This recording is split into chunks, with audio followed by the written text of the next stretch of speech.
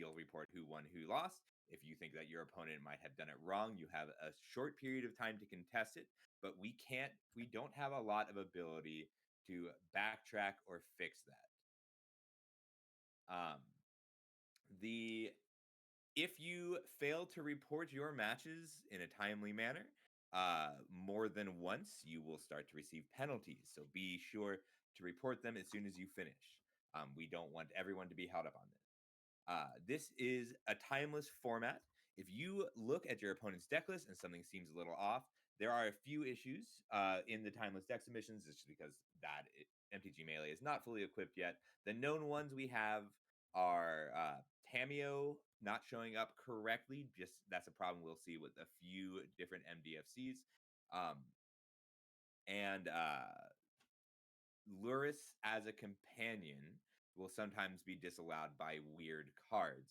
So if your opponent has a 14 card sideboard but presents a companion or presents Lurrus and it wasn't a companion,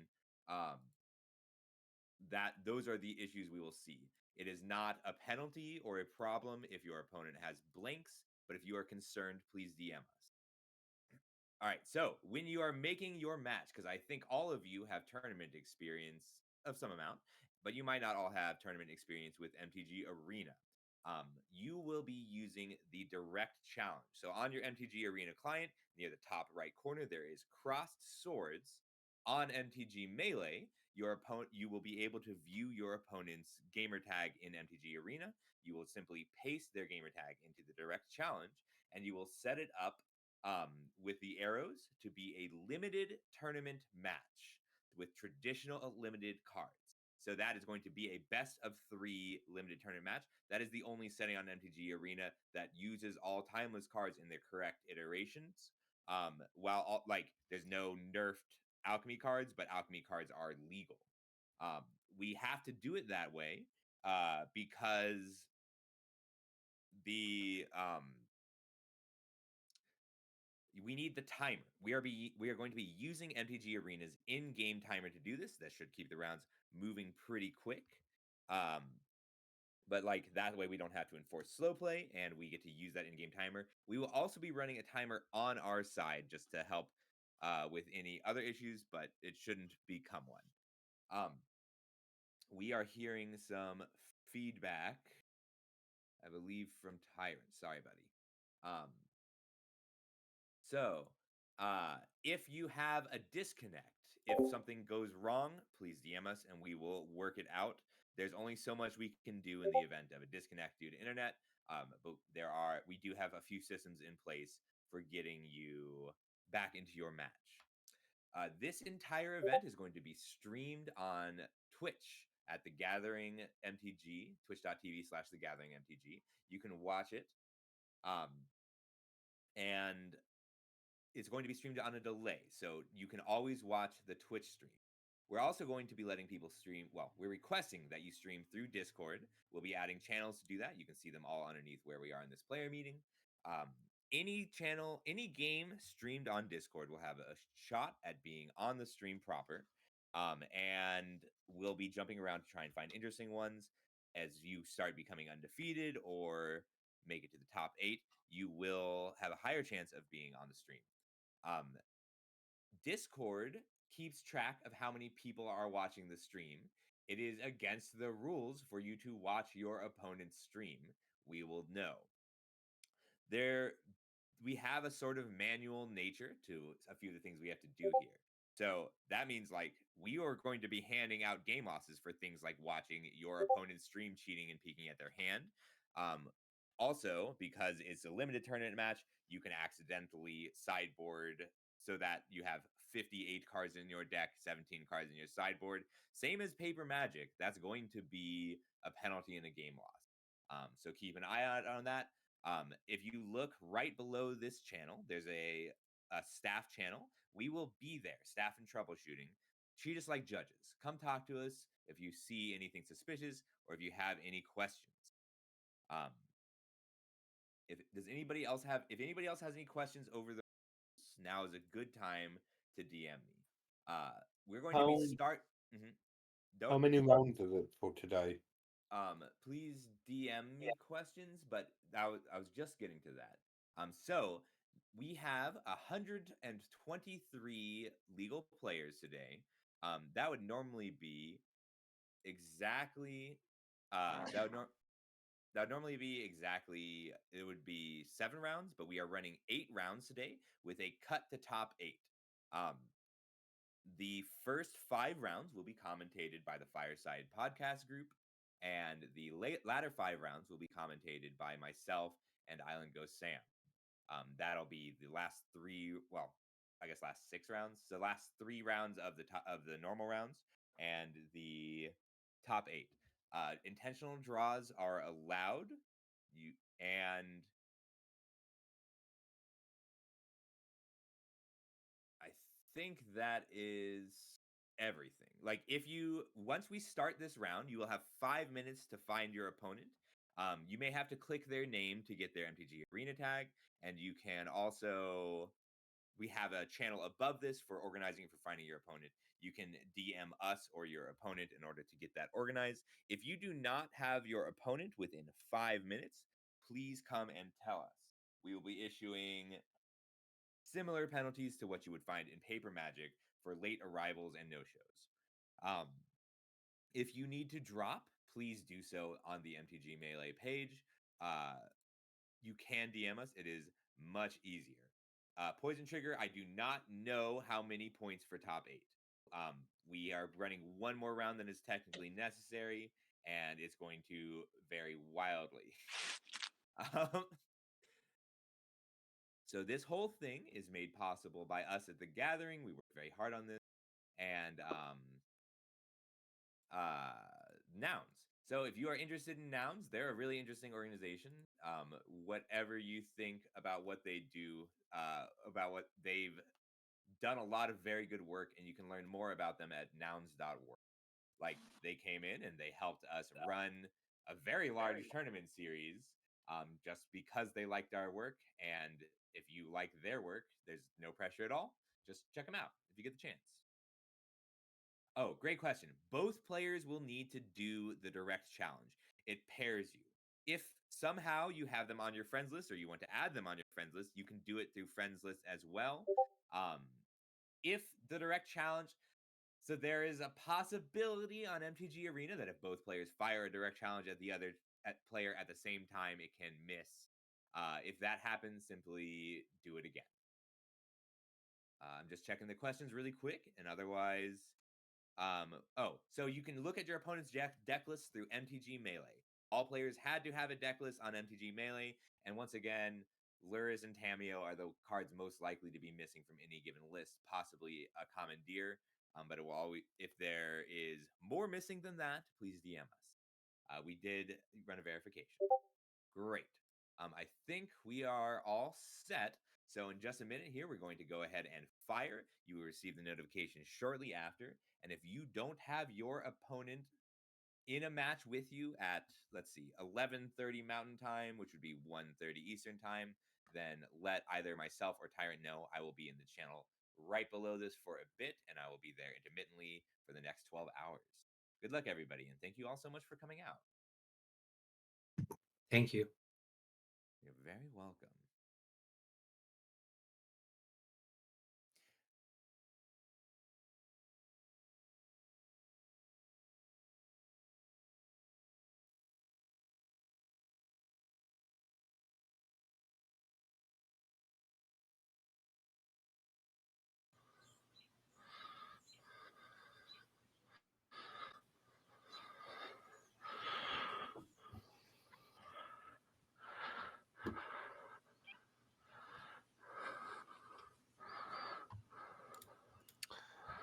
All right, we are going to get these streams started here. I am your one of your broadcasters. My name is Anthony, host of the Fireside Magic podcast. Joining me is my friend in the Midwest, Darren, aka Servo Token. Darren, we're live. We have our timeless 1K here on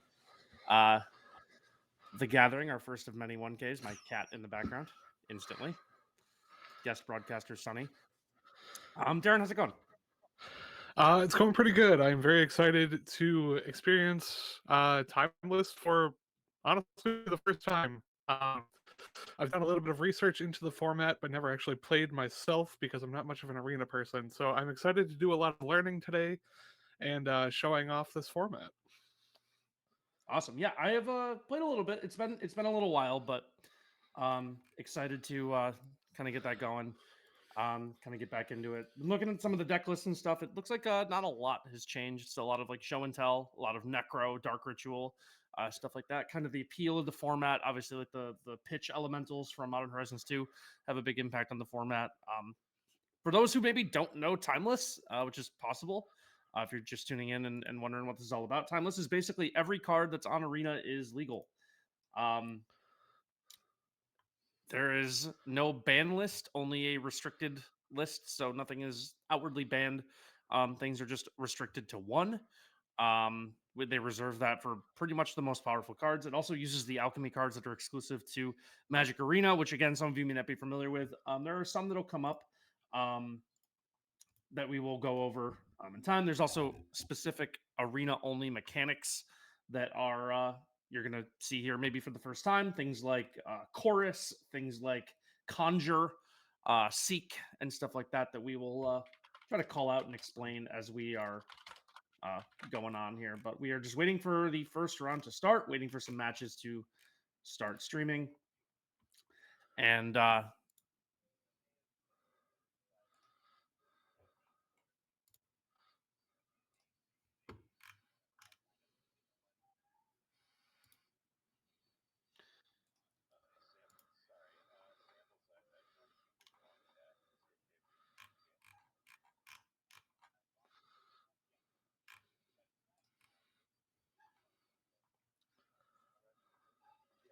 okay. Still just waiting on some technical difficulties for things to start.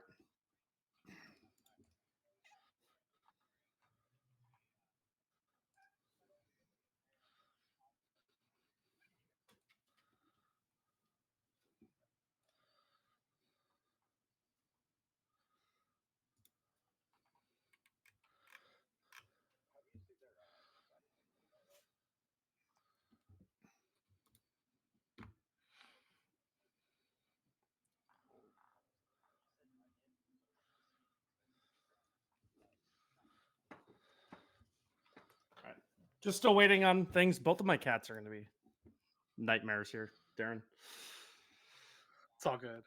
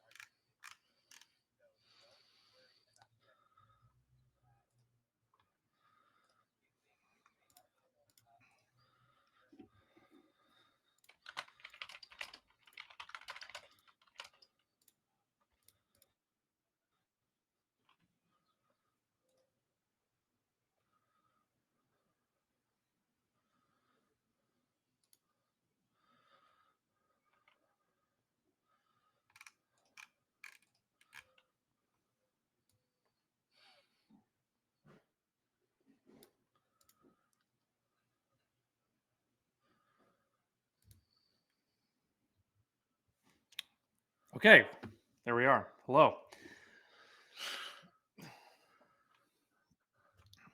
right, so there are some matches streaming. I think we're going to get underway here soon. Just waiting on confirmation. So we'll be underway here shortly. Again, both of my cats going to be an absolute menace.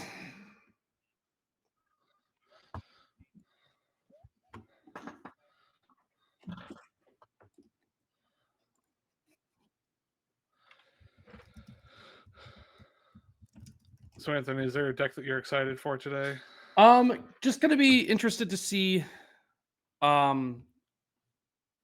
Just going to be interested to see, kind of how the meta has shifted. Like I said, it's been a little while since I've played Timeless myself. So very very excited for that. Necro obviously can be kind of interesting to watch. So there's that. I like the pitch elementals. I enjoy the pitch elementals, so be interesting to see how those play out. Obviously, like part of the thing with this format is it's kind of lacking the free interaction that Modern has. Cat. It's lacking the free interaction that Modern has in terms of like force of negation, even lacking like force of will, stuff like that. So a bit of a different like Modern power level threats, but maybe not necessarily Modern power level answers or even like legacy power level answers. In regards to the legacy power level of threats that we can see in this format. It's in a weird place power wise. And it's always been an interesting thing to me about Timeless is that there is that bit of a power gap here. So I'm very interested to see how we're going here.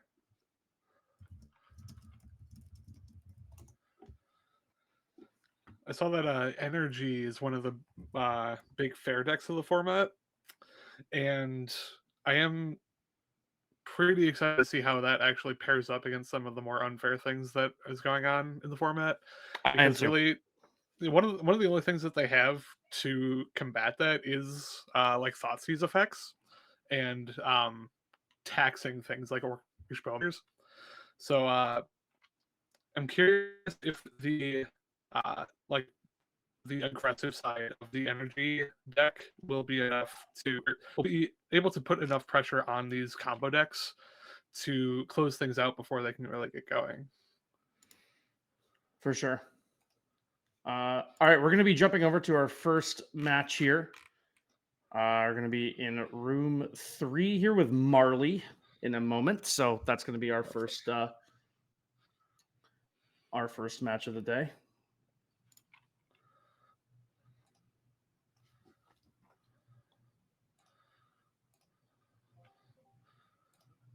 Just waiting to see. Waiting for the match to start. Thanks again, everyone, for hanging out with us and being here today. It's obviously the first one of these we are doing. There's going to be some bound to be some hiccups, technical difficulties, but we appreciate it nonetheless. Like I said, if you missed it before, I'm Anthony, host of the Fireside Magic podcast. My friend Darren, aka Servo Token, also one of the co-hosts. So we're going to have the first 5 rounds of commentary here for you, and then our good friends Scuffle and Samsara are going to take over for the final rounds of Swiss and the ensuing top 8 that'll happen right after. So I'm very excited. I've been looking forward to this. Ever since we kind of had it planned and had it broadcast. I've always wanted to broadcast Magic as someone who's been in broadcasting for degree in broadcasting. It's always been a goal of mine to do this. So like I said, just waiting on our first match here to start. Just finishing up the last of the setup stage here in round 1 of our Timeless 1K, hosted by thegathering.gg. Sponsored by Nouns, of course, as well. All links to Nouns and The Gathering can be found in the stream description or in the Discord. So there will be 8 rounds of Swiss, again, in case anyone didn't catch that. 8 rounds of Swiss, and then the cut to top 8 after that. All right, we do have our match started. Yes, we do. Okay, so leading off with game 2 already. Oh, okay. Matching game 2 already. So they're leading off with a Once Upon a Time, which is a card people should know. This has been a scourge on formats since it was released in Throne of Eldraine. Banned in pretty much every format you can play it in, but like I said before, legal in Timeless. Everything's legal in Timeless. They don't ban in Timeless. So just waiting on a Once Upon a Time resolution here. Opponent choosing between Dragon's Channeler, Psychic Frog, and 2 lands. I think both fetch lands hovering over Psychic Frog. So this is Money D and Dr. Shanasty here is our first match. Luris, of course, mirror match. Going to be very popular in this format. Looks like just a 4-color mid-range kind of deck here. Chrome Mox coming down onto the stack right now. Going to be exiling Psychic Frog with the Chrome Mox. Or exiling Nethergoyf, excuse me, to play Psychic Frog. So it's turn 1 Psychic Frog, obviously very powerful play. And the turn will pass over. Leads with a Flooded Strand, cracking a Flooded Strand. Shocking in a Hallowed Fountain and playing Phantasmal Shield back. So it's a different card people might not know. Its best used is being sacrificed to Flare of Denial because it draws a card when it dies. So Psychic Frog coming in here for 1 damage. The block coming down. Looks like they're just going to go for the double discard here.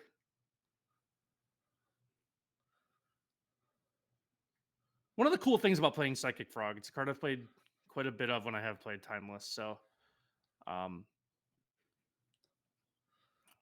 the Phantasmal Shieldback will die. The draw card will occur. It looks like we're going to get a DRC Thoughtseize combo here, which is very strong. So Money D going to be empty-handed after this, but of course they'll get the Surveil. Delirium is also on, except for the Surgical Extraction coming out on the stack. Going to exile the Fear of Missing Out that's in the bin, which I think will turn off Delirium.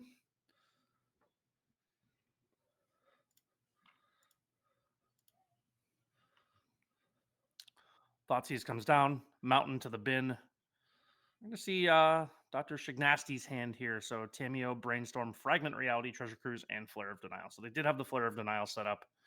Going to take the Fragment Reality, another Alchemy card.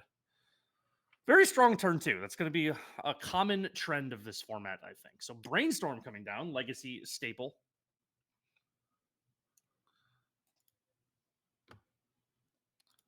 And we'll see what they put back. Just a Mystic Sanctuary and tapped. So gonna get in for 6 here. Put them to 9. Draw a card off the Psychic Frog. And the Territorial Kavu comes down. This is probably about the best start that they could realistically want here.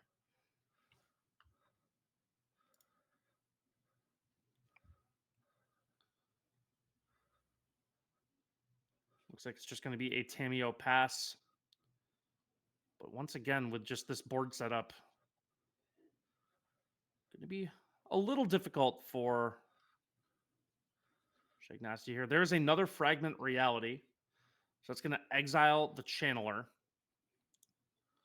It's going to put a random creature with mana value less than onto the board, but there's no 0 drops, so it will just die. So the attack for 7. The Tamiyo gets in front of the Psychic Frog, and the Lurrus is added to hand. So looks like this game 2 here is going to have a quick resolution. We're already in game 2 of this match. We missed game 1. Dr. Shignasty winning game 1 before we started looking at this match. Treasure Cruise going to full on delve here. Darren, have you ever delved the Treasure Cruise? I try not to. Fair.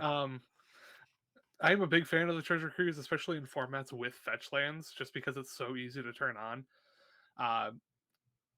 Although, as we can see here, it doesn't do an amazing job of recovering when your opponent's already established a board state. So I will be interested to see how the Doctor is able to pull himself out of this one. So they're going for the Flare of Denial on the breakout, just going full shields down, and there's the concession and subsequent good game from Money D. So we're going to go to game 3 here. Get a little bit of judge of the sideboard plan here. Patchwork Beastie is a hilarious card to find in this list. Just a seemingly kind of bulk uncommon from Duskmourn, but I see the synergy here for sure. Yeah, it seems very easy to turn on your Delirium in this deck, and this is just a 1-mana 3/3, which I assume is pretty good in this format. Yeah, of course. So we got a 4 fetch hand, a breakout, and 2 Patchwork Beastie here. 4 lands, 3 spells, often going to be a keep, which is what happens after. Obviously, the Doctor going to be on the play here for game 3. Let's see what they can lead with here. So shocking in a Watery Grave and playing Tamiyo, Inquisitive Student. Been one of the standouts of this format and Modern, since it was printed in Modern Horizons 3. Money D going to shock in an Overgrown Tomb for the Patchwork Beastie. Get their mill engine online. Hopefully turn on Delirium and overwhelm the board here. So Tamiyo's going to attack. If you don't know Tamiyo, when it attacks, you make a clue token. You might be confused as to why they are attacking with an 0-3, but let's do get the clue to draw. So we draw a Breakout here. Just a cool card. One of the ones I had on my watch list from is Breakout Murders of Karlov Manor? I think it is, right? I believe it is. Yeah, that's one that a lot of people, a lot of players had their eyes on. It acts very similarly to a collected company, and I'm sure it's very good in this Luris deck where it can hit every threat in the deck. It also gives the creature haste. I believe the turn it comes down, so that's obviously a big benefit as well. So we're gonna get a Patchwork Beastie number 2 on the stack here, and a Mana Drain. Oh boy, one of the perks of Timeless here is that Counterspell is just not the best 2-mana counterspell. So Mana Drain going to add 1 colorless on the Doctor's upkeep here. We're going to see Meticulous Archive enter. Surveil to the top, and we're going to make another clue token. So they waste the mana from Mana Drain, but that's okay. No mana burn here. Psychic Frog enters. So 3 cards in hand, 2 clue tokens. We're going to mill the card, mill a Fear of Missing Out. So Delirium is live, so Patchwork Beastie can now attack, and we're going to get the Breakout here. Let's see what the Breakout can find. So a lot of options here. We got a Bowmasters, Darcy, Patchwork Beastie, and Nethergoyf. All of which have their merits here. Bowmasters doesn't do a ton here. But we'll see what they choose to take here.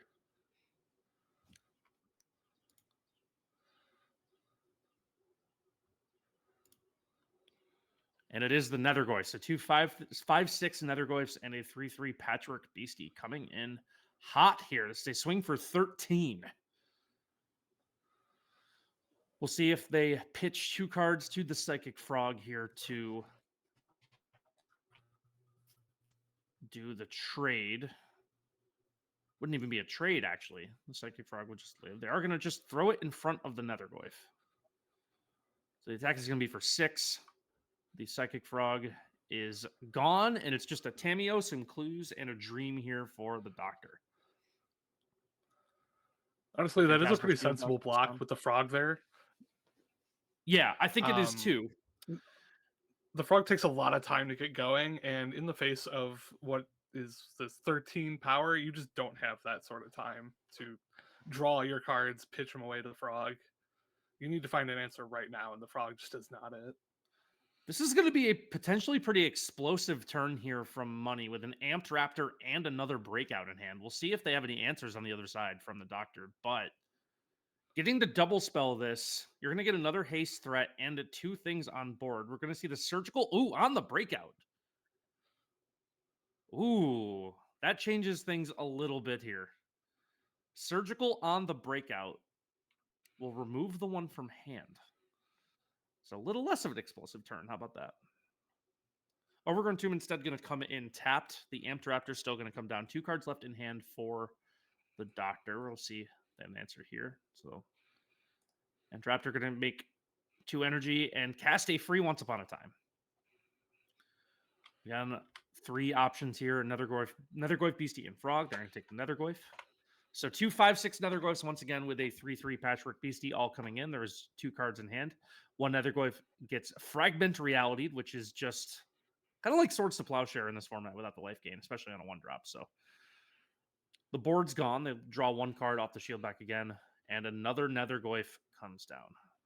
I don't know. The Doctor gonna have to find something here. Yeah, it's certainly not looking good. I don't think that this is a deck that plays Wrath Effects, which is one of the ones that you would traditionally get out of this sort of a situation. So it's going to be a Brainstorm and a Tamiyo. And a Fetch Land. That is not on its face going to be enough here. Crow Mox is the draw. So 2 6/7s, a 2/1, and a 3/3 going to come in here. See if they have any way of stopping this. So Tamiyo is going to block one of the Nethergoyfs. Swords will remove the other one. This is going to be an attack for 5. And we keep them alive at 1. And we know, Darren, that 1 is not 0. That's the second piece coming down, so still need to. We have 4 Yeah, lethal threats right now, and just we'll cracks the fetch land, We'll going see out the, on their own terms. The fetch land cracks concession there from the Doctor will give Money the victory. Nice 2-1 win, losing game 1 to then come back and pretty handily win games 2 and 3. I think it never really was that close. So yeah, nice. That seems like a bit of a beating on the side of the zoo deck. Yeah, which I mean is what the zoo deck wants to do in that situation. I mean the other side is trying to accrue some value, flip a Tamiyo and do some stuff like that. But when you're in the face of just never-ending threats of 3/3s at the minimum, and 6/7s at the top, it's just going to be hard to overcome that. So nice win there from Money. Get a nice round 1 victory. Round 1 of 8 rounds of Swiss here we'll have on the Gatherings first ever Timeless 1K with our first ever stream. Again, I am your host Anthony with Darren here as well. If you're just popping in, we appreciate you watching. Hoping to have some good rounds of Magic today. I like a good weekend, all day tournament. It's something about that feels right to me. Yeah, for those in our top 8, this will be about 12 hours of Magic, which is about 11 more hours than I can stand personally. I guess the one good thing is that arena rounds tend to go quicker, so it's not like a whole day in paper. And a lot of the people are probably playing from the comfort of their own home, so getting a few minutes in between rounds to grab a snack or some water, or not having to just look at the single showcase for the 16th time of being there, as is my experience at events like this. The cards in there don't change throughout the course of the day. You've looked at the lands displayed in the case for the 16th time. So we're gonna wait on our next match here for round 1. Looks like we do still have plenty of players playing, so I think we're just searching for a game to jump into. We're gonna see where our good friend Tyrant wants to put us. Tyrant, shout out to Tyrant, by the way, who's taking a lot of the load of this whole event on his shoulders. He is the best. He makes everything on this website run, and sometimes we let him out of the house. So today is not one of those days. I don't think that we should be. I don't think we can say that legally. Tyrant is a free man, legally speaking. Legally speaking. No, Tyrant does a lot of good work for us, and we're very appreciative for him. So we're waiting to see where he wants to put us for further coverage of this round. Yeah, I see him jumping around in some of the games that are going on. Yeah, so we'll have another match for you, but I really like the zoo list. That's kind of like everything I like doing in a game of Magic is playing cheap threats and attacking. Yeah, that seemed very cool. It reminded me a lot of the Death Shadow decks that we saw in Modern back in 2016, 17, 18. Just 4 colors, all the best threats available at the 1 and 2 mana slots. You don't really have that much interaction, but you don't really need it because you're smacking them for 10 every turn.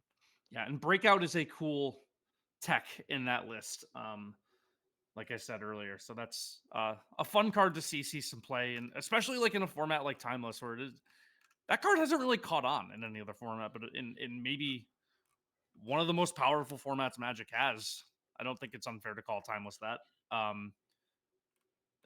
It's just seeing play. So that's pretty cool. So we are just, like I said, waiting on our next round of coverage here. Tyrant hopping around, seeing what's going on to send us over there. Appreciate again everyone signing up for this. Obviously, none of the stream, the event is impossible without everyone signing up. So it's cool that we got so many people to sign up for our first one. We're going to try to continue to grow them. Also, if you like just hearing Darren and me talk, we are the hosts, 2 of the 3 hosts of the Fireside Magic podcast, us 2 and our friend Jesse, aka Carnage Card TNT, who you probably see his name pop up in the challenge leaderboards on Pioneer over the last couple of years. He's a skilled. Can I call Jesse a skilled Pioneer player? A skilled Greasefang pilot? He is a skilled player and he is a Pioneer player. I don't know that there's an overlap between those two. No, he's put up some good results over the past few years, and he's always out there grinding. So, yeah. So shout out to him. Like I said, look, we're just waiting for our next match here. So a few other people streaming. Still in round 1 of 8 here in the first The Gathering Timeless 1K. Shout out to Scuffle too, who has done a lot of work organizing and bringing this all together too. Darren and I just got to sit here and talk for a little bit, but they're the Tyrant and Scuffle are the two doing the real work. there's a lot going on the back end that I'm so very much. glad that I don't have to do. Yeah, I'd much rather be doing this. All right, it does look like we have our next game. All right. Who are we jumping in on here? We are going to see.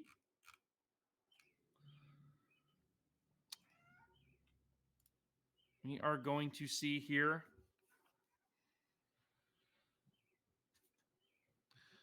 This is Shawala versus Snarker. Looks like we're in game 3 here. There's a Spell Snare going on the stack on a Demonic Tutor. Again, legal in this format. Everything is legal in this format. The Spell Snare does indeed resolve. There's a flipped Tamiyo. There's a Phantasmal. Oh, man, I've already forgotten the name of that card.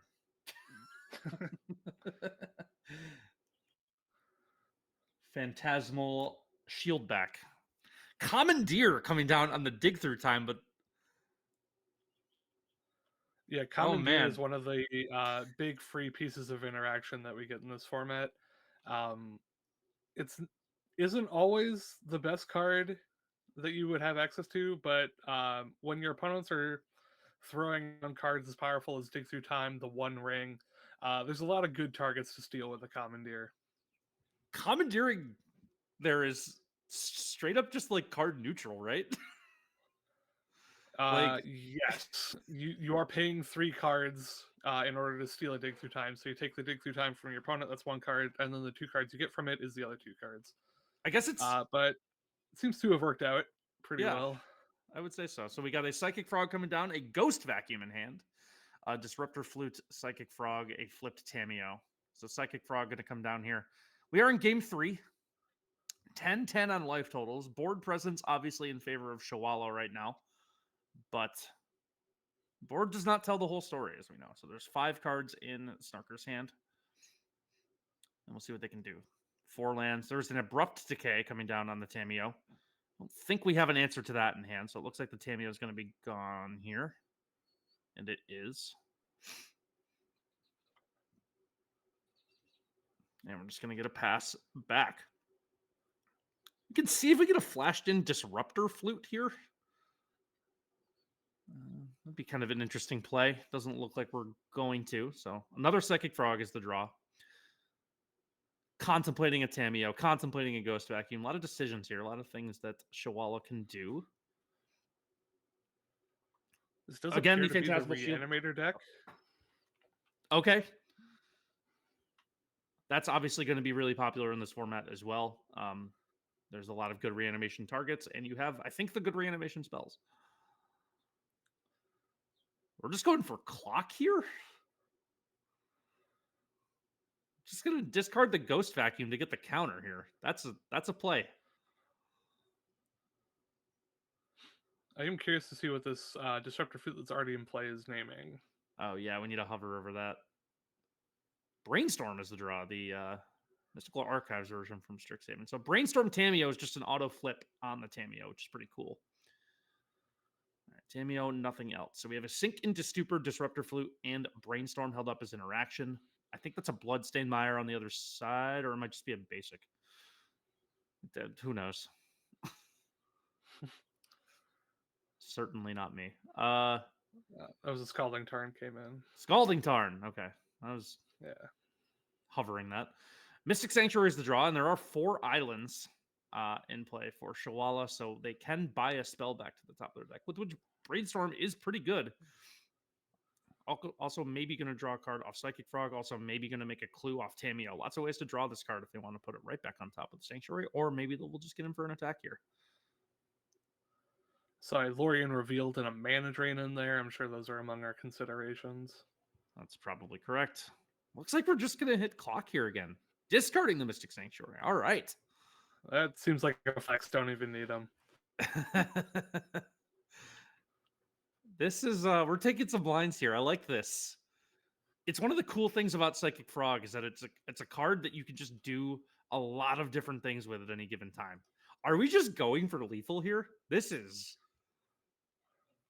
kind of sick. So Veil of Summer gonna just do nothing, and we're gonna get a concession from Snarker. And that'll end that match. Shawala taking that 2-1, winning game 3 there. We only got to see game 3, but interesting there. They had to have That's the thing about these timeless. These matches go so quick. Yeah, all the cards are so powerful. Everyone's just doing a lot of really broken things, and when you do broken things, games end sooner. So we're gonna wait, see if we get anything else sneaking here on round 1. Looks like there's some people still going here, so appreciate. We have 27 matches left. 27 matches left. So was that about halfway done based on our entry? Little less than half done. I think so. I think that would put us at. So I'm gonna once again hop around here, see if we can find our next match. Again, thanks everyone for watching. Really appreciate it. Appreciate everyone signing up, and everyone who signed up is equally appreciated. But maybe there is a little extra appreciation for those that are streaming their matches and letting us have a job here today, Darren. Anyone who's in a control mirror right now, we love you because we will get to watch you play Magic. Control mirror and streaming. There's 2 qualifications here to be matched. Yes. So, got to see some pretty interesting gameplay so far. And I'm looking forward to see what we see the rest of the day here. Cool parts about formats like this that are kind of like, I would describe Timeless as unsolved, I think. Is that fair? Like, there's I would think so. They don't have a ton of big events. They're one arena direct event every couple weeks, but that's about it. This is one of the first big events that the format's really had. So we will get to see what people are up to when they don't have, months and months worth of data to go on. And one cool thing is with unsolved formats is we could see some people just playing some kind of wild brews here, which is always an interesting thing with tournaments like this. An open deck list, obviously, so people can see what each other are playing, which is a different wrinkle as well. But going to be interesting to see if anyone decided to get really odd off the wall. Lurrus is a card, for as polarizing as it is, that does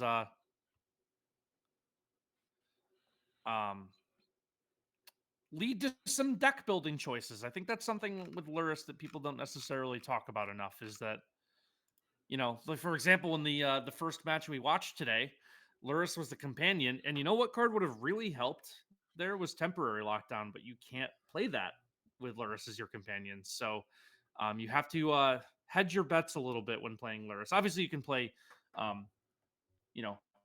split up or things of that like, but not quite as I don't know. It's a restrictive card, and the restriction's worth it for the most part. But one thing that does happen in this format, a fair amount, is a sneaky sideboard Lurrus, because players are main decking Subtlety, which is not Lurrus legal. So in some of these blue-black / blue-white decks, similar to the first one that we saw today. Subtlety is a good piece of interaction that is effectively free, that can deal with a good number of threats in the format, that does lock you out of your main deck Lurrus. You do still want access to it, but I don't think that a card like Subtlety should what holds you back from having the powerful Lurrus inclusion either. So that could be the same for a card like Temporary Lockdown, where you might want it sometimes, but not enough to include it in your main deck or whatever. That was always interesting with like sack decks in Pioneer when Lurrus was legal, is like choosing between Mayhem Devil and Lurrus. It was always like the point of contention that people had, was like, do you want Lurrus, the graveyard recursion, or do you want basically your finishing piece in Mayhem Devil? And there's a pretty interesting argument both ways. I think we're going to get a guest broadcaster here for a second. Cat on stream. Cat on stream. This is Ducky. He is obnoxious, but he's going to keep interrupting. So let's hold him here for a second. Waiting on our next match. Room 12. We're heading to room 12 of our Discord here. Let's see. Let's see what's going on in room 12. What's going on in room 12 is some sideboarding. So it looks like Adric and Captain Fleas are our match here. Adric winning game 1. Finishing off sideboarding here. What do we have here? This looks like some Goblin Charbelcher shenanigans. Yeah, Charbelcher is one of the prominent combo decks in the format. There's a ton of different ways to build it and play it. It looks like we are going for a green-black base using Grief and Beseech the Mirror. Demonic Tutor and Channel will also help you power out your Charbelcher way ahead of schedule as well. Most of the Charbelcher that I saw while looking through decks was mono blue and either mono black or Orzhov. I am interested to see how this green inclusion changes things. Yeah, so we have a turn 1 Dark Ritual live because you can bolt in Fel the Profane. That's correct. Okay. That's one of the Modern Horizons 3 ones. Okay. It doesn't really get you anywhere, though, because everything else in the hand costs 4. Yeah, that's true. So we're probably going to see a tapped either Bogart Trawler or Disciple of Freyalise, I guess, also live. 3. It looks like there's no lands in hand. There are actually 3. Disciple of Freyalise, Fel the Profane, and Bogart Trawler are all untapped mana sources if you want them to be at the cost of 3 life. So all the MDFCs from Modern Horizons 3. So we are going to see Fel the Profane enter tapped as the land here. Being on the play here is a pretty big advantage, I think, for Captain Fleas. Especially with the Dark Ritual waiting. You can get your Charbelcher down next turn if you want it. So there's a Chrome Mox coming from Adric on the other side. Adric the Brilliant, as their arena tag says. And Overlord of the Baelmerk is the exiled card. Cat going to be on stream for a minute here. Sorry. And we're going to get a turn 1 Grief. Exiling a Psychic Frog. I think we probably have a Blink spell follow-up here, if I had to guess. That's usually how things go here. So we're going to get the Grief. We're going to see the hand here. Probably... if there is indeed a Blink spell, Dark Ritual Charbelcher probably going to be the targets here, I'd have to imagine.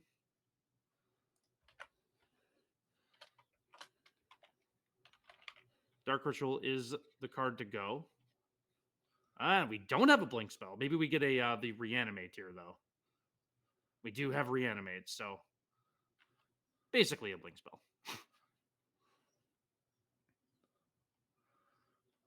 So the Reanimate going to take the Charbelcher like I thought. And now the hand got a lot worse, because now there's kind of a whole lot of nothing going on here, Darren. Yeah, we're gonna need to wait at least 2 more turns to get this Besiege the Mirror online, and even then, you're gonna be, beaten down by at least a Grief, if not uh, a Juggernaut or one of the other reanimation targets in Mr. Adric's deck. Adric gonna crack a Flooded Strand. Let's see what kind of land they get here. Just a basic Plains coming into board, and we will get an Ephemerate, so a blinked Grief here. So everything, I guess part of the downside of playing a deck with all MDFCs is that all of your lands are targets for Grief, huh? But Yeah, Beseech getting your Mirror lands maybe. Thoughtseize is not usually something that you want to be signing up for. No, that's probably right. The Ephemerate rebound here is going to snipe at the Charbelcher that Captain Fleas just drew. This is not going well for Captain Fleas here. Things not syncing up really. Yeah, I guess. all the captain's draws have been very good, and none of them have mattered because they just don't get to sit in the hand. Yeah. I guess the good thing there is that they saved 3 damage that turn, I guess. You take positives where you can get them.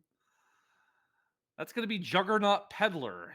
So Juggernaut Peddler, one of the alchemy cards, going to take the Force of Negation and conjure a Juggernaut into hand, and I love this card. That is a castable card. Ooh, so Doesn't is the beat a Grief in Karn. combat, but Karn's pretty good here. Yeah, Karn is pretty good here. I'm surprised I didn't. I guess if you just slam the Karn. Oh my god, and the Witch Enchanter to follow up and blow up the Juggernaut. Oh no. You just can't let your opponent have anything. Nothing. Oh no. So we're gonna see just the Bogart Trawler come in here, exile the bin, which I guess if you're playing against Reanimator is not the end of the world, but not a lot of I don't think there were any really targets in there anyway. Ghost Vacuum gonna come down.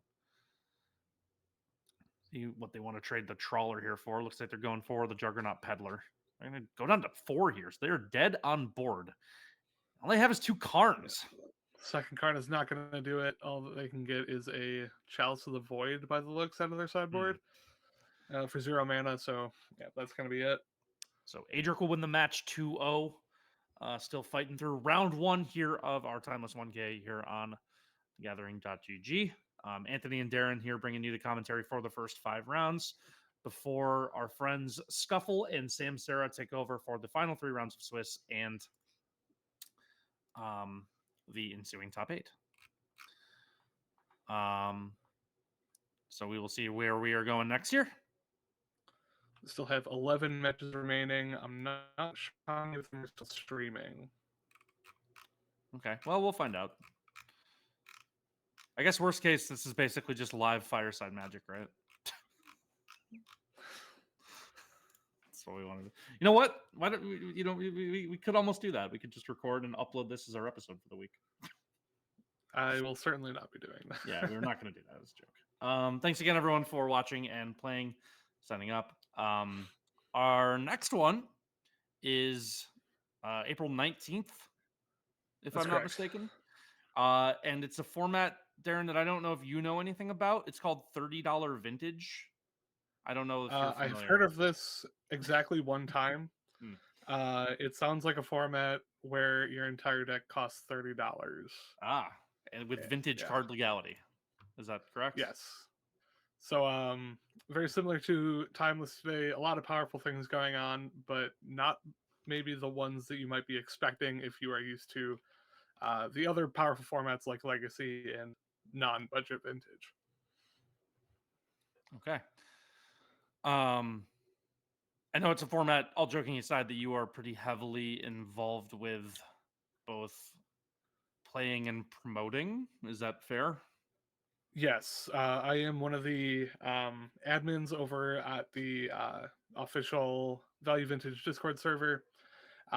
It's my favorite format to play, and I'm really looking forward to getting a big tournament like this for that. And I know you said, too that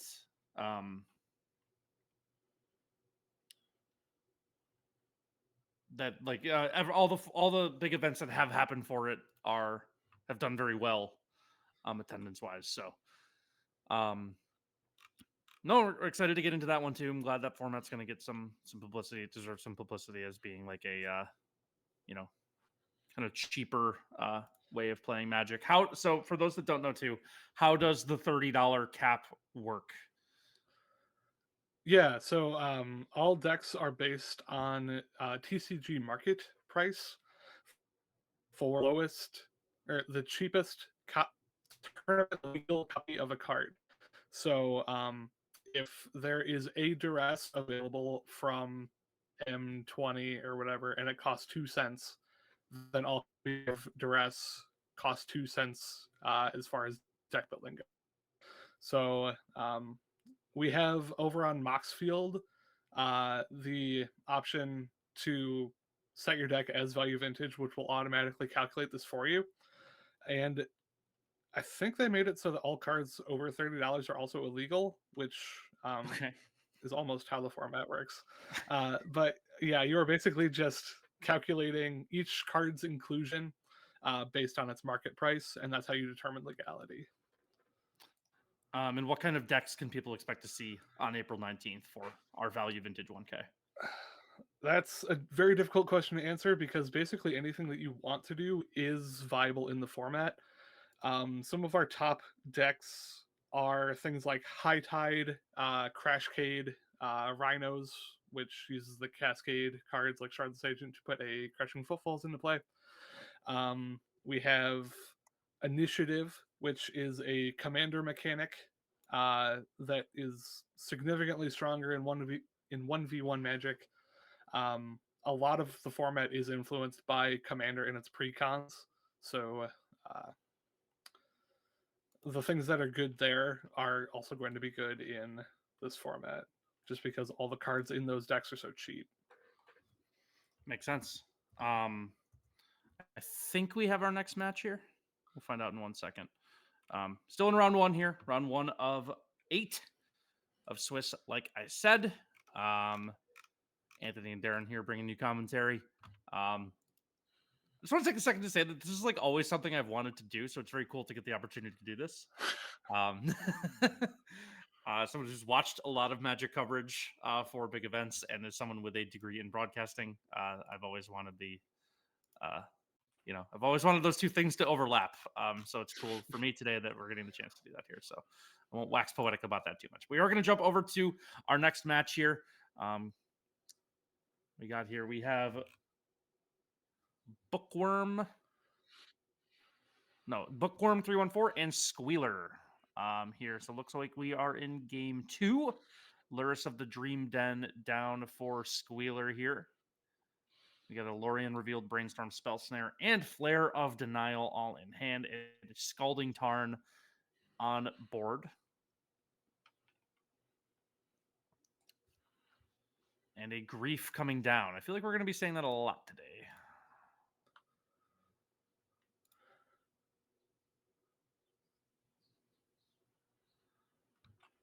Grief has resolved. The Scalding Tarn going to get cracked here.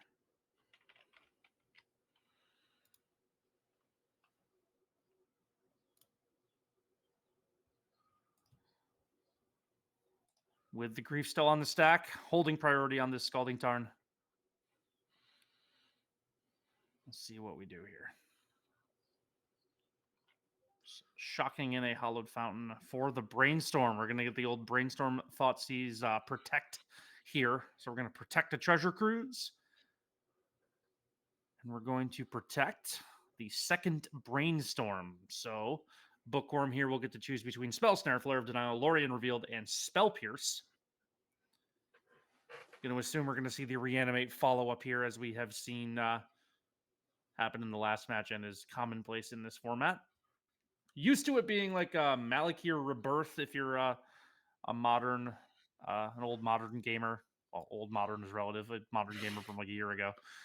The Reanimate on the Grief will cost them 4 life, but we'll get them another card. Spell Snare, Flare of Denial, and Lorien Revealed at the targets. Snare is the victim here. So they did get to protect the Brainstorm.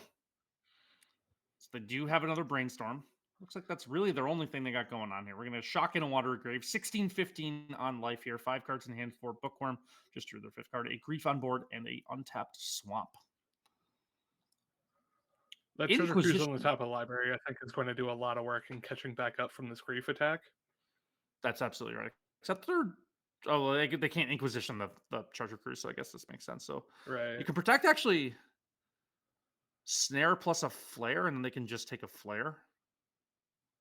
You may also want to put the treasure cruise back on top just in case there is something for this to bring this grief back again. That's fair, which is exactly what they're doing. So gonna get spell snare and treasure cruise here. Inquisition gonna resolve. 2 flare of denials are the only legal targets, so one of them is gone. And we'll get a grief attack for 3. Good grief. There's a tapped Undercity Sewers, which will surveil 1. Good in formats with treasure cruise, kind of like fetch lands in that sense. Of you just put cards in bin. Also Spell good in snare's draw. formats with Luris and Reanimate. Very true.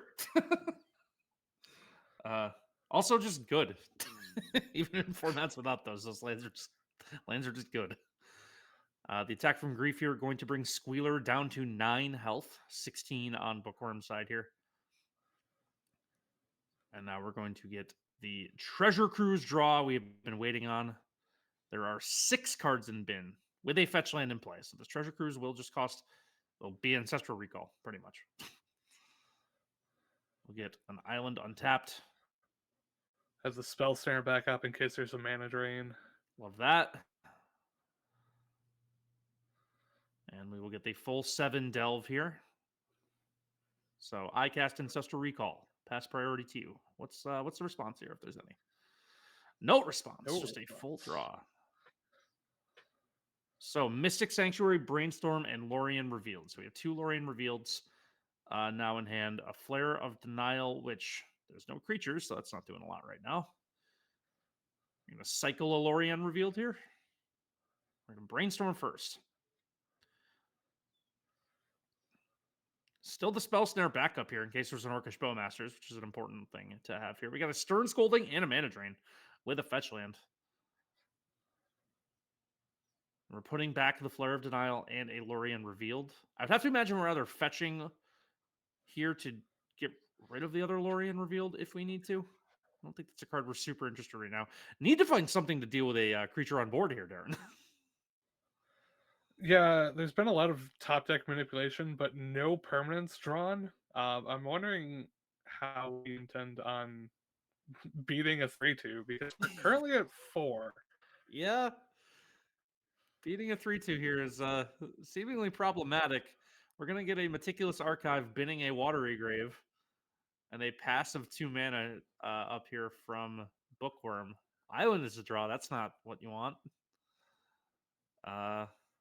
And we're going to just add Lures to hand.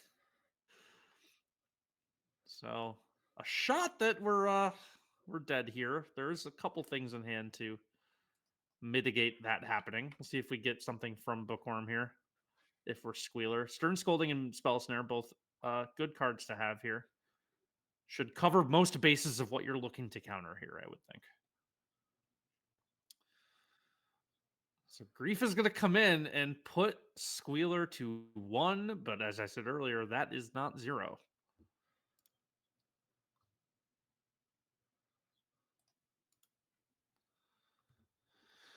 The draw is Sink into Stupor.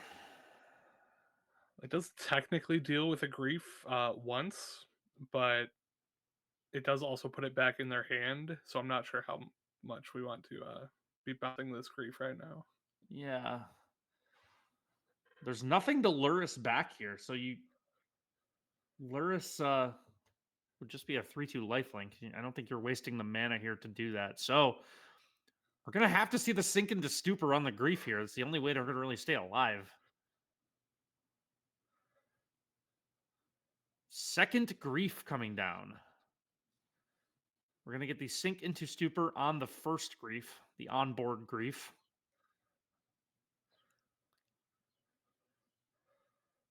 Which resolves, sending that back to hand. And we'll see if there's any follow-up here. Looks like we are going to get the Mana Drain here. Could get the Mana Drain. We are going to get a Mana Drain. The problem here is going to be if Bookworm has an Orcish Bowmasters or something. So you have to think they're going to play the second Grief, which they are. So there is a Stern Scolding and Spell Snare in hand. So they are going to let the Grief resolve.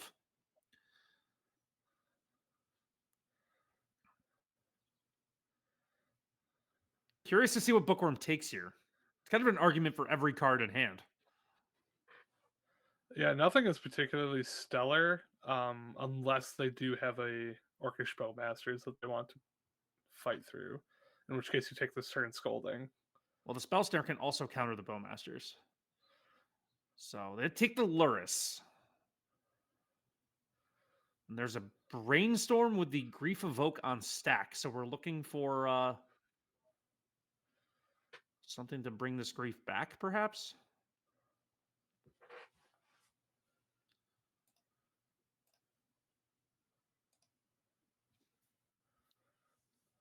Let's see. This is an interesting game.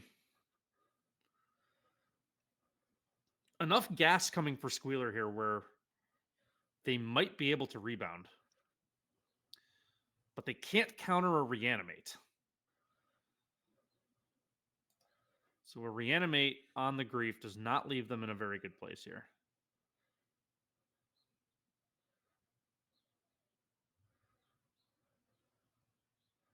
Bookworm in the tank. We got Surgical on the Mana Drain. That's an interesting play. That's one note, too, is that Squealer is going to have 4 colorless mana for their main phase 1, which will really help Castalorian Revealed if they want to do that. I wonder if they Surgical there actually just to get the Treasure Cruise off the top. Yeah, that's entirely possible. Although with the Lorien in hand, they already know that they're going to be drawing 3 cards. True. Second Lorien. So they're going to be left with 1 colorless here that's going to go to waste if they don't have anything else to use it on. They're going to draw 3 cards here unless it's countered. It's not. Treasure Cruise, a useless Misty Rainforest, and another Stern Scolding. 6 cards in graveyard for the Treasure Cruise, Right, plus so the colorless. So basically Ancestral Recall. That 1 mana going to go away.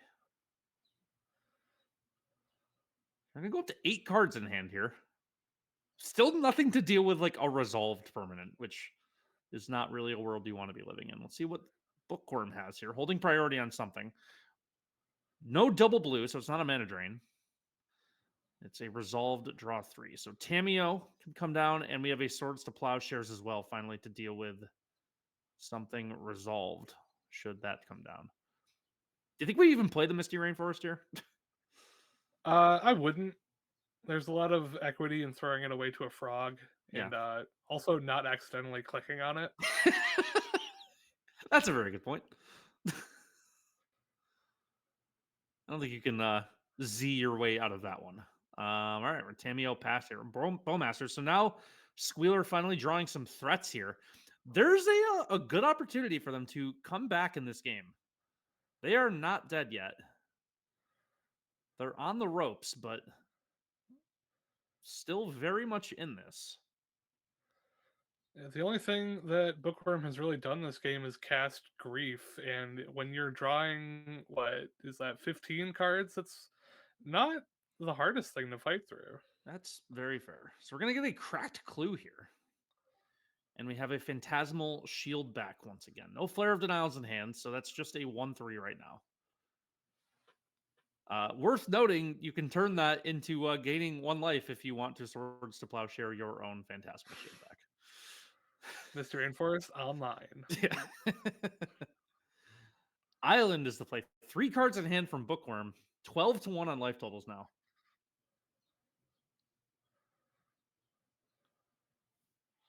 Bowmaster's going to come down. Bowmaster's in response. This is kind of the breaking point of the game. Yeah, if Bookworm has something else to deal with this counterspell, Yeah, it's going to be game over. And it looks like they have it. They have the Spell Pierce. Hovering the good game button. Yeah. Bowmaster's going to come down and deliver the final blow here. I was actually game 3. I think I called that game 2 a couple times. So Squealer going to drop the match there to Bookworm. And complete to the next round.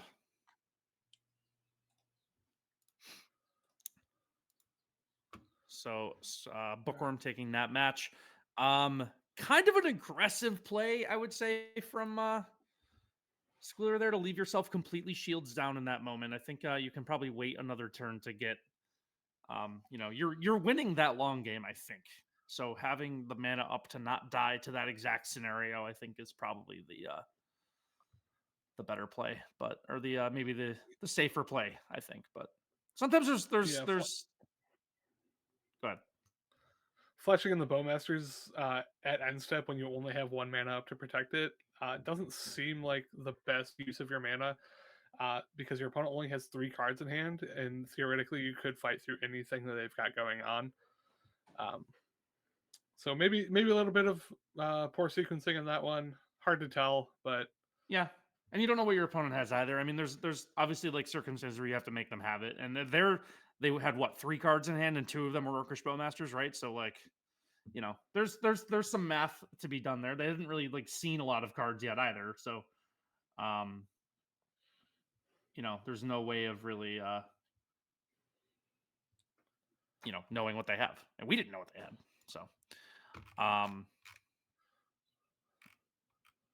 looks like we have 1 more match remaining in round 1. So as soon as that wraps up, we should have some more games to show you in round 2.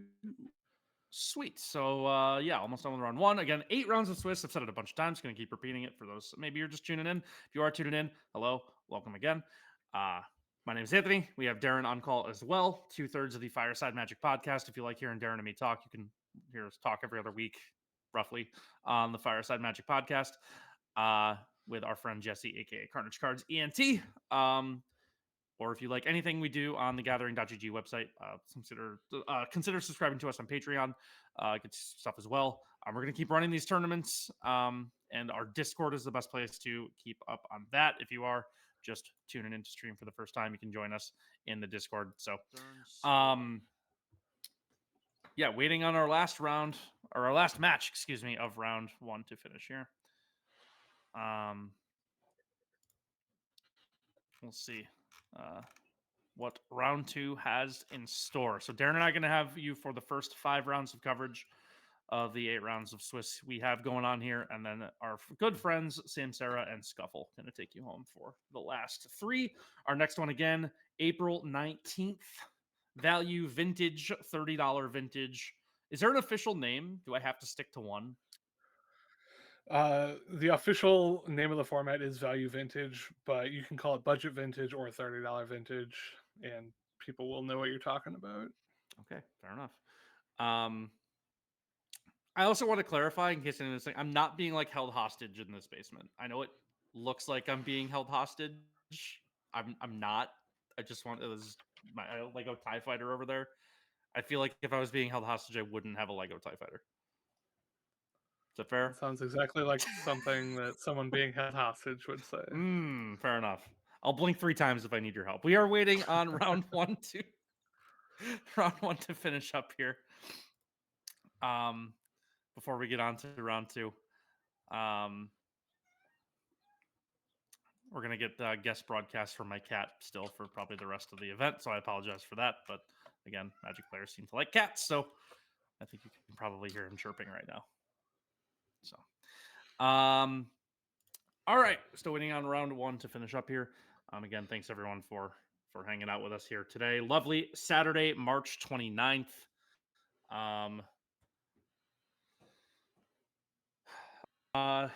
What's been your takeaway from round 1 here so far? So yeah, that is some of the first timeless that I have borne witness to. And it both is and is not what I expected. There's a lot of powerful things going on. It seems like the blue decks act just like how they do in every other format, where you will either get absolutely dumpstered and steamrolled in the first couple turns, or you're going to be the last one playing in a round. Everything seems very powerful, which kind of tells me that player skill is going to be a big factor in determining the winner of a match, because if every card is powerful, no one has a real edge to lean on outside of their skill and experience, right? So Timeless is definitely one of those formats where the more you play it and the better you get, the more reward you'll see out of it. Okay. Still waiting on round 1 to finish, correct? Just There's one match remaining, yes. There's one match remaining. Okay. Okay. Are we? We're going to be in room 13. We're gonna be in room 13. Okay. When round 2 starts? Yes. Room 13? All right, perfect. All right.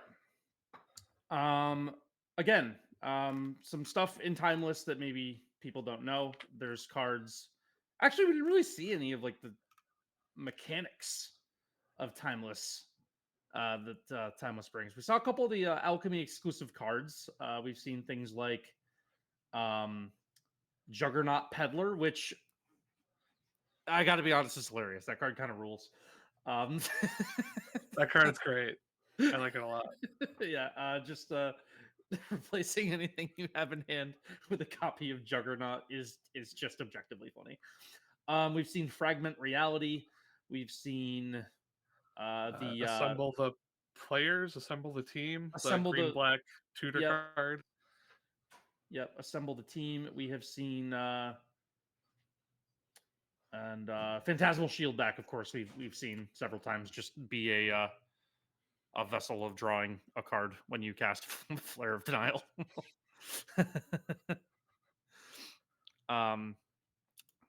So I mean that's really all it's there to do, but here we are.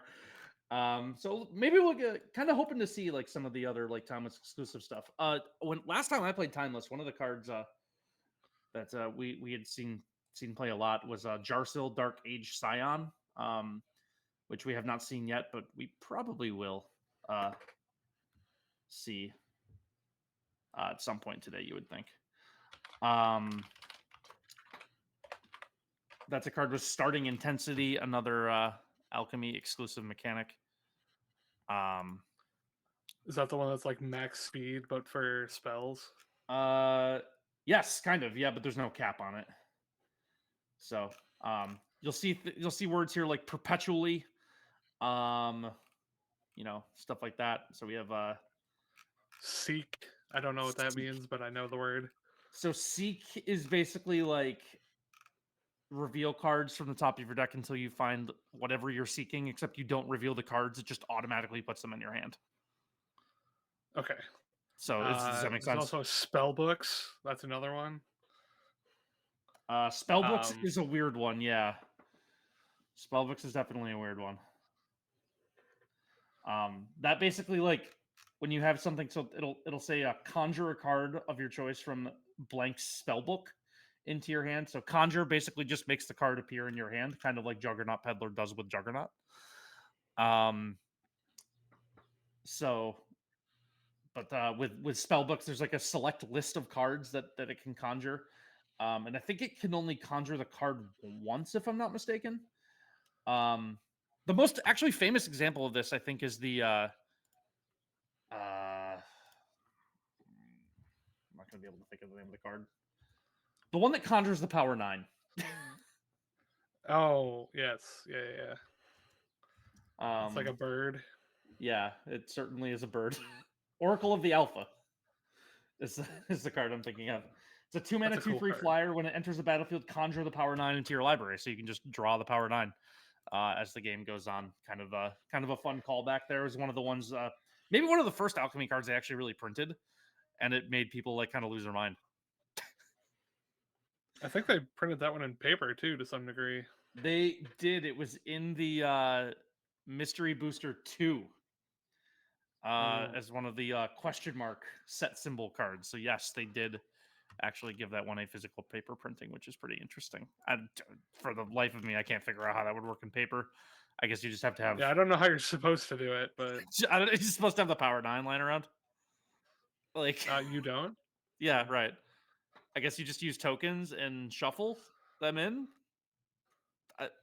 I don't know. Yeah, I guess if you're playing the card, you have just 9 extra sleeves laying around. Yeah, you almost have to, right? So, all right. Looks like we're gonna get next round underway here in a minute. Again, Anthony and Darren here with you for the first 5 rounds of Swiss. We are Darren. We're 1/5 of the way done with our job for today. How about that? I am so excited by that. It looks like round 2 has started. So players are getting to their seats. 56 matches remaining, which means that we have 112 players at the moment. All right, 112 players. Looks like round 2 going to be underway here. Waiting on round 2 to start. I think we're going to be starting here with Kapala as our first match here. So we're just waiting for that to get underway. Darren, what's your background music of choice you're listening to while we're doing this? While we were just waiting for everyone else to get rolling, you mentioned Pokemon Lo-Fi. Yep. So I've been jamming that. It's doing it for me. Are you at the live one on YouTube? I'm on whatever Spotify is feeding. Oh, okay. But... I have the live one on YouTube. I was hoping we could both be in the chat there together. It'd be funny. So just waiting on our matches to start here. Looks like we're just about to be underway. Again, if you like what we're doing here, consider reading our stuff on the Gathering.gg website. We have tier lists for every format, including Timeless. So maybe if you're watching this and don't really know what's going on, you can go find the Timeless tier list on the Gathering.gg and brush up on some of the decks and see for yourself kind of what's going on here. Also do a bunch of other stuff, written content and stuff. I know Darren, you and I fight over doing top commons and uncommons of every set. So with Tarkir Dragonstorm, with Tarkir Dragonstorm coming up, can probably look for something from one or both of us on that for commons and uncommons. Pre-release next week for that, by the way. Very exciting. Is it really? Oh my goodness. It is. Yeah. How time flies. We're entering the age of 6 standard sets per year, so pre-release every couple months. So the 3 universes beyond, 3 universes within. So Tarkir going to be our second for us. Yeah, I mean, it doesn't love never-ending cards, so. But that's going to be coming up soon. Excited to get some brews underway with that. Final Fantasy, I believe, the set after that. But is there anything you're looking to build out of Tarkir? So my favorite card in the set is the I gotta get the name. Magmatic Hellkite. It's like it's the exact. You always like the dragons. So it's not always the dragons. I like the dragons that blow up lands. Oh, okay. Dragon that blow up land is one of my favorite archetypes of card. It's a big Obsidian Charmaw enjoyer in Modern. So Magmatic Hellkite is 2 red for a 4/5 flyer. When it enters, destroy target non-basic land that opponent controls. Its controller searches the library for a basic land, puts it onto the battlefield, tapped with a stun counter, and then they shuffle. This card's kind of sick. Like, I'm a big stun fan counter of on that. All the stun counter space that they're exploring. Yeah, I do too. That's such a cool use of it because it gives you like an actual advantage. You know, like okay, I blow up your land and now it's gonna like not really like stone rain you for a turn, but kind of stone rain you for a turn. So excited to jam that card in places. I don't know where, but places. I'm waiting on round 2 to start. We were holding a match, and it looks like they're just now getting into it. It does look that way. So we have Kapala here versus JJ Gals is our match. So Kapala, Eternal Taskmaster, and JJ Gals. I missed their little line because the Luris companion slot takes it up. So we have Luris on one side and no companion. No. Yes, companion? This looks like it's going to be a Mardu Energy Mirror. Oh, okay. So, see an interesting game here. 2 Amped Raptors in hand, 1 Ragavan Nimble Pilferer, a card I love very much. Someone who's played a lot of Blue-Red Murktide in Modern. I call it my favorite deck of all time. I've cast and dashed many Ragavans. So Marsh Flats cracked on the other side, and we're going to get a Static Prison. So goodbye, Ragavan. We hardly knew Are you a Ragavan Dasher? I am a Ragavan Dasher for sure. All right, so we have options here. Double Amtraptor and Ajani on the Coddle Pariah. Let's see which one Kapala decides to go for here. They're leading with the Amtraptor. Going to make 2 energy. Give an option to cast. Probably not casting Swords to Plowshare, so we'll just bank the 2 energy here. We're going to lose 1 energy from the Static Prison. Is JJ Gals going to get an Arid Mesa? The old border fetch lands are really throwing me off here. Got the Shrine untapped and an Amtraptor on the other side. So notably, JJ Gals can cast a 3-drop here if they find one. We have an Orcish Bowmasters. Good hit. That's going to kill the Amtraptor and make a 1/1 token. So 4 power on board, turn 2, no attacks. Amtraptor on the other side. So options here again. We could Orcish Bowmaster, just take out the other Bowmaster. Could get the Amtraptor, could get the Ajani. Everything kind of in play here, and you even have the Static Prison you could play if you want to. We're going to get the Amtraptor. Kapala will be able to cast something up to 4 mana. We get an Ocelot Pride for 1 mana instead. And a tapped Godless Shrine. Static Prison going to eat the last energy, you would assume. And it does. So 5 cards in hand, now 4 with a cracked fetch land. Lurrus still in play on both sides.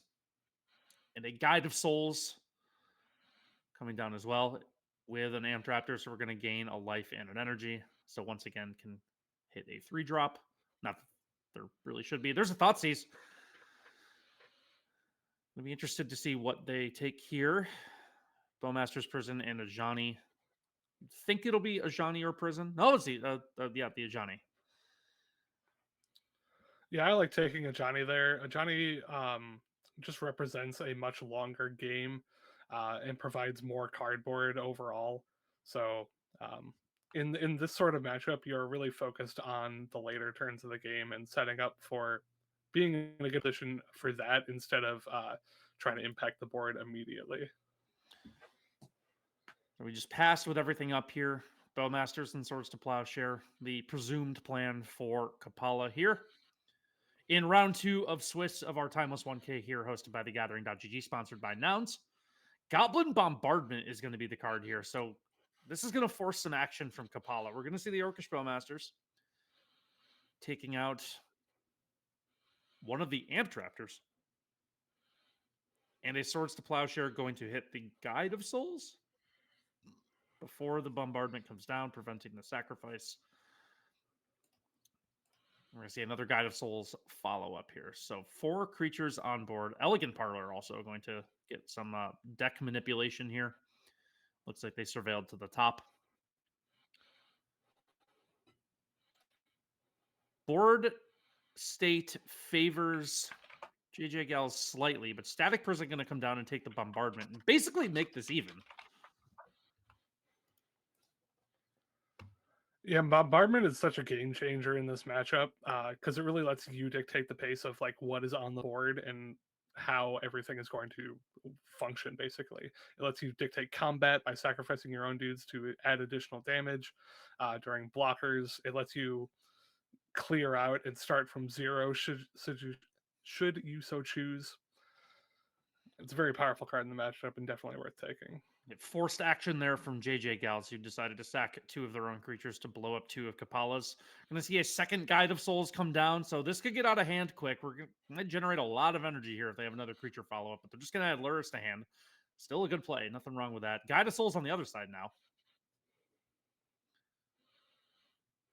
Checking bin. Going to remove 1 energy on the Static Prison. Not wanting to give the bombardment back. We are going to see the Guide of Souls come down here.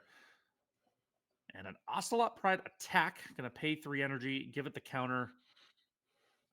And 2 counters and flying, excuse me. And then we're going to get the creation of the cat token. So nice turn there. So we have a Lurrus and 2 other cards in hand. 4 mana available for JJ Gals. Going to sack the prison, get the Ragavan back. Let's see what the follow-up here is. Could be a Wrath of the Skies. Tapped Shadowy Backstreet. Get a Surveil here. More deck manipulation. So Lurrus plus 1 card. Wrath of the Skies would be pretty good here if that's what they have. It's not. They're going to play a Lurrus. Could just replay the Static Prison. Actually, the only thing they can replay right now. They are going to do that. Let's see what they take. Could Static Prison the Static Prison and get the Bombardment back, but they're going to take the Ocelot Pride instead. All right, Bloodstained Mire is the draw. Not exactly what they wanted to see here. Going to get Lurrus to hand. All right, so Lurrus is going to give a lot of options to JJ Gals here. Probably going to buy back a Goblin Bombardment if I had to guess. I think I saw one in bin from them. Thoughtsy is just going to take Lurrus. That's painful. Yeah. Not great if you're Kapala there. Not what you wanted to see come down. So we have a Raptor, a Bowmaster, and I think that last card is a Goblin Bombardment up top. We are going to get an Amped Raptor. It can cast up to a 6-drop. Again, not that there are really any in here, but, options. Actually, 7-drop or 8-drop. 2 Guide of Souls. 3rd Guide of Souls. This is leaning in JJ's favor here. Goblin Bombardment back online. Lurrus going to attack. Oh, is this going to get like... Oh, no. How many do they... large cat. Oh, are they only doing one? Okay. So a 5/4 flying lifelink going to connect here, bringing the life totals to 20 for JJ and 16 to Kapala. Gonna get a cracked Bloodstained Mire. Have to imagine we're finding a Surveil. We are. Elegant Parlor. Find us a Wrath of the Skies, perhaps. That is not it. That is also not it. Well, it's not the worst draw. You can fire that off on the Lurrus right now. You'll lose one of your X1s with a sacrifice from Goblin Bombardment.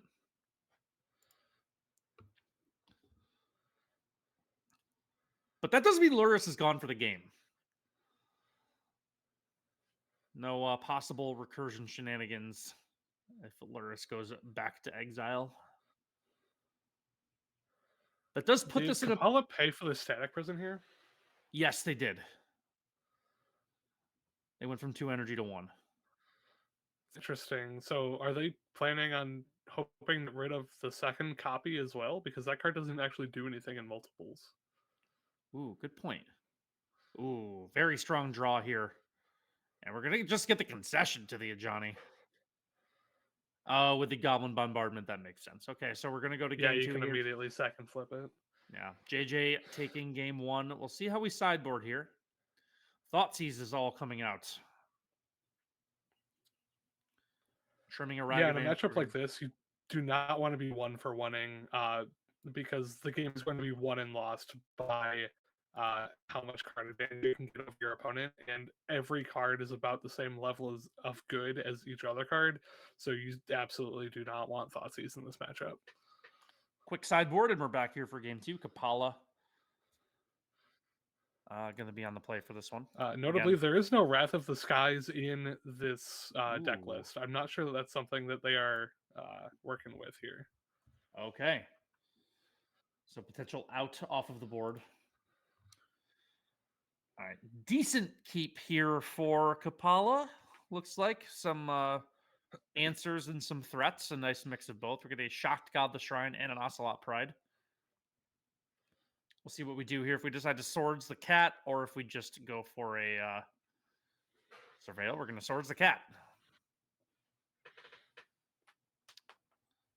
We're going to Shock in the Sacred Foundry, play the Amped Raptor, cast a 2-drop.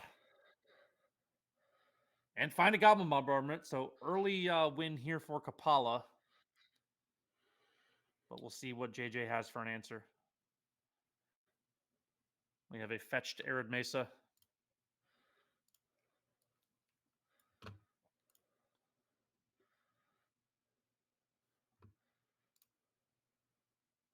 And a Juggernaut Peddler. Darren, is it fair to call this the our favorite card of the day?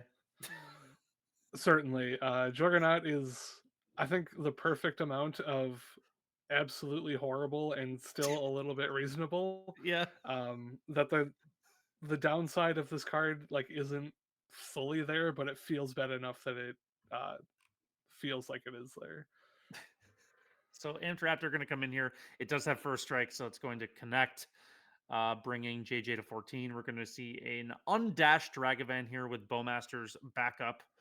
Notably, JJ does know all of the cards in Kapala's hand here. You can see the little eyeball icon showing that they have full information. So they know what and what not they're playing around. Goblin Bombardment on board does make things a little tricky, though I don't think Kapala is going to be too eager to sacrifice either creature they have on board right now, unless they have to.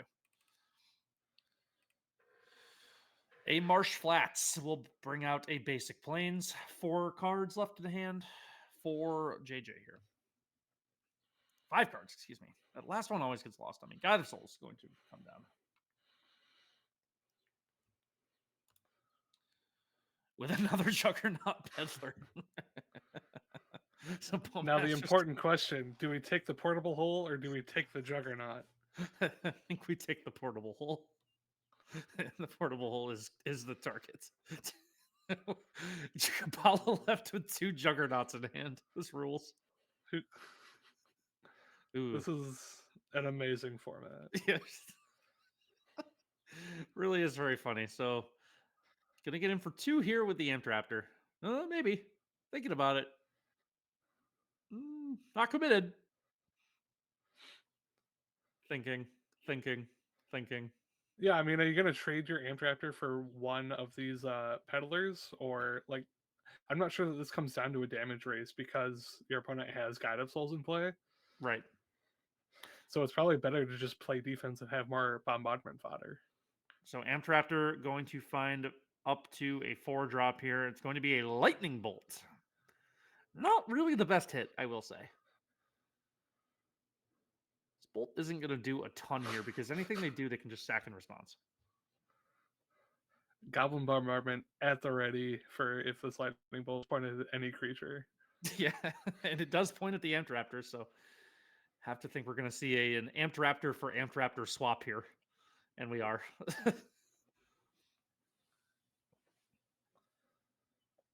So Amped Raptor for Amped Raptor. And we are left with no Raptors. We do have a Marsh Flats left that is going to get cracked, bringing the life total back down to 13. Guide of Souls working as a Soul Sister is very strong, helping to keep life total up. There is a world where JJ loses this game to these Juggernauts. Yeah, absolutely. Draw 4th land. You can't do anything about that. All your creatures are 2/2s. Yeah. That thing attacks every turn. Yeah. It doesn't even have an option. You have to attack.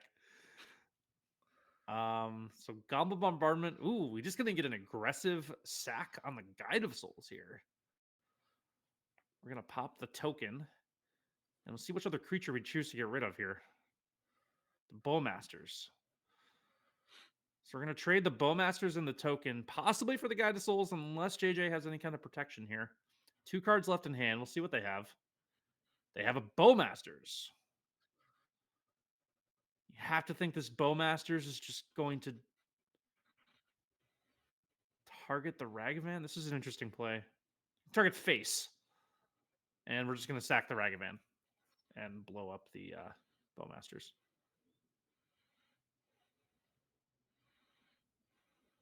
Just to gain a couple life and attack for 4. 15-10. Land is the draw. We have Juggernaut live if we want it. Looks like that's not what we're going for, though. Instead, we're going to get a Fetch Swamp, Aluris, and one of the 1-drops back, which is just Ragavan. So playing a little bit of defense here. 2 cards for JJ plus Aluris that is not yet in hand, so they'll have to add that if they want to. Basically would be the end of their turn. Marsh Flats was presumably the draw here. We get an attack from the Peddlers. Have to think we're just getting a trade on one of these, and we are. So 15-7, Peddler and a token, and an Ocelot Pride. Let's see what they do here about the Ocelot Pride. Could sack the Aluris if you want to. I would think that that's probably not happening, though. I would advise against that. Yeah, I would too, but it's an option. If you're gonna be, I think if Kapala's gonna be winning this game, it's gonna be off the back of this Aluris. I think that's probably right. We're gonna rebuy the Bowmaster, so that's gonna be the way of taking care of the Ocelot Pride here. I like the spot Kapala is in here. Gonna play a Ragavan.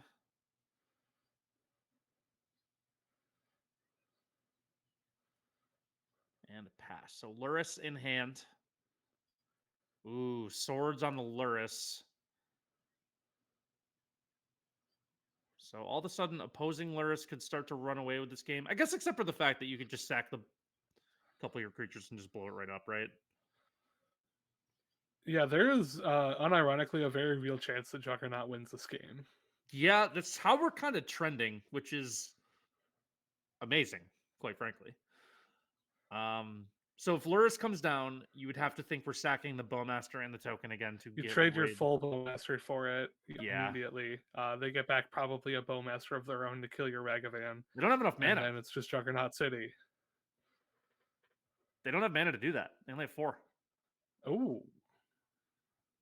So there's a world where you actually just don't see Lurrus come down here at all. So yeah, the only correct play they would have is like bring back the Guide of Souls. Yeah, which And that's not enough. So I think just No. waiting is the way to be. I think you really need the Bowmasters back. Oh, we're just going for it. I could get an Ocelot Pride. That's just going to be the Guide of Souls. So I guess this gives you a turn to blow up the Lurrus. You can see if you draw an answer. You don't have to dump your Bowmasters yet. You can see what you draw here. So 3 cards in hand for Kapala. 2 of them are Juggernauts, and 1 is basically dead. You don't really need the second Goblin Bombardment, as you pointed out earlier. I know that we didn't make bingo boards for this event, but if we did, I think that win a game with Juggernaut would be at least 3 squares on my bingo Ooh. board. Portable Hole is a pretty cool draw here. Okay, so you can Portable Hole... Portable Hole the Guide of Souls? Portable Hole the Guide of Souls. Kill the Lurrus with the Bowmaster's tokens and then force a trade with Ragavan and Peddler. And then Clears the board entirely except for your 2 Juggernauts. Oh no. Magic is such a great game. This is the best. Looks like we are just getting that. Oh wow. You have to trade here too. You can't take this. Yeah, you can't let that Ragavan hit. So we have nothing on one side. Just gonna run out the second bombardment for yeah, in case they draw Static Prison or something. Yeah. It's happening. It's happening. It could be a Dash Ragavan. That's probably the right play. That's lame. No, that's the coward's way out. Juggernaut or nothing. We're gonna get a free treasure token. Ooh, and an Ocelot Pride. All right. I really like the spot that Kapala's in now, but it's a matchup that can kind of pivot pretty quick here. Guide of Souls on the other side. So that will hold the Ocelot Pride at bay. Oh, never mind. We're not going to see one of these Juggernauts cast. That's so unfortunate. Ragavan was the worst thing for us that Kapala could have drawn there.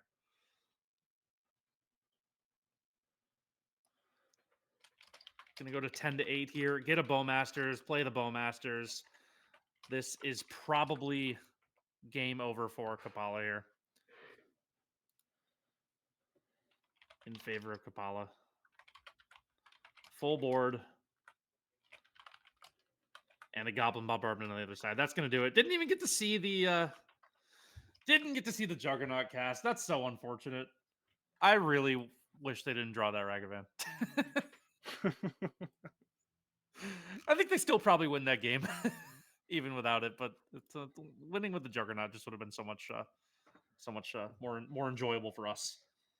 Yeah, no style points will be awarded for this one, unfortunately. No, that is tragic. That is tragic. All right, so we're going to sideboard for game 3 here. Kapala and JJ. Our first match on stream of round 2.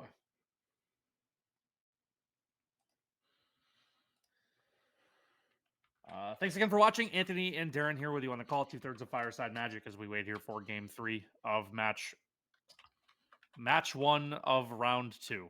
Game 3 of match 1 of round 2. How about that? Double Ragavan, a Juggernaut Peddler, and a Static Prison is the hand. You'd have to think this is a keep. It's not the best hand, but it's got enough going on.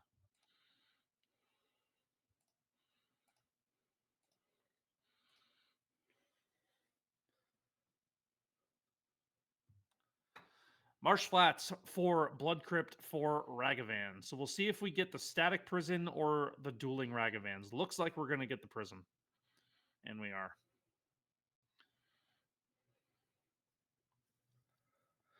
Yeah, like we saw in the last game, you can't really allow a Ragavan to just sit and play because you're just drawing 2 cards every turn, because you can absolutely play every card from your opponent's deck.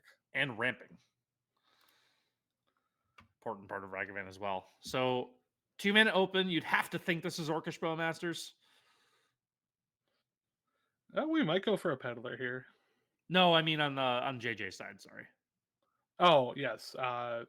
Near certainly. Yeah, Peddler here makes sense. So this will force out Bowmasters if it's there, I'd imagine. I don't think you'd want to risk losing. That's a pretty good card in this matchup, and there is the Bowmasters. Let's see. So, ooh, good hand. I don't know what the correct take here is. It might be the Bowmasters and just leave them with answers. Well, I guess it would leave them with answers and a Juggernaut. We already know how that game goes, apparently. That's right. So answers and a Juggernaut and a mystery card. Probably see one of these answers on... maybe not. You might not just want to Static Prison the Peddler here. We'll see. Swamp is the draw, so we are 1 land away from Juggernaut being online. Notably, that Static Prison is 1 turn away from just giving them a Ragavan back. Not that that's the best in this board. 3 Ragavans in hand for Kapala is also not really where you want to be. And we are just going to let them have the Ragavan back. Yeah, Ragavan actually on this board isn't really doing a whole lot of anything here. So we're going to see an undashed Ragavan from Kapala here. Juggernaut Peddler back. I think if you're Kapala right now, you're feeling fine. Sneaky Vigilance on Juggernaut Peddler will allow an attack for 2. You're happy with whatever combination of things they want to throw at this.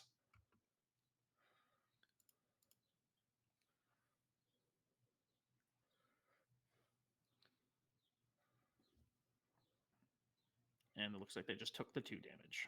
So going to go to JJ's turn here. With 3 answers, only one of which you can actually play. A Juggernaut and an unknown card. So Ragavan going to come down here. Have to think we're going to get the Bowmasters, and we are. Bowmasters going to ping the Ragavan down. How do you feel about that instead of shooting their Bowmasters or token and then blocking with your token? I would have rather done that. I think I would have blocked Ragavan with Ragavan and pinged the Bowmasters. I think you're correct. Especially with 2 Ragavan in hand, like... Yeah. Portable Hole gonna eat the Juggernaut. Need to figure out a way to get that thing off the board.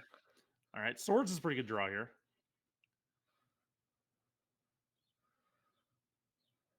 Are you attacking with Ragavan just to eat one of the bodies and then just playing another one? Honestly, I attack all here, put Lyris in the hand, and then see what happens with the Ragavan. Either recast a Ragavan or hold up Sword Splashers. Okay, I like that. I like the attack all line. I'm always a favorite. I'm pretty much always a fan of attack all.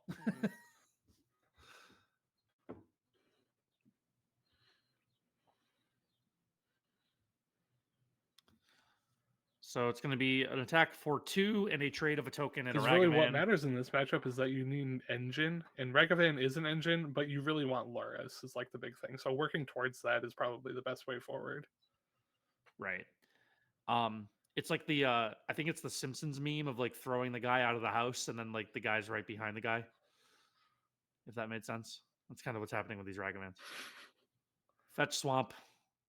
Add Lyris, play a Ragavan. In good shape here if you're Kapala, I think.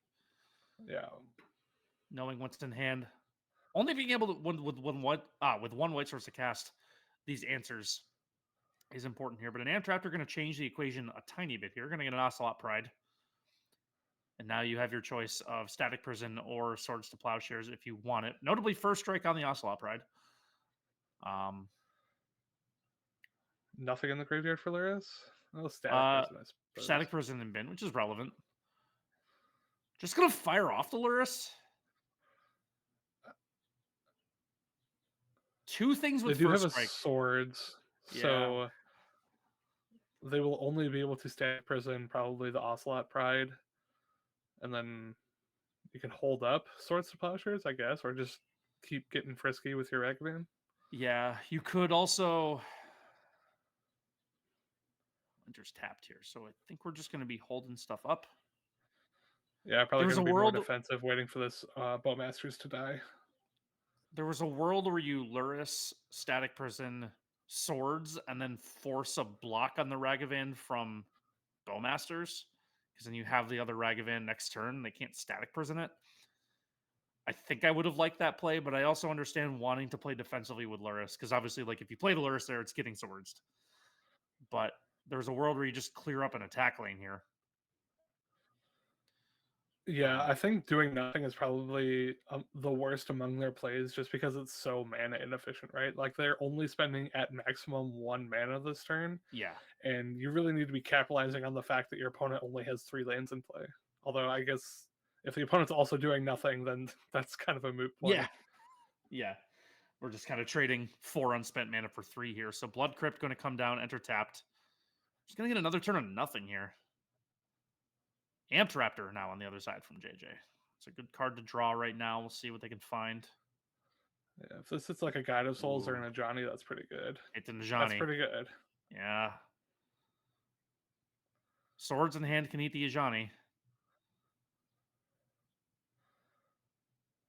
But now your options are a little bit different here. So Amped Raptor going to get in for 2. And they will just take that 2. Sword's going to enter the stack here, see what it targets. The Ajani is indeed the target here.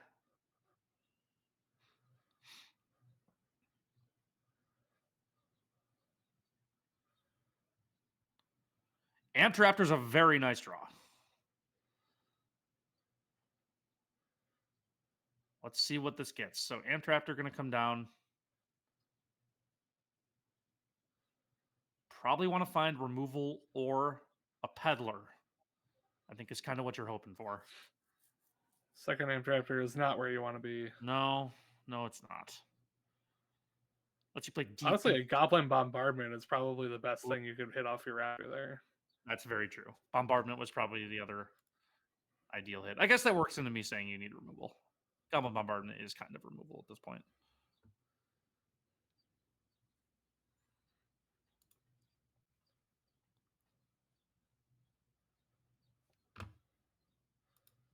Ooh, now the cat engine is online.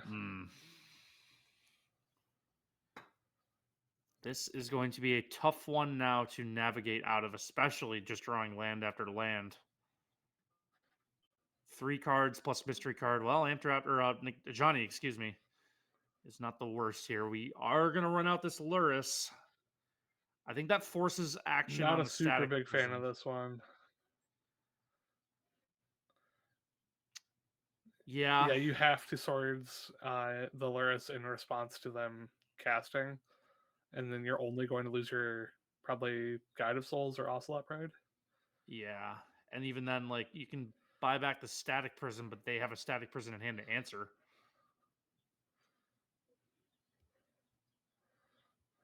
So Static Prison is going to hit the stack. You'd have to think we see Swords on Luris here.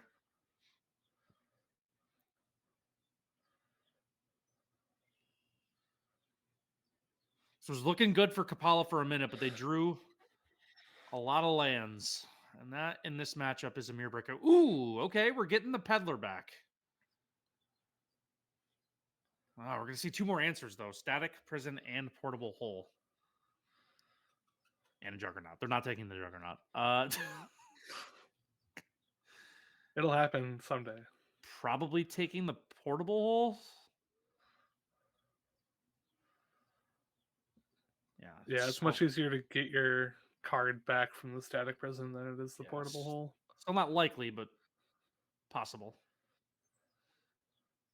Guide of Souls Cat online. There's the Static Prison. I guess I don't have any creatures left. Okay, they have 2 creatures left at hand, but not the ones you want. Static Prison going to eat the Ragavan. Interesting. Amped Raptor now. That's not great. Amped Raptor finding Portable Hole. Portable Hole. Gonna take Static Prison, giving you another Portable Hole. Nope, just going right for the Bowmasters. No real. Okay, I guess. Oh yeah, because you can pay the energy, give it. Oh, you can jump the Ocelot Pride. Okay, Yeah, that makes more sense. I was thrown by that attack at first too, but that is pretty good. Ugh, this is turned bleak here. I don't think Ajani's really saving you.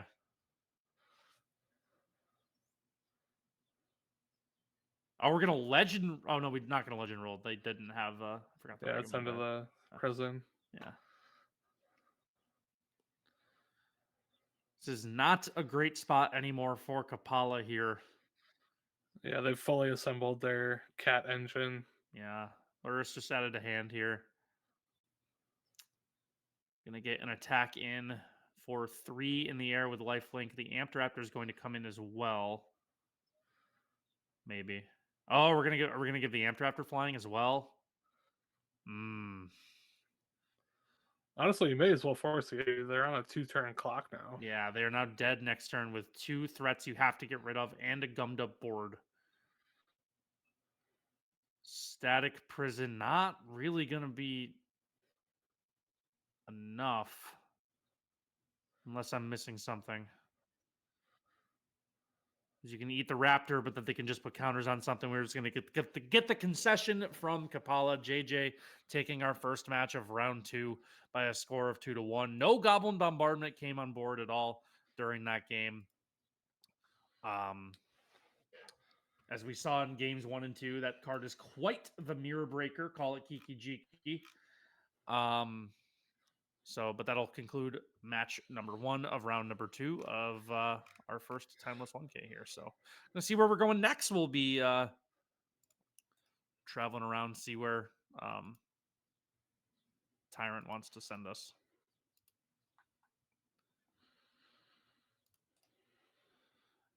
As we waited out here. So Kapala looked good there for a little bit, but just couldn't quite keep up. I think there were 2 big instances where they could have gotten ahead in the game, but just didn't. The first is not playing your Lurrus aggressively and just kind of waiting.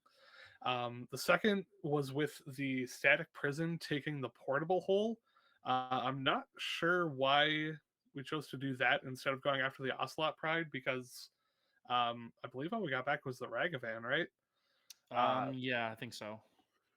So, yeah, with 2 Amped Raptors in play, that Ragavan really isn't doing anything anyway. So I would prioritize stopping the opponent from building an engine instead of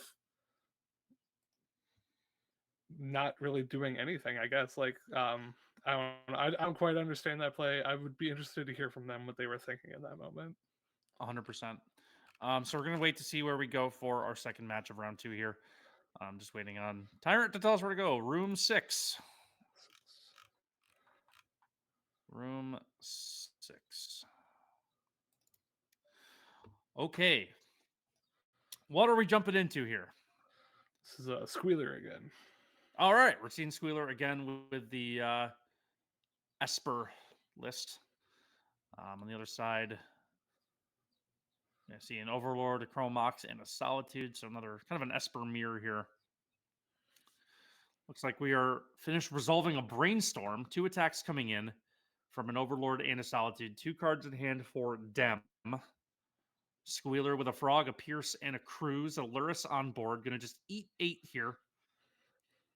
And a dedicated Dollmaker is coming into play, one of the alchemy cards.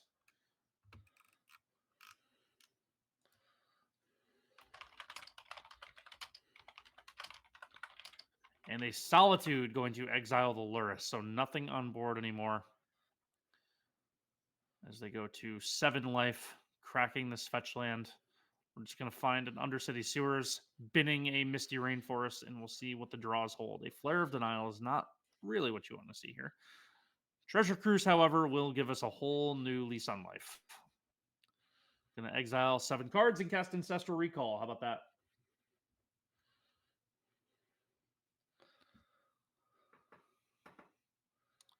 Flare, Shieldback, Misty Rainforest. Also not great. But you can run out Frog and Shieldback, get a little bit of defense going. You can keep cards in hand to get counters on the Frog, should you want to do that. Or you can just go right for the concede button.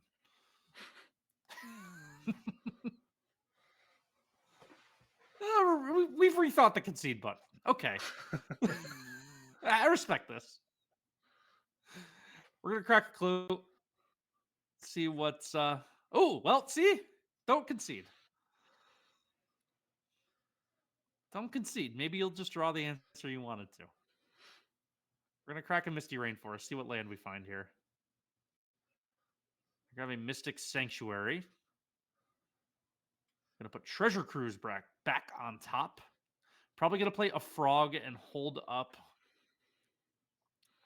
Swords if we need it. Only 1 card in hand from Dem. This game is absolutely not over. We're going to fire off the Swords now on the Overlord.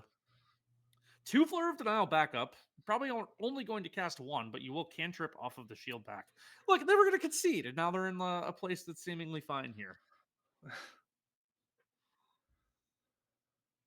Maybe Squealer did the show of concede for the show of it, for the display. 2 cards in hand, 5 mana available to them. And it looks like Shield's down for Squealer, although we know it is not. Dedicated Dollmaker going to come down. This would copy the Solitude. So you can exile up to 1 other target non-land, non-token permanent. Its controller creates a token that's a copy of it, except it's not legendary and it's an artifact additional type, so you'd have to think they're going to blink. They were looking to blink the Solitude here. Flare of Denial, however, with the shield back, going to stop that. We're going to draw the Treasure Cruise. Counter the Dollmaker, leaving 1 card, and that 1 card is Swords.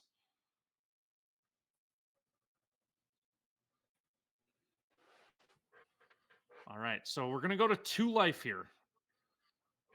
But nothing on board. If we can stabilize a little bit, Frog is a good start.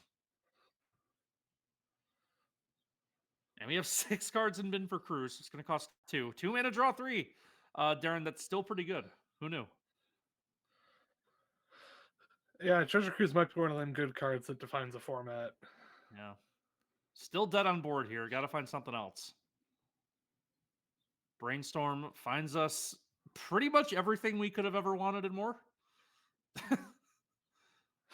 So we are going to get to play Shield back with Flare of Denial and Frog and Swords. Yeah, that's a pretty good turn for old Squealer here. Yeah, Squealer right back in the game. Chilling at 2 life, not a great place to be, but you're all of a sudden feeling a lot better about your chances than you were before. An opponent's in top deck mode. Yeah. Anything they play gets Flare of Denial. Yep. And attacks aren't even safe because you can pitch a card to the Frog to give it a counter, 2 even if you want to do that. Another Flare of Denial on top. We are going to see a Juggernaut Peddler, our friend. Our friend, the Juggernaut Peddler. Our colleague. Yeah. There's a shot that they actually let this resolve, but it doesn't look like that's how that's going to work out.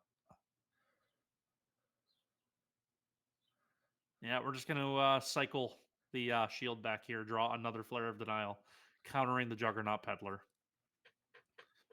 Swords in hand. No attack safe here. I think opponent probably... Well, I guess opponent might just see lethal on board and go for this. Although I don't think they would have Flare of Denialed if they knew they were dying to that. So we're just going to see both attacks here. This is not going to work out well for Dem. We're going to see Swords on the Solitude, assuming we're pitching probably the Spell Pierce here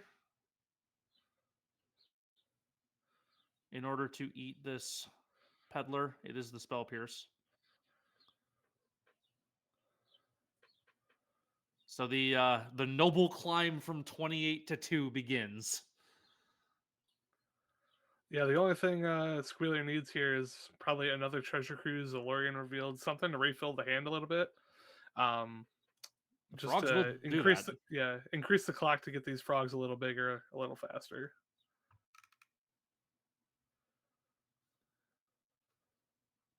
Great spot all of a sudden for Squealer, who is down a game in this match. 1-0 Dem. 5 mana available, fistful of counter spells. We can just hard cast the Flare of Denial and just start drawing 3 Yeah. every turn with the frogs. Pretty good. Just gonna hold that one card. Draw a Brainstorm. Not bad. Gonna get in for 3 with the Psychic Frogs. We're gonna draw a couple cards. We draw a Watery Grave and a Polluted Delta, neither of which we're that happy about. But let's see what this Brainstorm does. Looks like a lot of cards that get discarded to Psychic Frog. Yeah, that's kind of where we're heading here. Probably shuffling those both away. Are going to go down to 1 life if we do that. But with the counterspell backup that Squealer has, I think we're all right. And we're going to get the concession from Dem. Saw the writing on the wall and the frogs on the board. So we're going to go to game 3.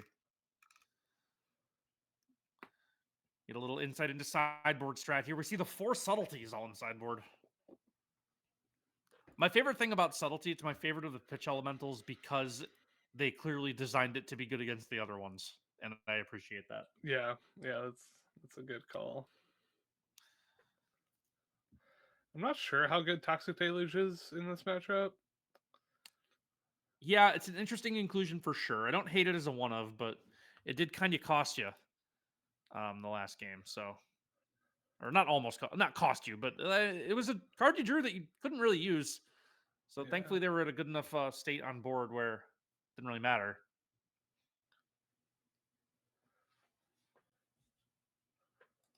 Waiting on Dem to finish sideboarding. Again, if you're just tuning in, Anthony and Darren here with you on the call of round 2 of our 8 rounds of Swiss here at our Timeless 1K hosted by thegathering.gg. We are going to be with you for the first 5 rounds of Swiss before our friends Scuffle and Samsara take over for the final 3 rounds and the cut to top 8. We have over 100 players entered into our tournament here, so thanks everyone for signing up. It was a free entry. Free 1Ks are pretty cool. Wouldn't you want to play in $1,000 worth of prizes for free, Darren? Isn't that pretty alluring? It does seem like pretty high EV. It is a long day, though. It is a long day.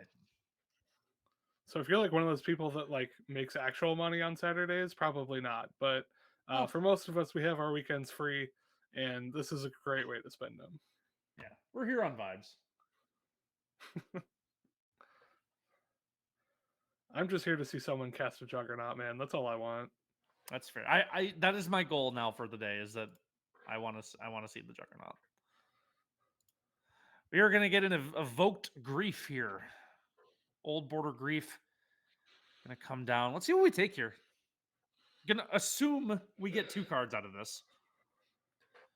I assume a Reanimate. Wouldn't mind taking the frog.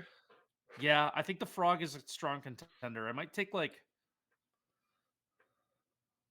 Flare is the first take. Going for the counter spell. Yeah, with the shield back in hand, that does make sense. That is a pretty good interaction.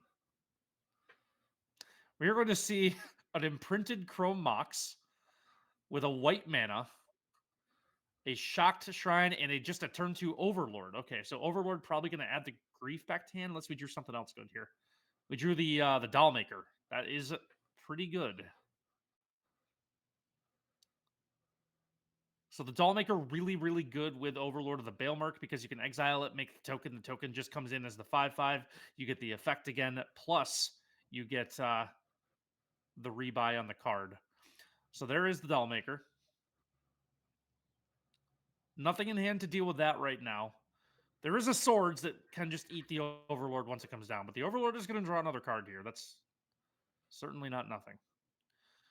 We're going to mill 5 and take what? I see your favorite card, Birthing Ritual, in there. Not what we took. Couldn't take it anyway. Lush Portico going to come down now. Surveil on the stack. I think we're going to get a Swords, 2 Plowshares here.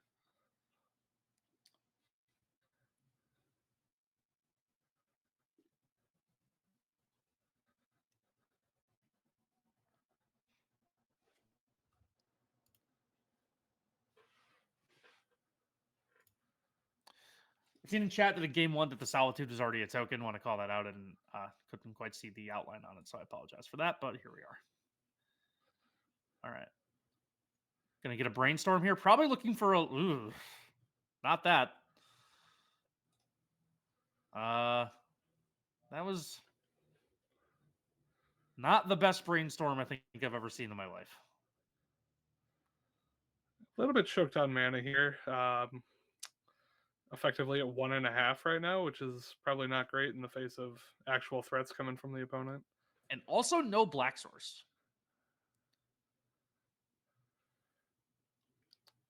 I foresee this Orcish Bowmaster's doing a lot of work in the next couple turns. I think it probably just eats the swords, right? Ooh, Renegade Rallier. Hello. Renegade Rallier, grab Birthing Ritual. I love that. Darren, we're gaming here. If I could see that sequence about 25 more times, yeah, that'd be great. We are gaming here. Let's go. This is sick. This is sick. Sacrifice the Dollmaker, find another Rallier. Oh. Ooh. I did not expect to see when I woke up this morning, I did not expect to see Renegade Rallier enter the day here. We're gonna find a Dollmaker, blink the Rallier, bring what are we bringing back here? Bring back anything. Another Dollmaker? Why not? I don't think that other Dollmaker can actually do anything though. I think it's just adding power to board. Yeah, I can sacrifice it. Blink the other Dollmaker, I guess. Okay. Not a good draw either, although we knew that was coming from the Brainstorm. I guess it does play a little bit of defense. Not the end of the world. The Birthing Ritual could just run away with this game, though. Yeah, that tends to happen a lot in these Frog versus Ritual matchups, is you need to deal with that card before it is in play. Yeah.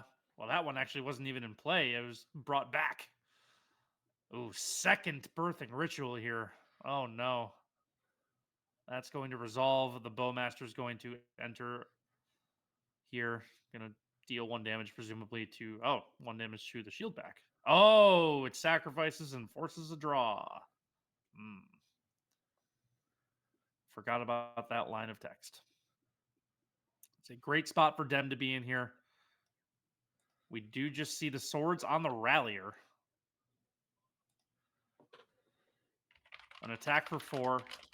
2 Birthing Rituals on end step.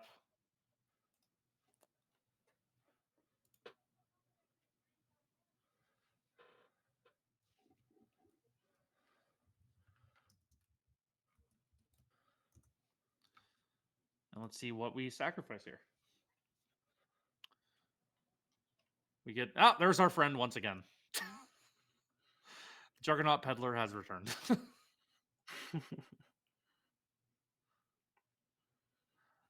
Nothing in the hand, it looks like, for Dem, but I don't think that matters all that much.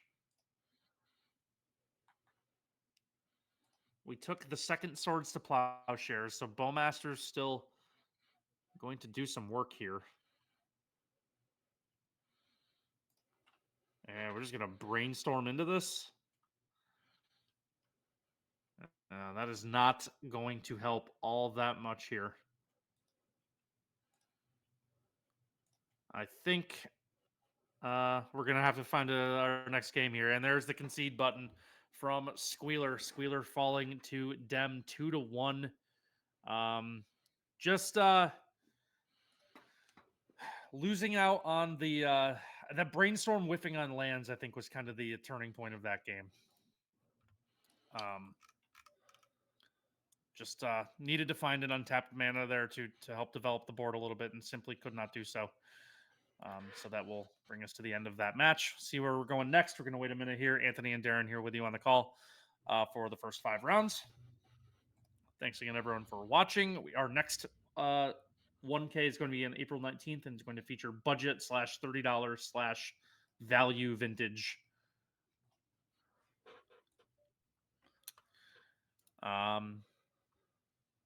Interesting gameplay to watch out we're here. starting round 3 already.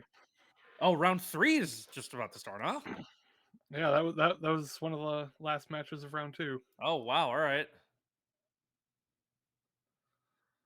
All right, round 2 flying by. Only got to look at 2 matches here. Let's see where we're going then once round 3 starts.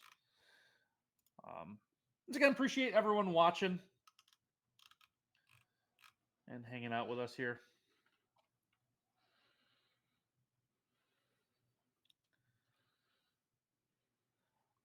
Anthony and Darren bringing the call. 2/3 of the hosts of Fireside Magic, the bi-weekly sometimes podcast that you can find on Spotify, on YouTube, and wherever else you get your podcasts. It's us and our friend Carnage Cards, ENT, aka Jesse, who could not be here with us today. Waiting for round 3 to start.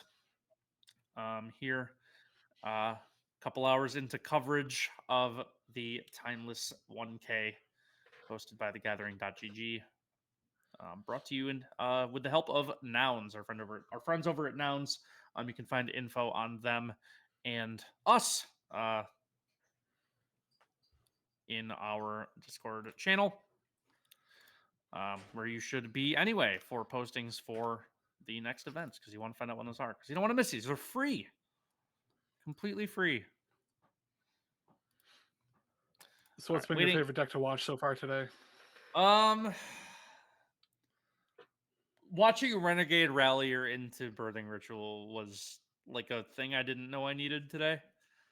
It kind of like scratched a very specific itch, like one that I didn't know I needed, but was happy to see.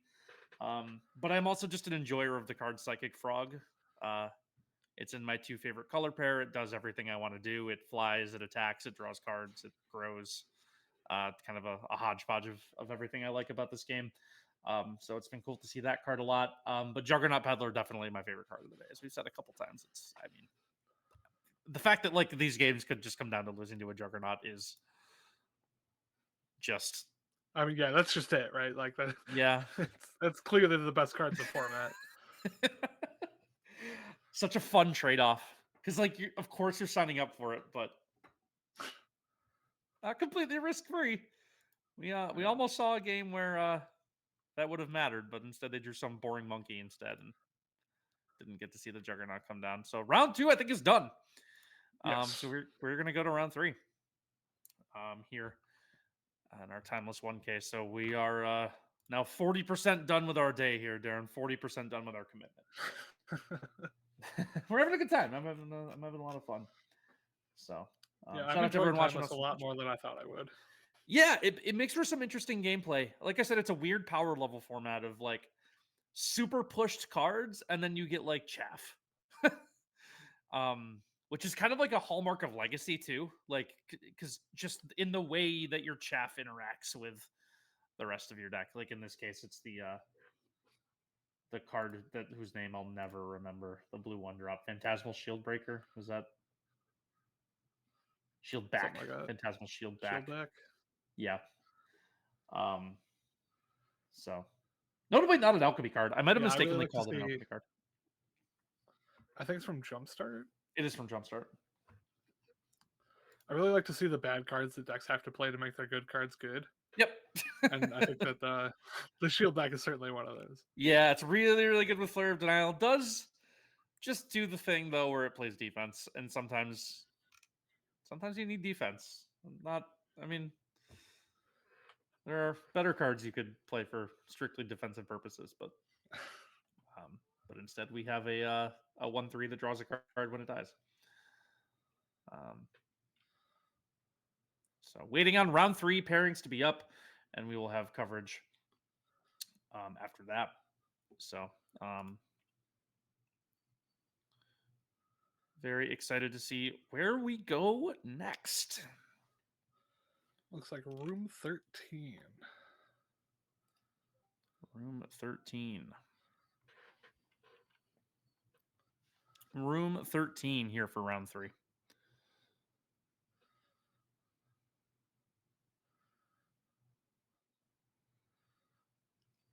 All right, just waiting on round 3 to start. Again, thanks everyone for joining us, hanging out. Trying to do everything we can to make these better. This is our first one, so again, please excuse any kinks that may come up, because we are just figuring this out, but we're looking to get them better. So, all right, room 13, waiting for round 3 to start.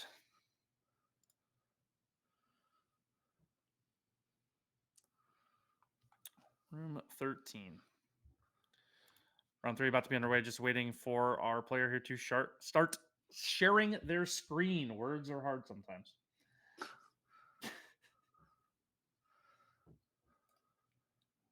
All right. Yeah, been cool to see Timeless again. A format that I played for a little while. It makes me kind of want to start getting back into it. I've mostly been playing Standard lately, but we're having fun watching over here. Seeing I think the hardest part about this format for me is just getting into it, because I don't play Arena very regularly anyway. So I have 0 of the cards needed to play even a bad Timeless deck, let alone one of these tier 1 decks that we're watching. So I know what Timeless deck you can build. There is one, yes, legal Timeless deck that I certainly have access to.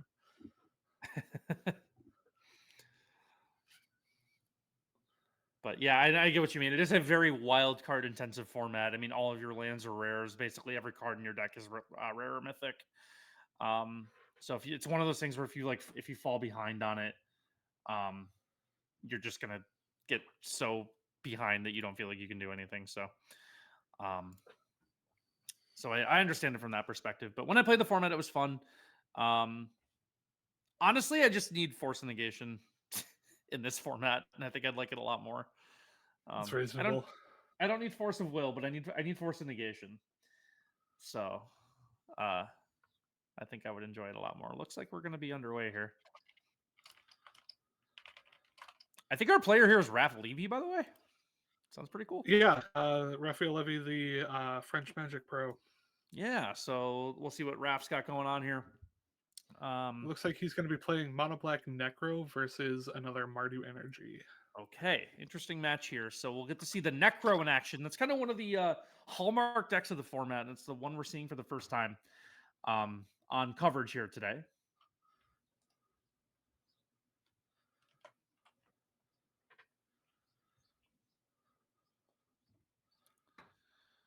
Just waiting for that match to begin taking place.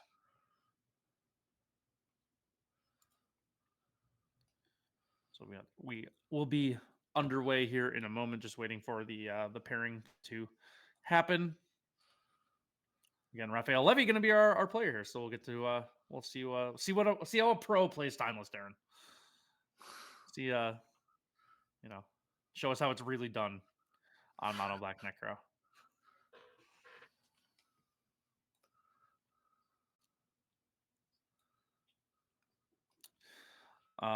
Again, if you like what you're listening to, you can find Darren and me talking every other week on the Fireside Magic podcast with our co-host Jesse, aka Carnage Cards ENT.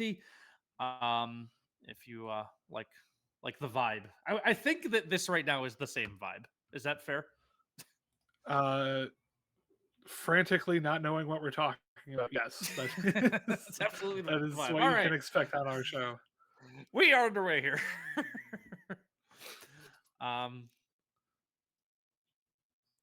Watching Raph Levy versus 15 O'Dwyer here. All right, we see a Mox Grief Necro Bowmaster's March. This is a hand that requires exiling a lot of your own stuff.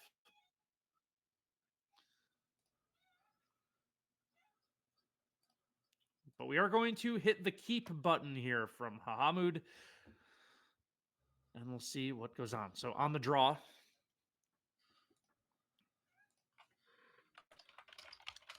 we see a Bloodsteinmire come down, get cracked. a God the Shrine come into play untapped. We are going to get the old go down to 15 here. This is a staple of the modern format, the old Fetch Shock Seize. Dumpster myself for 5.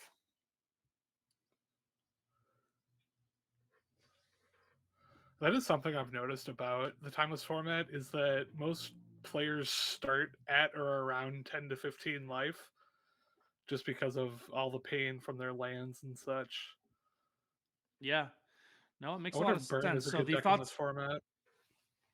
probably, I think there's a Rakdos burn list that goes around a little bit. But yeah, I can see a burn deck having a place here.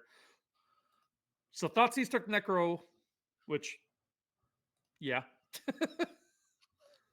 That'll happen. Yep. We're going to see a Grief evoked by exiling Vito. Hello, Vito. Haven't seen you in a while. What are we griefing here? We have a Galvanic Discharge, a Bowmasters, and a Pride. Probably taking, the Bowmasters makes a lot of sense here. Now we could either see a couple different options here for Hahamud here. But looks like we're just going to let it ride. So land, Pride, Discharge, unknown card, plus a Luris in hand for 15 here. And we're just going to pass. Ooh, we have a Dark Ritual. Does that change anything? Not particularly.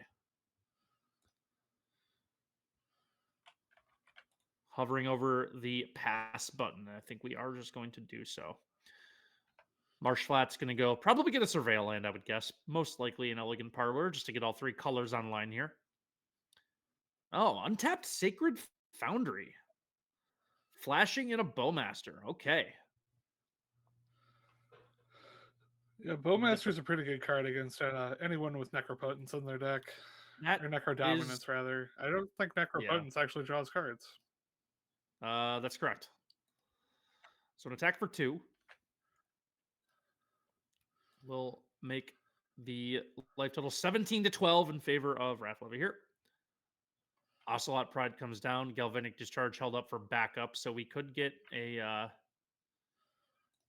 Bowmasters here. We'll see what happens. A lot of options still for Raph here, despite only having 1 land in play. There is an Urborg. That's a welcome draw. Probably really wanted the second land. Now you can Bowmasters if you want to. You could hardcast Grief, although that seems particularly poor into the face of the only card that I'm having left is Galvanic Discharge, so I don't think we're going to see that. Most likely play here would just be Bowmasters on Ocelot Pride, but we'll see. It looks like we're just passing.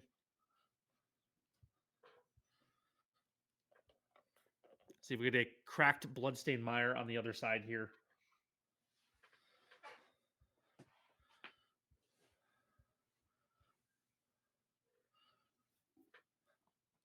And grabs an Elegant Parlor. So there is the Surveil land, which actually just kind of functions as a Savai Triome right now, thanks to the Urborg.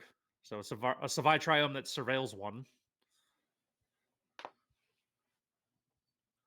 whatever that 1 is was good enough for O'Dwyer here to leave on top, so they will draw that card. 3 lands untapped, Luris in the Companion Zone, Galvanic Discharge, and a mystery card. And an attack for 3. We'll force out the Orcish Bowmasters from Hahamud here. We'll eat the Ocelot Pride. I imagine we'll get a block on the Bowmasters, most likely from the token, I would think. And that is what happens.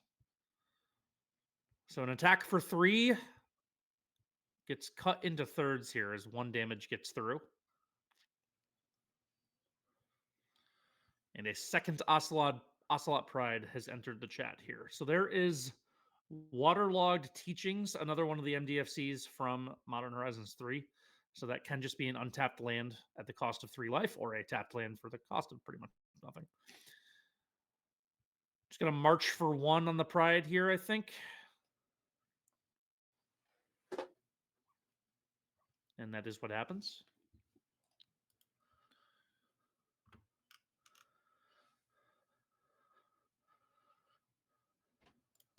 So we're noting this is a new take on the mono black Necro archetype from Raph here. Part of, the angle you would expect a player of his caliber to take. Has like Vito, some life gain synergy. Vito being able to just kill with a Necro out, that seems pretty solid. Yeah, interesting combo. We did see the Vito get exiled right away to the Grief, so There's that. But so Galvanic Discharge plus Mystery card here for O'Dwyer. You got to think that Hahamud here is happy to play a bit of a long game. This is going to open. Ooh. It's quite a draw. Yeah. I was going to say this opens the door for a Grief on the Luris, however. I mean, you could do both, right? Yes. No. Yes. You just won't keep the Grief, but I think you're fine with that because you keep the Necro. So Grief Evoking at the cost of a Dark Ritual will take the Luris out of O'Dwyer's hand here, leaving them with a Galvanic Discharge that you... there's actually no urgency to fire that off. And there is the Necropotence. Okay. Game on. Let's just pay a bunch of life, draw a bunch of cards. 4, 5. Resolve all on actually 6 Necropotence triggers. So we're paying 6 life for 6 cards that we will get at the beginning of the end step. I've never seen that animation sequence before. That was extremely aggressive. It was. It was a good representation of what it feels like when your opponent has the Necropotence in play. All right, we're going to add all 6 of those cards to hand. We have a Shieldred, we have a March, we have a Malakir Rebirth, we have a Grief, we have a Phyrexian Tower, and we have a second copy of Shieldred the Apocalypse. An attack for 1 is going to bring Wrath down to 10 health, 9 on O'Dwyer's side. An Ocelot Pride is going to come down, with a Galvanic Discharge being the only thing left. I don't want to call this one too early, but there's a certain few ways that this game can end here. We've seen the power of the opponent drawing 3 cards in one turn with Treasure Cruise. Drawing 7 every turn seems significantly stronger than that. I'm not sure there's any coming back. Evoked Grief is going to force this Galvanic Discharge. You would have to think this is used to ping off the Orcish Bowmasters. And it is. But that's going to get met by a Malakir Rebirth, which is quite the sequence. I think any combination of Hahamud here doing anything was going to win the game. So long as they don't click concede, they will win. Yeah. So long as they take game actions, they will be okay. So the Grief is going to resolve with nothing in hand to take. The Bowmasters does. Oh, interesting though that they chose to deal 0 damage. That's kind of a cool play on the Galvanic Discharge there, to choose to deal no damage to not kill the Bowmasters, which save their Ocelot Pride. So a pretty cool play there from O'Dwyer. Again, don't think it's going to matter too much here, but you like to see cool plays when they're there. Instead, the Bowmasters just now the Bowmasters just going to get sacked and died to the Phyrexian Tower, so now it will come back anyway. So cool play, kind of negated there anyway, but still a cool line from O'Dwyer. Bowmasters will pop the cat. And with 4 mana left over, why not just play a Shieldred the Apocalypse? And then we'll add some cards to our hand. There's 2. And Hahamud here decides the 2 cards is enough to add to hand at the end step. Notably, these aren't drawn, so Shieldred doesn't gain life here. You get a cracked Arid Mesa from O'Dwyer. Most likely getting a Surveil Land. It does get a Shadowy Backstreet. Not sure what O'Dwyer has here for outs, really, but Thoughtseize certainly not one. Inquisition and another Necro going to be added to hand. Darren, Necro has the Goblin Bombardment problem where you don't really need both, so maybe the card's just bad. That is the hallmark of a bad card, where the second one isn't nearly as good as the first one. Yep. Yeah, bad card. Inquisition will go on the stack here. 1 card left in hand for O'Dwyer. Last card's a Galvanic Discharge, which actually will kill the Shieldred. Which is kind of funny. Go up to 6 energy, pay 5, kill the Shieldred. And we'll see how many cards that Hahamut decides they want to draw here. There's 2, there's 3, there's 4. Going to go down to 1 life. There is the March in hand to back it up, obviously. Nothing in hand, knowing they're not going to die unless they accidentally click Necropotence one more time. But we are going to add 5 cards to hand here, 1 life. We're going to imprint a Chrome Mox with the second Necro. Makes sense. March of the Wretched Sorrow will gain a ton of life here if they need it to. So not really in any danger despite being at 1 life. Can pretty safely attack for 2 here. Choosing not to. And we're going to add these 5 cards to hand. We have a Cling to Dust, also a form of life gain. There's the Veto. Another Malakir Rebirth, a Dark Ritual, and a Takenuma. So the veto should be enough to kill next turn, assuming that the opponent doesn't draw any interaction for it. We're just firing off the March right now. To ensure May as well. Opponent has no cards in hand. Yeah. Exiling the Dark Ritual, exiling the Malakir Rebirth. Would it be better if they had just cast the Dark Ritual? I guess it's the same either way. The Dark right? Ritual adds 2 either way, yeah. Yeah, okay. Oh, there's our friend, the Juggernaut Peddler. Have to think they take veto here? Do you have the option to not take anything? You do. You do not. Oh, you do? It's a May? Oh. Yeah. I still think it's right to take the veto, but you're going to die to the Juggernaut regardless, so... Are we casting Juggernaut here? Is Raph going to do it for us? I hope so. Notably, don't draw a card, obviously. There. Oh, come on. One time. One time. I need to see this cast. There is the Juggernaut. We have entered the stack. We have entered the battlefield. Juggernaut is online.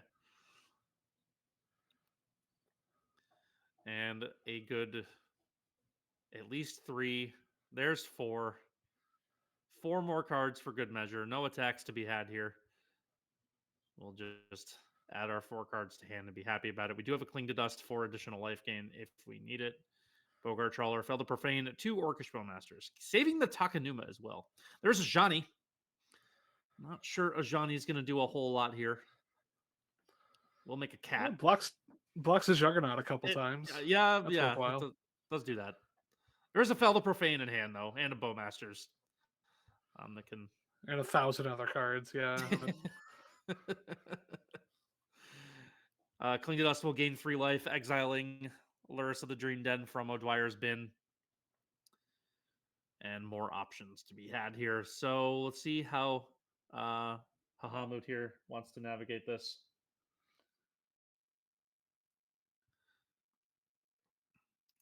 Hovering on Orcish Bowmasters.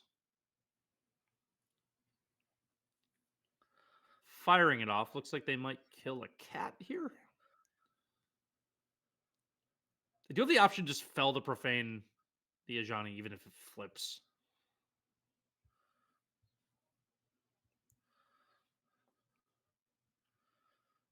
Which they would have enough mana to do if they play their Takenuma that they have in hand.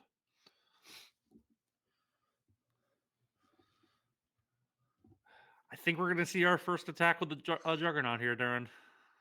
I'm excited. Provided that I think you can't flip the Ajani, right? Because you just die. Oh, you're right. Yeah, you have to keep it live. You're absolutely right. But like you really want to. Yeah. It's a tough spot to be in. Takenuma's going to come down, putting Fel the Profane online. Maybe. Oh. Yeah, there it is. Bogar Trawler was a tiny bit risky there. I don't think you're losing this game, but We're going to shoot the Juggernaut Peddler. We might not get to see our attack here.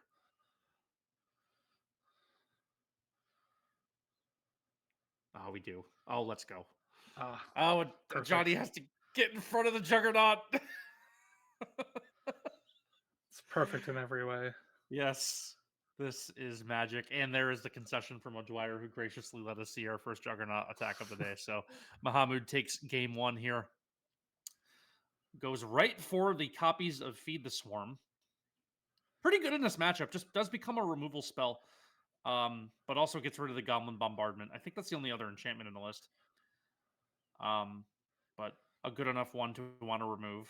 And a cheap removal spell. Basically everything that you could want to target will only cost 1 or 2 life. Although in a deck that's already kind of pressed for paying a bunch of life on its own. It's not nothing.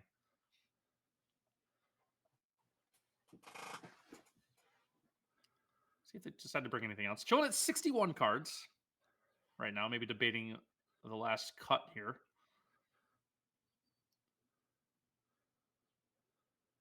You get to see the deck list now on screen. Can kind of see how the veto with the life gain comes together a little bit. Again, one of the if you decide that you really like Timeless and hop on Ladder after this tournament and just decide to grind out some games, Necro is going to be something you have to have a plan for, because if you don't have a plan for it, you will just lose to it. Drawing, 87 bajillion cards is a tried and true method of winning a game sooner or later.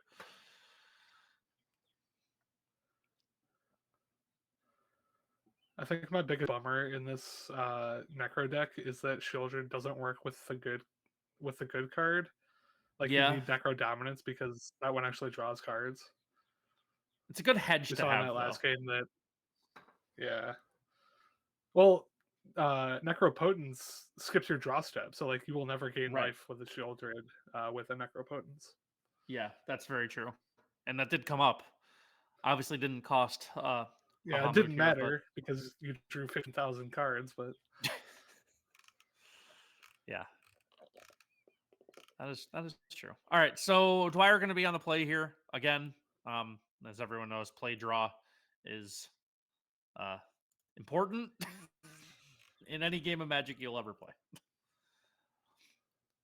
Ooh, not a great opening 7 here, I don't think. Sneaky 2 lands in there, though, I guess, if you wanted to keep it, but I would not be surprised to see this sent back. honestly, I'm pretty fine with this hand because you draw any land your Necro's online. True. You have just a fistful of removal. All of it is very effective against everything that's in your opponent's deck. Very true. So Mahamud agrees with you and decides to keep 7. Draws a March of the Wretched Sorrow for their draw here. Arid Mesa presumably going to get cracked here for a Elegant Parlor or Shadowy Backstreet. It is the Parlor. I don't think that's the sort of hand that you keep if you don't know your opponent is playing, but because you know that your opponent is on just like the most grindy creature deck on the planet, just keeping a fistful of removal seems fine. That's very fair. Amped Raptor does find Goblin Bombardment, which makes this matchup a little bit trickier. So we're going to put a Fell the Profane in tapped. We do have 3 Fatal Pushes and a March, although you're not going to gain any life off the March anymore, no matter how many cards you exile with it, because anything you target is just going to get sacked to the Bombardment. So Marsh Flats here, going to find another land here. So Dwyer going up to 3 lands with a Goblin Bombardment and an Amped Raptor. Shocking into Sacred Foundry, playing a Guide of Souls as their next card. With an Ajani follow-up, we are online here. Mardu Energy doing its thing. Ajani on the stack. We are waiting to see if we get a response. You have to think we get something here. I think you let Ajani resolve and then push it in response to the triggers. That's fair. If you're going to push anything at all, but I guess the only problem here is that if you go to push Ajani, they can sack a creature and flip it. Well, Ajani is only when a cat dies, so you would need to do it in response to its Make a Cat ability. Okay. Forgot about the cat line of text.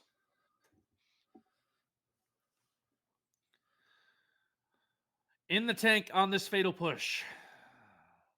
Going to shoot the Guide of Souls. See if we get some kind of response here. We will get a ping to face. Bogart Trawler represents land number 3, which is important for the Necro dominance. It's also 8 damages turn if it comes in untapped, which it did. Guys. That's assuming all the creatures live, though. You do have 3 fatal pushes that you can, or 3 removal spells that you can throw. I'm pretty sure March deals damage to planeswalkers. It does, yes. So flipping Ajani actually is not the worst thing here. The Exile and Ocelot Pride. Ugh. Things are getting dicey here for Bahamut O'Dwyer with about the best start you could ask for. Bowmaster's going to try and save the day a little bit here. Not sure exactly what it's going to accomplish, but the ping going to go to face. And now 2 blockers are live if you want them. Trade with the cat. Eat 3. Go to 11. They could just sack this cat, too, to the bombardment and deal 1 damage to face, but doesn't look like that's how this is going. No, just going to take the trade. Ajani will flip. Yeah, I think prioritizing just flipping Ajani seems a lot better here. So this is good, though, because you can now just kill this Ajani without it doing anything. And you will gain the life off of this. This is a good play from Bahamut here to recognize that you want that Ajani to flip. And now before they even get a chance to activate it, you can just shoot it. Gain the 4 life. So that's a good good bit of a swing there. Arid Mesa going to fetch a Godless Shrine, going to play a second Ajani, though. That is not what you wanted to see. And then we're probably just going to flip this right away here. And we are. This deck moves cardboard around very well. In and out of zones. Fell the Profane, no land to play it on the Ajani. I think we're probably going to get a concession here. And we are. So great start from Mardu Energy there. Did everything that that deck sets out to do when it sits down to play a game of Magic. And we're going to go to game 3. O'Dwyer here. Nicely taking a game from Bahamut. Bahamut, again, going to be on the play. We said it a bunch. Very pivotal in this matchup. That is the start that they wanted. They were hyper aggressive and they had backup copies of all their important cards, which is how you need to perform to make it through this matchup. Yeah, and Amtraptor hitting the bombardment right away it's just such a good swing.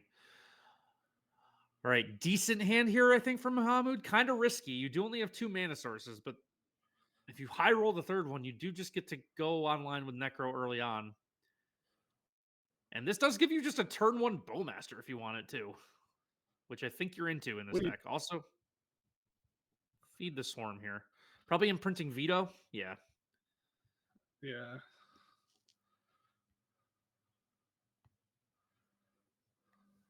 All right, let's see if O'Dwyer can have that explosive start like they had last game.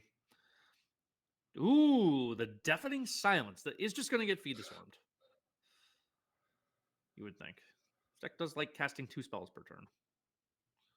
Well, does it? Actually, maybe, I don't know how much you really have to care about. Yeah, not until you have your Necro down. Yeah, and that's even true. then, like, you get 2 spells every turn cycle. True. Doesn't hinder too much of what O'Dwyer is trying to do, because Deafening Silence does only limit non-creatures. This deck does not double spell a lot of non-creatures. So Bloodstained Mire going to come down. Another Bowmaster in hand.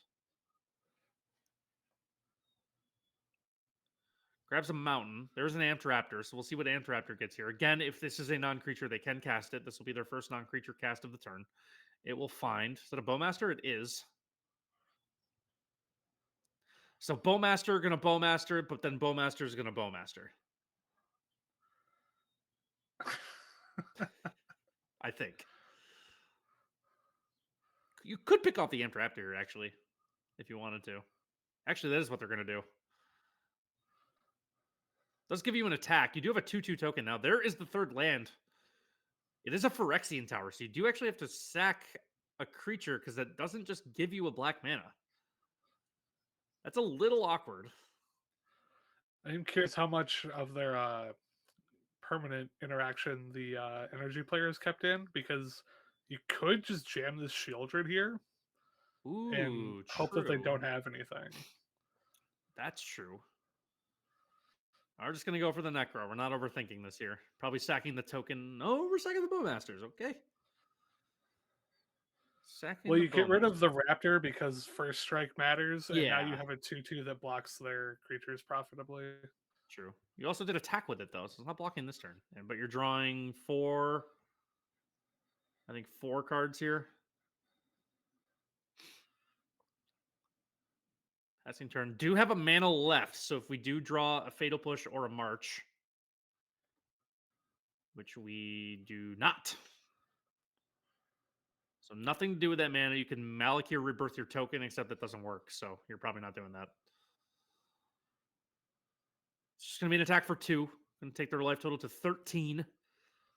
Still pretty good. You do dumpster a lot of your own life in this deck, though, so while you're at 13, it's not as maybe as high as it seems. 3 mana on the other side for O'Dwyer. Going to go into a Goblin Bombardment. That's good, but there is 2 Feed the Swarms in hand.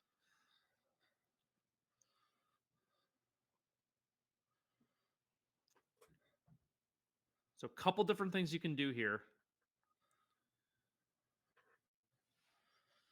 I'd imagine this Grief is evoked. I don't think you're that interested in hard casting this. That is what they do. You're going to evoke the Grief. Could Malakir Rebirth it if you wanted to, but that takes you off Feed the Swarm for the turn. They are going to exile 1 Feed the Swarm from their hand to help evoke the Grief here. Could also sack the Grief to Phyrexian Tower, add mana that way. A lot of different things that Bahamut could do here. But first, we're going to see what's in O'Dwyer's hand. 3 cards left. On Ajani and a Static Prison. We're going to rip the Ajani away here. And then we'll see if we want to also get rid of the prison or if we're just adding the mana.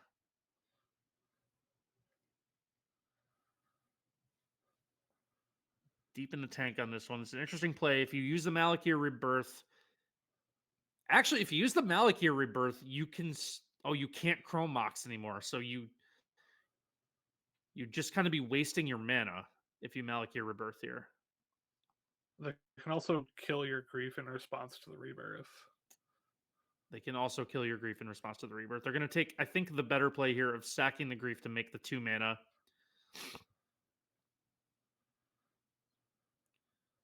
What do you do with that second Grief?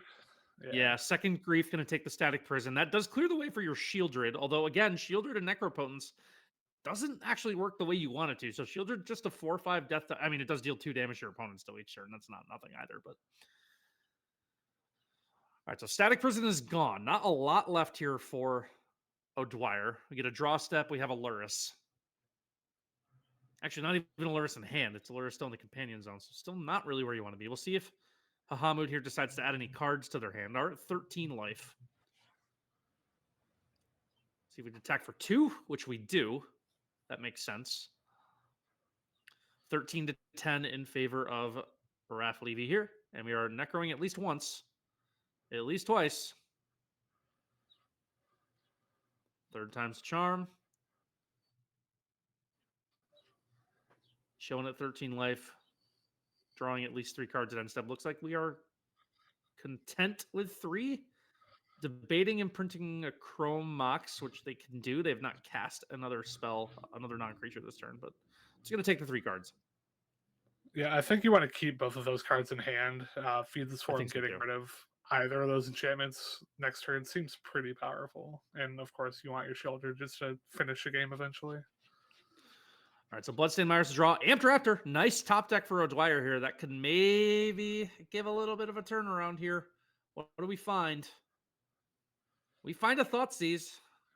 That's not the best one. It's not. 2 Shieldreds in hand. What do you Take take here? Do you take the Feed the Swarm? I think it's just take the Feed the Swarm. I mean, you could take the Necro so that they can't gain life with the Shieldreds, but... True. Could take the Bowmaster too. Does the Bowmaster matter? No, I guess not. I guess they can play as an X1 right now. Yeah, true. They do take the Bowmaster. I don't know. I don't think there's a great choice out of any of the cards in that hand. I don't either. Important to remember that Bahamut effectively at 7. 3 creatures on board with a Goblin Bombardment. So effectively at 7 health here.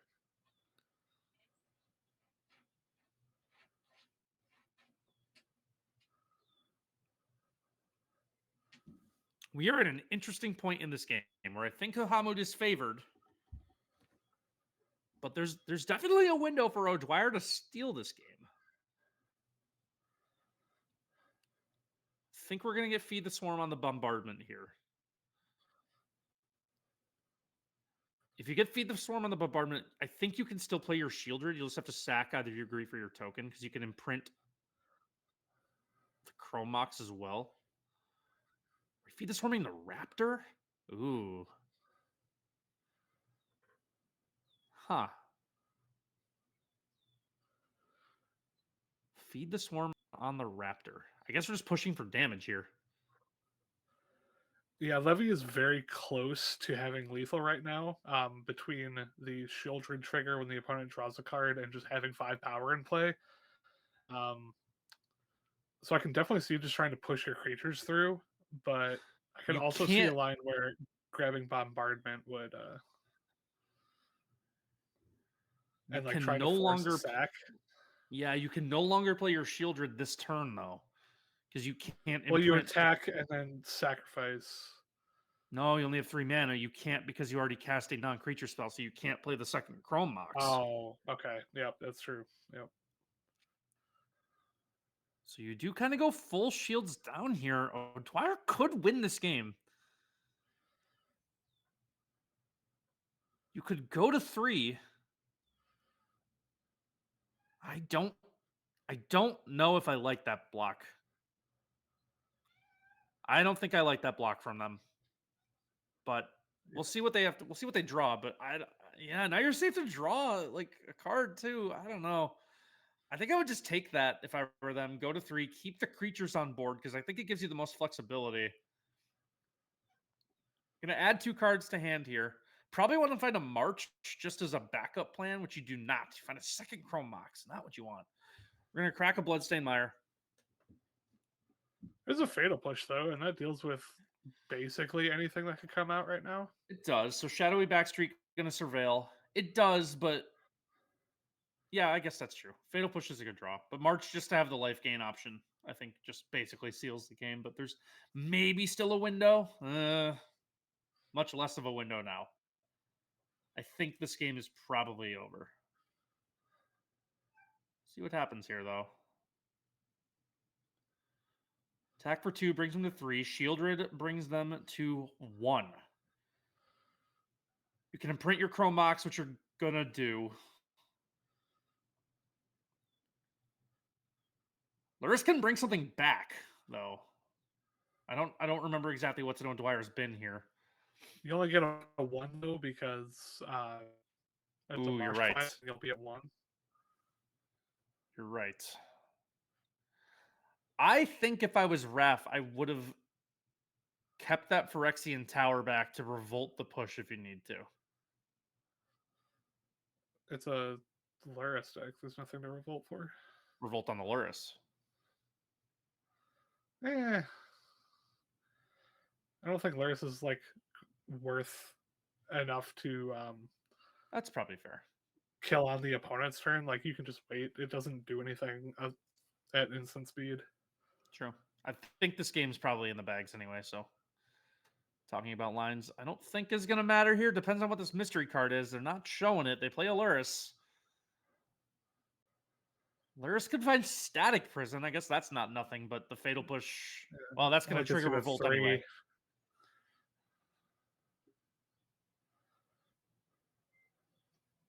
This is just going to trigger Revolt, which will allow push on the Aluris, which will wrap up the game. Hamud is going to take crack. Yeah, maybe go on. Oh, just concession. Nope. All right, just the concession. So Raph Levy taking that one 2-1. Nice match there. That was a really interesting entire match in Game 3 specifically.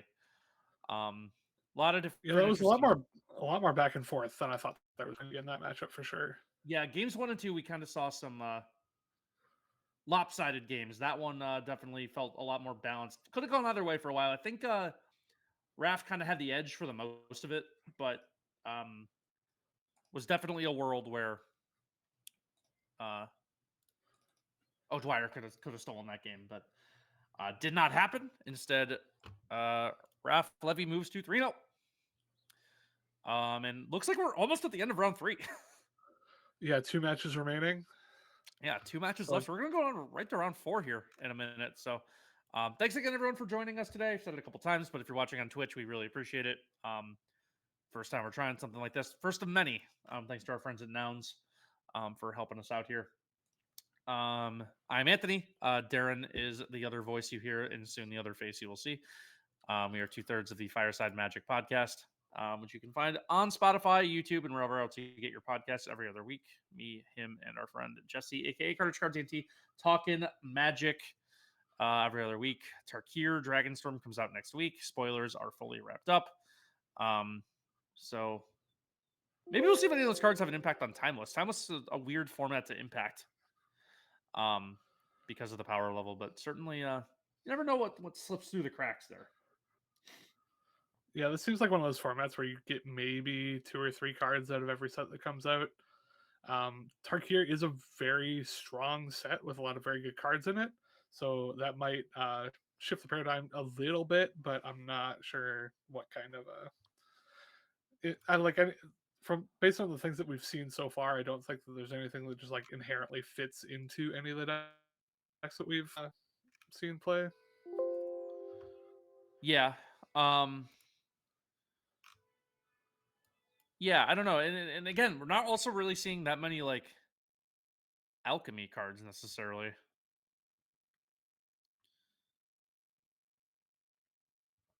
So I don't know. We're basically seeing like Peddler and like Fragment Reality and sparing little else. Like I don't think we saw like an alchemy exclusive card that whole match. If I'm remembering. Honestly, I'm really just looking forward to see if we see any of the chorus cards. Yeah, I'm a little disappointed. I don't know how good they are, but they seem very cool, and I would like them to be good enough to be on screen. I would too. We might actually have one more match we're bringing to you here. I think we might be.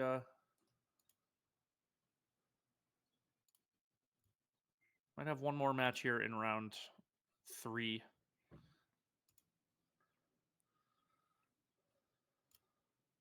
Nope, never mind. Okay. I lied. We're just going to wait for round 4 to start. So 3 rounds gone. Almost. Waiting for a couple matches to conclude.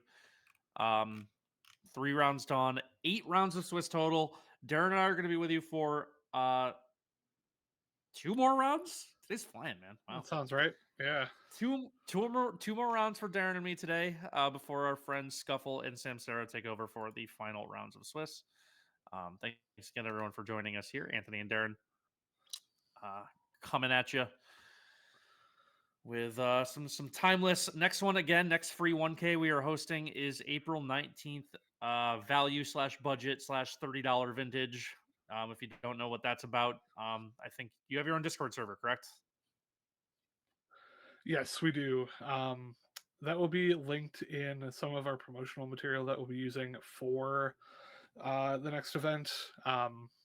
But the long and short of that is your entire deck needs to be less than $30 TCG market price in paper. It will be an MTGO event, but we still use paper pricing. So if you are interested in slightly more accessible formats, I know that Timeless isn't the most accessible format on the planet, but basically everyone's got $30. So if $30 vintage sounds like something you would be into, that is what we are going to be running on our next one. Yeah, should be a good time. Again, you can find more details about that on our own Discord server as well, thegathering.gg. Is there anything about $30 vintage on the website itself? We have a few, but no like major information dumps. A lot of the information about the format is on the format's Discord, which you can actually find by Googling vintage Discord. I was looking for the non-budget vintage Discord the other day, and I found ours first. Oh, So, wow. yeah. Okay. that's not horrible then. That's good for you guys, I would say. So, all right, we are waiting on round 3 to conclude here.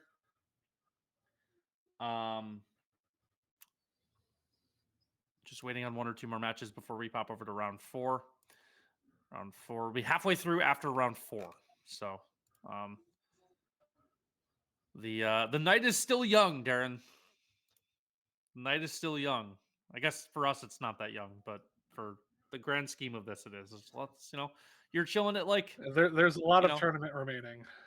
There is. If you're chilling at 1 and 2, I think you still got a shot, right? I think a couple, maybe 1 or 2 6-2s could sneak in. Depends on how breakers fall. Depends on how draws fall. But I think 1 or 2 6-2s could sneak in. So if you're chilling at 1 and 2, wouldn't give up hope just yet. We'll see. We'll see how it falls. I think I saw someone, our friend Sam, say that there are 14 undefeated players remaining through the conclusion of 3 rounds. So hopefully we get to see some of them in the next round as well.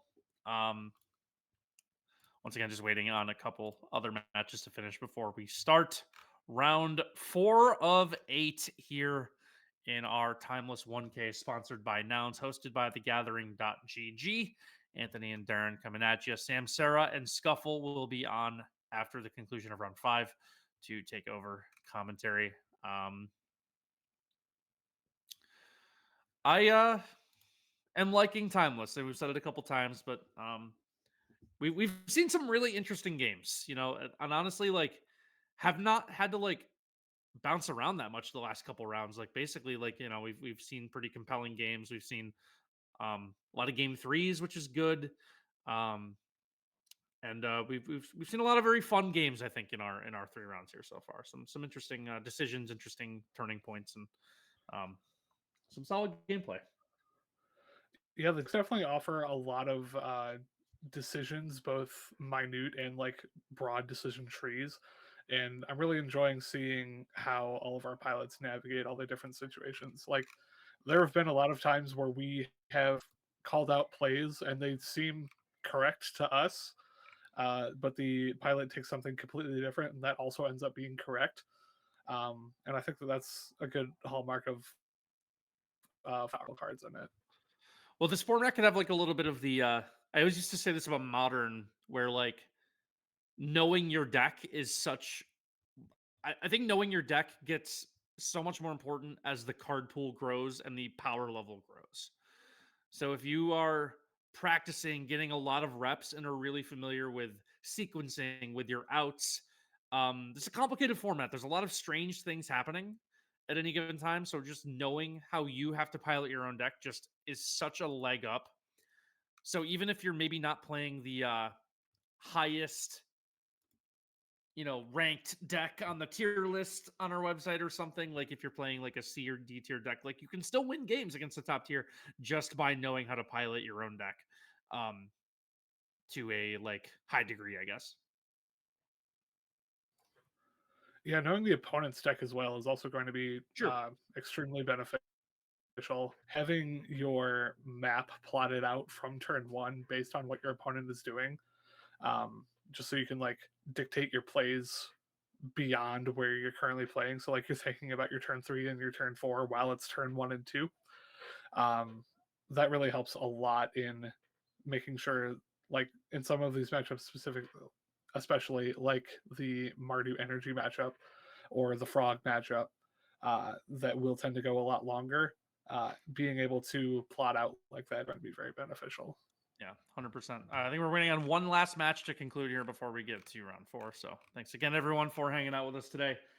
See a lot of you in Twitch chat, so shout out to everyone watching us on Twitch. Appreciate the views. Darren, it's reassuring to know that we're not broadcasting this to no one. Yes, that is spectacular. So appreciate everyone watching and everyone playing. So means a lot to us as we branch out and start to do a bunch of things like this. We have some other stuff in the works too. Like I said, next 1K going to be on April 19th at Value Vintage.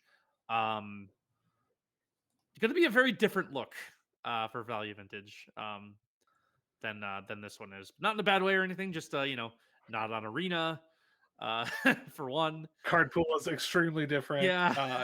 Gameplay is extremely different. Actually, no, the gameplay is very similar, honestly. Okay. We have a lot of turn 1 and 2 kills that you need to defend yourself against, and we have a lot of games that go to turn 80. Like any other format with powerful cards, that's just kind of what you end up with. Is once you slog through the unfair stuff, you need to also be able to battle through the long game. I'm excited to dive into that one a little bit. I not a format I've looked a lot into just yet, but I know there's some interesting stuff going on, and it seems like a really fun brew format. I know there's obviously like a meta and like things you have to play around, but is it fair to say that it's a format that feels very open to brewing in? Yes. I like to say that basically any deck that you want to play or have played in the past is viable here in some form or fashion. It might not be the most optimal thing on the planet, but you can win any match with any deck. And I think that's very important to the overall appeal of the format. Yeah, I think that's right. I think not even just having like the archetypes represented, like control, aggro, mid-range combo, but just having like specific decks, like to specific cards. Like, is Delver of Secrets a playable card in this format? And no? Just too strong? It's for the same reasons that it's not very good in other Eternal formats as well. Like the removal's just too good. Like Delver used to be good back in the day because the only thing that could deal with it was a Lightning Bolt and a Swords to Plowshares. Now every deck has 1 or 0 mana interaction that can get rid of it. Also, setting up a Delver is really difficult too. Like you might get a playset of Preordain, but you don't get Preordain and Ponder and Brainstorm. Brainstorm's restricted in Vintage, so you definitely don't get that. The fair decks are usually tend to be more black, blue, just because they get cards like Inquisition of Kozilek and Hymn to Turok. Okay, fair enough. What about isn't there like a Tolarian Terror kind of shell that you could play, or is that card not good either? Yes, there is a strictly better Tolarian Terror available. It's called Sailor's Bane. It's from Baldur's Gate, I think. Okay, I've seen that. That is a 7/7 with Ward 4. That also counts your cards in exile as well as your graveyard. Okay. So that is the basis for a very strong tempo adjacent strategy. A lot of the terror decks are also playing white for your 1 copy of Monastery Mentor and Balance, which are very big game changers in the format. Cool. I'm excited as we get to look more toward it, especially with it being our next tournament. People are going to want resources and how to find decks, build decks, like what cards to look out for. I mean, it's important to important to know, what you have to play around. Still waiting on one match to finish for round 3 before round 4 can begin. Again, thanks everyone for hanging out, bearing with us maybe through some tech difficulties or just some hiccups in general. Again, the first one we're holding, but to be honest, now that it's going, it feels like it's going pretty well. I'll look behind the curtain there for a second. Feels like it's going all right. So, Darren and Anthony once again coming at you here with commentary. Sam, Sarah, and Scuffle taking over at the start of round 6. We are taking you through round 5, so 2 more rounds left for Darren and I today. 60% through our day here, Darren, as we've said every time now. So, but we're having a good time. We're having a lot of fun talking about some Magic. And I'm enjoying learning about the timeless format. The more games I see of it, the more appealing it is, because it doesn't have nearly as many of the feel bad cards that other non-rotating formats have. Like Force of Will, you don't need to battle through. All the free counters are like, you can just see them happening because they have like the 1/3 that draws a card when it dies for your Force of Flare of Denial. Flare of Denial, yes. Yeah, and that was Flare of Denial in general was like a card I was like kind of skeptical on, because I was skeptical of the like sacrificing a creature to play it. But with a card like that, obviously you have the downside of having to play that card. Phantasmal Shield back, but I guess at the end of the day, like when it dies, it does just draw a card. It does only cost 1 mana. It's not like I've seen worse cards have to get played, I guess. I'm not even sure this is a card that like has to get played. Like you get to play this card, because Flare of Denial does say that you get to sacrifice anything, and this is one of the cards that gives you benefit for doing so. Yeah. Honestly, that interaction's like almost better than Force of Will, isn't it? Like instead of going down a card, you're going up a card. You're like kind of card neutral, right? Like you're technically losing a creature on board and losing a card in hand, but replacing it with a card in hand and countering your opponent's card. So it's kind of just like a 2 for 2. But again, like you're normally getting dumpstered on card advantage for the sake of tempo. Right. Looks like round 3's done. That's what I'm seeing. So I think we're going to be picking our next view. You said 14 undefeateds going into this round? That's what our friend Sam Sarah said in our chat. Awesome. 14 undefeateds heading into round 4. So, but once again, we have about over 100 people entered into the tournament. So that's not the most shocking thing I've ever heard in my life.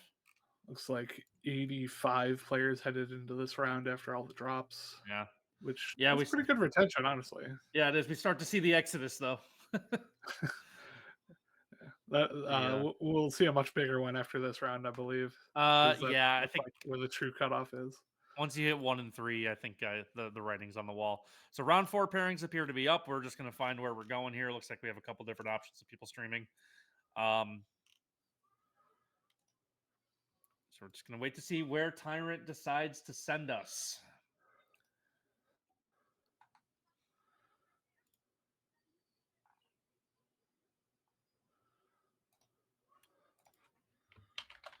As we wait for round 4.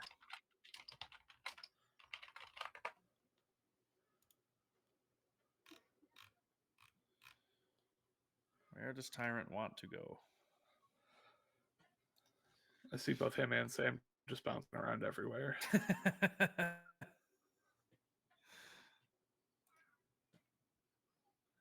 All right. Thanks again, everyone, for joining us. Anthony and Darren for the first 5 rounds of Swiss here. Just starting round 4 of our free Timeless 1K, brought to you by thegathering.gg, sponsored by our friends over at Nouns.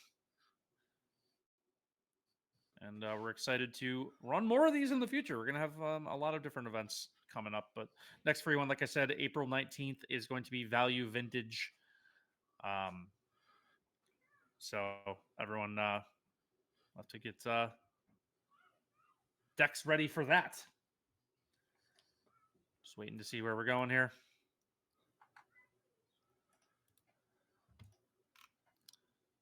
Room 6. Room 6 over with Korai, who is one of the bigger Timeless creators. So shout out to Korai for entering the tournament with us here.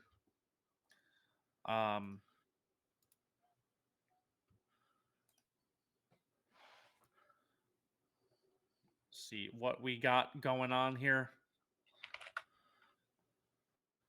Looks like we're going to see a different spin on Mardu Energy in this matchup. Instead of the Luris companion, looks like we're going to see Jegantha as the companion.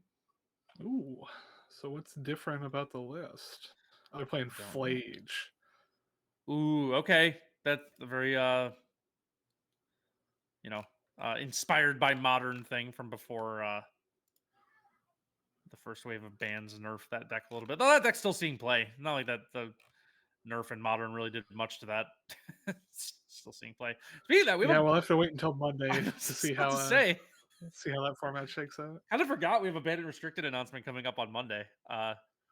Not that affects this format even a little, but does affect modern. Probably going to see a ban in modern once again, as we've seen a couple times now. So just waiting on round 4 to start here. Mardu Energy looks like versus Mono Blue Belcher is going to be our match here. So we saw a little bit of Belcher earlier, but different flavor. It's going to be the. I think people, when they think of Belcher, might even think of Mono Blue Belcher.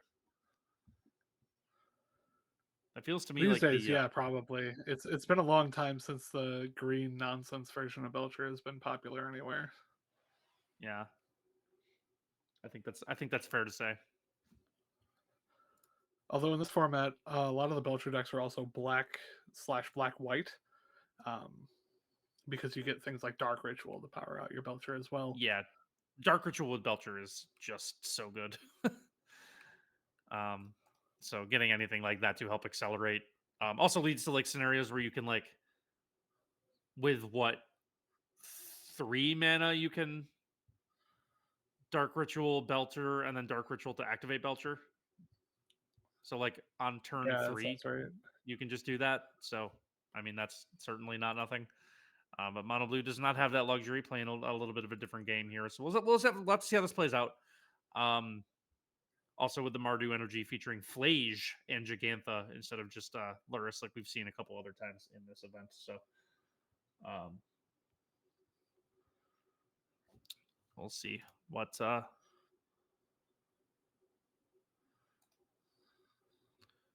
right. I think we are good here. Yes. All right, so we have Theopolist and Korai as our matchup here. Korai going to be on Mardu Energy, going to be our player we're following here. So looks like a pretty decent hand here. You got the Pride, you have the Bombardment, Swords, Flage with Jegantha as well.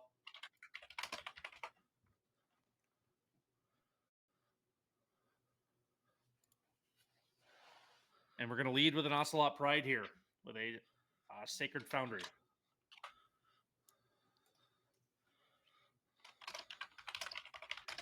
A tapped MDFC will lead the turn back. We have 2 Ocelot Prides here, making 2 cats. So early big time board presence here with a Goblin Bombardment in the back pocket.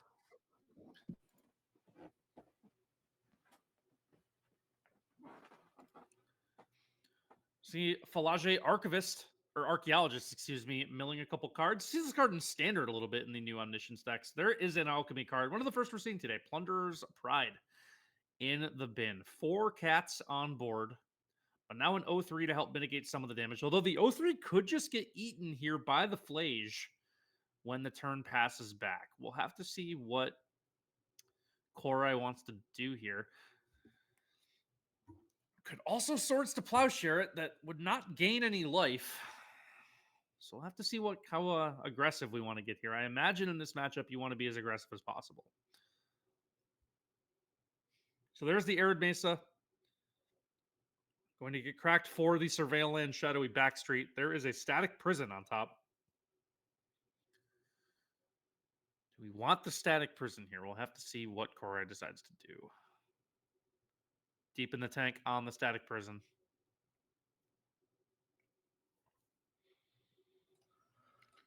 Decides to leave it on top. Let's crack an Arid Mesa here. Find a Sacred Foundry and put Flage online. Flage will pick off the Archivist, dealing 3 damage, gaining 3 life. Flage is a Power Crept Lightning Helix. There is an attack for 4. There is some life gain. There is 2 more tokens. And with a Goblin Bombardment in hand, this is lethal on board. Yeah, this Once is the quite the clock. Quite the Yeah. clock. So 2 cats multiplying like this, you now have 6.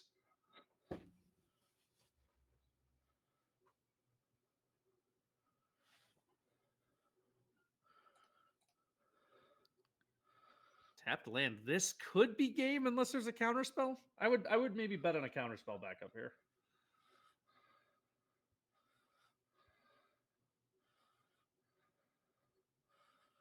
Still seeing play. Speaking of that, we have There's the Goblin Bombardment entering the stack. And it is met by a Commandeer. Commandeer. Wow. Ooh. That is not what you want to do if you're on the Belcher side of things, but you make do with what you have, I guess. Commandeer, one of the only 0 mana effective counter spells in the format. Oh, there's the One Ring, so that's going to buy a turn here. The One Ring comes down, going to draw the card, get the counter on it, so no attacks can get through here. Let's see if we see a Static Prison on the ring. That's risky, though, because if there's a movement for the prison, then you get another Fog. They are going to go for that, though. Maybe we go for a Ajani here. No, just passing back. So 4 cards in hand. And there is just a second copy. Ring. Wow. Yeah, second copy of the One Ring. So another Fog, back up to 4 cards. Oh, they are dead to Flage. If you can ever just get them where they don't fog. This isn't this game is in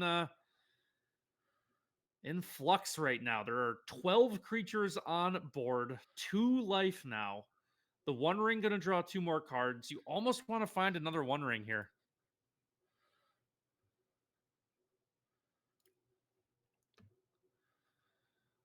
Let's see, 6 cards in hand. I think the One Ring probably your best draw.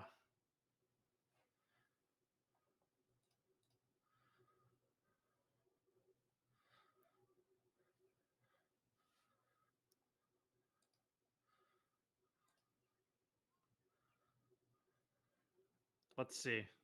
In the tank is Theopolist here.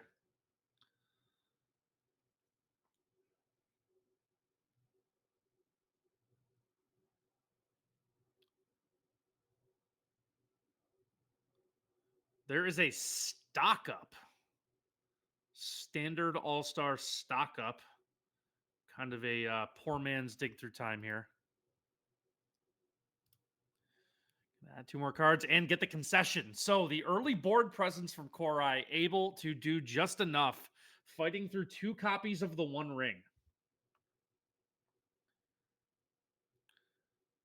And we'll see how we sideboard here. So 4 copies of the One Ring in the board. Another hedge of not having Lurrus as you get to play more broken cards like that. So the 4 copies of the One Ring in board.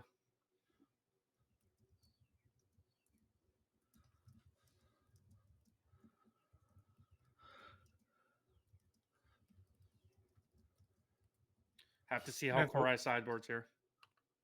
Yeah, so what do you bring in this matchup? I think it's just the ring, right? The Peddlers.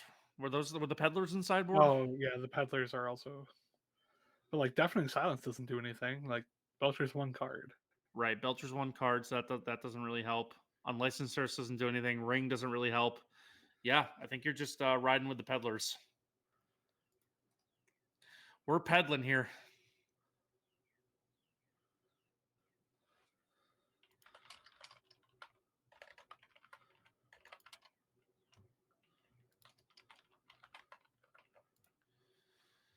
All right.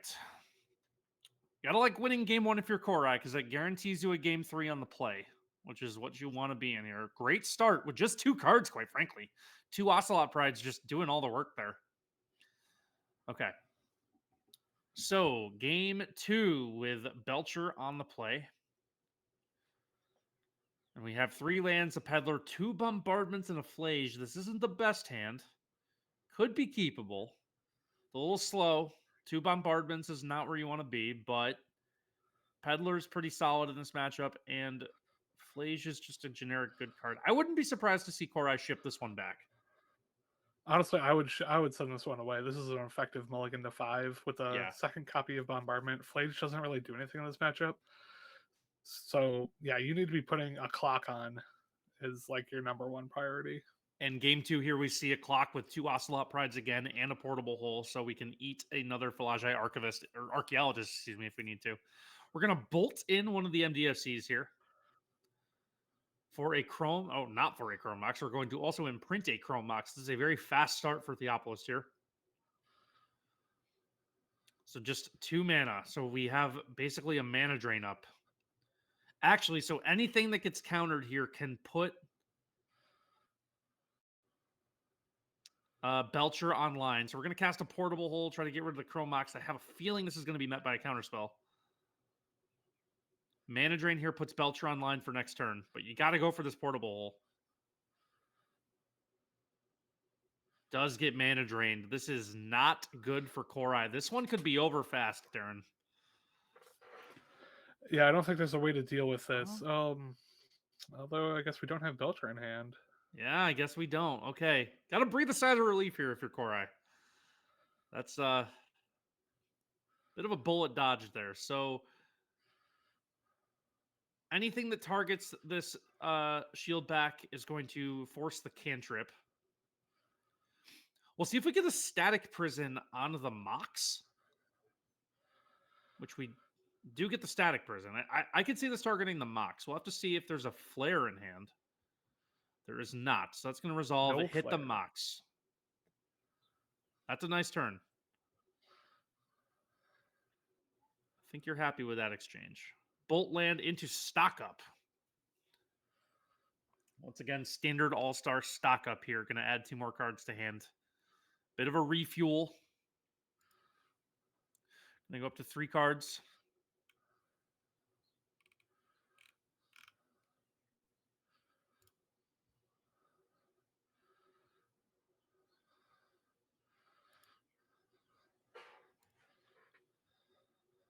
All right. Interesting turn here. You can Flage the shield back, but the life drain won't happen. But you got to get this out of the way to attack. So you're just going to take the cantrip here on their side. I'm going to have 4 cards in hand. You're going to draw a card. You do have another Static Imprison in hand, though. So that is good if they just play the Belcher this turn. This could also be a 1 ring, though, and that's not great either. So 5 cards in hand, thanks to stock up and the shield back.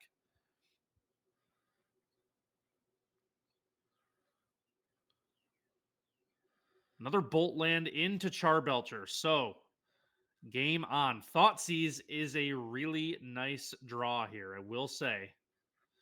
Going to give them the Chrome Mox back. That makes a ton of sense. See if they imprint anything. They could. They are going to imprint. So do you go for the Static Prison here, or do you go Thoughtseize first? I go Thoughtseize first. I think this is the correct line.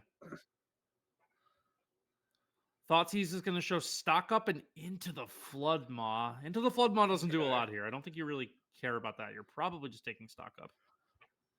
Oh, take Flood Maw. Interesting play there. Prison going to eat the Belcher, and the board will continue to be developed. This is going to make a lot of cats. We are up to 5 cats, 5 damage on board. Stock up is going to come down. We're going to draw a couple cards here. This one's close to being over. There's a 3-turn clock of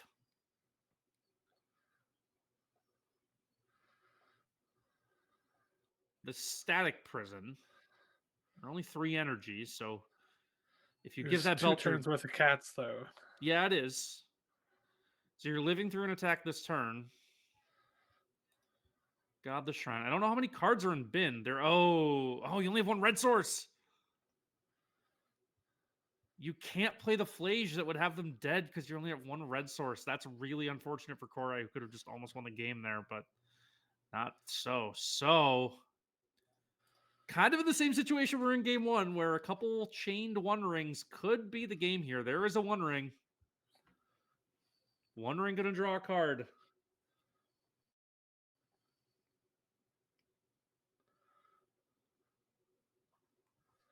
Four cards in hand now. They will take a damage on their upkeep. 1 mana left open here. See what they want to do. If they have anything to do.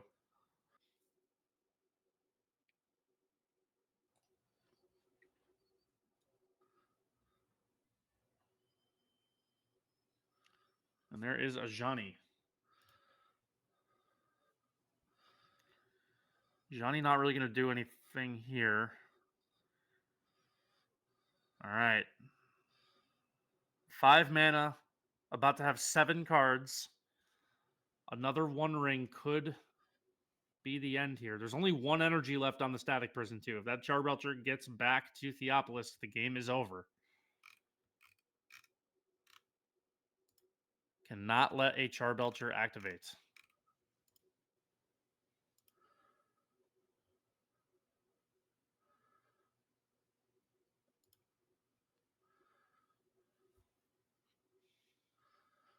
All right. Korai dragging an Ajani across screen, hoping for hoping to manifest anything here. Hoping to manifest like 7 MDFCs in hand. That seems unlikely, but I It's guess the technically intimidation possible. tactic. Yeah.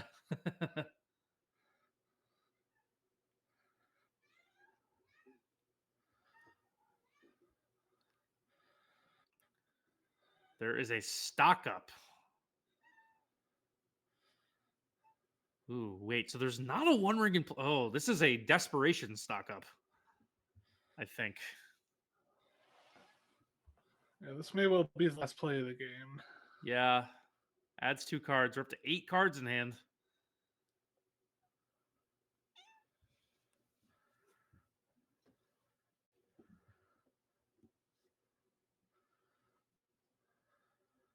Imprinting a Chrome Mox. A second imprinted Chrome Mox into a ordering here would be quite the swing. And a concession. Korai takes it 2-0. That looked not great for Korai there for a little bit. They could have lost that game on game 3, but the opponent didn't have the Belcher. And so they stumbled a little bit, had to kind of dirtle around, draw some cards, and those 2 Ocelot Prides just do enough to generate board presence on their own. So Korai able to win that one 2-0. We'll wait to go over to another game there. Quick win for Korai. And just 2 Ocelot Prides in a dream, Darren. So I mean, sometimes that's all it takes. This Yeah. blue Belcher deck, it sort of feels like one of those decks that exists entirely on the ropes. Like, it is battling the entire time to only its thing, and nothing else. Like, outside of the Into the Flood Maws and the rings, you really don't have anything to deal with what your opponent's got going on. So you're just hoping that you can do your thing faster than they can do their thing. Yeah, and it doesn't have like the explosiveness really that the like the black green Belcher decks do, because you don't have the Dark Ritual to help turbo things out. So you're not as can't exactly win out of nowhere or early on like you can in the other version. But the blue version obviously has its upsides. That's why people play it. The blue version is still very, very much a viable list. But just not quite the explosiveness, I would say, No. of the other one. So I'm sure that this version is much better against the other blue decks because you're Sure. fighting much more on the stack. But if you can present a quick clock, then yeah, you're gonna struggle if you're the blue Belcher deck. yeah, I think that's right. So we're just going to wait to see where we go after this. There's a couple other games still streaming, so we can take it there. We are in round 4 of 8. The second to last round for Darren and me today. Thank you again, everyone, for watching, hanging out, playing, and interacting with us here. So we really do appreciate it. Just waiting to see what game we hover over to next.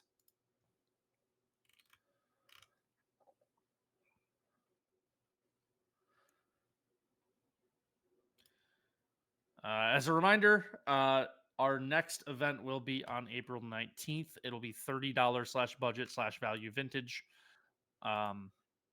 which you can find all about in the Value Vintage Discord server.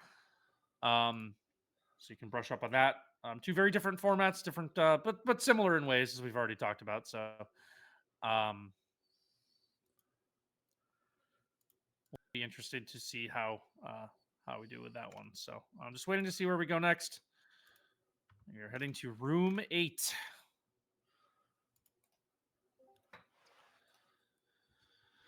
All right, what are we jumping into here? We are jumping into a Phantasmal Shieldback entering the battlefield. Looks like we're at the end of game 1 here, so that's going to be an Inquisition of Kozilek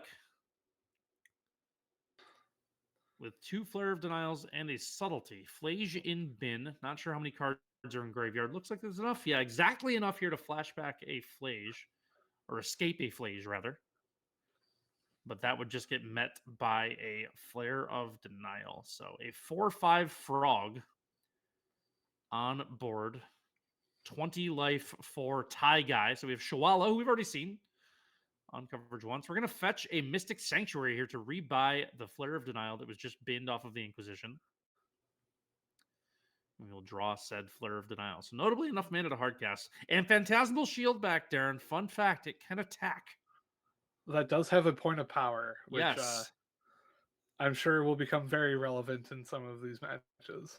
How about the third Flare of Denial here? That's a Birds of Paradise entering the game. That's going to get... Did not know that one was legal. Yep, that's going to get subtletied. And into a concession. Okay. Subtlety your Birds of Paradise, concede. I'm not sure that sequence of events has ever happened before. Nope. That's a new one. And we go to sideboarding and the subtleties come immediately out. Let's see what we bring in here for Shawala. On some Esper Tempo. Here's a very cool list, a list very much up my alley. Debating some prismatic endings. We got the Commandeer in here. Disruptor. Looks like we're running the Ghost Vacuum. Hovering over prismatic endings, deciding to bring those in. Up to 59 cards now. Need to decide what our 60th card will be. Round 4 of 8 here of our Swiss matches of our Timeless 1K here on the Gathering.gg. Anthony and Darren coming at you there. Samsara and Scuffle will be taking over at the conclusion of round 5. So Darren and I have one more round after this. Thanks everyone for hanging out with us today. Very excited to get to do this kind of stuff. All right, still hovering in sideboard here. Wrath of the Skies, no, not quite. Disruptor Flute, maybe. Come back to that subtlety a couple times. Let's see what we decide our 60th card's going to be here. They say the 60th one's the most important one, Darren. Do they say that? Yeah, because without it, you get DQ'd. Oh, it does make sense. How do we feel about the 61st card? I'm a fan of the 61st card. I've done the 61 cards post sideboard special many times. So, yeah, I'm into that one. Just like, why commit the brain power to thinking about what you're going to cut when you could just not? Yeah, it doesn't change your percentage points that much. It doesn't at all. No, it legitimately, mathematically, barely changes your percentage points. So I enjoy it a lot. Cool extra card sometimes. Yeah. All right, let's see what happens here. Tie Guy going to be on the play for this one.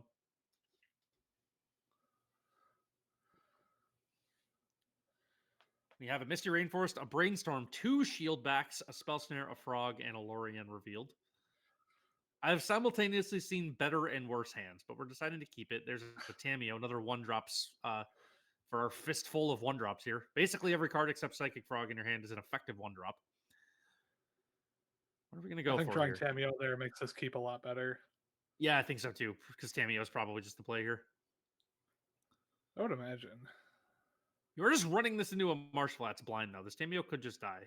I could see playing a shield back here, or just holding up a Brainstorm. Why not? We're fetching a Marsh Flats on Ty Guy's side.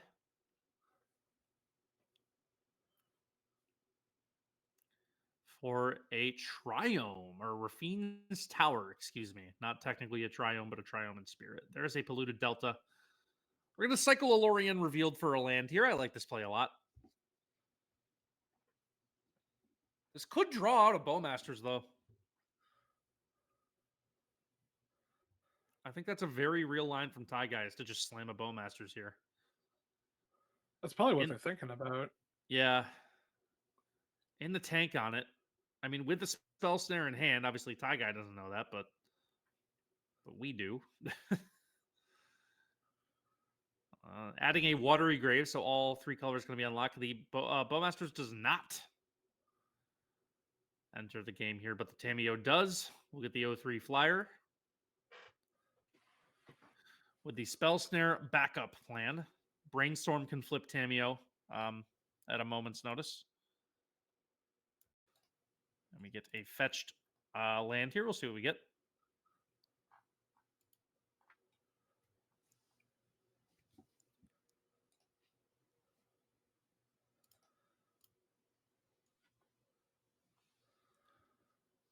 It gets a Ketria Triome with another fetch land here. I think that's a Scalding Tarn. Yes.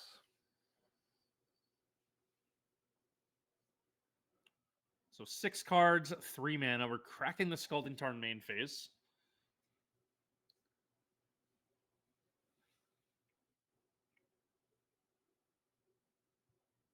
Get a Hallowed Fountain with it and shock it in with no follow-up.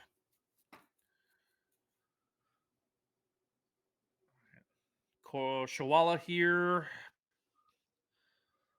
Taking their turn. They draw a Psychic Frog. Not really what you want to see. We're going to try and Brainstorm. Maybe attack first, get the clue.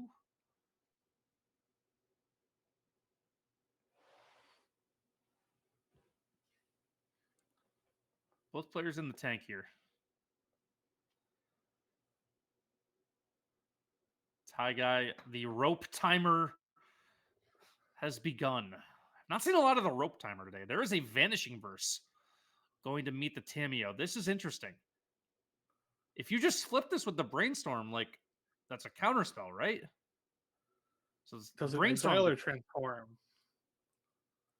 I think it. Oh, that's a good question. I don't actually know. So the Brainstorm is getting spell pierced, but now the Vanishing Verse will get spell snared. So the Brainstorm does not resolve. The Tamiyo lives, going to attack and make a clue. So there are 4 cards in hand. Going to draw up to 5 for Ty Guy here. 5 cards in hand for Shawala. 2 frogs, 2 shield backs, and a Ghost Vacuum. Not exactly a great hand. There's an Ashiok Dream Render. Going to come down and exile the bin here. Prevent searching libraries. Let's turn off fetch lands.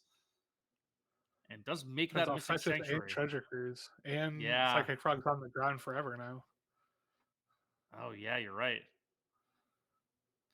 So Mystic Sanctuary not doing a lot here. I'm going to come in tapped. Bad island, if you ask me. Tamiyo maybe gets to attack and make another clue. Looks like that's going to happen.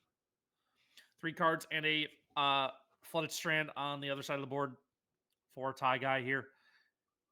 Kind of a clunky hand here for Shawala. Nothing really inherently affected by the Ashiok right now, but that could change pretty quickly. Ashiok turns off fetch lands.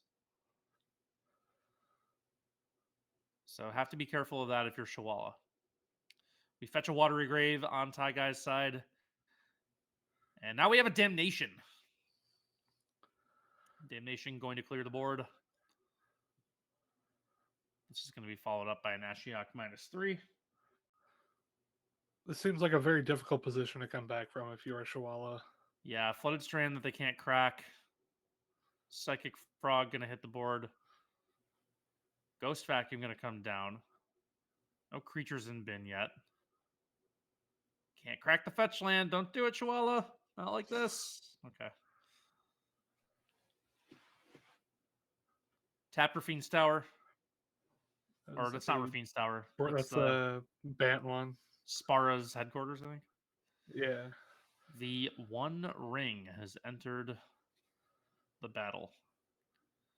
One Ring going to draw a card. As it does, I do not miss this card at all.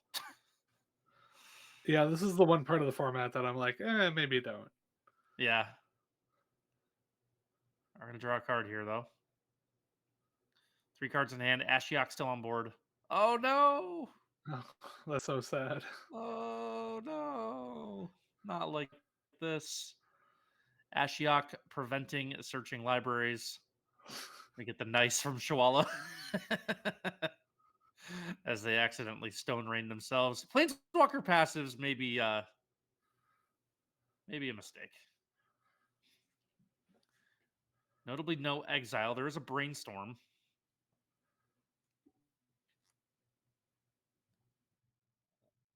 Let's see. Opportunity here to kill the Ashiok if you want to. At least take a health off of it. Let's see if they discard 2 here. Looks like that is the game plan. Without Flare of Denial, the shield back does get a lot worse. So I could see pitching both of these. You do have a couple treasures to help clues, to help refuel.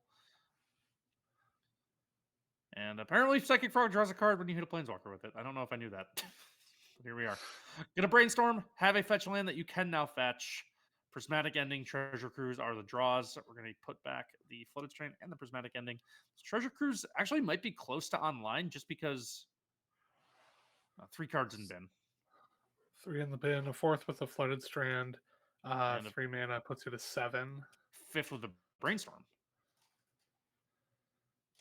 So you can just draw the 3 cards here if you want to. Doesn't look like that's what's going to happen, though. You're going to lose a life off the One Ring. 4 cards in hand, about to be 6. With 5 lands in play. You like untapping with a One Ring if you are Tie Guy. That's going to be potentially a matchup decider here. Assemble the team. Going to look at the top third of your library rounded up here. Demonic Tutor for the top third. What are we going to find off of Assemble the Team?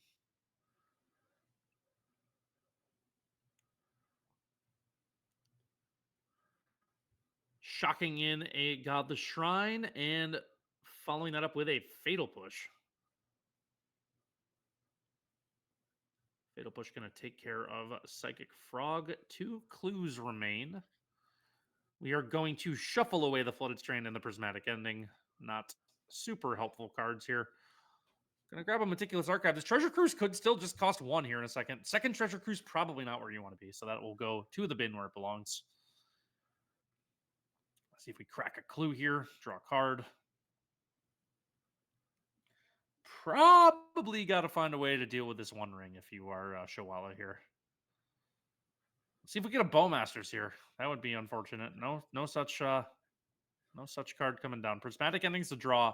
If we have a 3rd color of mana, we can Prismatic Ending the ring. That's not the best thing to do, but might be what we're dealing with here. I'm not sure if there's a 4th color in the list here. Ghost Vacuum going to Assemble the Team. 4 cards in hand still for Tie Guy. Drawing up to 3 is Shawala with 4 lands in play. And the Treasure Cruise is going to be the first thing that happens here. So full 7 in bin here to exile.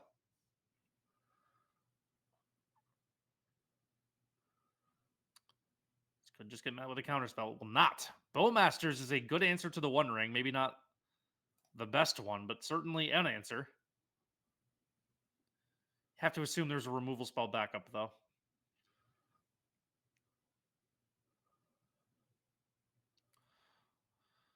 Five cards in hand, going to become 8 really quickly here. 9 life, though, thanks to the life loss.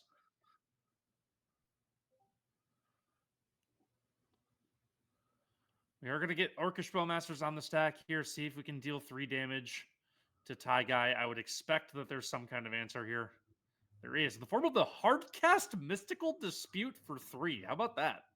That's not one we see very often. No, it's not, but it's one we're seeing right now. I guess that works.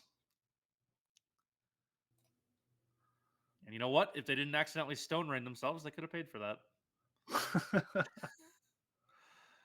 Decisions always come back to haunt you. Here's an island.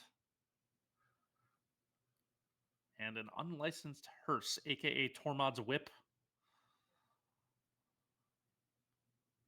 Going to exile a treasure cruise and an Orcish Bowmaster is the only two things left in bin. Ghost Vacuum can, in response, eat this Bowmasters. That could actually be relevant here.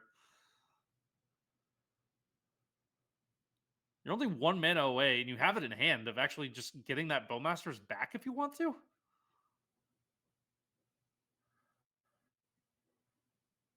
I imagine that can't be priority number 1 here, but that could just kill them. Yeah, I mean, they were willing to do a full mystical dispute on the Bowmasters earlier, so Yeah. and their ring's going up to 4 now. Yeah, they could just die. This is interesting.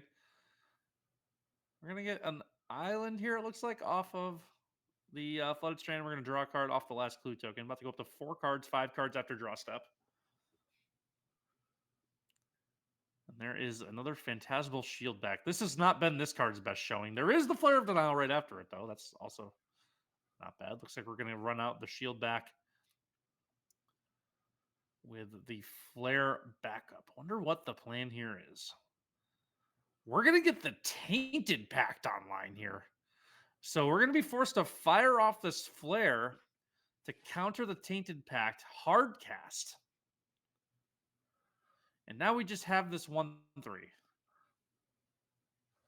Not exactly where you want to be. Shawala can play this fetch land or this shock land. Could have exiled the unlicensed source if they wanted to, but they're not gonna. Down to 6, but they're about to go up to 9 cards in hand. Got to think the second One Ring's gonna come down here soon.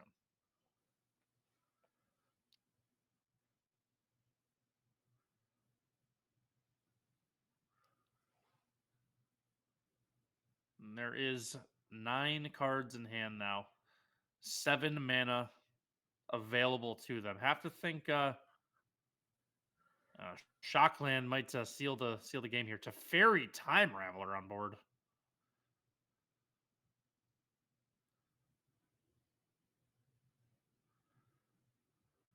Let's see. Let's see what the follow-up here is. Follow-up to Thassa's Oracle. So the Tainted Pact's got to be online here. So the game is about to be over. Tainted Pact with Thassa's Oracle ability on the stack will close us out here. Can just win the game. Does take a little bit to click through here. You do have to exile every card, and Shawala has seen enough, and we will go to game 3.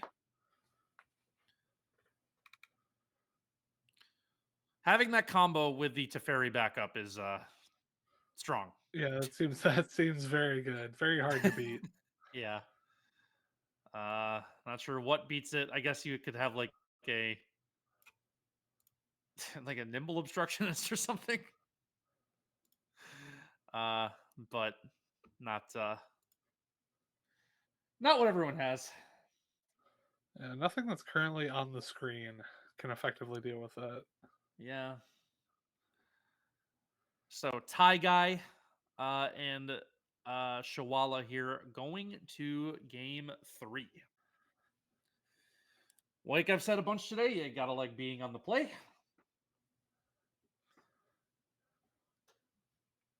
No legacy dredge here where you choose to take the draw. I mean, honestly, if there were any arena format where something like that might exist, it would be Timeless. That's very true. But I'm glad that we haven't seen it yet so far. Yeah, I am too. All right. 2 lands. This is a good hand. It's probably about the hand you want to see. I think we're going to lead with Tamiyo here, probably. Mulligan on the other side from Ty Guy. I got to like that if you're sitting in Shawala's seat here. You know what I'll say, Darren? We haven't seen a lot of mulligans in any of the games we've watched. No. And I don't know if that's just players getting lucky or if that's just how good all the cards are. Could be either. All right, Tamio going to come down on turn 1 here. The only thing that's a little awkward here is your Mystic Sanctuary is going to come in tapped, so you're not going to have mana drain up. Deathrite Shaman is going to be the card here. That's quite the card. It really is. There's a fetch land and bin. They're debating this Flare of Denial. Ultimately going to let it ride. Second Flare of Denial, not the best. They also didn't get a Hallowed Fountain, so they can't exile the Deathrite Shaman. That might have been a bit of a misfetch there, knowing you have the Prismatic Ending in hand, but we'll have to see how this plays out. So they can exile the land. About to go up to 3 here. Psychic Frog going to come down. And this will get Flare of Denialed.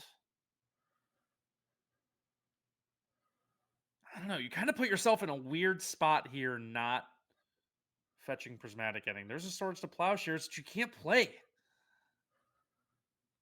There's a non-zero party that thinks that these Mystic Sanctuaries are not fully correct in these Esper builds.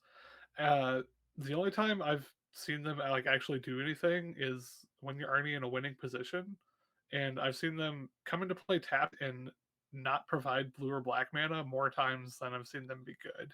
Yeah, at the very least, like a lot of these decks I've seen like run like 2 or 3, and that just, I don't know, feels like a one-up to me. That's a lot when you have Lorien revealed. Like, yeah. So I feel like you only need one. Duress is going to take the mana drain. Got to crack a clue here. Could see a Bowmaster on the other side. We do not. We see a Psychic Frog. You can play that. And there is a Flooded Shrine. Okay, so we can help ourselves out a little bit here for Shawala. We can actually get the white source we need to Prismatic Ending the Deathrite Shaman.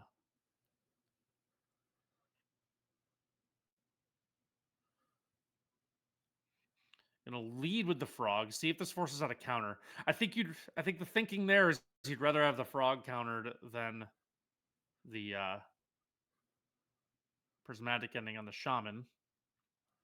Do you have the Flare of Denial? You can sacrifice. We're gonna hold up the swords. Maybe looking to hopefully get a Surveil land here if you're Shawala, hoping to not have to use this 1 mana.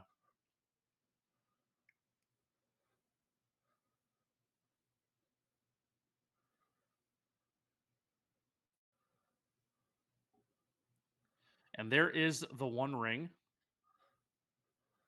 Do we sack the frog to counter? I think you almost have to, right?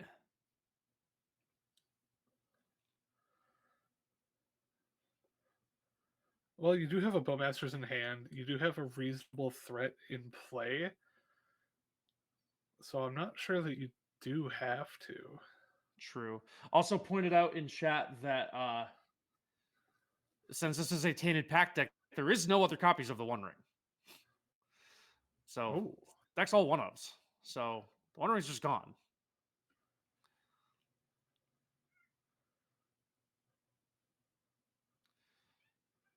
So now we have a Deathrite Shaman. Let's see what we do. We attack with it. So does let you freely crack your fetch land.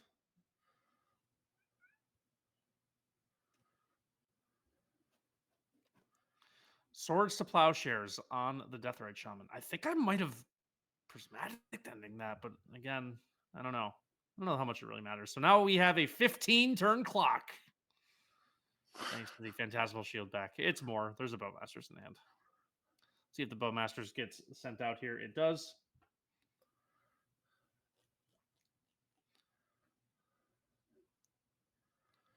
Mana drain, some nice insurance policy here. So now we are attacking for 3. Gonna bring Tie Guy to 11, barring any response. There is none.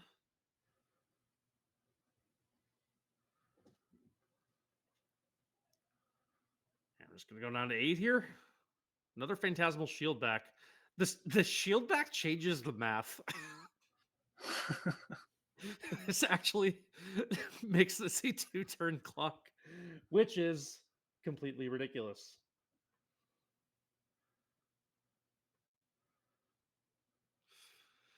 5 Ooh, mana, Supreme 4 cards, Verdict. and Supreme. This does draw you 2 cards. Those shield backs do just replace themselves, so that's not the worst thing in the world. However, it doesn't find a lot here. Commandeer is the card next. We're just putting Luris in the hand, or I do we think need we're to just- hold up? That's interesting. I don't know. I think you kind of have to hold You up here, either- right? Yeah. Hold up Mana Drain or put Luris in the hand and Commandeer, but I guess you could put I don't Luris. know, Mana Yeah, Drain's probably better.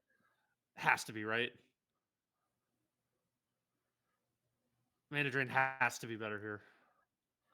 You can put the Luris in the hand with the Mana Drain mana. Right.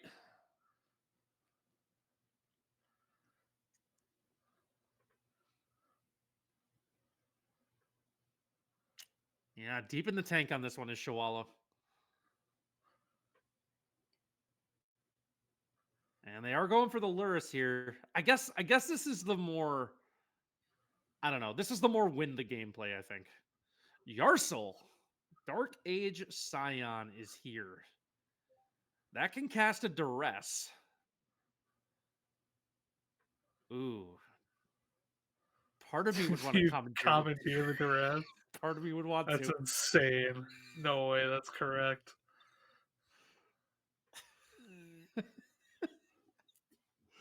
Probably not, but I kind of want to see it.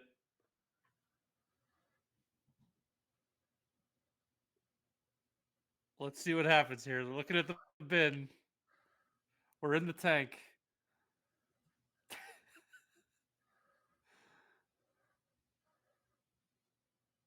Deep in the tank. The timer's going. Clock's ticking. We're going to fetch off Misty Rainforest. Hovering over resolve. We are letting it resolve. Right? Okay. 3 for running yourself is insane there. You can't do that. You could. Like stopping you. So the prismatic ending is in the bin. So the Jarsel is going to stay out there. There is a 2-drop in bin for them. They can recast the Psychic Frog next turn, thanks to starting intensity. Mystic Sanctuary, though, can buy back Swords to Plowshares. That's pretty good. Does mean you can't cast Luris. However, that does keep a lot of your options open. So Swords to Plowshare is going to hit the Jarsel.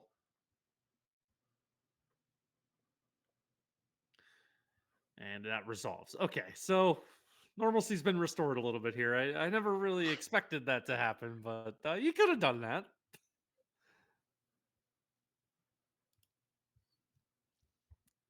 Five lands, 4 cards. Same situation we found ourselves in last turn. We have a shield back. There's a priority upkeep here. What are we doing? What's Taiga got in their pocket here? They're going for a surgical extraction on Psychic Frog. Oh, that's a very good one, actually. It is. It takes away It eliminates like half of their clock. Yeah, the best you could do then here is Luris back a shield breaker. But that goes full shields down here. You're going to counter the surgical extraction. Debating countering the surgical extraction.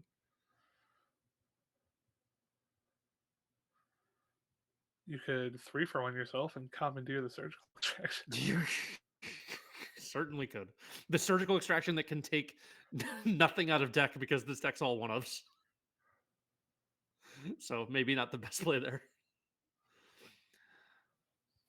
Let's see. This is an interesting game state here because Psychic Frog is like your main source of clock. But I almost think you have to let this resolve. It looks like that's what Shawala does. But your clock takes a big hit from not having access to the Psychic Frogs anymore. So we'll have to see how Shawala is able to close this game out.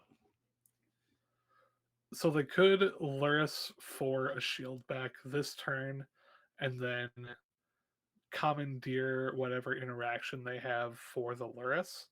And then next turn they get a Bowmaster, and that would put them on a full 2-turn clock. Okay. Full shields down, though. Well, I guess not full shields up. They're getting a shield back. Yeah. Oh, yeah, you're right. Yeah. Full shields up. Sorry. They got 2 shields right now. Ooh, the hard cast Mystical Dispute again.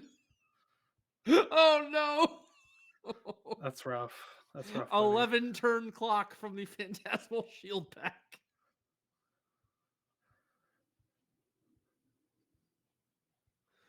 Oh no, 3 cards in hand. There's a tapped Sacred Foundry. 2 cards left. Let's see what they have here. Thoracle Tainted Pact, but you can commandeer the Tainted Pact. If this is indeed Tainted Pact. It's not. They just basically scryed 2. Okay. It does stop you from attacking. Thoracle blocks a shield back really This game well. is ludicrous. This is almost as good as Juggernaut attacking. Wow. Okay, so we're in an Old West standoff of 2 1-3s.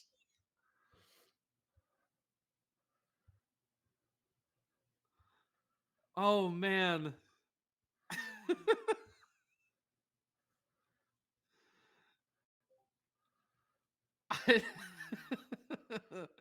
Shawala looking through their deck list on Untapped, wondering what they have for answers. Trying to get in for one here. You got to think the block's coming, and it is. You have to think that this stalemate really favors Tie Guy here, but only 2 cards in hand. They did scry 1 to the top. I guess they win this race, though. I would imagine that Shawala has a higher threat density in their deck than Tie Guy Oh, does. but they lost all their Psychic Frogs. Well, they still have they got more shield packs, and then they have Bowmaster as well. They have Bowmaster. They do Puts have them on a real Bowmaster. clock. Yeah, because Tamio doesn't clock. Tamio's the value engine, but it doesn't add clock.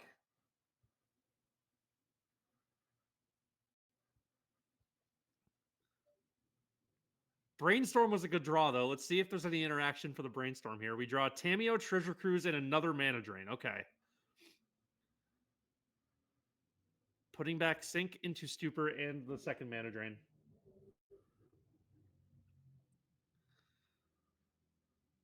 Tamio online here. I guess this puts the race back in your favor because they can't attack with the Thoracle anymore into the Tamio. This is a completely ridiculous game we're watching here. We can Treasure Cruise for the full.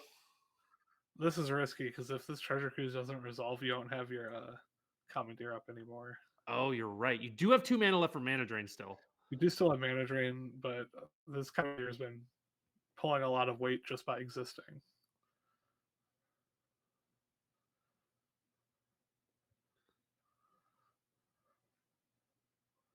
Oh no, swords on the Tamio. They don't respect the shield back. They don't respect the shield back at all. Well, the shield back cantrip. Are they going to Mana Drain the swords? That's wild.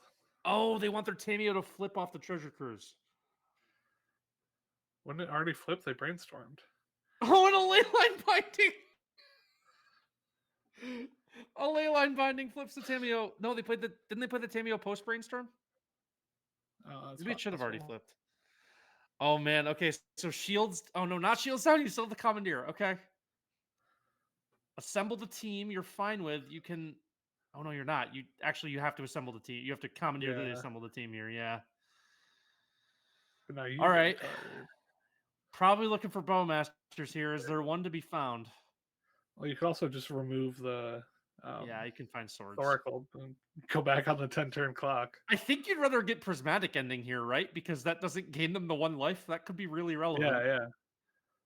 They're hovering the swords. I think the Prismatic Ending's the better play here. They took the swords, though. All right, there's a Hallowed Fountain. That's not super helpful. Can add 1 mana for Mana Drain. That doesn't do anything. Attack for 1. You kind of just swords right now. They don't have any cards on hand. Yeah, I know. Okay, Mana Drain still. I guess you're not in that much of a hurry. They could just have like another threat that's not this Thassa's Oracle. There's another Tamio. That's a really good draw. So that Tamio is going to hit the board.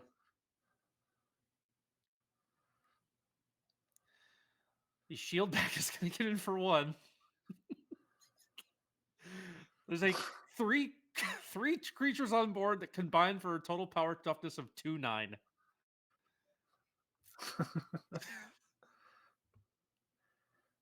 This We is the faking last match. commandeer in hand. This is the last match going of round 4. Lovely. So after this Love will be that on for round us. 5. There's a tainted pact. So unless there's a way to like blink this Thoracle.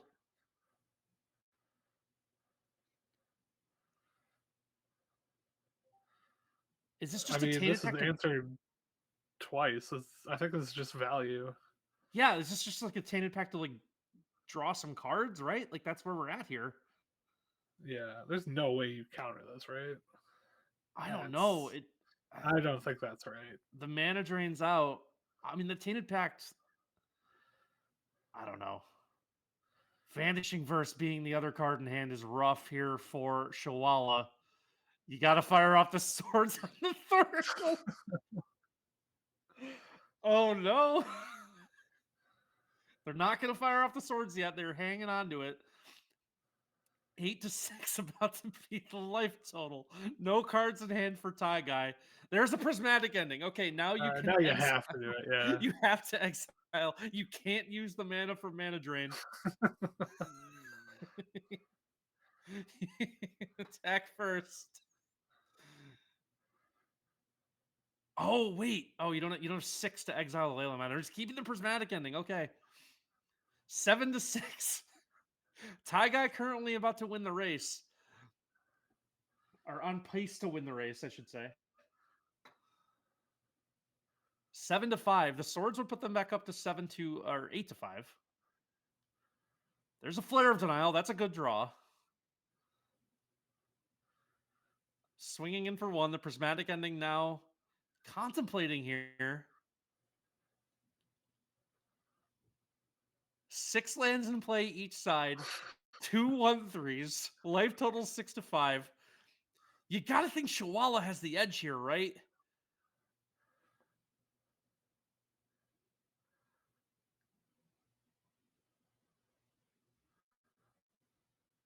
Okay, so they gotta cast this for X equals 1. All right, there. Okay, the Thoracle is exiled. So now we are on a 6-turn clock with the Phantasmal Shield Pack. Drew a land. Drew a land. Oh, Brainstorm. Okay. Flare of Denial, Swords to Plowshares, Brainstorm versus 1 unknown card and a fetch land that you probably don't want to crack.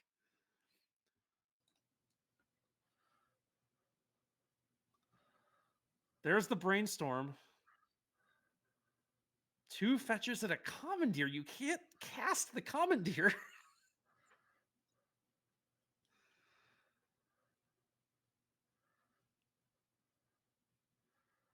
Oh, man. Putting back both fetches.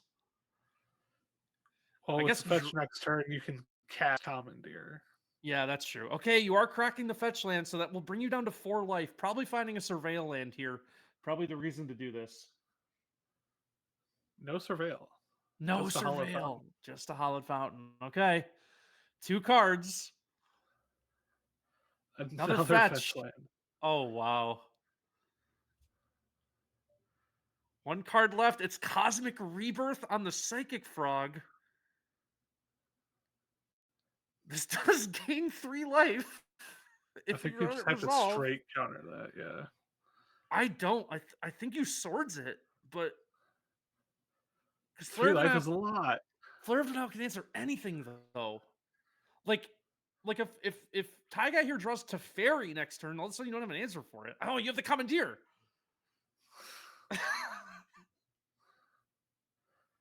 So if you let them swords, I'm gonna gain 1 life. Yeah, but they're gonna gain. They make the clock 8 turns again, so the frog's back. So they're gonna go up to 8. This is a ridiculous game we're watching here. All right, the frog is exiled. It's now 8-5 life total. The hard cast Commandeer is online. Back down to 7. Is a fetch land still? Probably worth the 1 life to thin your deck that 1 more card and try not to draw another one. Kind of wild to not have any Surveil lands. All right. One card, 8 lands. We have a green, we have a red, we have a white. That is Flage. Flage's pretty good here. Oh, Flage is so strong here. Flage is lethal adjacent here. Oh no, Flage is about the best thing they could have drawn. Meticulous Archive going to come down. Surveil 1 for a mana drain. That's not great. You got to put that in the bin, yeah. Yeah. You just need anything that answers Flage the second time. And now you probably have to sack. They don't have the mana to cast it right now. You're right. You're right. Okay, so you hard. Oh, Lorien Revealed's good. It does say draw 3 cards on it. It does say draw 3 cards, but you got to find an answer to the Flage now. You got to find a way to exile the bin.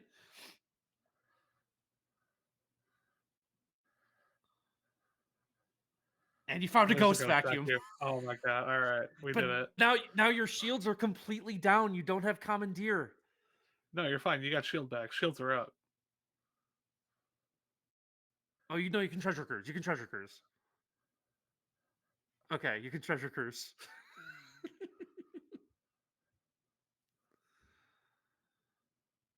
All right, let's see what this Treasure Cruise finds. Okay, so not 3 blue cards. Commandeer is back. Commandeer is back. Drew another land. So this is actually a 2-turn clock because you can crack the Ghost Vacuum to get the Flage to deal 3. Love that for us. So if they attack with shield back here and Taigai fetches with the Scalding Tarn, they're dead. But they're dead next turn anyway. They have to find an answer this turn without cracking the fetch lands. If they crack the fetch land, they die to the Ghost Vacuum Flage. A lot of options here for Shawala, too, about what they want to do, but they kind of got to leave the 6 mana open. All right, what do we got? Straight nothing? Yeah, straight nothing. We're going to exile another card from bin here.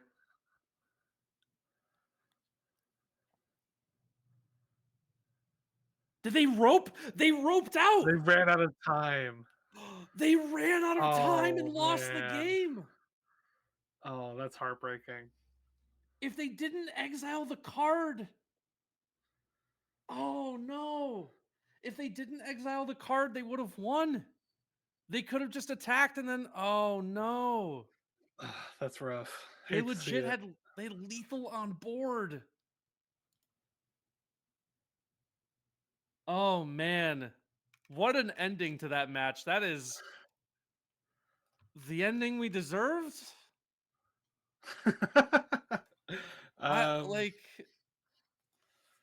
Yeah, that's a bit of a heartbreaker. Yeah, that is anticlimactic and heartbreaking if you're Shawala. But we couldn't see the timer. We didn't know how much time we had left. Oh man. Well, that was the last match of round 4. So round 5 is about to start. Darren, that brings you and I to our last round of coverage here for our Timeless 1K, brought to you by thegathering.gg. Man, what an ending to that match. And what a match it was. They had lethal on board, but their timer ran out. Certainly never seen that before. No, you haven't. Okay. Well, we're going to get ready for round 5 here.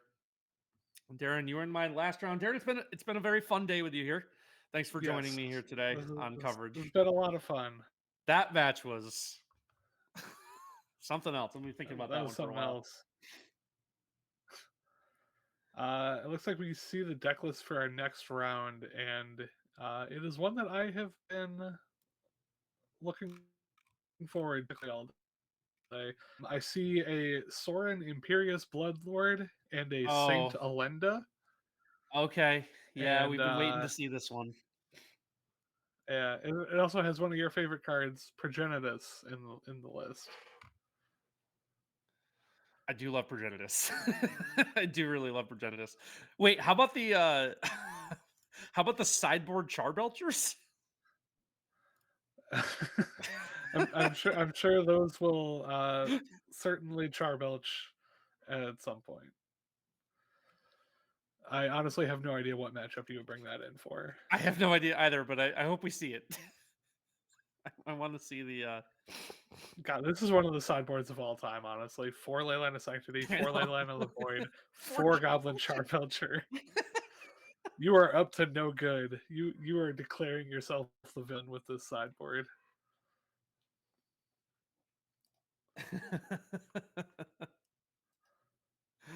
We were waiting on round 5 to start. Last round for Darren and me today. There are still 3 rounds of Swiss remaining after round 5. Sam, Sarah, and Scuffle are going to take over with commentary for those 3 rounds and the subsequent top 8.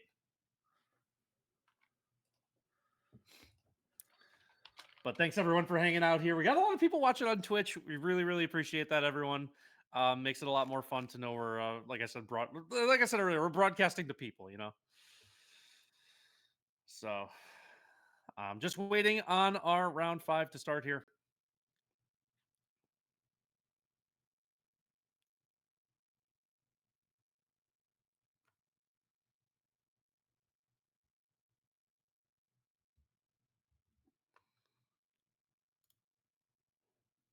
Waiting on round 5 to start.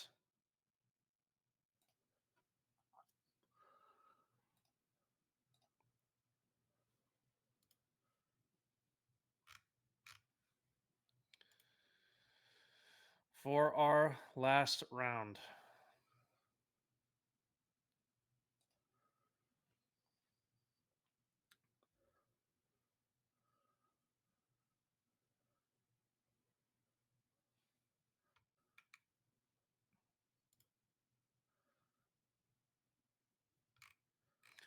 Anthony and Darren here come in again with one more round of Swiss. Sam, Sarah, and Scuffle will take over after this. Our next free 1K going to be April 19th, going to be $30/budget/value vintage. You can find all the information about that in the Discord server for Value Vintage, or basically ask Darren himself in the Gatherings Discord, because he's one of the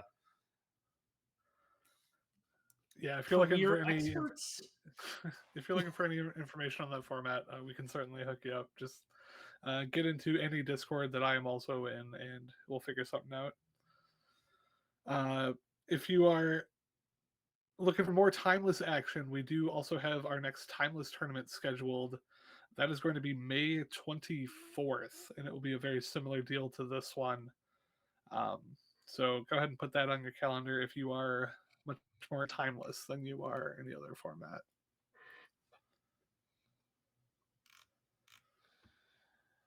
That is right. So excited to see what we get here with our 5th and final round of coverage here for Darren and me today.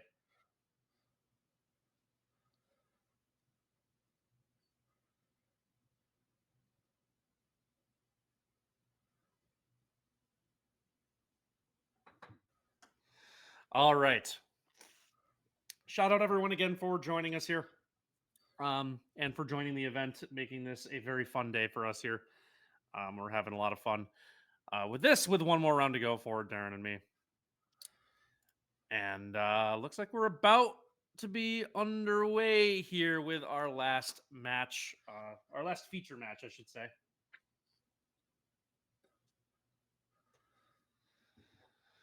I don't think we're going to see anything that tops last match, Darren. I just don't. Thoughts' Oracle versus Shield Back Beatdowns is not something I had on my bingo card. And then clocking yourself with lethal on board because you took 15 seconds to look at your own graveyard for no reason. just brutal. Brutal stuff there. All right, looks like we got our game underway, or just. All right, so Lord Tarmin and Arco going to be our last match here of, well, maybe our last match, our last feature match here of for Darren and me. Again, 3 rounds of Swiss left to go after this. Round 5 just about to be underway here. We have Lord Tarman the Brilliant and Arco the Ambitious on their tags here. So we are going to get to see the Sorin Alenda thing. That was one of the decks we were looking out for. All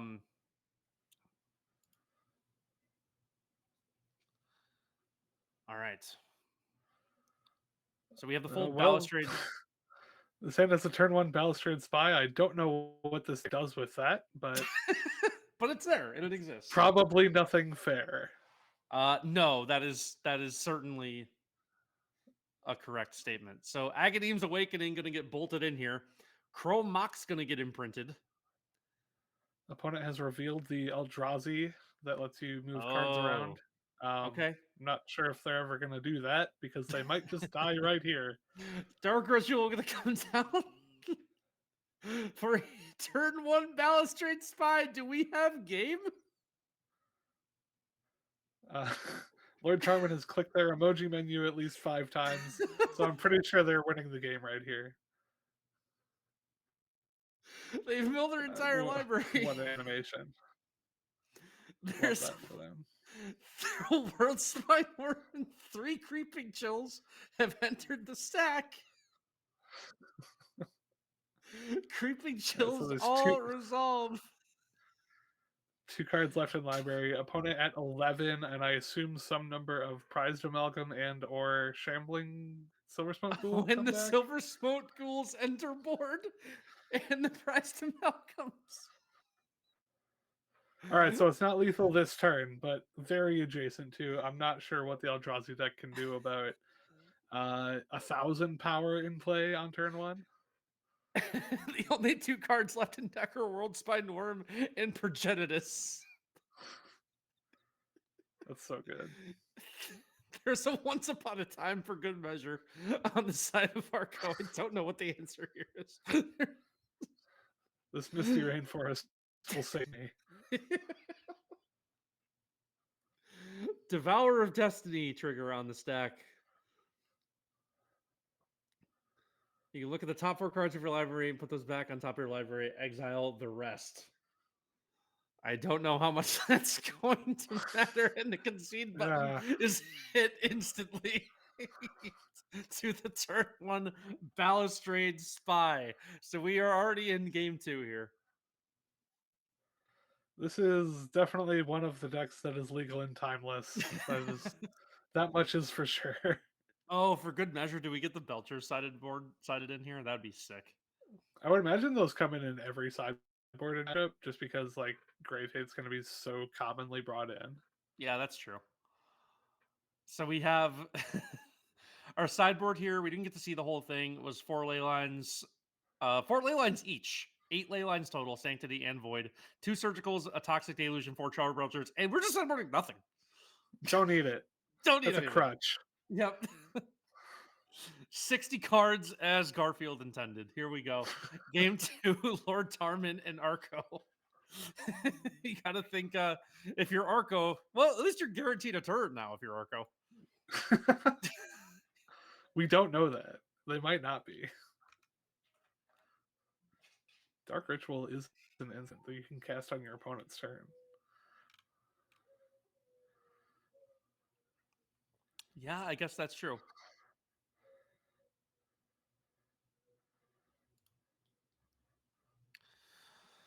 All right, game 2 begins. Arco will take a turn. What a, by the way, shift in dissonance of our last match to this one. Attacking with shield backs to a turn 1 effective win thanks to Balustrade Spy. So we see this hand here.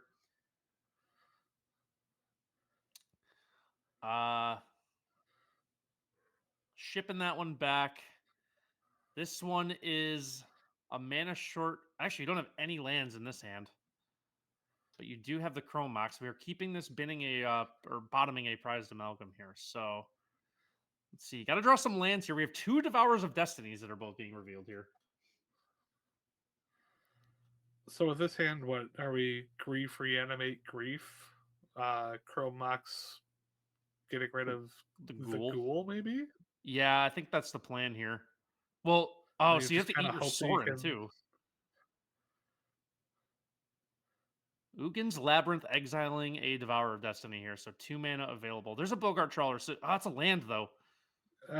It's a black card for your grief, but it's also a land. I think you want to play it as a land because That's a Sorin good seems point. better than just griefing.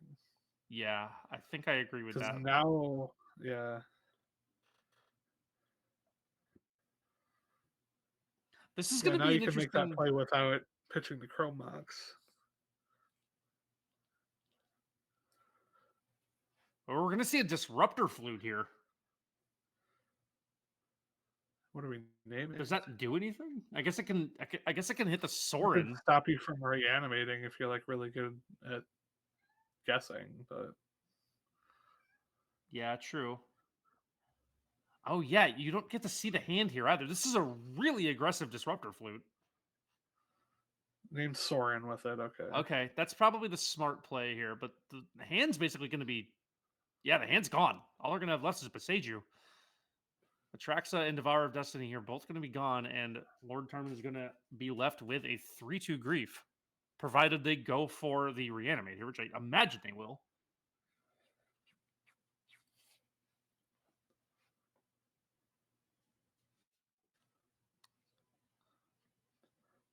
Just Oh, they reanimate reanimated the Atraxa. Atraxa! I forgot you could do that. That's so much better.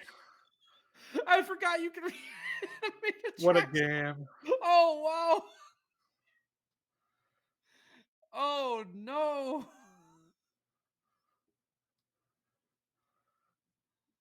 Reanimate Atraxa. Turn 1 Atraxa. Honestly, if they take the sacrifice here, they can just make a game on the spot. Because they can sacrifice their Atraxa to get mana. I guess you don't even need it. You have 2 Chrome Moxes, so you can Chrome Mox Dark Ritual. Oh my god, and they get the Balustrade Spy. Nice follow-up. Oh, This wow. is one of the games of all time. Oh, wow. Arco got to take 1 turn of magic. In 2 games. 2 games. They took 1 effective turn of meaningful magic, and that is going to basically do it here for our feature match of round 5. Oh, wow.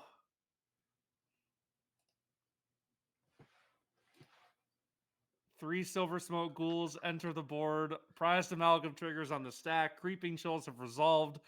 There is so much power and toughness on board. It is turn 1.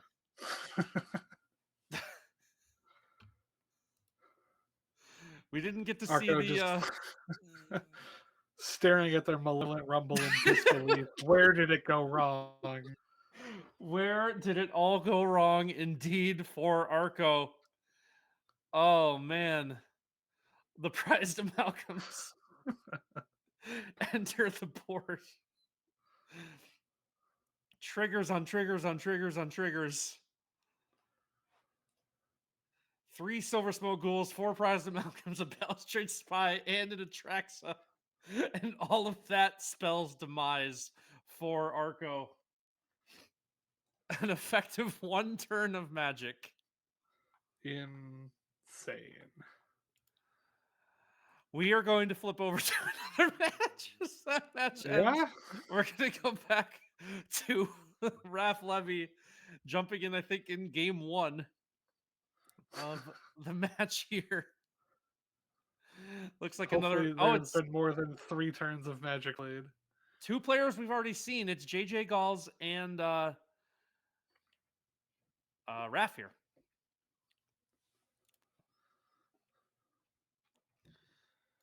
All right, so a match we've already seen. We have a Bogart Trawler on board. We have an Orcish Spellmasters of Malakir Rebirth and a Chrome Mox in hand. 6 lands on the other side, 1 card in hand. 14-1 on life totals here. Living a little dangerously, but that's how this deck operates.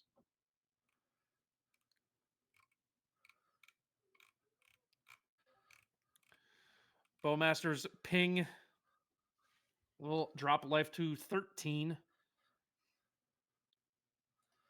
No method of life gain here for Hahamud Raph Levy here, so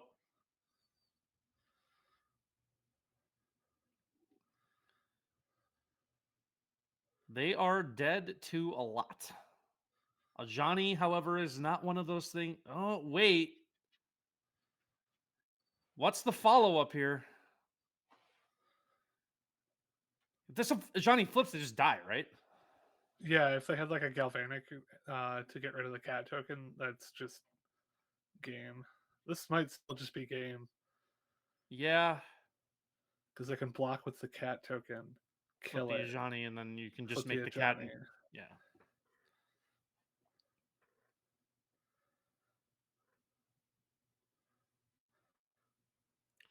That does look like what's going to happen here. So the Bogart Trawler and the Cat are going to trade, and that is going to flip the Ajani. So next turn, the Ajani should be able to just dome Wrath Levy for a couple damage that they need.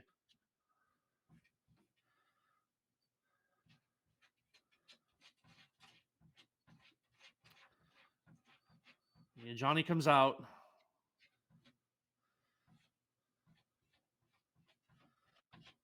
And that should just do it here. There's the cat. Oh, oh, no ping? Wait.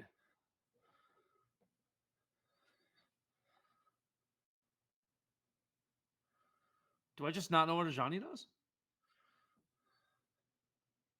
I thought that should have been a ping.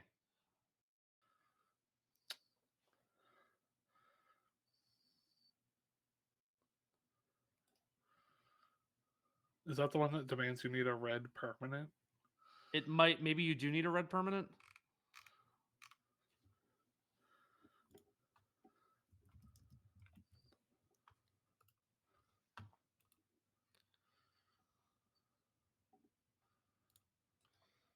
So it says when you do, if you control a red permanent other than a Johnny. Okay, so it is a red permanent needed. So not lethal just yet. Still a good spot to be in if you're JJ here. I think you're still liking your odds.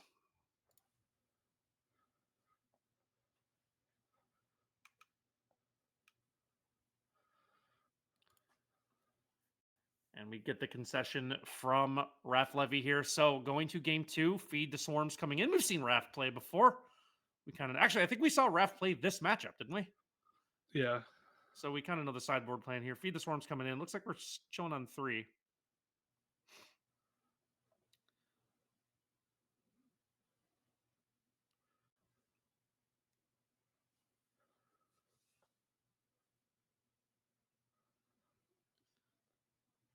All right.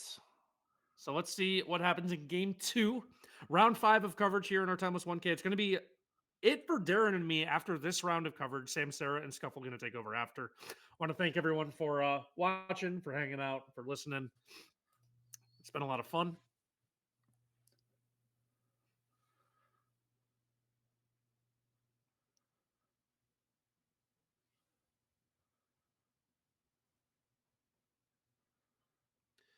Just waiting for JJ to finish up sideboarding here.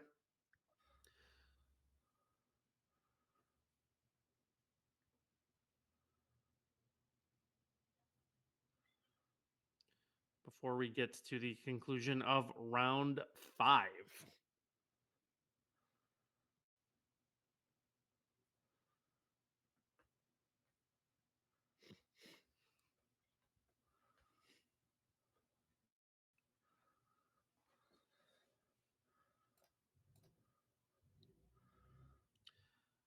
All right. JJ in the tank on the sideboard, weighing their options. Are the beneficiary of winning game 1, which is, of course, very important, like I've said a bunch of times. Guaranteeing a game 3 on the play is where you want to be. It's pretty much always where you want to be. I don't know. I don't want to be in game 3. I just want to win the first 2. Oh, all right. Fair enough.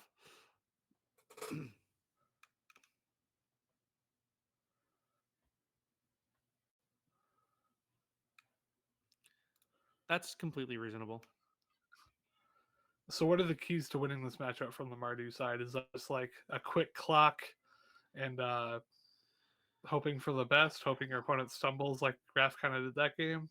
Yeah, I think you got to end up like bringing their life total low enough early so they can't just spam draw cards. It helped JJ that they didn't have the like any of the life game spells there, right? So we're gonna see a turn 1 Chrome Mox here with a Phyrexian Tower.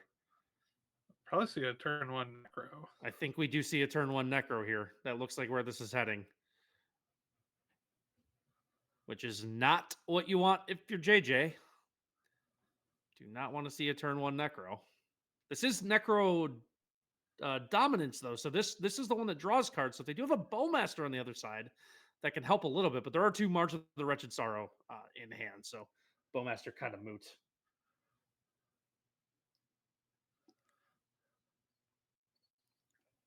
Dark Ritual resolves. Necro dominance enters. Looks like we're drawing 3 cards. 3 March of Wretched Sorrow now in hand, a Necropotence, and a Feed the Swarm. Turn 1 for JJ is just a Ragavan. I think it's so dead. I don't want to have curtain call early on game 2 here, but I am not so sure. I'm not so sure that JJ is going to have much going on here. This is just where you like spam the +5 button, draw half your deck, and then wipe this Ragavan off the field playing it, right? This Ragavan's not even going to know what hit it. Deal 30 damage to this Ragavan.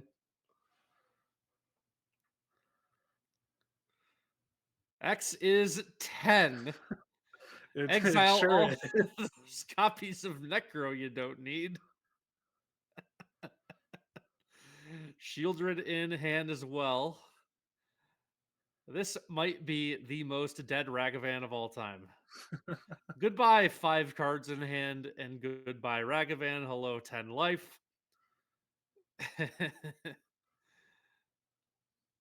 I forgot Necro makes your max hand says 5. So 2 Marches, a Feed the Swarm, a Grief, and a Shieldred remain in hand, and a lot more to come for Hahamud Raph Levy here. Let's see what turn 2 holds for JJ. We can do that exact play 3 more times. Goofy meme, I'll do it again. Deep in the tank is JJ, probably weighing the concede button at this point. Which of my creatures is possibly safest? I guess Amtraptor gets you a second card on board. Amtraptor might get you a Orcish Bowmaster. Or it gets you a Lightning Bolt. Well, not exactly what you want there. Looks like we're going to see a Grief come down here. Maybe.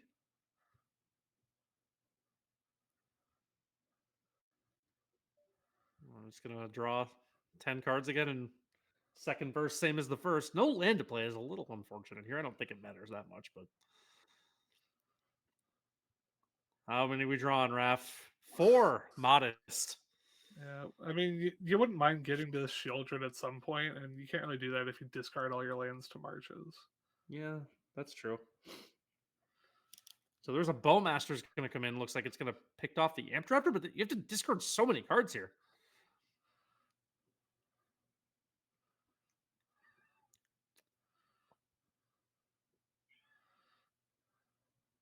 Discarding Fel the Profane, discarding another March. And I guess the Feed the Swarm doesn't really matter too much here either. You do have the Swamp in hand you can play next turn. You're effectively pitching a land with Fel the Profane. 13 life, a very healthy one with 2 more Marches in hand and the ability to just go nuclear with that at any time.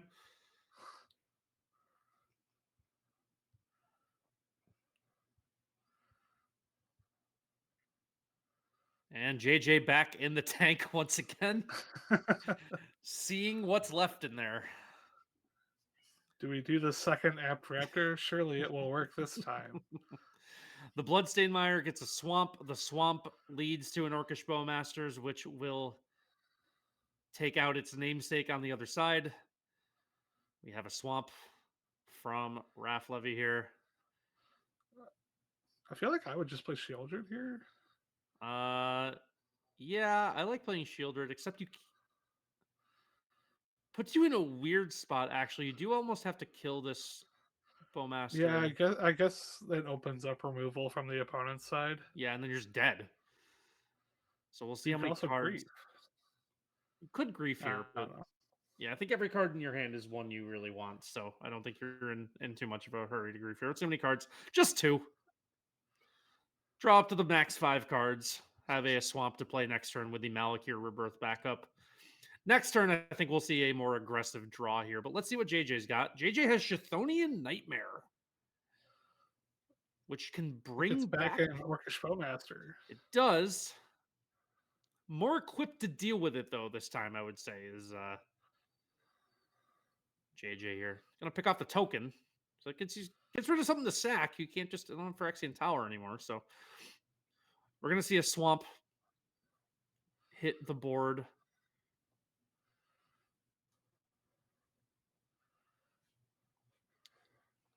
Could evoke this. Can't really evoke the grief, actually. Okay, you can evoke the grief, exile the Malakir, but you can make the mana. So this puts you in a position where you can play the Shieldred. Oh, a second Bowmasters. That one's rough. This took Raph from a game I thought he was like 100% to win to I don't know that he has this anymore. The second Bowmasters is brutal, so grief is going to come down. Probably going to have to take the Chthonian Nightmare. There's a Goblin Bombardment. Take the Goblin Bombardment. Okay. You know what? I guess you can just put up Shieldred Wall here. Yeah, the Bowmasters go even to Shieldred. Shieldred still puts on a clock on the opponent, and you do have a removal spell available right now to kill a Bowmaster at some point. Here's the other problem. It grows the army. Yeah. The army, like, scaling is not something that ever really comes up, but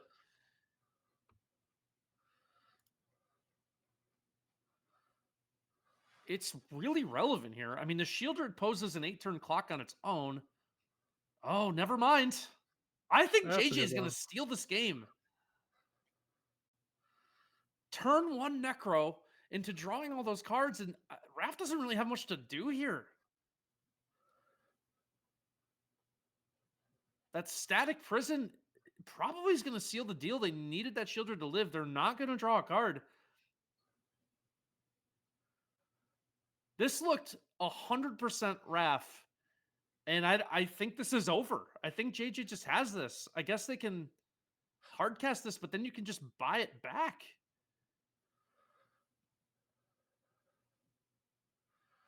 How many cards can you draw here?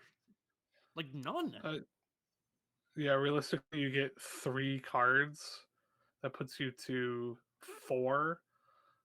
Any lower than that, and you just kind of die to the second Bowmaster. But are you factoring in the army? There's 4 cards. I think you're looking for remove. This is game. That's it. Yeah, you're assuming that you draw like 3 fatal pushes off the top, but man, that looked certain. The best possible start. What's that? That was a rough one. Yeah, I mean, you're probably feeling like you have that game on complete lockdown, and all of a sudden, like, that's it. Like, you're just kind of dead. The 2 Bowmasters, the Chthonian Nightmare, and you are just dead to rights. I mean,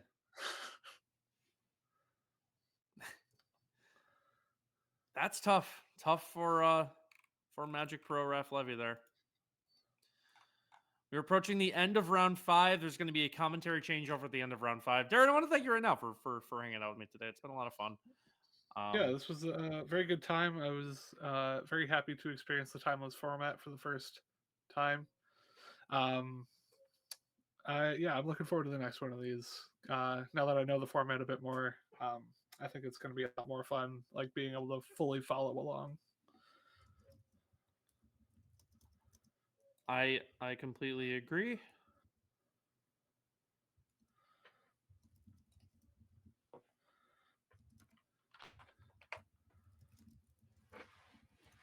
I completely agree.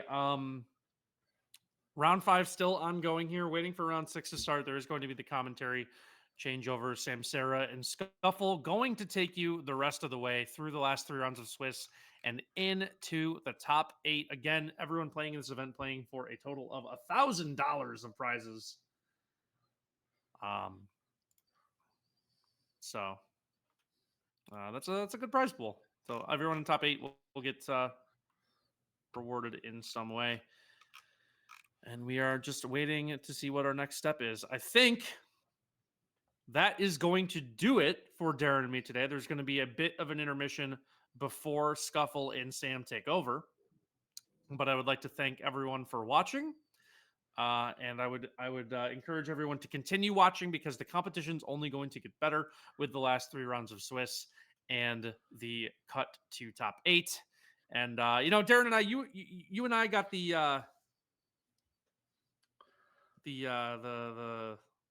maybe more jovial rounds where I think Sam and Scuffle might be more more qualified for the competitive rounds. Let's say. Yeah, I'm not sure that they're going to be able to experience the glory of what was a battle of the 1-3s like we did. The ends of a timeout. But that's just how tournaments go sometimes. So the better players will rise to the top, and our better players will take you along the ride. That's right. So that's going to do it for Darren and me here today. Scuffle and Samsara are going to take over in just about 10 minutes. So just probably for the start of round 6, I would say we're gonna call it there for us. Darren, thank you again. Everyone watching on Twitch, everyone chatting in the Discord, thank you all again for supporting us. Thanks everyone for playing, and good luck the rest of the way for Anthony and Darren. That's going to be for us. Stay tuned. Come back in about 10 minutes. Sam and Scuffle going to bring you home the rest of the way. Good night from my side, everyone.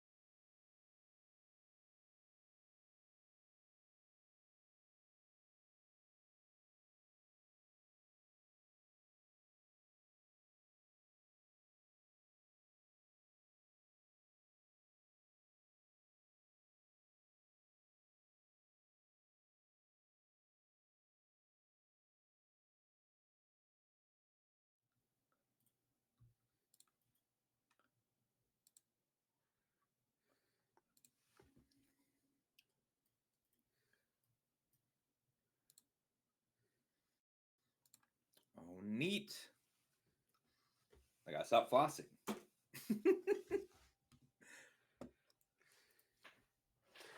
Hold on. Tyrant's asking if we're ready. I think we're ready. Give us a You want- countdown. Oh, Do you they're wanna getting make right the into first introduction. Do you want to make the first introduction, or should I? it. You can do it. All right. Is the match starting? The match is starting right now. Okay. Okay. Are we live? Can they hear us? I have no hyped. idea. Let's pretend they can. Hi, everybody. I'm Scuffle. I usually do limited content, but I am pretty good at this kind of magic. And also here is Sam. I'm Sam. I used to stream. I do it sometimes still. Well, you can't just quit. That's why we're here. Now that's an opener. That, oh man, a man after my own heart. I mean, you gotta keep. I consider Once Upon a Time to be one of the best designed magic cards ever, and that's why it's sad that it's banned everywhere for being overpowered. No, I'm totally with you. I love poorly designed magic cards that get banned eventually. Like I was saying, I love this format specifically because it's the only format where Grief Scam is a playable deck.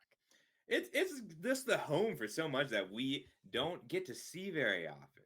Right. So yeah, so Once Upon a Time is just a beautiful card because you peak 5, you pick a creature or a land, but more importantly, if it's the first spell you cast, it's 0 because that is how you start a story. And it's pretty important here because, oh my god, he just got griefed. So the Yorion player griefed our Atraxa player, and they, in response, Once Upon a Time, so that they couldn't take the grief and just intentionally grabbed a land. What do you take here with the grief?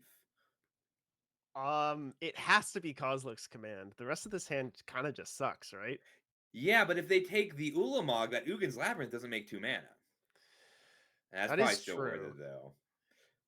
The issue with Kozilek's Command is when it resolves past like 2 or 3 on the X, you just win the game every time. This is true.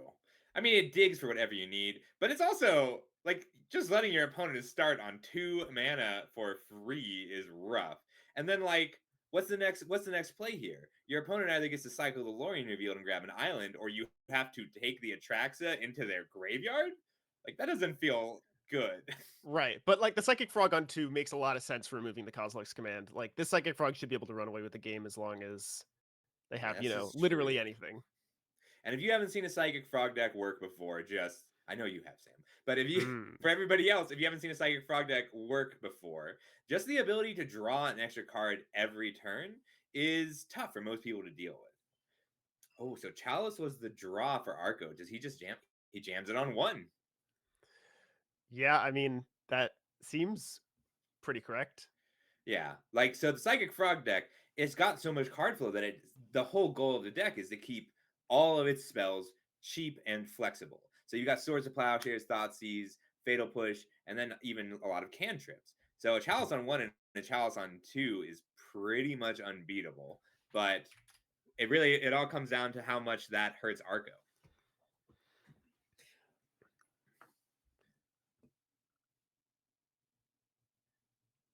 I don't know what Yorion can do here. Like they can play Yorion. Hang on, I need to find this deck list. Yeah. Thoughtseize bug. Yeah, I'm looking at the Yorion. It seems to be there to pitch to Solitude. Obviously, it does some cool things with Peddler, with Overlord, Grief, but like you gotta just pitch it to Solitude. Oh, but Kozilek's Command was a crazy draw step. Yeah, Thoughtseize bug is real. Yeah, that if there is, yeah, there's no way to actually. There's no counter spells. There's only Ephemerate. Yeah, I mean, hey, like it does stop the Ephemerate, and that's a loss. Ephemerate is a strong card. Do you keep the Chalice here? Probably. I think they keep the Chalice if they. Wow, now that is what you want to see when you scry. Oh, it's Juggernaut. That is an answer. Time. Is this gonna be a Juggernaut game? I think this might be a Juggernaut game.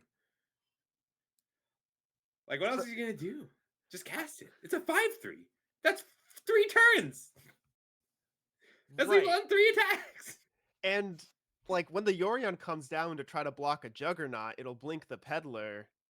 I guess Peddler is a May ability, so you don't need to give him a Juggernaut. But like, I I mean, assume they're 3 mana. They're 2 lands in hand away from having this Atraxa just cast. well, they are white and black mana away. It's gonna be a while. Oh, I thought that was a Ghost Quarter, but that is a Phyrexian Scrapyard. So that's a card that lets you discard a card to conjure more Phyrexian Scrapyards into play, and then you can turn all of the 3 Phyrexian Scrapyards into the Juggernaut, the Soul of Phyrexia. I'm glad you told me because I had no idea what this card did. So this is an alchemy card. It's a nice little land. It lets you discard cards. It turns any card you draw into a colorless land, and then you can sacrifice 3 copies of it to get the Soul of New Phyrexia, which gives indestructible and draws cards from your graveyard. I remember that one from the M15 pre-release.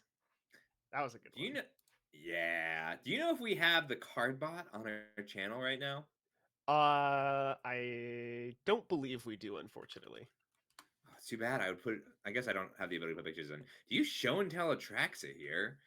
And then, or do you just accept that your 5-3 wins this game?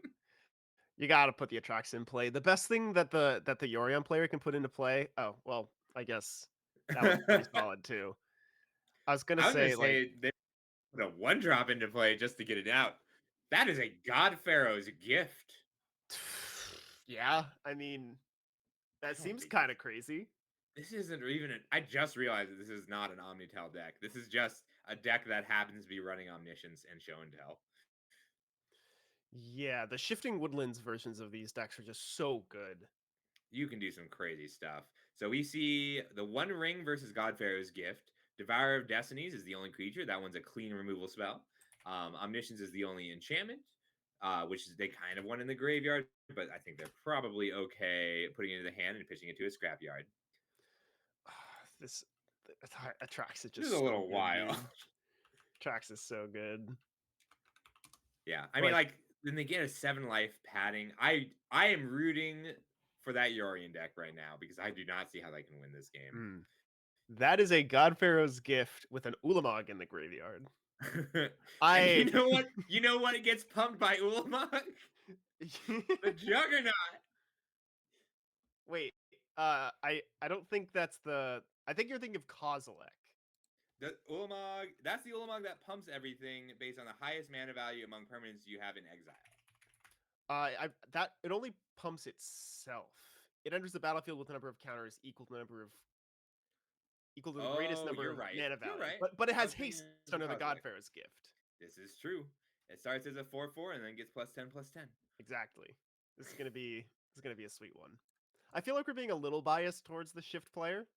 I am rooting for the Yorion player. I really hope they win this. I don't think they will. Like, who are you gonna root for? The guy who's giving someone Juggernauts, or the guy attacking with Juggernauts?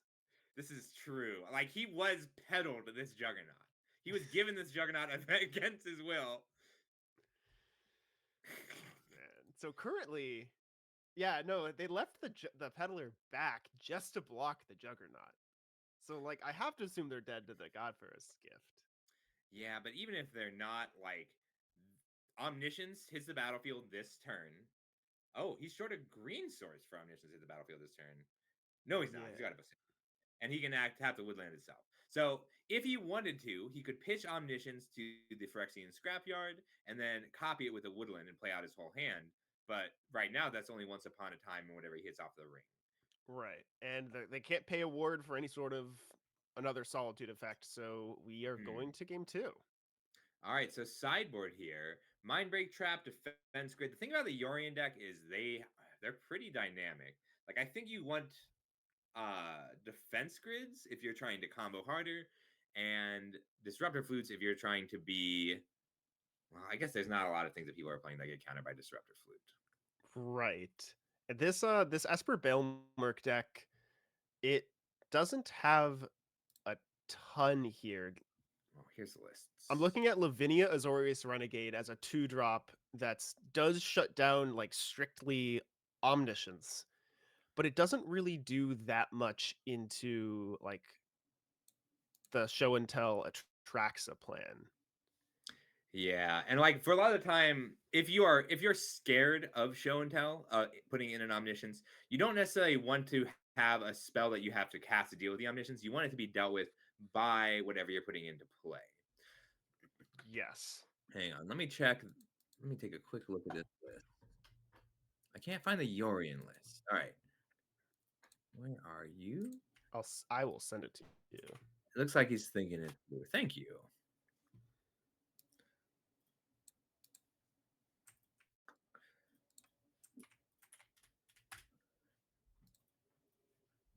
Have the shift and tell list. I kind of love this shift and tell list because like what we've seen all day is a lot of anti-combo and very specific ways to deal with whatever the other person is doing. But this shift and tell list has so many more threats and ways to just push value. Like Right.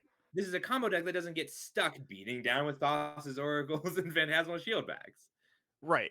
Like it's a combo deck that versus the mid range decks in the format just like does not give a shit about Thoughtseize whatsoever. Something interesting, neither of these lists are running any Chrome Moxes. I think that's the Right. first matchup we've seen where that happens. Mm-hmm. Yeah, there's a lot of resilience built in here. They even have a basic island. Do you think that our Bale Merc player brings in White Orchid Phantoms? I Is that assume a popular so. card? Because you're on the Ugin's Labyrinth plan, I assume you just have to do it. Yeah. I mean, even if they get one basic, that's fine. But if they can blink a few White Orchid Phantoms, they're in pretty good shape. I think you Right. have to keep this one. Yeah. So looking at Arco's opening hand, they decided to keep a hand based on the power of Double Devour and nothing else. Yeah, I mean, Chalice, I think, is worth mulliganing to against a lot of the what you would think of as the Psychic Frog decks. And they're probably in the habit. But like looking at this list, it stops Reanimate, Ephemerate, Swords to Plowshares, and Relic of Progenitus, which is a lot, but it doesn't shut off the deck with 2 copies of Chalice like I thought. Kind of love these Ketramos out of the Bale Merc player. Yeah, that's going to be really strong here. Oh, they're just running out those scrapyards to Scrapyard's a big add to this format that I hadn't really thought a lot about because Scrapyard, like, it is a discard outlet when you're trying to get an Omniscience in the graveyard, and it's great for fueling your Delirium. But this is actually a deck that gets to make use of the second half of making an indestructible 5/5. Yeah, it kind of does everything. Yeah. Was not expecting to see it. Happy to see it. Right. I'm glad I am here with a fellow alchemy card enjoyer. I mean, I don't like alchemy as a format, but there's really good alchemy cards. Like, Right. the things that I like the good alchemy cards are the ones where when Magic gets to do things that it's been wanting to do and couldn't quite for years. Like Juggernaut Peddler. Like, I would love to transform cards in my opponent's hands into Juggernauts. It's a great Magic card. Exactly. Like if you look at the price of Alpha Oracle, people know that that's the effect that we want to play with, but we're just not allowed to. Right. Everyone says it's a bad design and shouldn't be put into paper, but they're just lying to you. It's not a matter of should or shouldn't, it's can't. I agree that it should. Right. One day I'll make a video about a combo deck using that card to give it to your opponent and blink it an infinite amount of times and only stock Dragon Shield sleeves in the store and get the video sponsored by Dragon Shield. So they have to sleeve 1,000-something cards. That sounds awesome. That is a really good way to punish Dragon Shield. This Encephalia is terrifying. This is... They need something... Oh. Phalia blinking the Chalice is really strong. Yes. Like, I mean, I was just thinking it might be a problem if they drop up an Overlord and blink the Overlord. But Phalia is... Like, taking out the Chalice is pretty big, especially if they're holding up Ephemerate. Because we haven't seen a lot of... It's mostly been single target removal, which gets blinked by Ephemerate. So if they can keep Chalice off board, they're going to be able to do a lot of work here. So up against this Lavinia is where we really get to see the power of this show and tell deck versus some of the others. Like they get to win without having to go through their own omniscience. Right. Show and tell here doesn't do very much. Like they would be able to cheat in the God Pharaoh's gift, but without any sort of really good Eldrazi to put into play, putting in 4/4 copies of Devourer with haste is just clearly not good enough, especially with a failure in play. Mm. So they really need to wait on it. Yeah, like they actually are just trying to get to 7 mana here. Mhm. And even still, there's a lot of like the Yorion game plan here is so inherently built to deal with an Omniscience game plan. They've got Boggart Trawl, black white land creatures alone. Boggart Trawler and Witch Enchanter just shut off the Shift and Tell plan, or at least delay it quite a bit. Right. I wonder if we're going to see anything happen with this scrapyard. If they're just trying to get to Delirium, I mean, this is a game state where 5/5 would do a ton of work. And I also spilled some nail polish on my middle finger.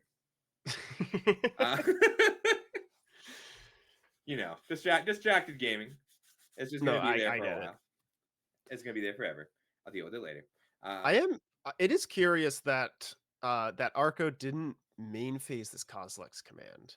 Yeah, dealing with Ophelia matters so much. Taking out Lavinia matters so much.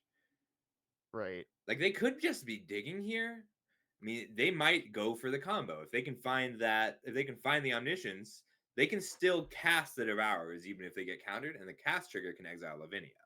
And then the second Devour lets you actually have a 6/6 in play. Yeah. And playing some fair Magic. Right. Like obviously at some points you need to tell yourself, I'm dead to Ephemerate. I'm just not going to play around it, but I don't think we're at that stage yet. Right. I think he's expecting the Ephemerate because you have to assume that the Yorion player had something else they could have blinked with Philia for the counter, but they chose to blink the Chalice. But there's no Ephemerate. Interesting. I think that means they just have another Lavinia. They do have all 4 in their board. Yeah, I mean, I assume that's what this is for. There's no other. Oh, I should have mentioned. Lavinia says each opponent can't cast non-creature spells with mana value greater than the number of lands that player controls, and whenever an opponent casts a spell with no mana spent to cast it, counter that spell. So in this particular case, Lavinia says you can't cast like God Pharaoh's Gift or the One Ring if you have Omniscience in play, and you can cast the Devourer. It'll just get countered. Does he have to go for it here? Sorry, that was a lot of words. Yeah. Lavinia stops Omniscience in all but a few very specific ways, which Devourers in multiples get around. Mm-hmm. Yeah, I think the One Ring has to be just like the safest play. There's no like reprieve or anything in their deck. This One Ring trigger is resolving. Yes, and I feel like that delay was probably them checking to see if there was any reprieve or anything in their deck. Because like reprieve would hurt, Mana Tithe would make me cry. If my ring here got Mana Tithe. Right. You would just close Arena at that point. Right. That all right, I like that Storm Count +1 emote. Man, I gotta keep up with the Arena emote metagame. Yeah, that's what achievements are for. I haven't opened Arena since achievements were added. Yeah, they are mostly pretty cool. But then you do something awesome, you think I must have gotten an achievement for that. Attack with 800 creatures, crash Arena with my tokens. Doesn't quite get there. Unfortunate. So there's nothing better for Philia to blink than that. I think they are interested in keeping their opponent off Delirium though, just to stop the Woodland. I am interested like why this deck wouldn't want to play Recruiter of the Guard in an 80 card deck. But that's a question for another day, I think. I don't know if Recruiter of the Guard is legal on Arena. It's a Modern Horizons 3 card, right? You're right, but I haven't ever seen anybody play it. All right. So Arco's getting that show and tell Omni down. Let's hope there's just not a Lavinia. Ooh. Oh, it's a Solitude. I think that's going to be game. Here's where the good stuff begins to happen, but there's no combo finish. There's no creatures in the graveyard. I think if I weren't, I mean, I guess they put down Solitude hoping that their opponent was going to drop Traxa. Oh Ooh. shit! Actual removal for I was forgetting you can Yeah. kill the Omniscience. That's one of the downsides to these Eldrazi style decks is like the blue version of the Omnital decks go off in response to that D-Spark. I was questioning if D-Spark would be brought in this matchup, but I love just it's not missing land drops here. yeah, that's really strong. How many does it take for Scrapyard to get online? Is it sack 3. 3 lands named Scrapyard? Okay. Yeah. But it also is just 1 mana discard a card. Like it turns cards in your hand into lands, which Right. is really nice when you're trying to get to 7 mana in a long game. 7 mana for a 1 ring that can't draw any cards. You'd They love can to still see pay it. 3 mana to draw cards. Disruptor Flute that's not how Disruptor Flute works, unfortunately. Oh, does their Disruptor Flute can't cast? Correct. Oh, they can't activate 3 more to cast. Okay. Yes. Okay. Yeah, they needed to be able to cast the 1 ring there and then get another land. Godfair's Right. Gift did not bring anything big enough. All right, so he's seen how our Yorion player will sideboard. Right. We've seen the D-Sparks, which is something that you probably need to take into account. Does that mean more Omnisciences are coming out? And we're going to see like a little bit more of like a fair Eldrazi plan? I think it means we might end up seeing a more so like he declined 2 different chalices that game. So if he had a chalice on 2, if he had not played the first chalice on 1 and waited until turn 4 to play the chalice on 2, I don't think, I mean, he could have still flashed in the Philia, but it would have just changed the game a lot because there would have been a kill on the Philia and there would have been a chalice on 2. So I don't actually think the deck plays that much, but I think Arco has learned a little bit more about how to tackle this matchup. Yeah, that's really smart. Like the gameplay here, that's one of the things that drew me to Timeless in the first place is it's not like your deck construction does matter, but your gameplay matters almost as much, and we're seeing that a lot. There's a lot of little decisions that players can get wrong here, Right. whether you're 100%. comboing or not. This is a very strong hand. This is the interesting Devour. What do you take here? I think I'm on Once Upon a Time, but It has to be Once Upon a Time, right? None of these other cards do anything. Interesting. he knows this deck more though, so maybe he's just like, I mean, you said yourself, you cast Kozilek's Command for X equals 3, you probably win, and it could be that he's very determined to get there. Yeah, okay, I could see Kozilek's Command being pretty strong here. Obviously, like there's no 1 mana card here that's gonna get got by the K command, but Devastating. Yeah. I mean, he gets a blue source out of this. Land goes to the graveyard, and that's relevant. So here's where Labyrinth is a lot worse than E-Temple. Normally, you want to use. Normally, when playing Modern, you want to use White Orchid to kill the E-Temple before the Labyrinth. But in positions like this, where you think your whole opponent's holding up K command, you want to kill the Labyrinth, because if they want to get the card back, they have to spend the mana. It's like taking out a Mox, just full 2 mana value. Right. So Akko's deciding that he wants to cast the K command instead of getting the card back, which it makes a lot of sense. Like, this Devour isn't doing anything unless he finds exactly another Labyrinth. But the sad part is, I could find a Labyrinth. You need another. You really want another Labyrinth for this K command.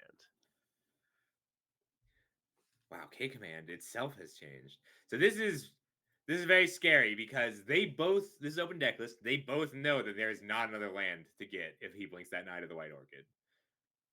Right. There's only the one basic. So it really seems like this Kozilek's Command is going to be pointed at this White Orchid Phantom, but isn't going to be pointed at it, and they're going to play a weird little chicken game trying to figure out when the best. Yeah, you got to identify the Ephemerate turn. Exactly. Because like it's a 60 card deck. There's 4 Ephemerates, 4 Philias. That's the blink. I think there's also 4 dedicated doll makers. So like Yes. Unfortunately, I now have to read another alchemy card, but I Ah. don't think that one has flash. So it does not, but it's 2 mana, exile a non-token permanent, make a token of it. So it's a blink that turns off all future blinks. You can't blink it a second time. Because it's a token now. If you ephemerate, it just goes away forever. Got it. And then also you can give your Overlord of the Belmerk indestructible temporarily for Yes. some reason. Awesome. Okay. That's a very relevant extra line of text. We saw some control, like there's a mono white control deck that's really good, actually, running Wrath of Gods. Yep. Was that the Field of Ruin deck? Yeah, I Okay. love that deck. Yes. They run Field of Ruin, White Orchid Phantoms, Strip Mine, or not Strip Mine, Ghost Quarters. Sunken and Citadel, I would assume. Yeah, watching someone play like Belcher against it is so funny. Like Belcher has to build up a hand and play the land and use their land as a dark ritual. Like they don't get to play it until they go off. Yeah. Unfortunately, Gravidad preemptively named the Shifting Woodlands with the flute, which obviously that's a good line. You're going to have to do that eventually. But Arco drew exactly one ring into Boseiju. Wow. Top deck D-Spark. I mean, Right. that's why One Ring is so busted. Like that is a 1-for-1 that Arco is really happy about. That's so strong. What a draw. Arco is on fire with these. Oh, he got hit him with the holy cow. Oh, okay. Full Thoughtseize Bug Force today for Arco. Mm-hmm. Every card that Arco has drawn this or game 1 that was removed, he has then drawn. Right. I assume we're gonna. Is there anything good in the graveyard? I really should. Okay. Godfarrow's Gift is the big one, but there needs to be. They can pitch Atraxa, copy Godfarrow's Gift. Right. Pick up Atraxa. Yes. There is a One Ring in Exile, which is a colorless card that I think puts 4 counters on Ulamog. Ooh. Yeah, I mean, just be like, this is not a deck where you need to be huge to win. Right. And it's not like this is an Eldrazi mirror where there's a lot of Scions in play. The Annihilator on these on Ulamog is very relevant in this non-token deck. I'm making a lot of analogies to Eldrazi mirrors. That's what I know how to do in Modern. I'm sorry. But that's good. You're good. I know. This is great because I've never played with Eldrazi. I mostly just ignore them. I play decks that ignore them, so this is very useful for me. Right. I qualified for the Pro Tour with Kozilek's Command. Yeah, this one's my baby. It's beautiful. All right, we've got Shifting Wood. Like I think I'd go for the Atraxa here, but I guess he just wants to do. Oh. He has the mana. Oh. Of course. Wait. Yes. So he's hitting the flute because Woodland costs 3 more to activate because we forgot that he named Woodland with flute. Ooh, I'm excited for an untapped white source off the Boseiju, and then Shifting Woodlands copy something and then respond with Ephemerate on White Orchid Phantom. That would be sick, but oh my god. I mean, that might be what's happening here. He had it though. He had the full Godfarrows. I think it was. I mean, 14's a pretty good hit. Oh. That. He had the line. That's a lot. All right. He had one more mana than I thought he did. Oh man, that was so sweet. That was a great game. All right, let's find another one real quick. Right. How does this work? I have no idea how we're we're going. Well, we were the ones finding the matches before. We're gonna go find one now. Let's jump around a bit and make Tyrant follow us. All right, let's take a look at how about room 5? Back to Wrath. I do just love this deck. I've been wanting to talk about this. Is he still playing Magic? Let's find out.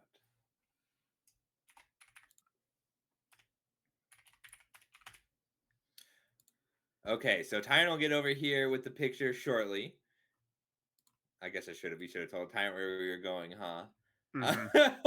I told him eventually. He made it. He's here. All right. Hopefully y'all can see the screen. We have no idea what it looks like because y'all are on a 5-minute delay from us. But this is there's so much to process on this screen. What is going on? I am ready for this because I played so much Necro. All right. So we are pretty late in the game, and Karai is also one of the top timeless creators.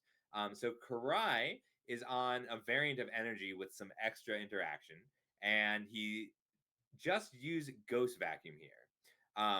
Raph is really torn on how many cards he can draw. He's down to 4 life, but like he's in a very favorable position. And never mind, I just realized Favorable Karai was at 1 position, life. as in Well, that's the match. that's the match. Okay, cool. So we got. I did not realize Karai was down to 1 when we entered. That was the last thing I processed. Oh, that is unfortunate. And I don't. It's okay. Are there any other matches? Oh no. It's okay. We're gonna make someone stream, and let's talk about some of these decks while we do. Right. I'm gonna take a look at the standings super quick.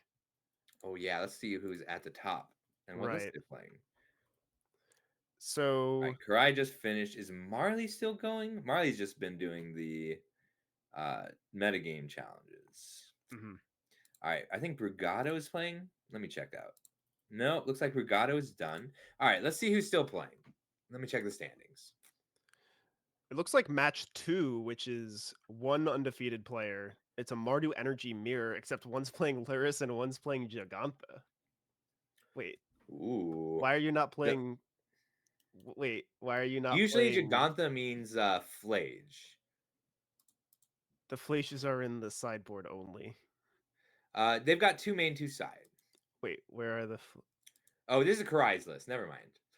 I'm looking at This is, what's their arena name? Miss Freak. That's their Discord name. Oh, I just doxed them. SLH. Their Mardu Energy deck is playing Gigantha. Mardu Energy, Gigantha. That's Nick. Okay. Gravidado is not playing. I think that's all the matches we have available to watch right now. Let me check this matches and see how many people are still going. There's only 4 matches left. Right.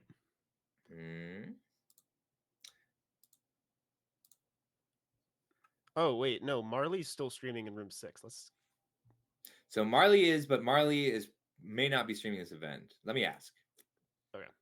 Hey Marley, are you streaming this event or are you in the doing the metagame challenges?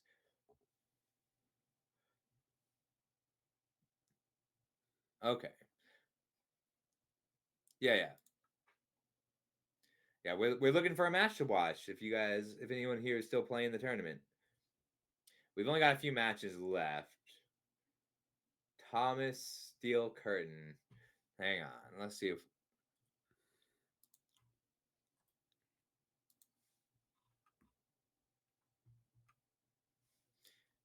All right, so this is not part of the tournament, but I do want to see what's going on because I like Marley's deck. Sounds good. Let's take a look.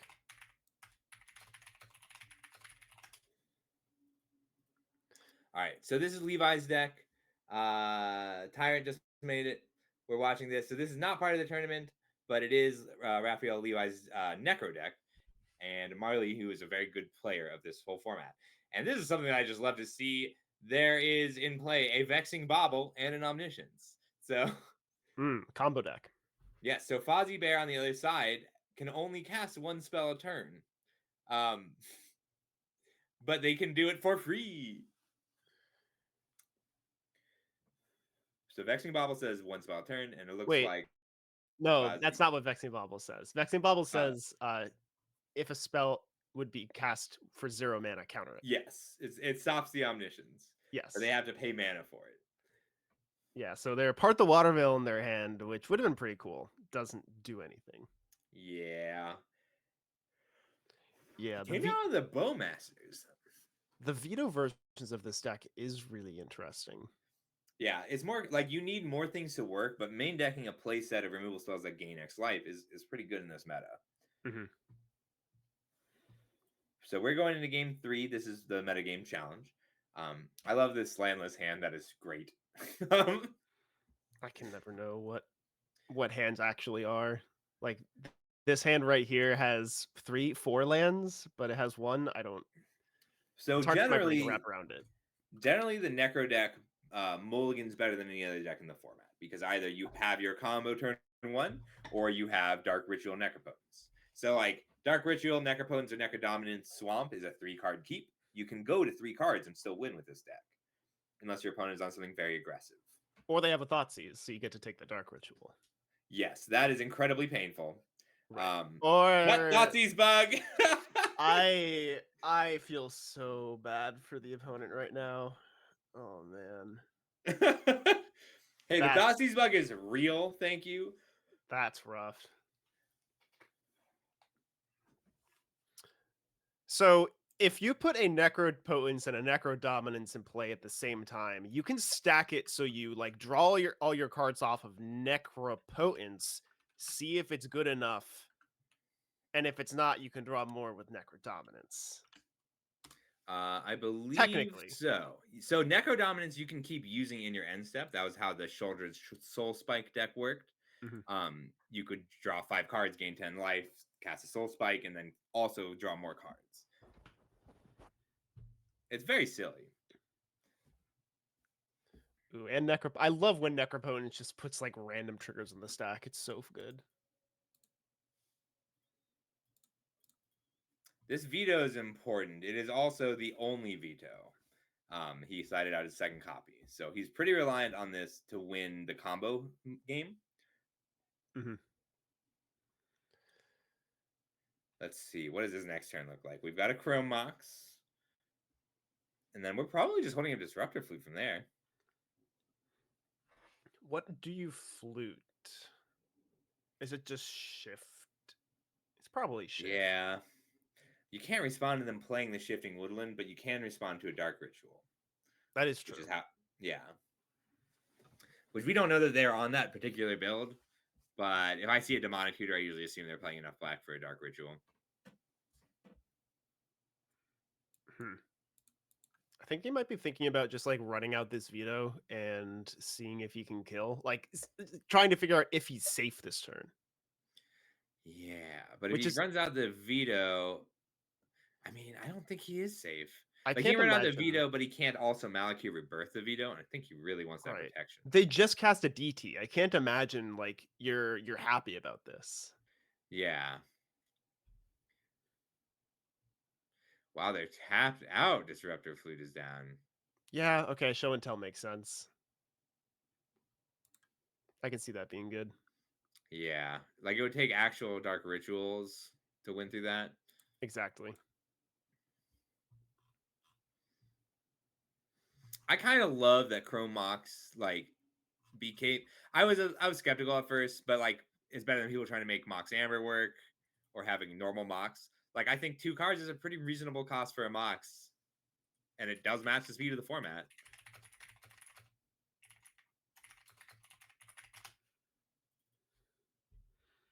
Show and tell, Omniscience. Okay.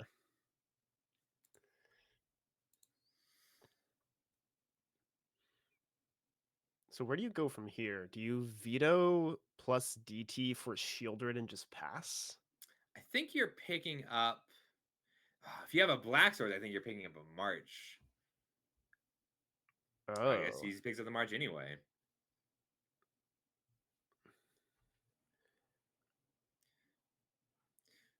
Like, it's funny, Fazzy Bear can top deck Show and Tell on the Omniscience, and we'll still lose this game.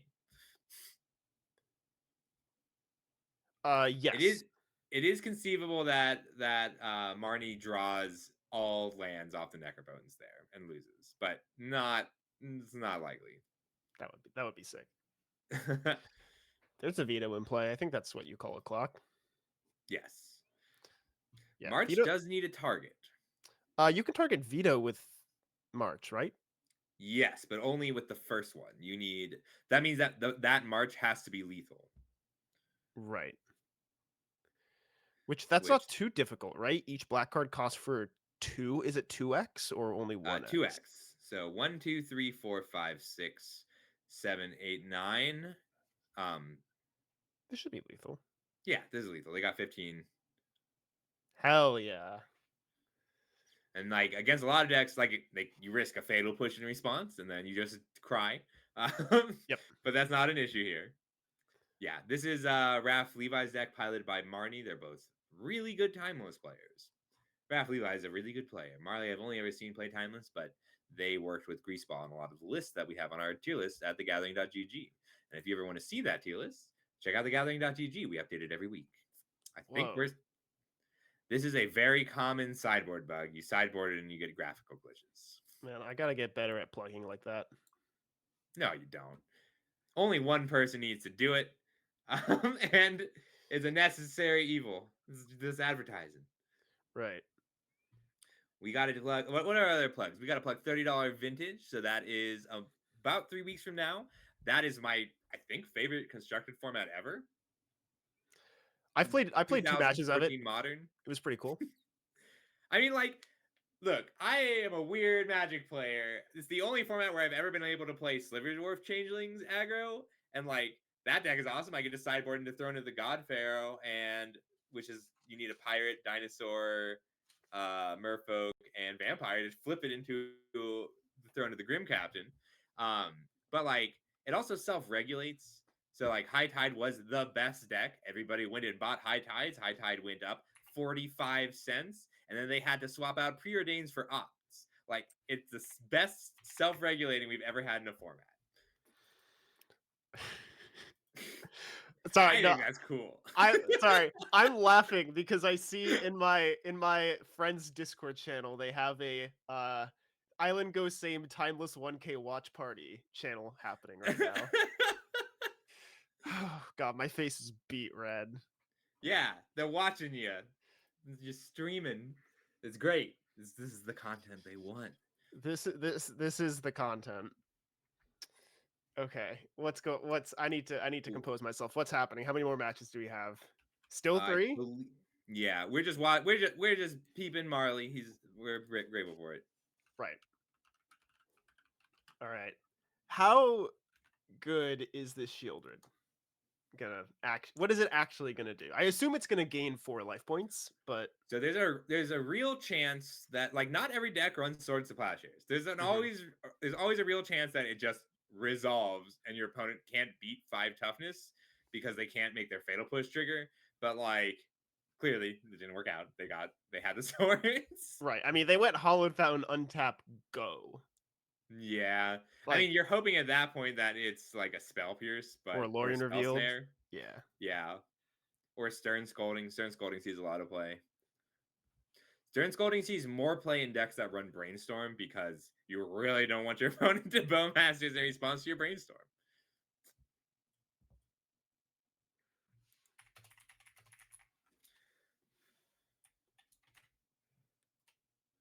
Yeah, Frog's always scary to see. There's been so many different Frog variants.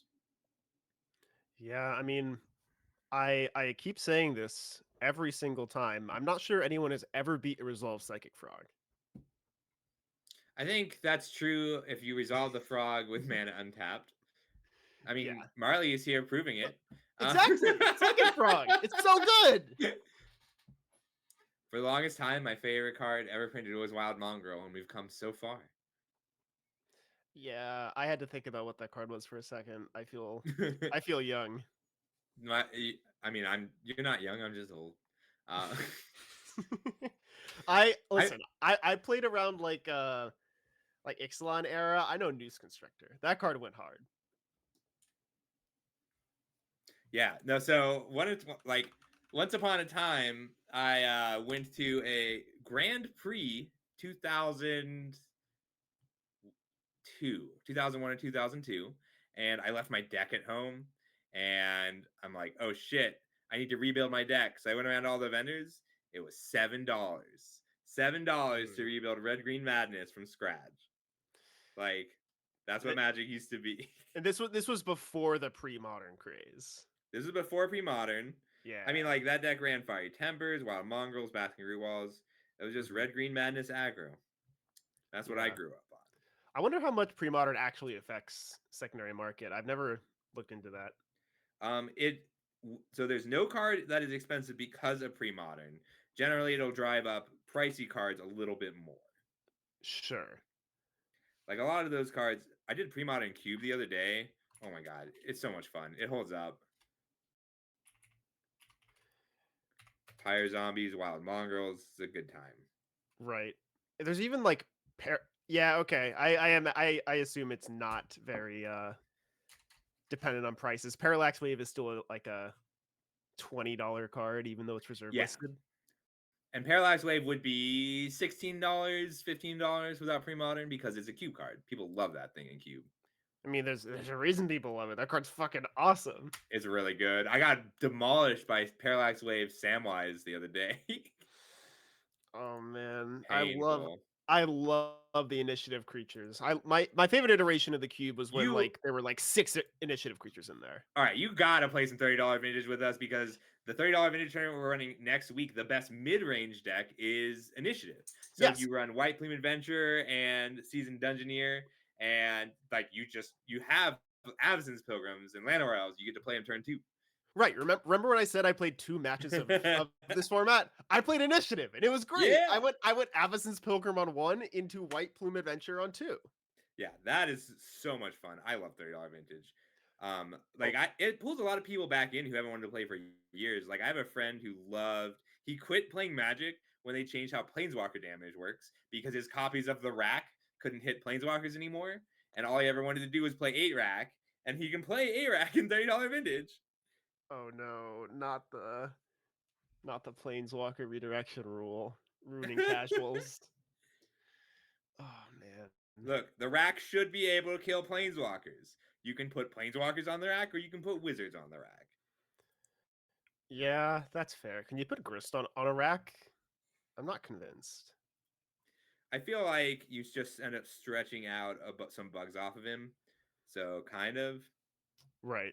How are the bugs held together? Are they like holding hands, like very, very like in a loving way, or are they just like held together? I always imagined it was I always imagined it was like Oogie Boogie from Nightmare Before Christmas, but there's only one that is Grist, and then he just has all his friends there. It's not a collective. So when you pull some bugs out, he's just dropping them. Sure. I also don't think that summoning the bugs is about getting them there. I think it's about convincing them to care. I have lots imagine of Grist it's not. plans. It's probably not too hard to convince the bugs to care. I assume like giving them purpose is enough. Like, what else are they going to do with their lives? Yeah, I mean, maybe it's like the Scorpion Jar. The what? Oh, so the old Japanese, the curse jar is like old, ancient Japan and Chinese myth. You would fill a big clay pot with all of the most poisonous, dangerous insects, snakes, and like arthropods that you could find, and then they would kill each other and eat each other, and whatever's left would be incredibly dangerous and very poisonous. And no, it doesn't work. But in stuff like Inuyasha and Fullmetal Alchemist and Myth, you do it with ghosts, and that's how you get big bads in ghost stories. Oh. But so that's what I thought Grist was like. You stuff all the bugs into a sack, and you get a Grist. That makes sense. I don't want to talk about what I thought you were talking about. Yeah, I'll trust you on that. Yeah. Okay. All right, we've got 2 matches still going. We can't find them, but let's talk about their decks. It looks like, wow, Mardu Energy really overperformed today. Yes. It seems like Juggernaut Peddler and a Johnny. Sorry, Juggernaut Peddler plus modern legal cards is pretty solid. That's true. Juggernaut Peddler is the only timeless specific card. I guess, wait, Amped Raptor's banned in modern now, right? Yeah, Amped Raptor and then Lurrus Giganta. Yeah, I'm kind of surprised at the lack of static prisons in some of these lists because this is a pretty important way to deal with the Omnital decks. Well, the 2 lists that are in the upper brackets in the second table have 3 and 4 respectively. Ah, yes. I'm just looking at the ones that are still going. I love this Sultai mid-range list from Frydog. That match is still going just because they're actually on all 4 Deathrite Shamans, which I maintain is one of the best cards in the format. Ooh, I didn't think about that card, but I can imagine that card not being super good. I mean, it's good because like everybody's playing fetches, but more importantly, actual graveyard disruption matters. Like taking out a Grief in response to Reanimate is important. The only problem with Deathrite Shaman in general is that you can't hit Omniscience with it because it's instant sorcery creature. Oh, and it's like doesn't really, yeah, it doesn't interact favorably into the shift and tell decks, the graveyard centric deck. So Right. But like yeah, it works well against like any niche graveyard use. And is really good against like weirdly a lot of the Oops All Spells style variants. And then against more controlling variants, it's just a mana dork that is also a threat. But we have this Sultai mid-range deck from Frydog, and it's got 4 Deathrite Shaman, 4 Bowmaster, 4 Psychic Frog, 3 Sheoldred, 4 Grief. And I just love that creature package. It's also on 4 copies of the One Ring. I kind of love these Moxless good stuff decks. yeah, though they're after my own heart, but I'm not convinced they're good. Fair. Have any decks you really wanted to see do well today that you didn't get to? Um, Not particularly. I got to see Belcher do its thing. What is I do. Gruul Gift? What? Oh, okay. It's the shifting woodland style deck that is less dependent on it. It's instead of blue cards, it's playing like Fable of the Mirror Breaker. Yes, and Okay. Gift of the God Pharaoh, and you shifting woodland, the Gift of the God Pharaoh is much more aggressive. So like I like these aggressively lean combo decks. Mhm. My favorite one that we didn't get to see. So Duo Kalos had this burn deck that was like it looks so wonky and it's just anti-meta. It's the only burn deck I've ever seen that just wins through a Leyline of Sanctity. Like Yeah, it's just a burn deck. Nothing no, too like, weird. it's a burn deck on Bolt Wave over Skewer the Critics because it deals damage to each opponent, and then Mm. Hopeless Nightmares and Croxa. They don't target. Love it so much. Hopeless Nightmare is like the best burn spell ever printed. That card's It's crazy. true. But like I watched her earlier, she was playing against an Omnital deck, and they turned one Omniscience in a Roiling Vortex. Like they had Show and Tell for Omniscience, and she put in Roiling Vortex, and they failed to kill her within 5 free spells. Yeah, that Feels- that is really sick. they try, but they couldn't find they needed a Masterminds acquisition to go get a Force of Vigor. They didn't have the main deck answer. Right. That's the kind of thing I love in this format. Do we think we should pay attention to this match or probably I don't know. It's not part of our. I feel like we should, but it's not part of our tournament. Right. No, you're right. You're right though. I mean, turn 2 Necrodominance wins the game if you can resolve it against a card control deck. But this is a pretty big if right now. Well, they do have the grief. This is so true. It's not like super scary. So like either you counter the grief or you let the grief resolve, try and counter the scam, or you brainstorm a response to protect the cards you care most about in your hand. And this Yeah. play is particularly good because either your opponent taps mana here, taps out to counter this spell and you resolve Necrodominance, or they brainstorm a response and you get to Bowmasters, and there's not a lot of better feelings than putting down Bowmasters in response to Brainstorm. I just checked with admin. We've been told to keep the swearing to a minimum. Oh shoot.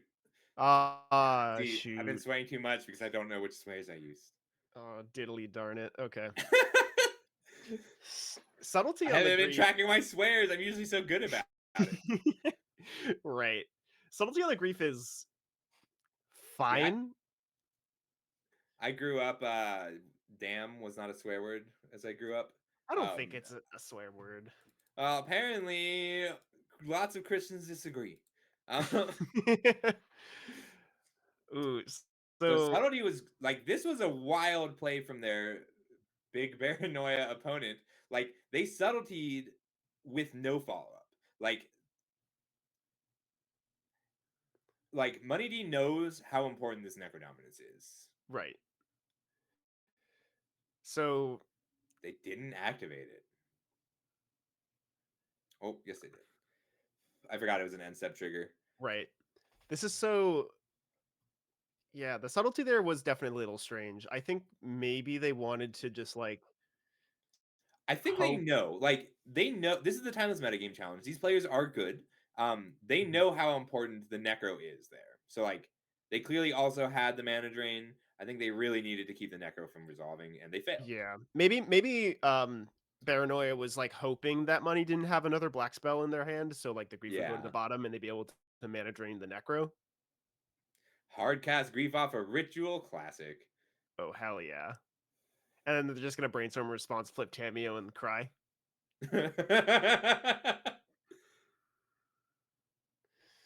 Oh, this is good clean magic.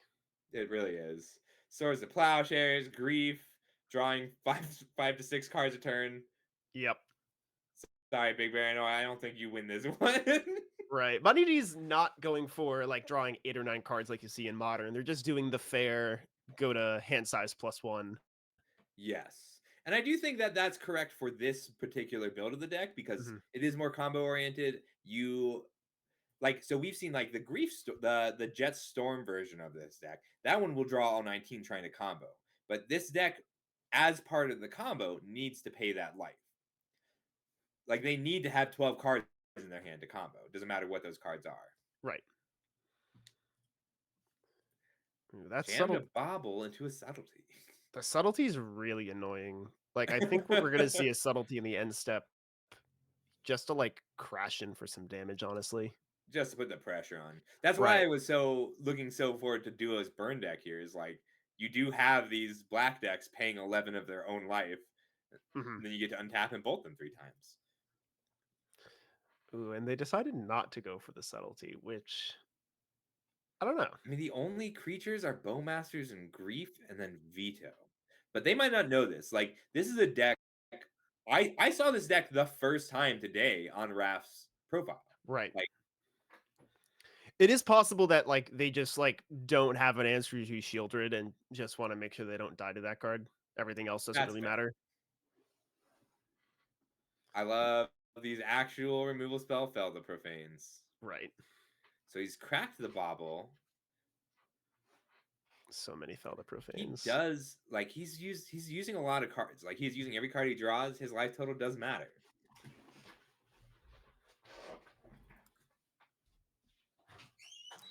No worries. Now is a good time. So we like this one is not part of our tournament. We are still waiting on our next round. So if you have to use the bathroom, if you need to take a break, go ahead and do it. Now's a good time. I actually should be on the Twitch chat saying hello to people because I can't see what you say for another 5 minutes.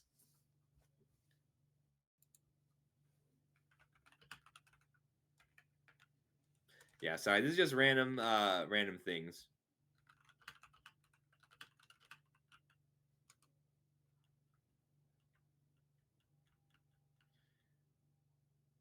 Yeah, I am interested in this match right now. This is a real decision. How much life can Marty pay here?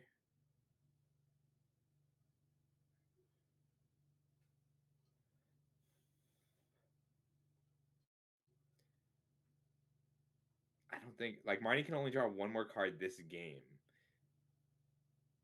And if it's not a March, they're going to lose. They could win with a veto or any good way to gain life.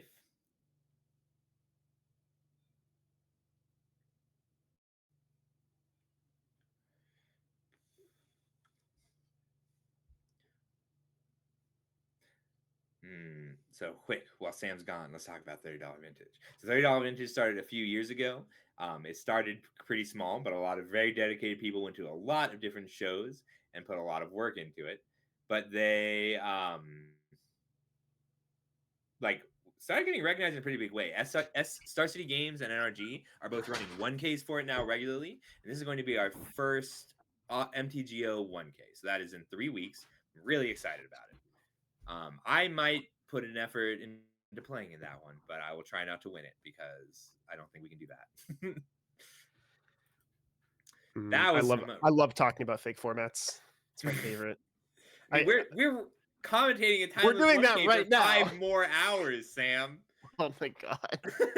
I mean, it's probably gonna be closer to 7 if we have matches going to time like this, but it should be a lot shorter, especially once we get to the top 8. right. But I think we're about ready. Hang on. Where are we at? Looks like we got 1 match still going. That's so rough. Yeah, they're doing it. We're And figuring it out. yeah, we are. But $30 vintage is like it is. You like. I mean, we're up to 31Ks a year on it. Like, I don't know how much money needs to go into it before it stops feeling like a fake format. Every SCG Con and NRG show this year is running a 1K or up to 3 1Ks for $30 vintage. Right. There's So a lot of this is a support good way to for get it. into it. Yes, and compared to every other format, like I think the most expensive deck on MTGO, like it's $30 in paper, but in MTGO, the most expensive deck is 15 to 20 because White Plume Adventure is expensive on MTGO. But just about every other card is very cheap, so it ends up being about $5 to just buy your list. And since this is a free tournament, we figure people won't mind buying a list on MTGO so much. That is true. Heck, I'll give 20 people an MTGO list. I think that's pretty like that's what we should have been doing for door prizes all day. You have a High Tide, have an ARAC. Oh Like, shit, you're how about right. some Chandra's Incinerator Burn? I have some good news. I just pushed round 6 standings. Oh yeah, that's awesome. We are ready. Well, standings are being generated at the moment. But we're almost ready to get on with the next round. I'm so excited for this one. All right, let's pull up our undefeateds and talk about their lists a little bit. So we have 3 5-0s, and then we have 1 6-0. Drop the Pop Tart on 4-color energy. That's And then the peddler. Wait, what's the fourth color? Oh, birthing ritual? Yeah. So Birthing Ritual is something we've been seeing a lot of in like the more Abzan mid-range, but Birthing Ritual in a Lurrus deck is so hot. Curious. Yeah, I could see birthing ritual being pretty cool with like a Johnny and such. I played a little bit of an Ocelot Pride Guide of Souls birthing ritual deck where like the top end was using Ranger Captain of Eos's and the Gear Hulk, the Bright Glass Gear Hulk, and it was pretty cool. I think Aspiring Spike did something with that as well. I'm kind of surprised Aspiring Spike isn't in this event. He got really into Timeless for a while. That was probably when Modern was shit. But Modern's shit right now, so no, you're right. That's why I thought he'd be here. Like, whenever Modern is bad, he jumps ship because he's not a dummy. And Modern's awful right now. We should find a match. We are going to go to room 10. All right, is that where Drop is streaming? I don't think so. On the 4-color energy list? Okay. Let's take a look. If we could get a hold of, I'll DM Tyrant. This match is Blue White Control versus Mardu Energy. So we're gonna, and by Blue White Control I mean like Days Undoing Narset. Yeah. So is this the Belcher version or the? Nope. Just the Ormschant version. Well, I would assume they both play Ormschant, but like. So the Belcher version has to cut a lot to make Belcher fit, but usually that one's mono blue. Okay.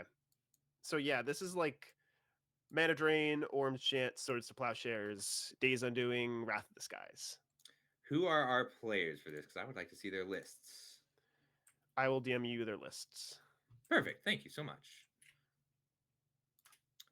Hype. Also, remember to deafen in the Discord because they can hear you. My bad. I used to cast my own tournaments all the time, and that was the number one. That was the number one most redeemed thing was mute yourself, Scuffle. Oh hell yeah! All right, and who are we spectating? We are spectating the Lurrus player. Okay, so the Azorius control version is on 3 Narset, 3 fairies, the Time Raveler that bounces the silly one. Tamios and Subtleties is the only creatures, and then I love these Ormschants. I have not seen another Timeless player with Ormschant outside of the sideboard of Mono White Control, but it feels really good here, just as a 1-mana spell to make Days Undoing work, and like post Days Undoing. I assume it's not great in this matchup, but like for all like non-Guide of Souls decks in this format, I would assume the Ormschant is solid. Yeah. So if you didn't grow up playing Invasion in the year 2000, Orm's Chant is 1 white mana, target player can't cast spells this turn, and you can kick it to make it so that they can't attack this turn. I might have been But wrong about the match, or maybe they got paired into the incorrect opponent because the opponent just went Thoughtseize. oh, I was so excited. Hold on. SLH and L. Riley. 1 sec. L. Riley, I don't think is playing versus this player. I think something went wrong. All right. They are supposed to be against the Azorius control player. Who is L. Riley? Yes, SLH is playing versus someone else. Something went bad. All right, we're gonna resolve this, and meanwhile, let's hop into another channel. Yes. We can watch Arco again, or is Karai still in? What is Karai playing?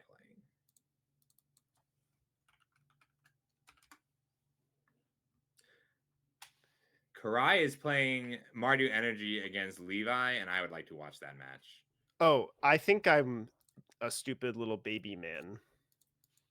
Are we looking at round 7? I was right, looking at round 6. I'm kind of stupid.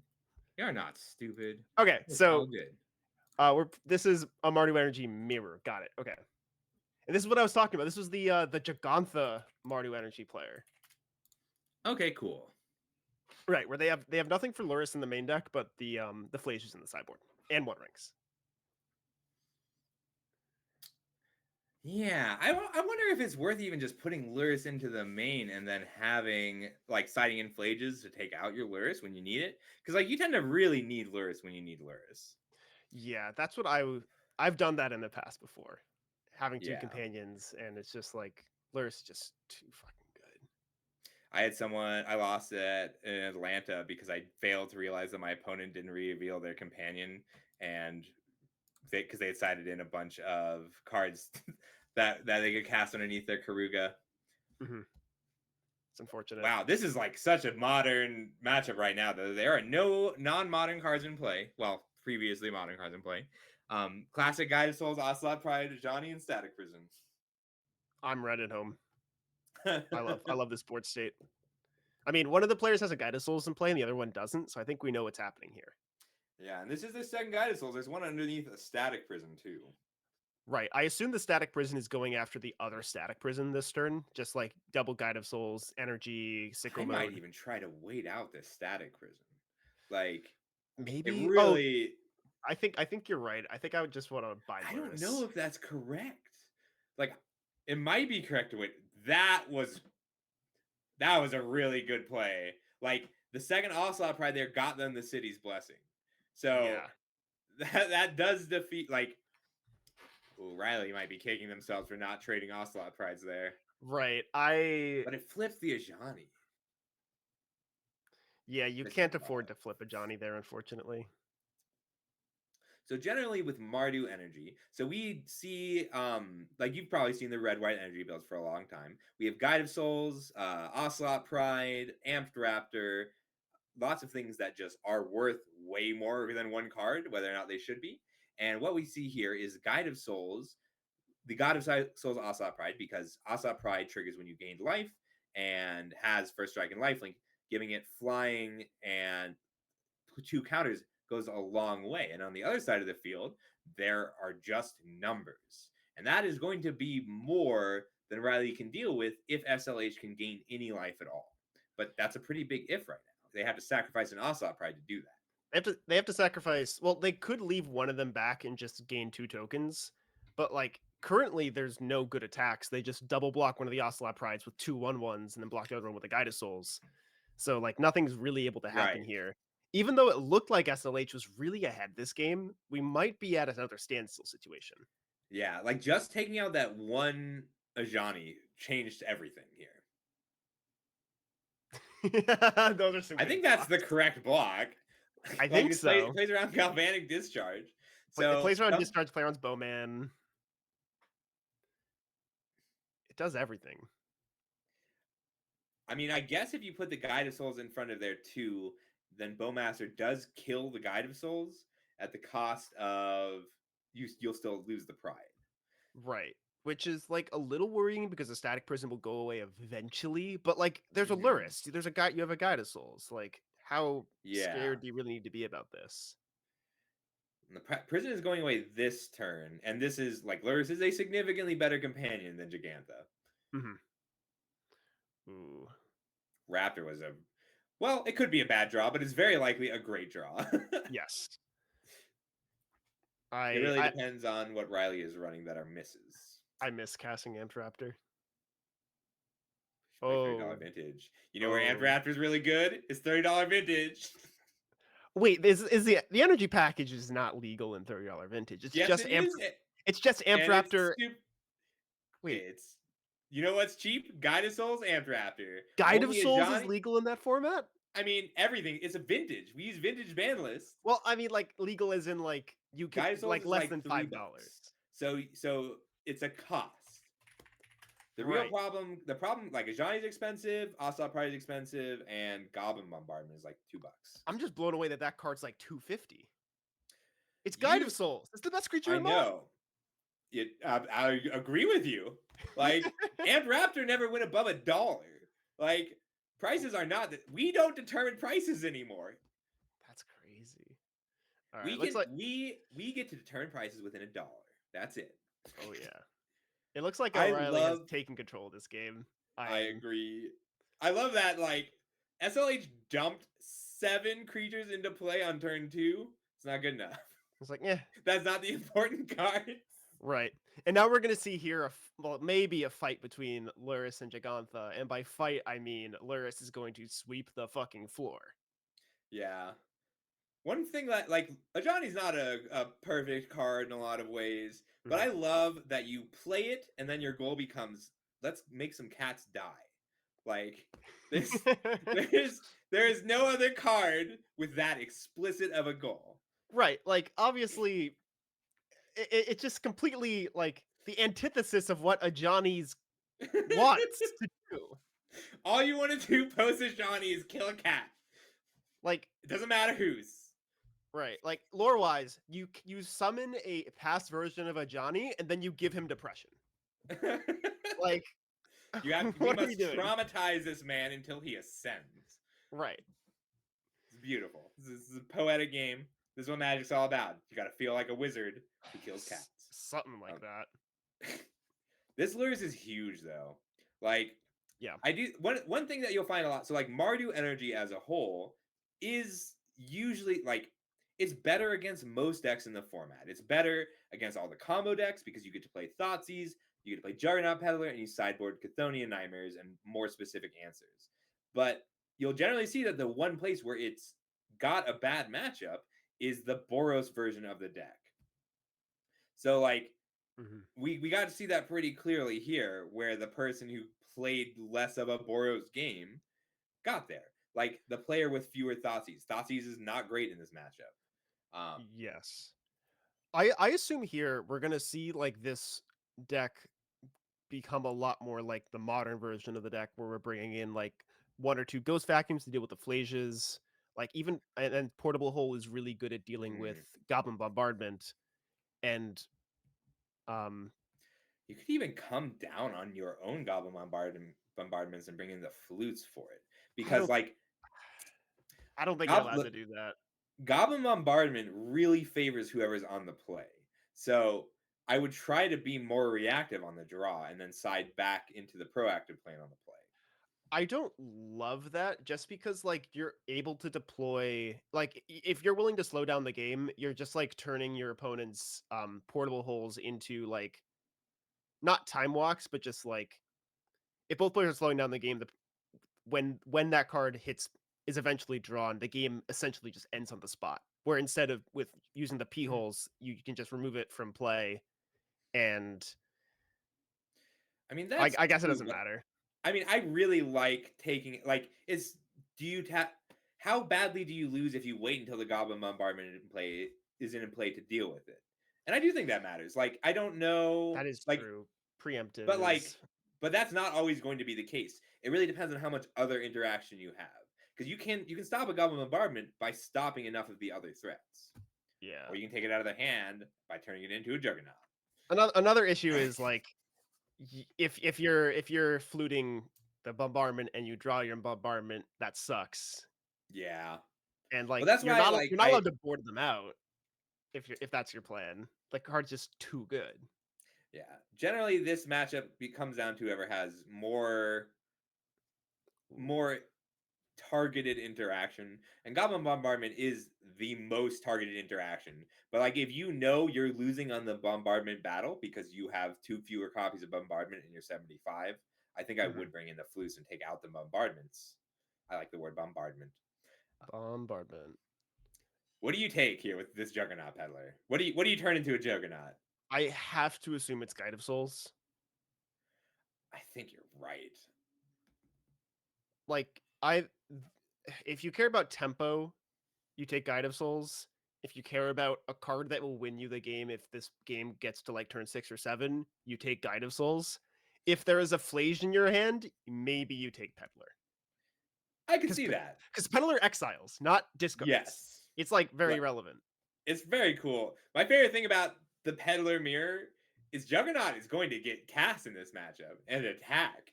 Like, there's so many tutus. Right. All right, there goes the Guide of Souls. I think if there weren't Flute and Peddler, I might consider one of them. Because like Goblin Bombardment is the most powerful card in this matchup, left uncontested. Right, for sure. I don't even know if I bother paying any energy in here. You might as He does, well. I just find the Guide of Souls to be so strong, but we know we're already down one. I want to take back something I said about sideboarding. You definitely do want the Disruptor Flutes, but not because of Goblin Bombardment, but because of the One Ring. Yeah. Yeah, the One Ring does take this game over, and you can't play the One Ring with Aluris. Correct. So it's the only efficient answer to the One Ring, unfortunately. I was trying to figure out if you play Juggernaut Peddler, and it's like, this is not a point at which I am happy to turn an opposing Orcish Bowmasters into a Juggernaut. Because you just lose to the Juggernaut. You can't beat a Juggernaut with this hand. Well, we always say that, but like, you can always beat a Juggernaut. You're right. This is we are in fact living in 2025. I might even consider taking out Static Prisons in the mirror, because like it's so in the normal energy matchup where your life total is everything. Like I say normal in the modern energy matchup where your life total is everything after they banned the One Ring, like you just needed to clear the way enough. But with the additional mid-range elements of the Mardu Mirror, with the Thoughtseizes and the Peddlers and Disruptive Flutes, the more interaction, being able to take out an opposing Static Prison is like a free blink. And it's so difficult to just keep enough energy on hand to lock it out forever. Like, we're looking at a situation right now where Riley gets a Surveil on end step, which, by the way, love the Surveil lands with just one-offs to fetch. Yeah, they're so good. And then untap and play a Juggernaut, which blocks everything and attacks through everything. Well, it blocks everything for a turn. Yes. Then attacks everything for a turn. Right. Oh, so we're seeing the exact situation that I was afraid of, is bombardment while behind. Right. Which, I'm going to be honest, like this Lurrus version of the deck doesn't have a lot of play from behind, just because there's no One Ring, which in the modern versions of the deck previously, that was like the best card to cast at all stages in the game. Without that, like, are you going to pay 3 mana for Lurrus and hope you don't lose the game? Yeah, I think you're right. I think if I were Riley here, I would have jammed the Juggernaut this turn, and then next turn used Juggernaut Peddler and given myself another Juggernaut. Wait. Juggernaut Peddler does that? Yes, you can target yourself. You can trade yourself a Juggernaut. Okay. Look, Juggernaut is better than Disruptor Flute right now. Like, that is true. And attacking for 5 and then 10 is not a bad spot to be in. I'm going to stop thinking about this. This is making me sad. Look, man, this is timeless. You're going to have to think about Juggernaut, okay? Juggernaut is an important timeless staple. I don't know if I want to love this or hate this. See, this is how you can tell that I'm the old one, because Juggernaut used to be one of the best attackers in Magic. Right. 4 mana for 5 power? It's iconic. Ooh, now that's a good Magic the Gathering card. Yes, it is. It's very strong. And if he hits a Juggernaut Peddler, he can give himself a Juggernaut. The second Raptor is also pretty good. Yeah, I do wonder if we're gonna Disruptor Flute the Gigantha main phase, or if we're gonna like name a One Ring or like hold it up to like try to name a One Ring or something. Yeah. I might name a One Ring now. I think it's safe to not name a One Ring in response. Like you're not really attacking in as the person on the back foot. Ah. That'll do it. All right, on to game 3. This has been a good match. This has been a way more interesting mirror than I was expecting. Right. I am curious as to why Chthonian Nightmare is not like really good here. I think maybe he just thought of it on the draw, but I generally like it. Can we take a look at his opponent's deck list really quick? Right. The Gigantha version of the deck is boarding in 4 One Rings, 3 Flages, and then maybe some amount of Peddlers. That seems to be it. No Static Prison. Oh no, the Static Prison are in the main deck, but no Portable Holes, no Ghost Vacuums. There's no way to deal with Chthonian Nightmare easily, not out of hand. Correct. Yeah, I could see Chthonian Nightmare being really big here, but I don't know. I'm very biased towards Chthonian Nightmare because it's one of my favorite. Like, I love Chthonian Nightmare and the original Recurring Nightmare. Yep. Now this is interesting. Do you think it was worth potentially holding the Pride to guarantee trigger it next turn, and playing out like Guide of Souls and Pride in the same turn? Generally it's not great to do that, especially when your opponent is playing like multiple Thoughtseizes, or like your opponent usually wants to play 1-mana creature on 1. I might have considered playing out the Guide of Souls on 1, but I'm not really sure. I could see this. It looks like we've got a turn 2 Peddler and then Guide plus Bowmasters in the same turn. Ooh, we gotta get that Flage out of there. Wait, why are some of the cards face down? Oh, it only reveals non-land. I hate Arena. Why? It only reveals the non-land cards? You don't get to see the whole hand? I think that part is a little bit dumb. It's from the templating of that time. Like, it works for some stuff, like right. Like, there's little things like it only reveals the lands if they have lands in play, which is just awkward. Personally, I would have taken the Bombardment there just because I have Swords to Plowshares for Flage. Ooh, second Guide of Souls goes crazy mode.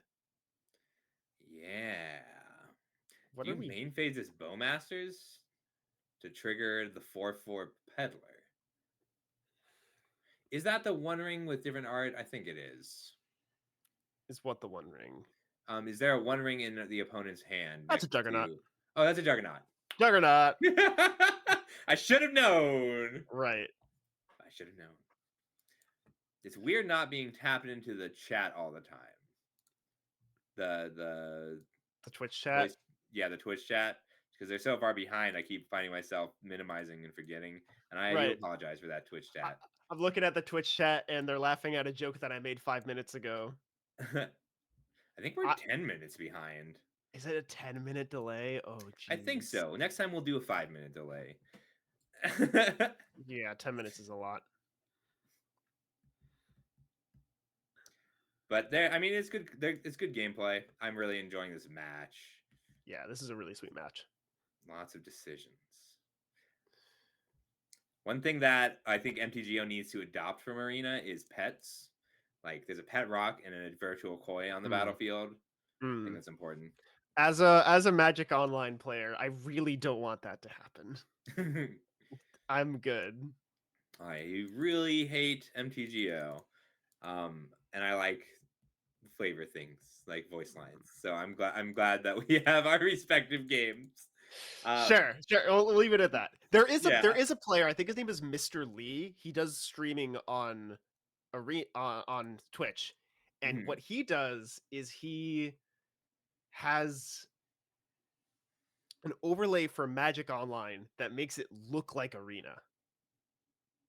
I And like that. I mean, like one of the biggest problems I had with MTGO is the ability, like you can't let your viewers highlight cards to read them on MTGO. Mhm. And that wouldn't be such an issue if it wasn't so difficult to tell what all the cards were as a viewer. Yes. That is something So, that we've been talking to the Moto team about to fix. And they've had a bunch of mm, different iterations of fixes, and some of them worked, but they lagged the client. Some of them mm. made the cards less readable in their base versions, so they've just been going back and forth. Where This it's discharge growing is, pains for sure. yeah, this discharge feels very strong right now. Yes, the opponent is able to kill the Guide of Souls in response to this Bowmaster, which is what I think they should do here. Like the Bowmaster is going to take out. Was it almost worth playing the discharge or a swords to plowshares on the pride first? So you're asking if you want to discharge the pride to force them to sack the Bowmaster to kill the guide? Like, or discharge or swords. It might have been better just to discharge to go for the combat. Maybe even go for the combat first and do all of this. No, because there's no way they kill the guide if you don't have 3 energy. Sorry, I had to think through that a bit. I think you might still want to kill the guide even if you don't have 3 energy. Guide of Souls is like continues to be the only card that matters, and I think this player is realizing that of it right now. Yeah, that's one of the reasons that like Luris tends to be such a big tiebreaker when you both are running a companion, is just picking up what you need. Like a Guide of Souls is so valuable. Right. Like on this turn, if the opponent plays, oh He was geez, out that's of a good one. energy. Yeah, that is brutal. Devastating. I don't know what SLH could play here that wouldn't cause El Riley to just pick up Aluris. Yeah. Just be super ahead from that point. Like I think he wants to get a ring down, but that does not feel great in the face of a Bowmaster. um, Yeah. Oh, Bowman. That's his target. so Juggernaut Peddler does have to like it can't target the ring player. You have to Damn. give yourself a Juggernaut here. Nah, I'm just putting Luris in my hand. I don't give a shit. I would like to draw the best card ever printed in Magic the Gathering. They left some mana up. Interesting. What's the reasoning for leaving mana up? Is it to like kill a Johnny in response to a trigger? That's the only thing that I can think of. I could see that. Like, if you look at this board, what do you lose to? All I can think of is a Johnny and another body. And That's if it's in fair. a body that isn't another cat, like I don't necessarily know. I'm just walking him through. It could also be that he values Luris enough that he's willing to play around it being taken out of his hand.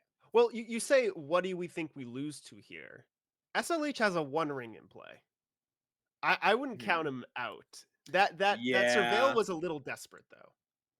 Yeah. I mean, like taking out a Bowmaster's here, like any creature. Yes, that's what This we is like. That's a good line. deal 1 damage to target Bowmasters. That's a good line. And they don't even have to do it now. They can just wait. Yeah. Oh, because like obviously you get punished if there's another Bowmaster, so they're gonna wait until Riley taps out. Oh, that's so good. That was a good. That would also makes Riley's line a little bit better because it threatens the Bowmaster. Mm-hmm. Like Bombardment and One Ring are arguably the 2 most powerful cards in the deck. Like having no other cards certainly damaging, but One Ring is drawing a lot here. Yeah, unfortunately, SLH is taking a lot of damage this turn, even if they still kill the Bowman. 2, 3, so 4, 5 damage plus. They There's can't no activate the Guidance One play. Ring unless they have a way to gain life in the upkeep. Yeah. They do have Swords to Plowshares, but no creatures. This might be it. Yeah, I don't think they're allowed to activate the One Ring anymore. That sucks. They can do it on their turn. Yes. I imagine we're gonna play the Ocelot Pride and Pass just because like Peddler is good. But like putting more creatures in play and again holding open Swords to Plowshares to deal with a Johnny in response to a sacrifice is probably the only way that Riley loses now. Yeah. Yeah, Riley's playing this game very conservatively, and they're gonna win because of it. Yeah, I think it really paid off here.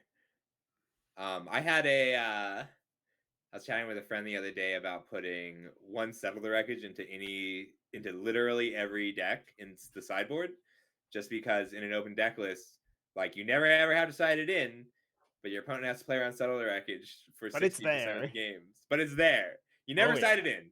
You just leave it there and make your opponent think about it. Oh hell Like yeah. I think that's worth a slot. I'm having a hard time saying I agree, but I respect it.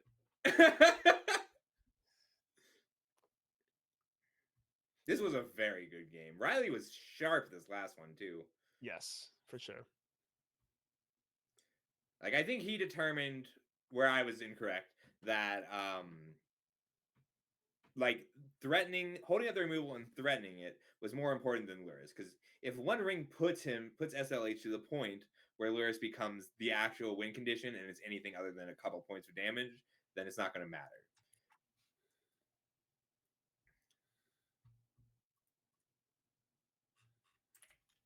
Not quite. That was a good one. That was a So really sweet match. those are two of the X1 players, right? Correct. That was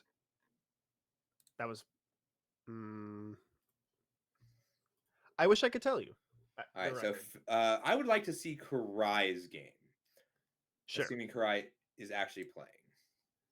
So that would be over in room 8. All right, let's jam.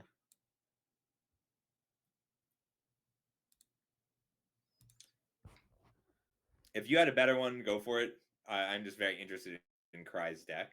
Nope, I do not have a better one. I don't think I can't tell if this is part of the tournament. Let me take a look at Karai's round 7 pairings. This looks to be. It is. I wanted to see this Jeskai control list. It is the real tournament, but it is over. Okay. Just missed it. Dang. I was hoping to see this Jeskai control list. I'm like, they'll still be going. It's a hard control list. Nope. But that was a pretty long match. Good try.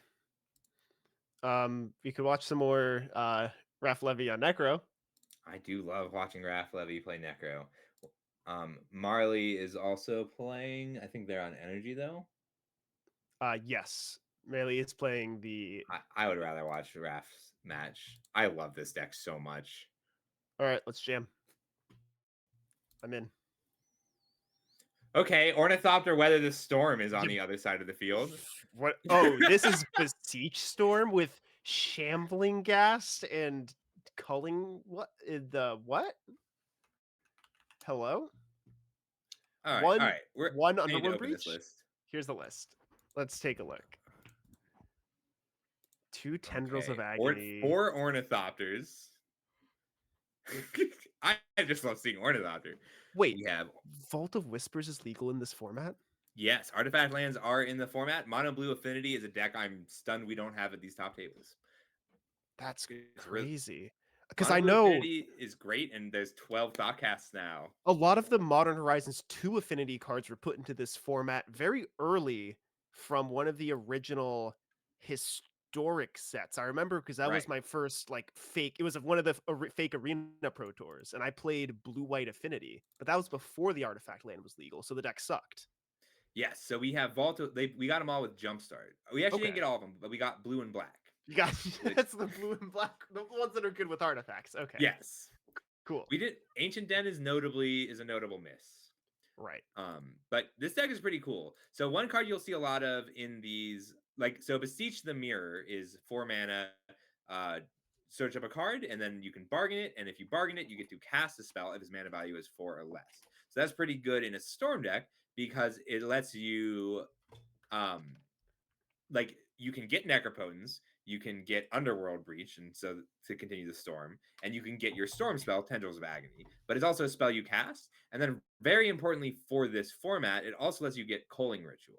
So Culling Ritual is 4 mana to destroy each non-land permanent with mana value 2 or less, and you add a black or a green for each permanent destroyed this way. So it's both a ritual and a culling. Like you get to wipe the board, including all the Chromoxes. Ooh, if we look at the screen now, Levy's in a really interesting spot where there is a Yeah. surgical extraction in his hand. He's trying to figure out what the hell is going on over there. Yeah. Like there's quite a wish board.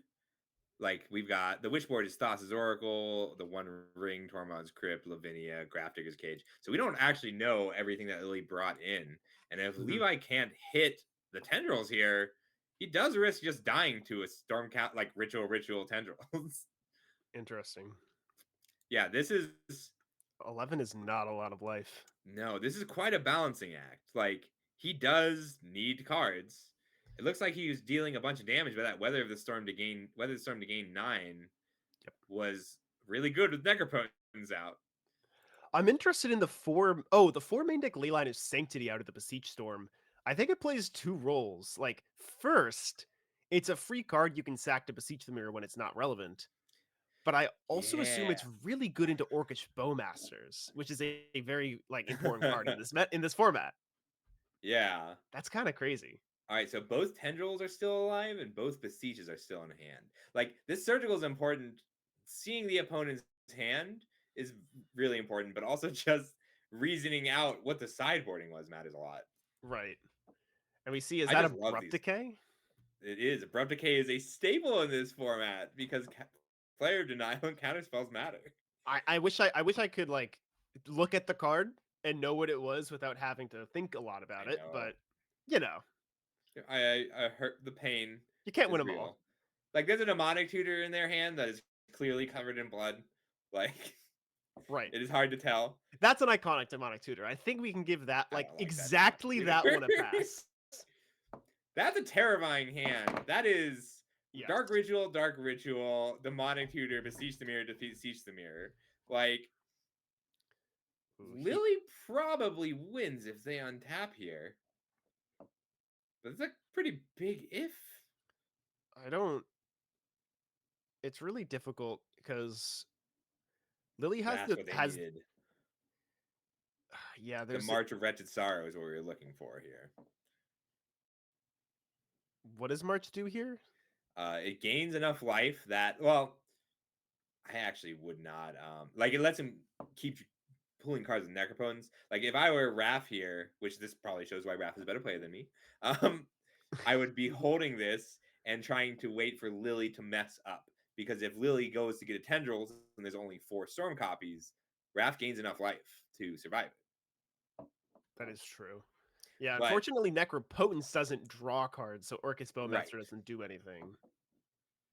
Yeah, like if I am Raph here, like Raph has a lot of confidence in how good their opponent is.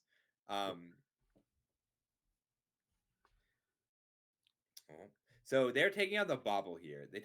I don't think they need to hit the Bauble to combo because Beseech can just search without, like they can search up the they can pay 2 mana to go get the Tendrils.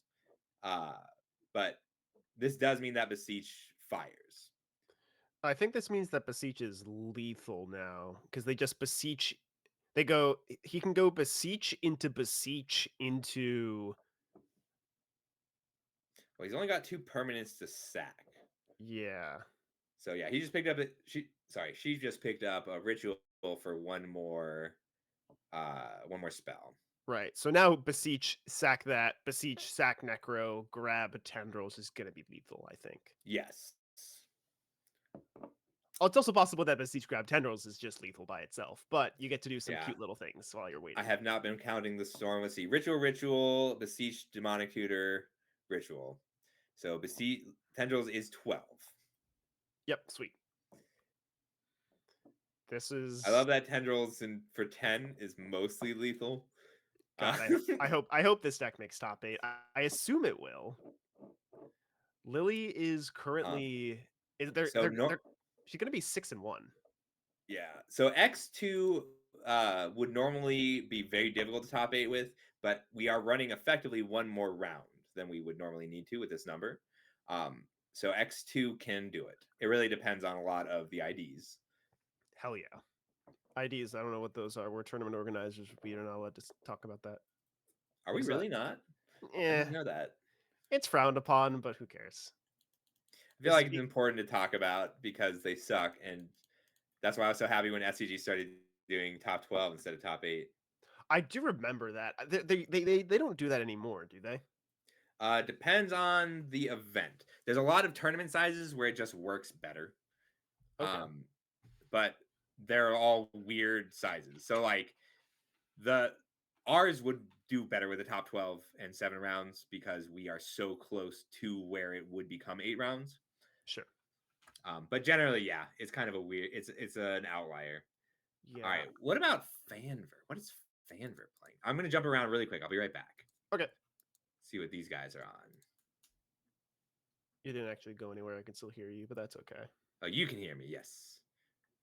I would like to go see Nazgul versus Biko. They're just getting started. Just getting started. What is it, with game 3 or like with the match? Game 3. They're just getting Okay. started in game 3. You scared me. Okay. Yes, I'm sorry. Biko is on chorus control. Have you seen this mechanic yet? I have heard of chorus control. All right, so you have the chorus mechanic. It's very much like a Hearthstone thing. So when you play a card with chorus, all chorus cards get better. And there's one for each color. The red one is deal 2 damage, intensify. Now the next one deal 3. The blue one is draw a card. So if you're 3 bolts deep, it draws 4 cards. But it's like 2 mana draw card, so it's like AK, right? Yes. Okay. Accumulated knowledge is really accurate. The biggest difference is you can Snapcaster it back. Yeah, without that's losing crazy. the intensity. And then I don't know what the white one. So that was the Hymn of the Ages, 2 mana draw 2, pretty good. I just saw the card like do a little boogie as it went to the that- graveyard. That is the intensify animation. I love it. Okay. Chorus control is generally like once it gets going, you don't beat it. It takes just so long for it to get going that you can usually beat it. Right. But You're they just use- you're just like trying to stall out the game with like counter spells and then like solitude, subtlety, and Mhm. stop your opponent from doing literally anything. Yeah, and you can play the one ring, but it's usually going to be fewer cards than your chorus cards, and the chorus cards are a lot harder to interact with. The black one is gain X life. Each player sacrifices X creatures, where X is the intent. That's the 4-drop, right? That card is Yep. messed up. Yeah, like it is a chorus only sweeper, and it's a very good one. Right. I remember there was a card, it was a 2 mana lightning strike at sorcery speed that increased the intensity of all of that card specifically, and it was good in historic with like in like a Snapcaster Mage wizard deck. But like the chorus mechanic is just like the intensify mechanic, but on crack. Yes, and Okay. it's 1 mana lightning bolt, or one. It's a shock. The first one's a shock. Second one's a lightning bolt. So the first chorus card you cast is always going to be worse than normal, and then every other chorus card for the rest of the game is a broken card. Correct. And Also, in- Sanctuary is legal. Yes, in this format, you get to fetch Mystic Sanctuary and stifling the Mystic Sanctuary. Yeah, that seems really correct, actually. Oh wait, no, they're just putting a mana drain on top because the game has actually ended. Yes, this is no longer winnable for Oh, Nazgul. Sorry, buddy.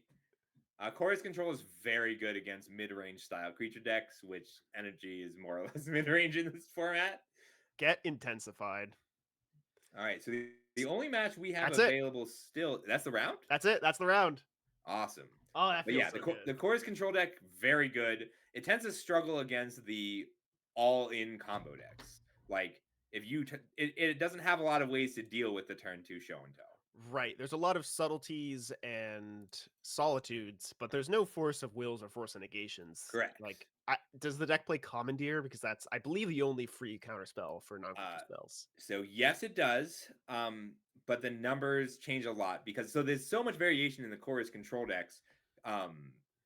Like even Mystic Sanctuary, like I've seen Dreadhorde Arcanus over Mystic Sanctuary for more aggressive builds. Okay. But you aren't guaranteed enough blue cards for your commandeers. If you're on if you're willing to slow down a bit, you do also get to play commandeers, which is pretty great. Interesting. I have also seen people like that is the one deck that can get to 7 mana in the normal game plan and hardcast a Commandeer. I did that once or twice in Yeah. OTJ Limited. I had one person who I don't know why it was in my deck, but I did it. Yeah, no, Commandeer is one of those cards that you just had to try and make work. You had no choice. Exactly. Yeah, like I'm glad they put Commandeer into the set. That's a fair price to pay for a free counterspell. Exactly. Like I don't know, and sometimes you get something really good. The Chorus Control deck is a ton of fun though. I'm kind of happy to see it. I really like this Beseech Stormless. I haven't seen this yet. Like yeah, I think this is the first time I've seen this how deck. did we not notice that? Yeah, like I haven't seen it anywhere, not just here. Yeah. Wait, are we? Is this this just defines the tier list now, doesn't it? As the largest timeless event. Does it? Like I think so. Isn't that how we accumulate data? Is we give weight to events? And this is the weightiest timeless event. Is this the like? I'm assuming this isn't the largest timeless event ever, right? This is the largest non-wizards timeless event. What larger? It was a very big one at its inception. Okay, but sure, got it. I don't remember how that actually went though. Currently, it's just like the metagame challenges. All right. So let us know when we're up. I want to go ahead and find our undefeated players to peek at them. We All right, are up. And we have only one undefeated player. Looks like Drop the Pop-Tart is undefeated. 7-0 on the 4-color energy list. If we could find them on Discord. So I already DM'd them on Discord, and they said they probably aren't able to stream. But then I said, okay, that's fine, but you gotta stream for top 8. Who's their opponent for this round? Because I would like, yeah. That is Arco. We just watched them play Shift and Tell. All right. Well, I would really like to watch that match. Yes. Do we remember who they are? Right above us. Okay, cool. Let's go ahead and join that one. Yep, room 2. I'm gonna say hello. Please stream. Oh, they're already streaming. Yeah. They've been good about it. But awesome. yes, so this is our Shift and Tell player against the 4-color ritual. Like putting Birthing Ritual into a Lurrus list is crazy, and I love it. I'm here. I want to do that so bad. That sounds awesome. I want to sack a cat, put a cat in play, flip my Johnny. Don't get to use its ability because it's my end step, but it doesn't matter because you're dead. Do they have Brainstorm? Did they ever get to use Lurrus? Put Lurrus on top? Oh, no Ritual blue. into it? No blue. Aw. That does sound kind of hot. Right, yeah, the set looks really interesting. Our top 2. It looks like we have. Oh, they might be drawing. Are they allowed to draw? 5, 6. They are. We can't stop them. Oh no. We announced that they could. Oh no. I would assume that Drop is just gonna like play for the glory, play for standings. That'd be kind of hot. We cannot stop them if they don't. It looks like that's what they're doing. They could. I mean, we'll see. I'm excited. So we have 1, 2, 3, 4, 5, 6 X1s right now, and 1 7-0, and then 8 to 22 are 5-2. It is not a clean cut. It is not a clean cut. Some number of X2s will make it. I need more water. I'll be right back. If you end up finding us a different match to watch, that'll be just fine. Yeah, no, for sure. I will try to keep everyone else entertained. I believe in you. Right. No, for sure. Anyway, chat. My name is Sam. I make Magic the Gathering videos on the internet. I used to. Actually, I don't do that anymore. And today we're going to talk about why Lurrus of the Dream Den is the best Magic card ever printed, and it's better than Black Lotus and Time Walk and Ancestral Recall. It's the first card banned in Vintage since like Shahrazad in '95. That's crazy. I don't know what else to talk about. That's the only bit I have, unfortunately. I am really excited to see this match of Timeless, though. The Shift and Tell list is really sweet. I think this is the only deck that's playing Kozilek's Command in the entire room, and that card is just so sweet. Casting, just like passing the turn with your giant spell, and it doesn't matter what modes you pick, you're going to win the game. Unfortunately, in paper, it does take a long time when you're casting it for like X is 5, X is 6, X is 7. I played a match at RC Charlotte where we were playing, it was me on Eldrazi and Richard Neal playing Rakdos Gorios. And we were going back and forth casting Kozilek's Command X is 10, putting 10 Scions in play and scrying 10, drawing a card. It was rough, especially to when we got to the point of the game where my opponent attacked with an Emrakul the Aeon's Torn, made me sack a bunch of Eldrazi. I sacked like some random Eldrazi to put counters on my Chrysalis, make my Chrysalis a 17-18 creature, block their Emrakul. It was hot. Kozilek's Command is the only card in Modern that lets you have fun like that. It's so sweet.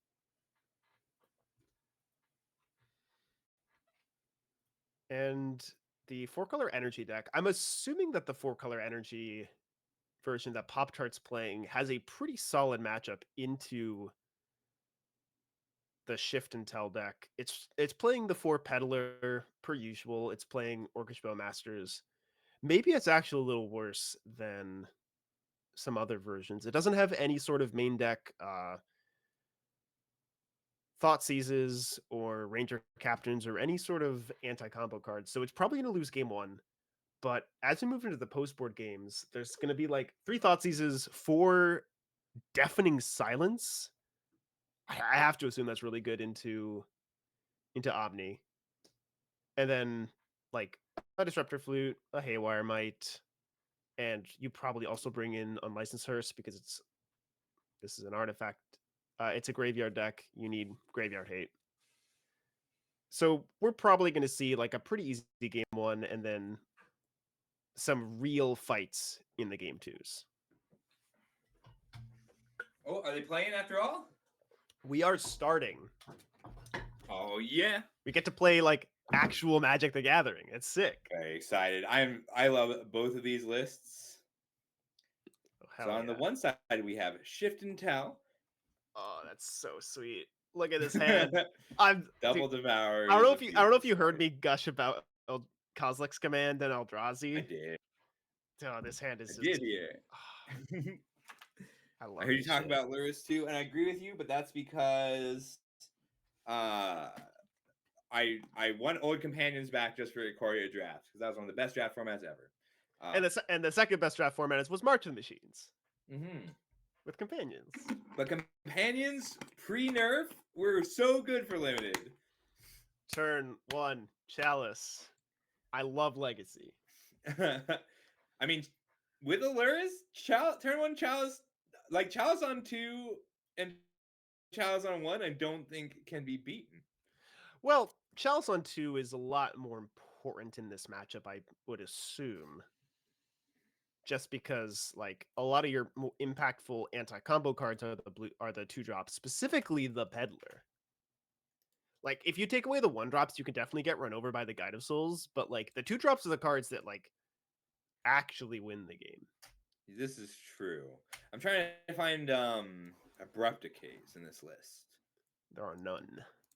Yeah. Just to deal with the Chalice.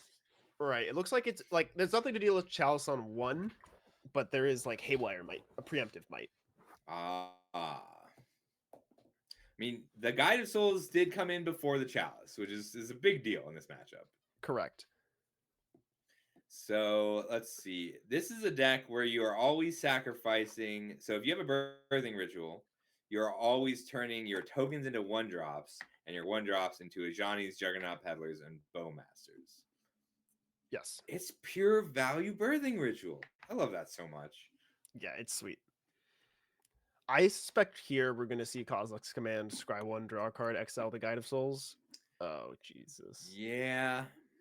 You could play it like very safe and make a Scion instead in case you don't find your lands. So you can just like resolve the 1-ring guaranteed. But like the Peddler is going to hit play, get rid of the 1-ring. Life sucks. Okay, but if you see an Ugin's Labyrinth, you take Devour. I don't think so. You don't have a Yeah. ton of mana. Yeah. Unfortunately, these. Well, Juggernaut is so good when you cast it with Ugin's Labyrinth. turn 3 Juggernaut. Turn 3 Juggernaut's actually like a pretty respectable. If That's a 5-power creature for 3 mana. That's not Yeah. bad. we've seen 3 mana Juggernauts, you're the limited expert. What was the card from Kaladesh Limited? The 3 mana 4/3 trample vehicle that like broke limited the common. That's like So basically there, Juggernaut. yeah. So, but that one grew every time it attacked. So, but the reason that card was good is that nothing could ever block it, and that's kind of where we're at, except for that Ajani. And if I'm on the other side of this, if I'm drop here, then I'm blocking Juggernaut with a cat, and then we're gonna Kozilek's command to stop that. Even this, I would think I would not do, just because it you can assign all 5 damage to this Juggernaut Peddler if you're worried about the Ajani. Yeah, this was really risky. It doesn't play around a Galvanic Discharge. I might have just like let the Juggernaut resolve, I put think the Adani trigger on the stack. I would have kept the chalice on top just to chalice for 2. Ooh, that is maybe correct. The issue is you're I- not like actually getting anywhere with your current hand. I have a really good chalice story I need to tell after this. I'll remind you. Maybe.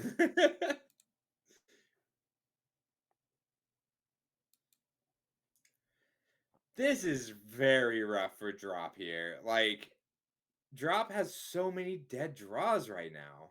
Right. Well, rough as in drop is currently 7-0. But Yeah. the game is rough, for sure. Yeah, drop is locked for top 8. This game is rough.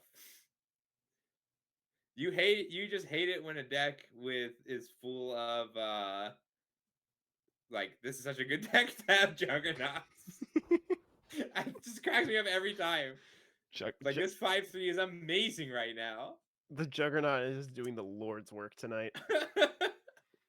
You just get to like put a Atraxa in the graveyard this turn, and if you draw an untapped green source, you get to attack for Yeah, 7. Shifting Woodland requires a force to be untapped. Oh wait, no. Yeah, I was wrong. You can put an Omni in play. Oh yes. I Hmm. guess he's pitching the Atraxa. Yeah, you which have to. Person, Wait, you don't have I to. would You let- can get I a would Juggernaut. I would want the Juggernaut. I don't know. Like this Ajani is like getting flipped Yeah. this turn. Maybe this Juggernaut plan isn't as good as we thought it was. It was until Ajani came down. Like, the Lures was also a problem, but you had some time. Like we're gonna need these Devourers to like check Ajani and Luris and such. I don't love We are that. 1 mana away from being able to cast one of the Devourers. Yep. We have 8 mana to play the Ulamog. Does Ulamog do anything on cast? It mills the opponent or something stupid like Yes. that, right? It mills half their library, which does actual nothing against the Lurus deck. But still, it guarantees that it has counters. Yeah. Was there any way to stop this Ajani from flipping this turn? There was not, unfortunately. Play the Woodland. He can Ulamog, turn Ulamog into a scrapyard. But I think he just wants to pick up the Devourer and cast it to deal with Ajani. The Ulamog is not going to be in Arco's hand at the end of this turn, unfortunately. There is a Luris in play and a Peddler in the graveyard. Yeah. I think Arco just needs to like pray to RNGesus, find a Atraxa or something Omniscience else. does it. Like, they can discard Omniscience. No, I guess that doesn't matter. I mean, they can double Devour if they hit the Omniscience. Do they have the mana to double Devour? They might only be able to do 1. So they would return 1 Devourer this turn, and like if they hit Omniscience, they double Devour because they discard Omniscience to a scrapyard. That costs copy it with a Woodland. That costs a It's bit of mana though, right? It's 1 mana and the scrapyard to discard the Omniscience, and then 1, 2. So they would have to return 1 Devour Yes. this turn. They only get 1, which means they can't hit both Ajani and Luris, which is sad. Well, so they can pick up 1 Devour this turn, draw the Omniscience, and then put the other Devour into their hand if they draw the Omniscience, because it's 4 mana to activate the Woodland. So Woodland, Yeah, Unimplemented you're Labyrinth, right. Unimplemented Labyrinth to use it, play the land, use a Scrapyard. They have Yeah. enough, but they have to return 1 Devourer right now. Which I assume Arco will. They seem like Yeah. a smart cookie they got here. I mean, the fail case is that they just cast 1 Devourer and hit a Johnny with it. Like, I think that's what they want to be doing. Right. Like, even if they just keep drawing lands, they get to keep playing Devours and then eventually use the Scrapyard. The question is, do they die if their opponent takes out the Devourer? Because they've got 9 damage coming in, plus the Luris.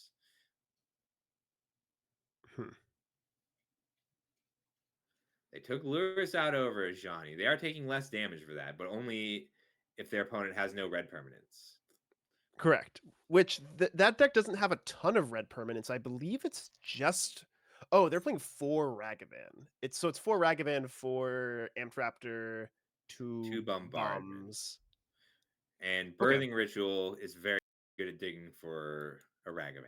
Correct. Thankfully, Birthing Ritual doesn't give them the red permanent this turn. So we're probably going to see another turn here. Step. Yeah. Ooh. What are we doing with this Shifting Woodlands? We can make a copy. We have an Ulamog and an Atraxa. It might be worth just. We don't have a second. We would have had to play the Boseiju to attack with the Atraxa. Yeah. That might have been better because it puts us at +7 life, but this attack is wild. Is it wild? I mean, they're taking 8 if their opponent has a removal spell for the Devour, which would just have to be. They only have 1 Swords of Plowshares and 2 Galvanic Discharge, right? 2 Static Prison, so 5 removal spells. Drop is not playing any copy of Orchestral Masters. Oh wait, no, they're playing 3. Never mind, I lied. Yeah. So there was a little worry of an ambush. It makes sense why they decided to not attack. Yeah. I do wonder what we're doing with these scrapyards. I think they don't need the island here. Like they can I think I'm attacking with Atraxa here. Atraxa Woodland. That does make sense. You have the mana for it at this point. Yeah. The issue with playing out the Boseiju here is you don't get to use the Surveil Land off the Mistsea, but like gaining 7 life is probably going to be pretty solid too. Yeah. I wonder if there's any way to put counters onto a Woodland so that they can turn it into an Ulamog later. Unfortunately, not in this deck.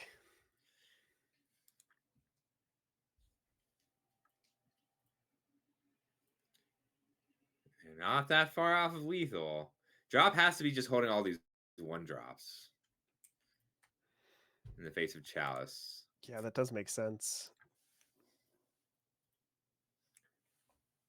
Jeez, that's really good. Atraxa ended up getting there.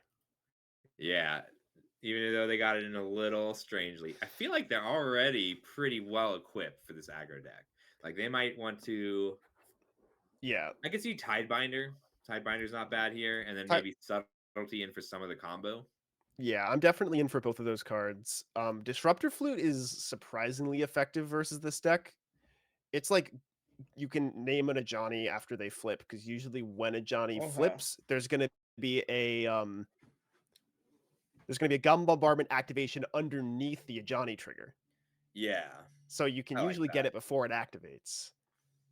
It's also good versus a few other cards. You can do some cool stuff there. Subtlety is obviously really strong. It's more about room for Subtlety. Like that's the one thing that always struck me about Eldrazi decks is that like God Pharaoh's Gifts and Ulamogs and Devourers, that's kind of what you would want to take out against a lot of aggro decks. but is your true. lands don't work without them. Yeah, we see them bringing in copies of Force of Vigor just because the 4-color Lurrus deck's main answer to this deck is the 4 copies of Deafening Silence. And like some other random cards like Disruptor Flute, Haywire Might, etc. But And again, you see why this deck is so well positioned, because like it gets to win without the Omniscience combo. exactly. You don't need the Omni. You have like your fair Yeah. Eldrazi-ish game plan. Casting Kozilek's Command is a good way to win games of Magic the Gathering. It's true. They came down a Rumble. I don't hate that. And an Omniscience. I don't hate that either. Drop a little bit of consistency if you're expecting the game to go longer because your opponent is disrupting you. Right. I can't tell if this guy complained in every language or if that's just how it's set up. I think I snap keep a Chalice Hand in this matchup. I guess not. Would have lost. Apparently, I'm wrong. This hand seems really good. I do like bottoming on Traxa. Peddler's gonna get you no matter what. Yeah, they almost If they had added 2 show and tells, 2 attractions, I could have seen it. Right. Hey puppy, you need attention. My dog needs attention. I understand. Mumble okay, on top I don't is have to get up really for it. good. Mm-hmm. Like I think if there's a Peddler here, Over you here. might just take the Rumble Over here. and stop the 2 drops from any 2 mana card from being cast. Oh, there's a Ragavan. There's a Ragavan. My line of thinking was incorrect. Okay. Ragavan's a scary one. I still like leaving Malevolent Rumble on top. Ragavan hitting the Mumble is good, but not great. Yeah, I mean, if they're really digging for lands, it's fine. But you'd almost rather they play a Rumble than a Peddler or an Ajani or right. Like they find the any of their Peddler off important the Mumble, cards. but they can't cast it because they don't have double colored.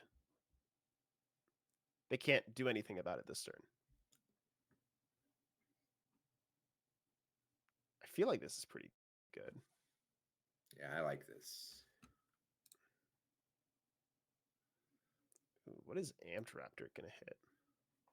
Thoughtseize? Oh, that is so good. How do they do it?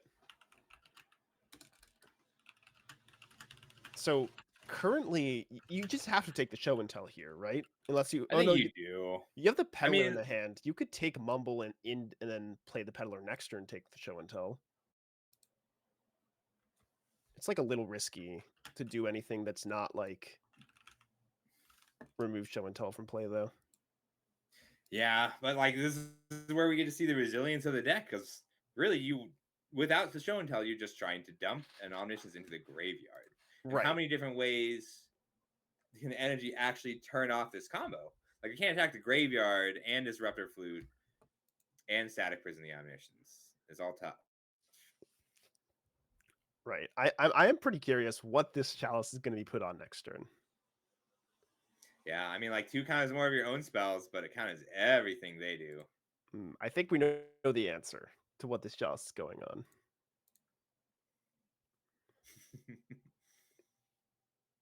Kind of surprised we didn't see Peddler just to deal with the Chalice, but you can still play Peddler if there's a land here.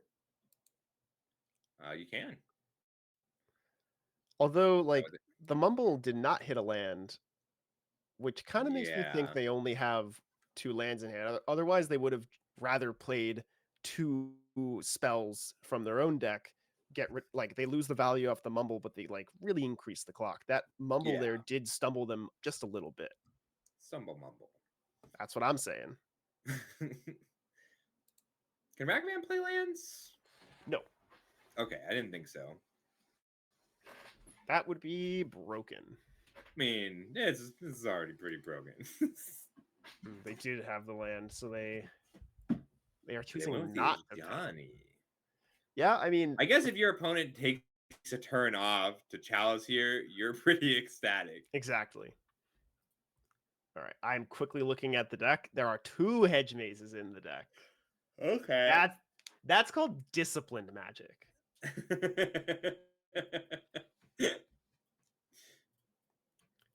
With Chalice on 1. 2 Surveillance is like really smart. I think it was the weekend of Gen Con where it was the Legacy Secret Lair event. Mhm. I think that weekend, like 3 different groups of players who went, including like my group, all determined simultaneously that the second Undercity Sewers was like, or the blue black one was broken in Blue Black Frog. Absurdly good. You got to be able to surveil Right. on demand. How did we Don't play with bother fetch with lands blue before the I mean, we didn't. It's garbage. All right, this peddler I have to assume is going to take this Atraxa, right? I don't know. I don't think you're scared of Atraxa. I mean, showing telling Atraxa in it really like this is where we figured out if drop has an answer for Atraxa in hand. I think that tells us that they do. Right. Like if there's a show and tell, putting the Ulamog in play does literal nothing. Yeah. I guess one of my worries is like, what happens if you surveil an Omni and play on this end step? You get to Yeah. ship Woodlands and win the game. Like, but it does have to be that. Correct. Force Now doesn't do enough here. Now I believe the game is over. Uncastable K command, yeah, that'll do it. Right. Going to game 3? Oh shit.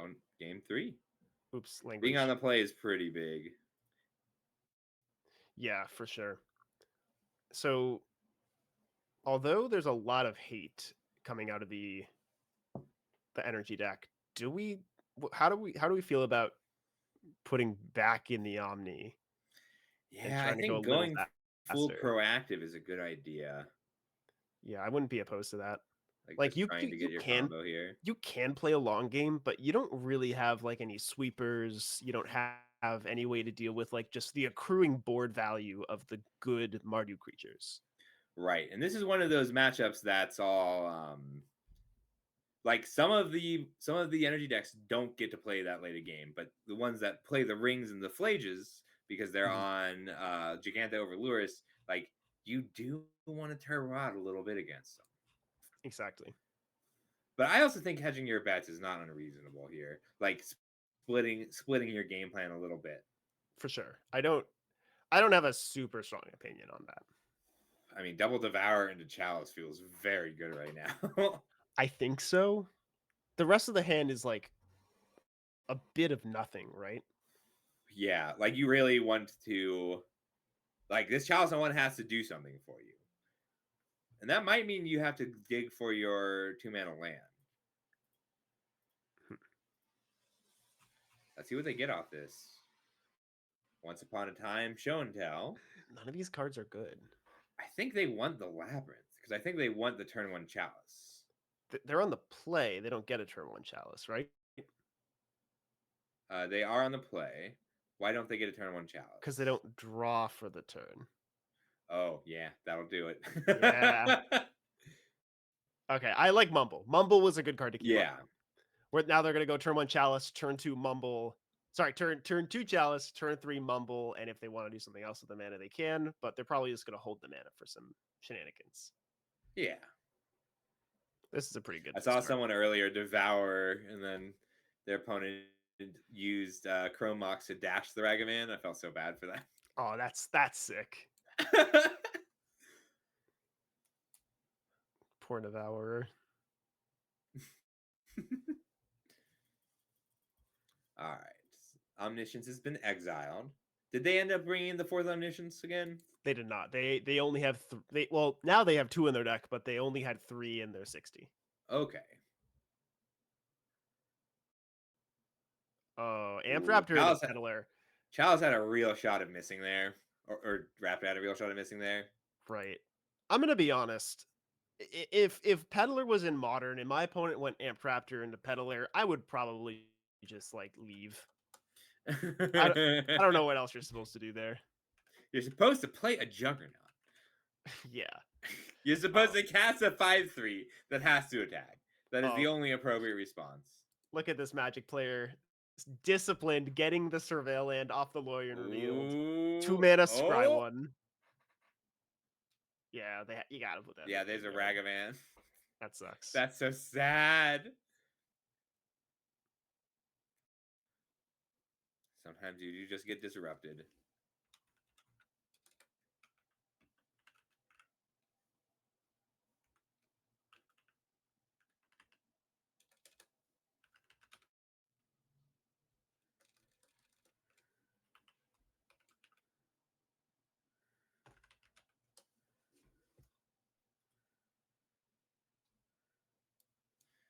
This birthing ritual feels pretty good. It does. It's not able to find like. Never mind. I was wrong. I mean, I was just gonna, stacking a cat is so silly. right. I was gonna say. Wait. Hold on. Okay. I'm reading Birthing Ritual. You don't actually need to find a hit. Even if you whiff, you can still sack the 2/1 cat and flip a Johnny. Oh, I love Magic the Gathering. And he just like pod peddler into peddler. Like, sure. That's so good. It's a good form of blink. Right. I want to play peddler and Birthing Ritual in the same deck. Except So I want to at do that it in mid-range- paper. Aw, I want to do it in sorry. paper. You I have to know. get like Brain Maggot or Mesmeric Fiend. Nope. This is such a tragedy. There isn't there a new like a Skyclave apparition, but for cards in hand from Tarkir? Ooh. I I think haven't it's seen like Tarkir's spoilers much yet. it's I'm for diving in 3 tomorrow. mana. It's in Abzan colors, so it's not Uh, playable. But I'm pretty happy. I'm looking forward to playing White Sorcery Speedy Coco Simulacrum synthesizers for a while. that does sound hot. I'm excited to And get a it's gonna- bunch of new sorceries that all trigger beans for 3 mana. Oh yeah. I feel like you're not going to get to play Beans for very long. I don't know. I assume nothing's getting banned from that format on Monday. I think we're going to lose Up the Beanstalk and Monstrous Rage. Oh, if we lose Monstrous Rage, that means I'm really not requeuing for any PTs coming. We Soon. might need That's we right. might even need to hit Oculus if we lose Rage, and like Oculus is fine right now because of the Monsters Rage and the Beans. Right.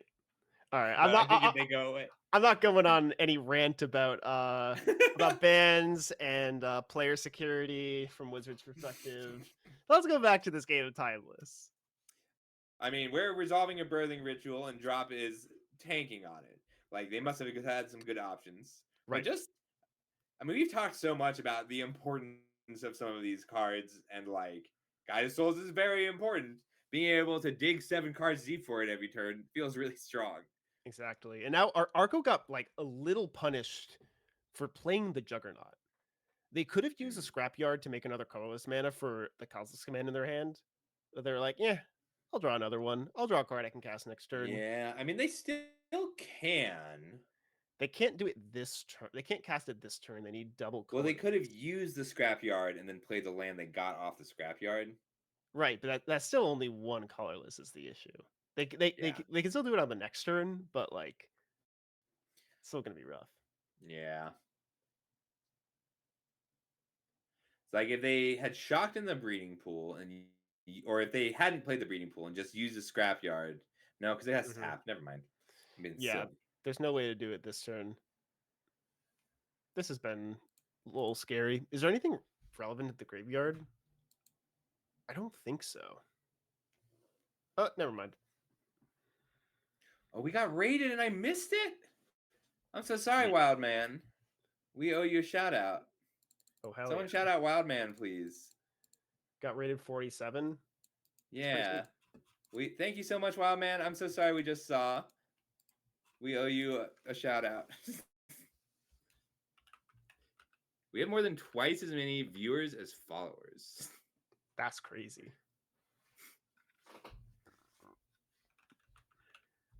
I don't know if this works or if I can do it.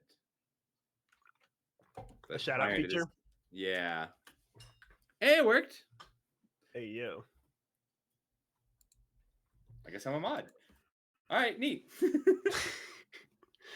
All right, this peddler is Just doing the Lord's work. filling things up with Juggernauts. Yeah, Arco made the choice to discard the Kozilek's command to the scrapyard in response to the flute, and then the peddler removed the second Kozilek's command. So now I don't know if Arco's going to be able to survive another attack. Like the Kha'Zix command would have been able to exile a creature and then block the rest with the Scions if that's what the plan was, but no longer an option. Is Omniscience in the graveyard?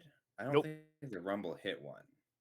I assume I don't believe there is. Yeah.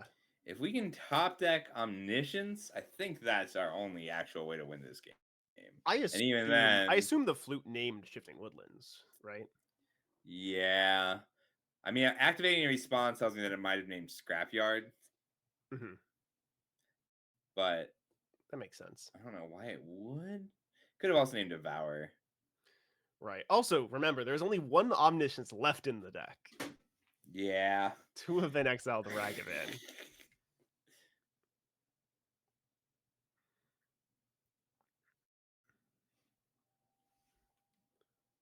I wonder how any of these games would have changed on X equals 2.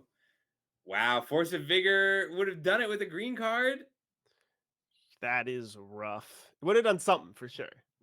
It would have taken out the flute to activate Woodland on Atraxa and block, which, might have Right. worked. It looks like Drop the Pop-Tart is now 8-0. 8-0 is crazy. A full 8-0. All right, who's still streaming? Grimmin and Riley, it looks like, are getting in here, are streaming right now. Yep. Okay, let me jump around a little bit and see who we can find. All right, let me know where to go. All right. Looks like Corey's All right, match is looks still like happening. they are not in the tournament. Riley's still, sorry, we're jumping around looking for someone to watch.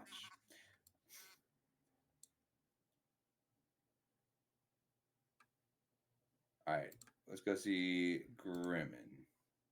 They're trying to break down who's in the top 8. All right, Grimmin, it looks like, is playing. Okay. I think they are the last person still live out of the people streaming right now. Sure.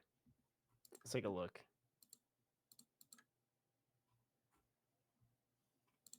I'm hoping this Beseech Storm won their match. Let's take a look. I also really want to know. Where's Beseech Storm? That's Lauren. They lost their match. They're now 6-2. So, I mean, their breakers were good. They could make it. Yep.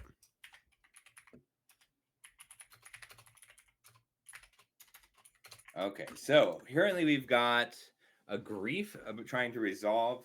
They're at 3 life with 2 lands in play. I have to imagine some of that was self-inflicted with those reanimates, but Yeah, I don't believe the people can see this yet, unfortunately. yes, we need the Tyrant. I think Tyrant's here now, so we're good. Okay. All right, so this is game 3 of an incredibly close game. We have a Tamiyo flipped in play, a Grief on the other side of the table, and the life total is 5-3. Both of them know about each other's Bowmasters, so the life totals matter a lot, but you might be able to see Fry Dog's hand, which is holding 2 Veil of Summers.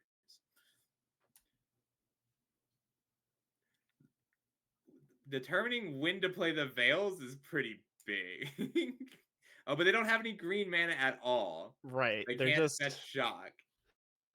they're not doing very much. 2/2 Menace is good. Bowmaster gets to block while Tamiyo still does his thing. And they crack back for 2. And then they untap Luris second Bowmasters. That'll do it. That it's not quite lethal, right? It's basically no. lethal. If they had taken it, would be. Right.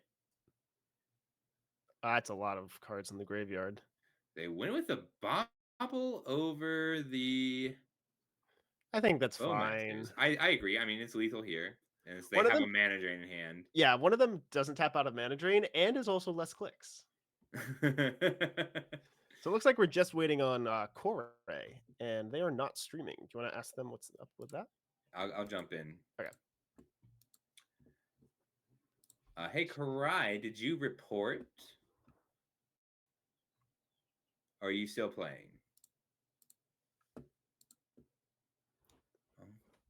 They just reported, and the match we just watched is about to report. So I think all right, you just reported. You're all good. We are done. All right, we're gonna do Swiss. top 8. We'll talk to you soon. Okay, so that is the Swiss rounds. Let's see who our top 8 is. we can do an announcement here. I'm gonna publish the standings now. I don't know We when it's might gonna want to. load. Do you want to pause for 5 minutes? Is that a thing, Tyrant? Do we want to do a 5-minute pause? Gets the top 8 sorted out. Lets people. I would I say love to we do announce that. the top 8 and pause for 5 to 10 minutes. Yes. Whenever standings load. That can take a minute.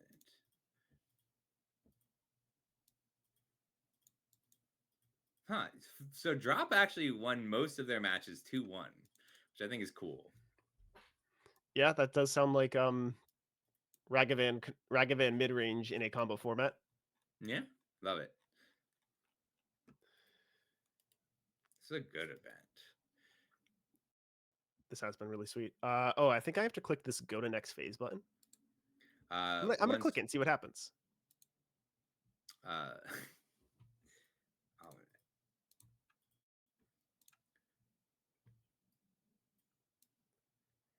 All right, we have the top 8. okay. You want to read them out? Sure. Do you want me to read the player names or just the deck list? I think we want to do the player names, but I'm trying to figure out if anyone is trying to hide. I think this is public. This is public knowledge, so their names are public here. So I think we can read their names just fine. Right. So names and deck lists. We have Drop playing the 4-color energy deck that we just watched. We've also watched Riley play Mardu Energy. Mm-hmm. That was 7-1. Yes.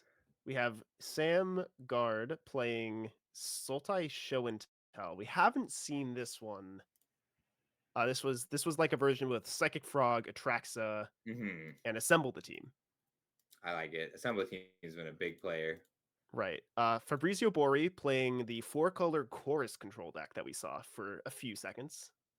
Mm-hmm. Oh, Rabid Shanty's the black card. Oh, that's so good.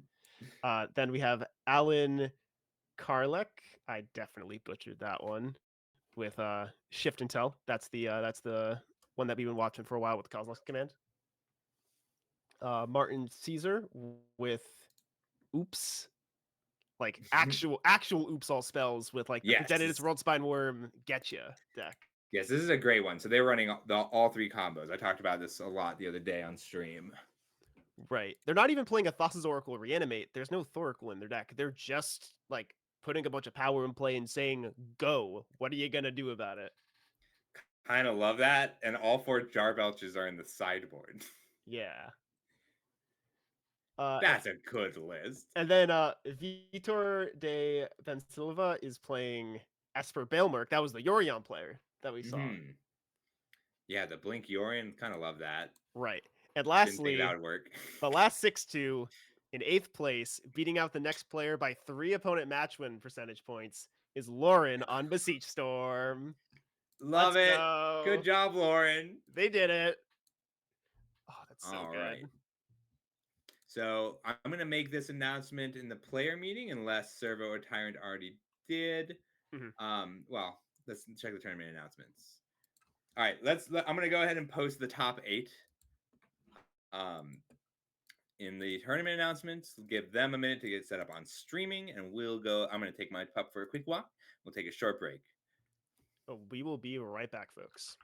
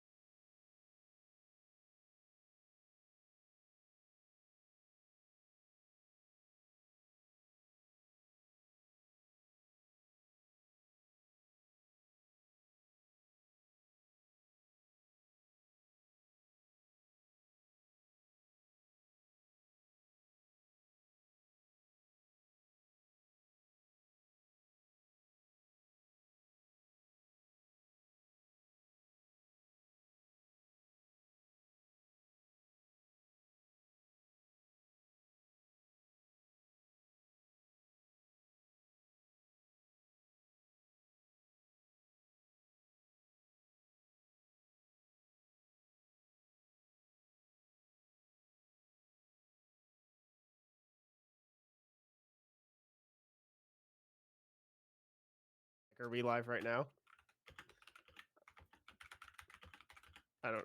Live now. Okay, we're live now. What's up, everyone? We are getting top 8 started, and we have a nice little feature match here for y'all. We have a some cool top 8. we have some booster packs being opened right now. That's what's happening. It is? Do I need to open some booster packs? No, but Drop the Pop Tart is opening some Ravnica Allegiance booster packs, maybe. Oh. Because I have packs. I'm sick of them. They just never stop. Oh, you mean on Arena?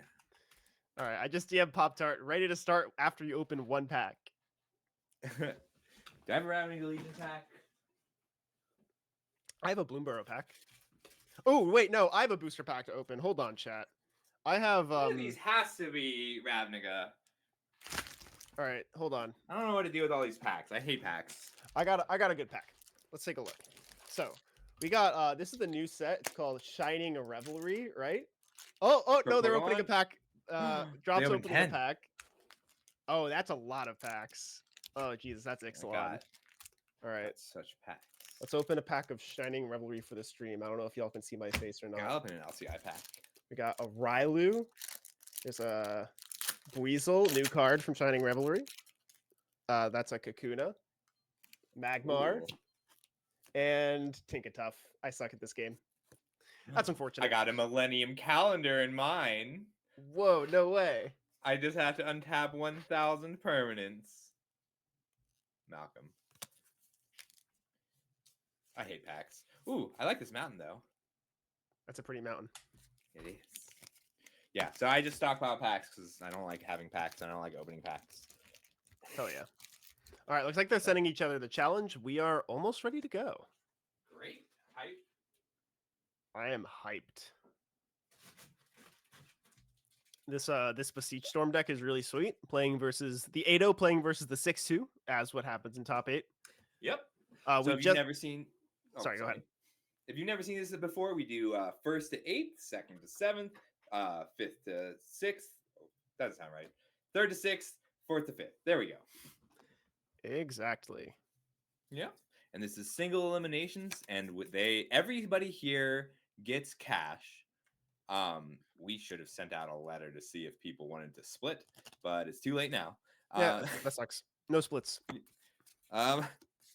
So yes, every single match is cash, and just so that we know the prize breakdown, we did post it when we made the event. It is. I gotta check it. Prizes. Here we go. So first place will get $300. Second place gets $150. Third and fourth each get $100, and fifth to eighth each get $75.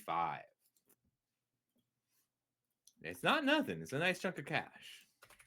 That is $1,000 total on the line here.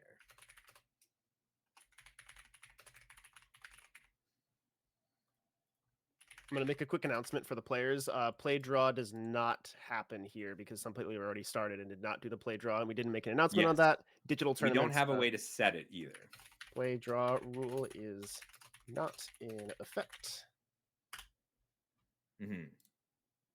Yeah, so what will happen normally in an event like this, in order to help discourage certain play patterns, is whoever is the higher seed would be on the play in the matchup. So first place would be on the play over eighth place. But since MTG Arena doesn't give us the ability to do that, we can't do that. That's why we've been using limited tournament matches, and you can't. So normally you can choose the winner of the coin flip, but not for some limited tournament matches. It's pretty annoying. Yeah, it can definitely be annoying. Give me 1 second. That's Arco.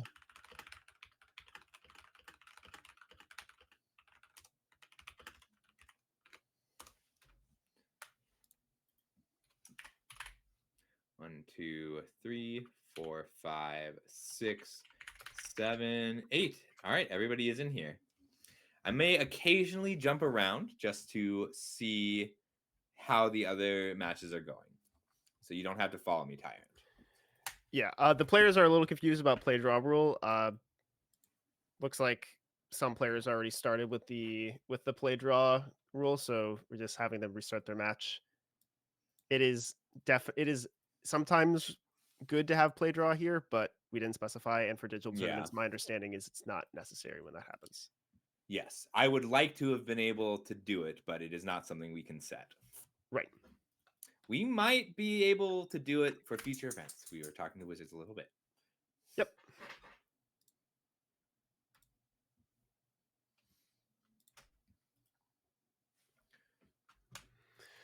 All right. Looks like we are getting started.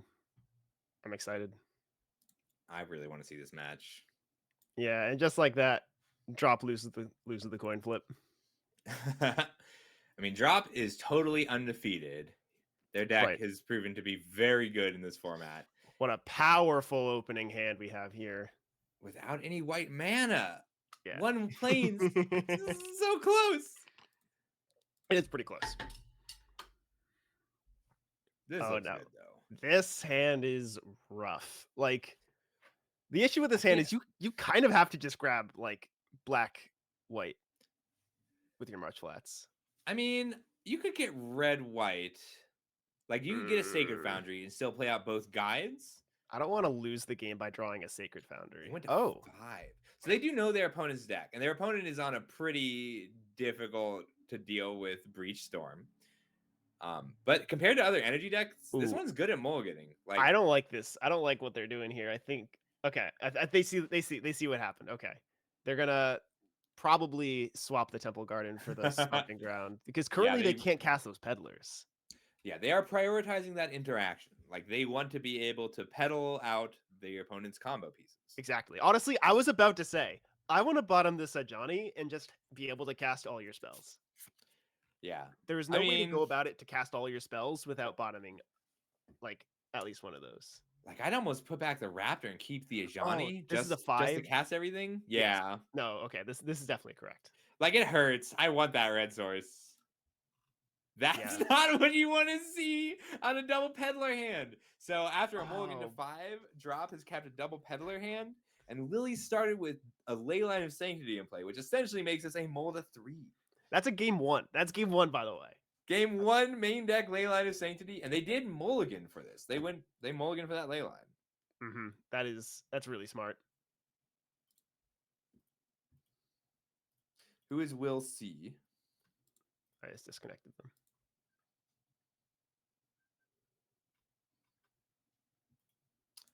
Will, you can't be in here without Drop's explicit permission. This is a. Oops.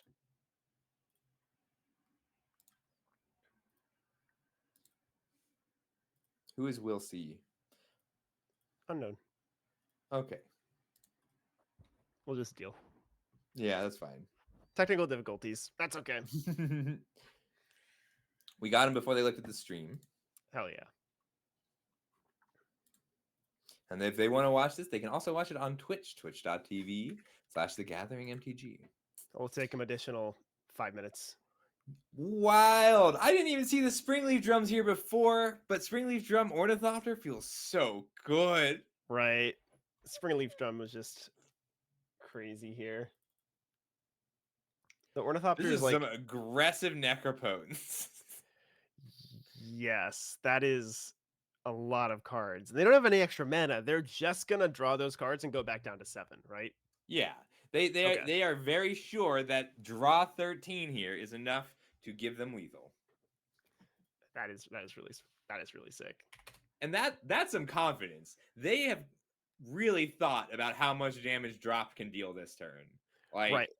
I mean, when you don't need to worry about a Goblin Bombardment, like you can do whatever the hell you want with this Necro card. yeah. And like maybe they do have a Static Prison, but they're not going to have a Static Prison and a Thoughtseize and a Burn Spell. They're not going to have Static Prison, Bolt.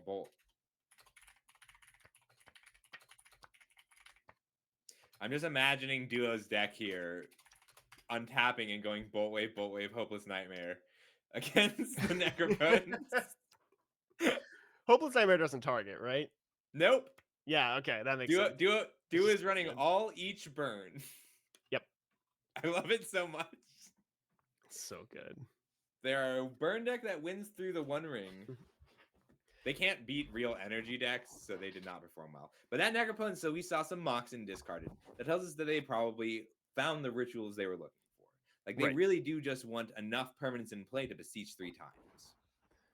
This Ajani kind of goes hard. Yeah, I mean it flips, but there's no interaction available here through that ley line. I mean, you get to go Ajani minus make a cat, play Ocelot Pride, and then next turn uptick Ajani, and you get to push a lot of damage that way. That is true. And I mean, if they had a red source, they could have hit the Ornithopter as well. Like if they had the Raptor. Yep. Which is relevant when your opponent is trying to chain Besiege the Mirrors. Let's see. Do So they bes- have a Besiege? That's all this is They going to just come down drew to, right? 13 cards. They have to have them as each. That's So fair. Besiege the Mirror is tutor, is a 4-mana tutor for, and if you bargained it, sacrifice an artifact creature or an artifact token or enchantment, you get to cast the spell you get as long as that spell has mana value 4 or less.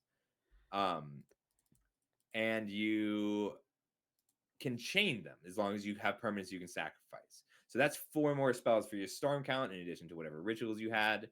And then you either, hopefully, will get a Tendrils of Agony, deal 2 damage, or your opponent loses 2 life, you gain 2 life, and Ooh, Howling Ritual is hot. mana neutral Wrath of God.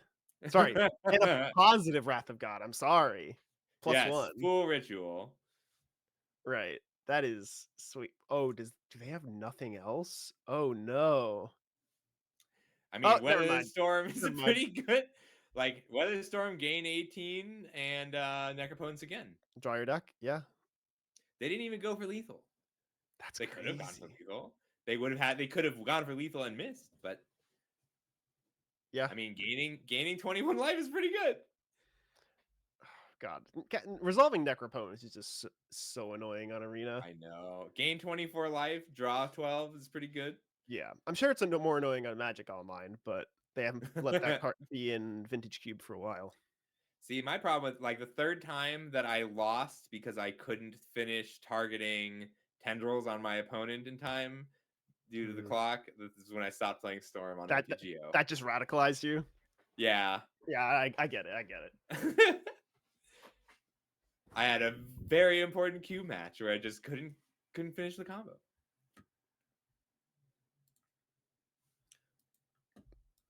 It's a good 10 time, though. life. So Lily So they went to drew 28. So they drew 17 cards? 16 Yep. cards? 19 cards. Oh, that is how math works. Okay, you got it. It's okay. Math is not only limited players have to care about math. Exactly. I play Monstrous Rage. I don't need to care. Like you need to know 3 times 2, but 10 times 2 is not different from 20 times 2. True.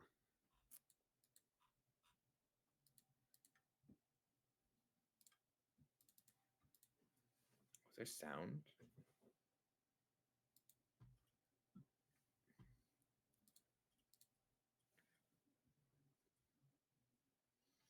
I really like that. Like, I have a soft spot for Storm that doesn't win the game immediately when it storms. Like, Value Storm is one of my favorite things in Magic. I love non-deterministic combo decks. If we ever get a lull, I'll pull up this Pioneer deck that I gave to one of my friends that I built a year ago for an RC. It's a version of Mutate combo that uses Signal the Clans as an Eladamri's call. So Signal the Clans is you search up 3 creatures, but you don't Yes. get to keep them all. It's intuition for creatures, essentially. Yeah. But it puts them on the bottom instead. So you just grab like 3 different mutate creatures. It doesn't matter what you mutate because you have a Vadrock in play that recasts your Signal the Clans, and if you have a second Vadrock on it, it recasts I love that.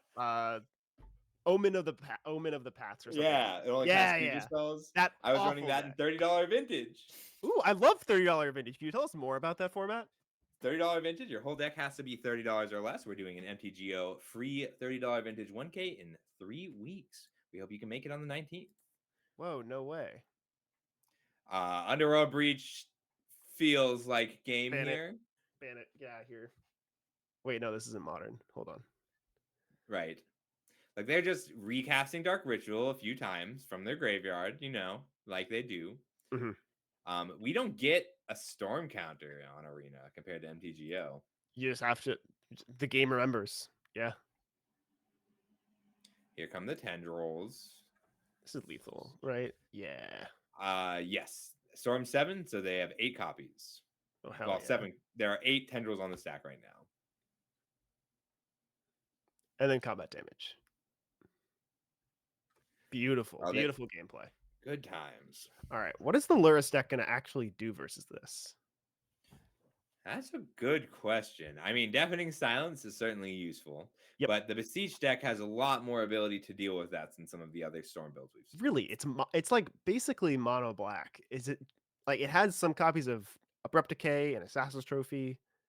Oh, So I it guess has- it has Calling Ritual as well. It has Calling Ritual, Abrupt Decay, and it has more ability to dig than some of the other ritual decks. Like Interesting. Mono Blue and like all of the Belcher variants, for instance, might be more explosive, but it's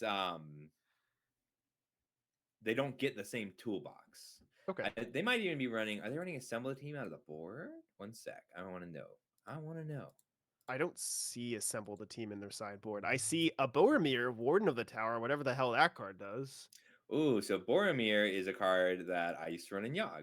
And it says whenever an opponent casts a spell, if no mana is spent to cast it, you counter that spell. It's a 3-mana 3/3 creature with that ability. Mhm. And then you can sacrifice it and give your creatures indestructible, but that's a little less relevant. Blah, blah, blah, blah. Yeah, I got you. Yeah. So I think we're gonna see the Beseech deck bring in just like more generic random good cards, like probably like the One Ring, Damnation, Calling Ritual, Assassin's Yeah. Trophy. I think Like- we'll see the second Culling Ritual.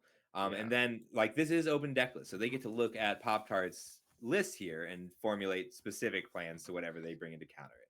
Right. Like the Lily is playing like 4 copies of Necropotence and 4 copies of Leyline Sanctity that help you find your Necropotence, and that's all it does.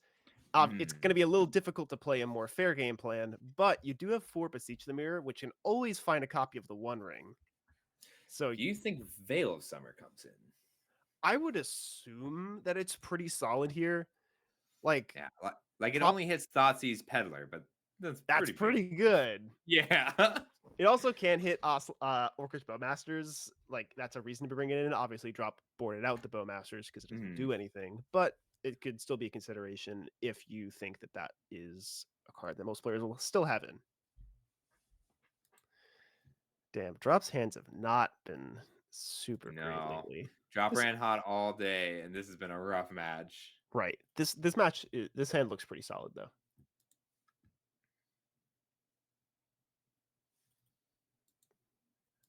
I have to imagine you keep this one. Yeah, I mean, turn 1 Deafening Silence is pretty good, and then if they don't lay you on a ley line, you can also turn 1 Thoughtseize. Mhm. So our top 8 lists for today? We've got 4-color energy Lurrus. Like 4-color energy is, I think, it's pretty different from the other energy decks that's on drop. That was our only undefeated player. And then our opponent here is on Beseech Storm. We've got Oops All Spells, Esper Baelmerk, Shift and Tell, 4-color Chorus Control, Sultai Show and Tell. So more control decks made it than you'd expect, which I just kind of like because so control decks tend to be a little worse on the ladder, but you tend to see the people who play them the best show up to these kinds of events, and we had that happen here. Sure. Ooh. I want Why to is see my what this camera hand so traptor blurry? hits. I'm gonna reload.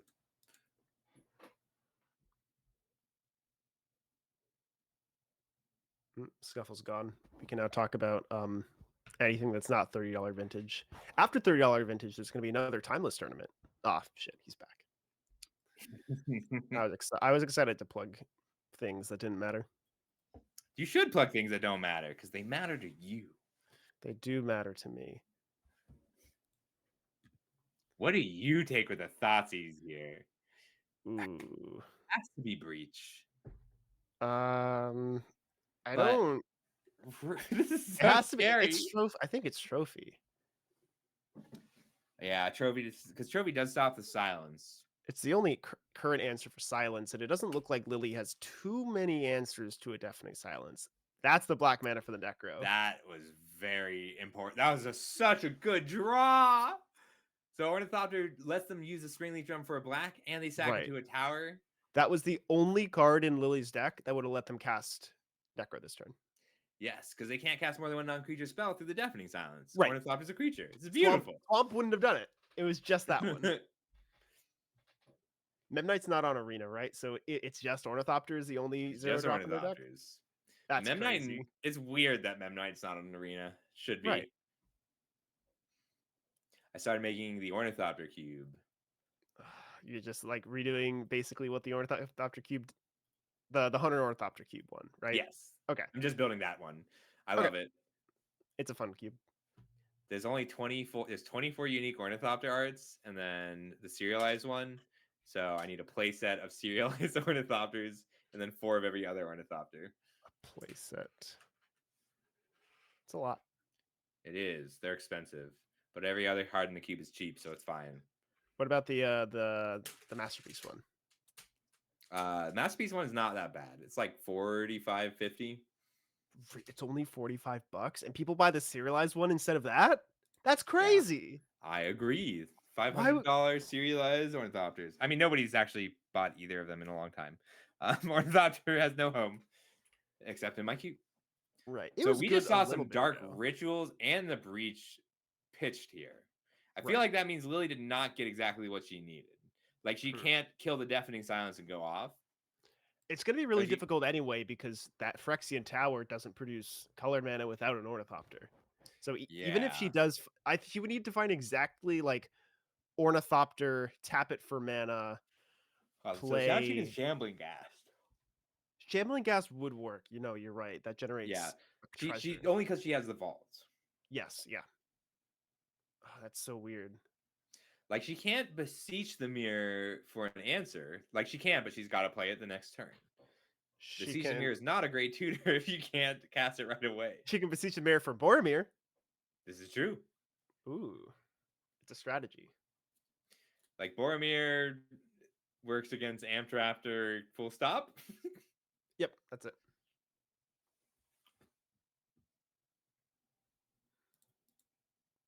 I'm just keeping an eye on the pairings to see who wins what.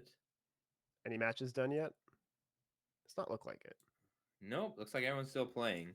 I'm going to do a very quick jump around because they are both going, like, we know that Drop is going to probably just play a good spell, and I'll be right back. And Lily is going to have to deal with the Necropotence. Energy spells. I love good energy spells. Oh, Goddess Souls into Ocelot Pride is so good here. Obviously, Drop does need to be a little worried of a like a culling ritual. Looks like Riley just picked up their match on energy over Brigado. Sweet. Riley was playing what was Riley playing? Energy. Okay. And Lord Tarman won right as I arrived. I want to check out Land Ponder. We haven't gotten to see them play yet. What are they on? They're on the core. Chorus Control. They're up against Arco. They're 1-1. No, they're on the Zorius Control. Who's the Chorus Control player is Barikos. Yes. I'm not sure who that is. We'll figure it out.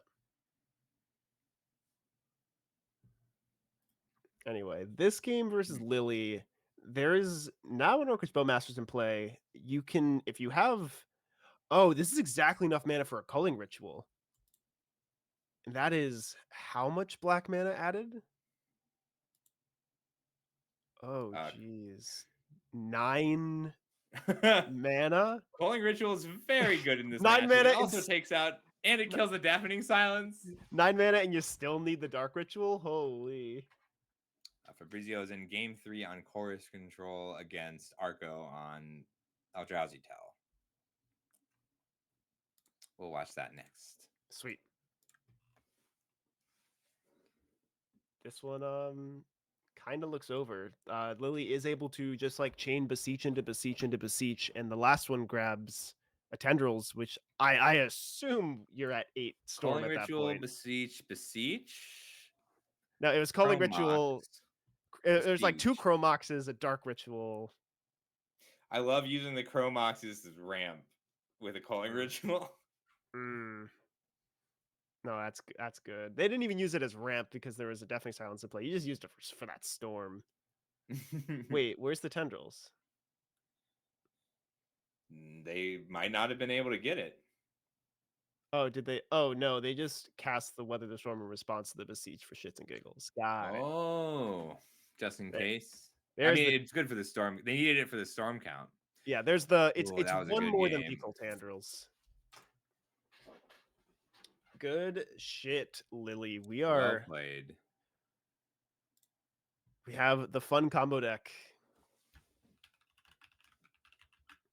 And we have one more match left. Versus it was Yep, the we're gonna hop right over. all right, take me there.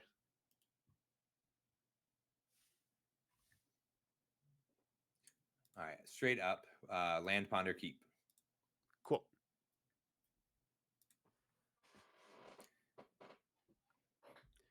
And that's the match.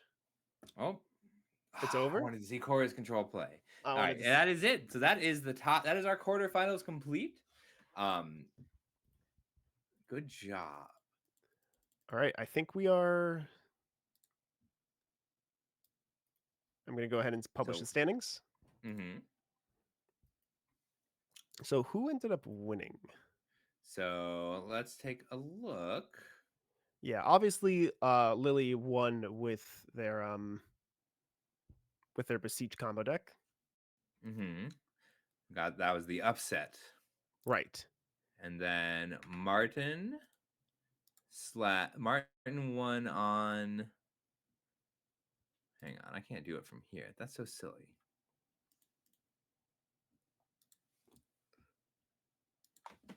Hang on, we can check in the semifinals page.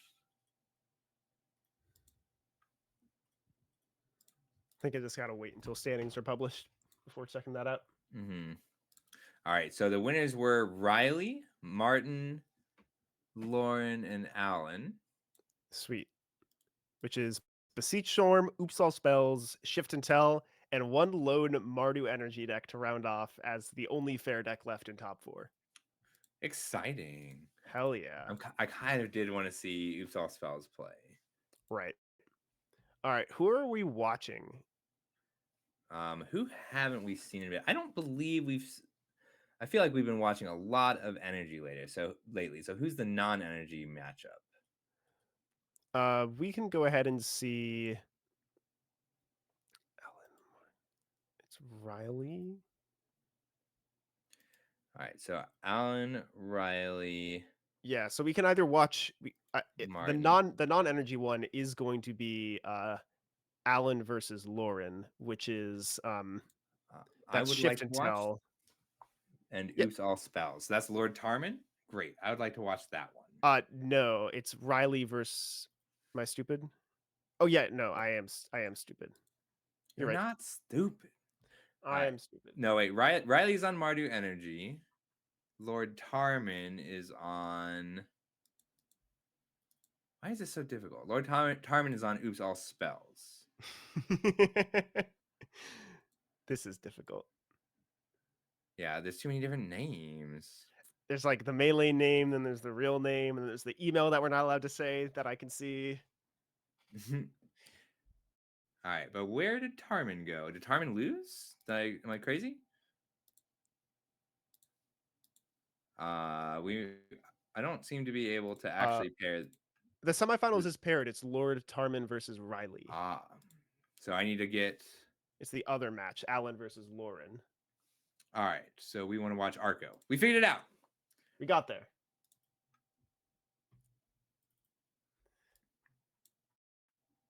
Took us a second. Yeah, we did it. That was much more difficult than Magic. Dude, this job is too much for me. All right, so it looks like we are watching. This is Arco, and Arco is playing. Arco's on that Shift and Tell Eldrazi list. Ooh, okay, that we've okay, been I watching. remember. We got to see them play a few. Love this one. And so it's Shift and Tell Eldrazi versus Oops All Spells. No, versus Beseech Storm. And the other Yes. one is Mardu Energy versus Oops All Spells. Yes. I am excited to watch some Kozilek's Command V-cast here. Maybe. Really. Well, if they're gonna be a couple minutes, Land Ponder lost. So we can duck over to watch Riley or Sam. See if they're doing Looks like anything. they are Sure. getting into it. All right, let's go ahead and take a quick look at them. They are not getting into it. All right. Well, let's take a minute then. We Sweet. can talk about what we plan to do.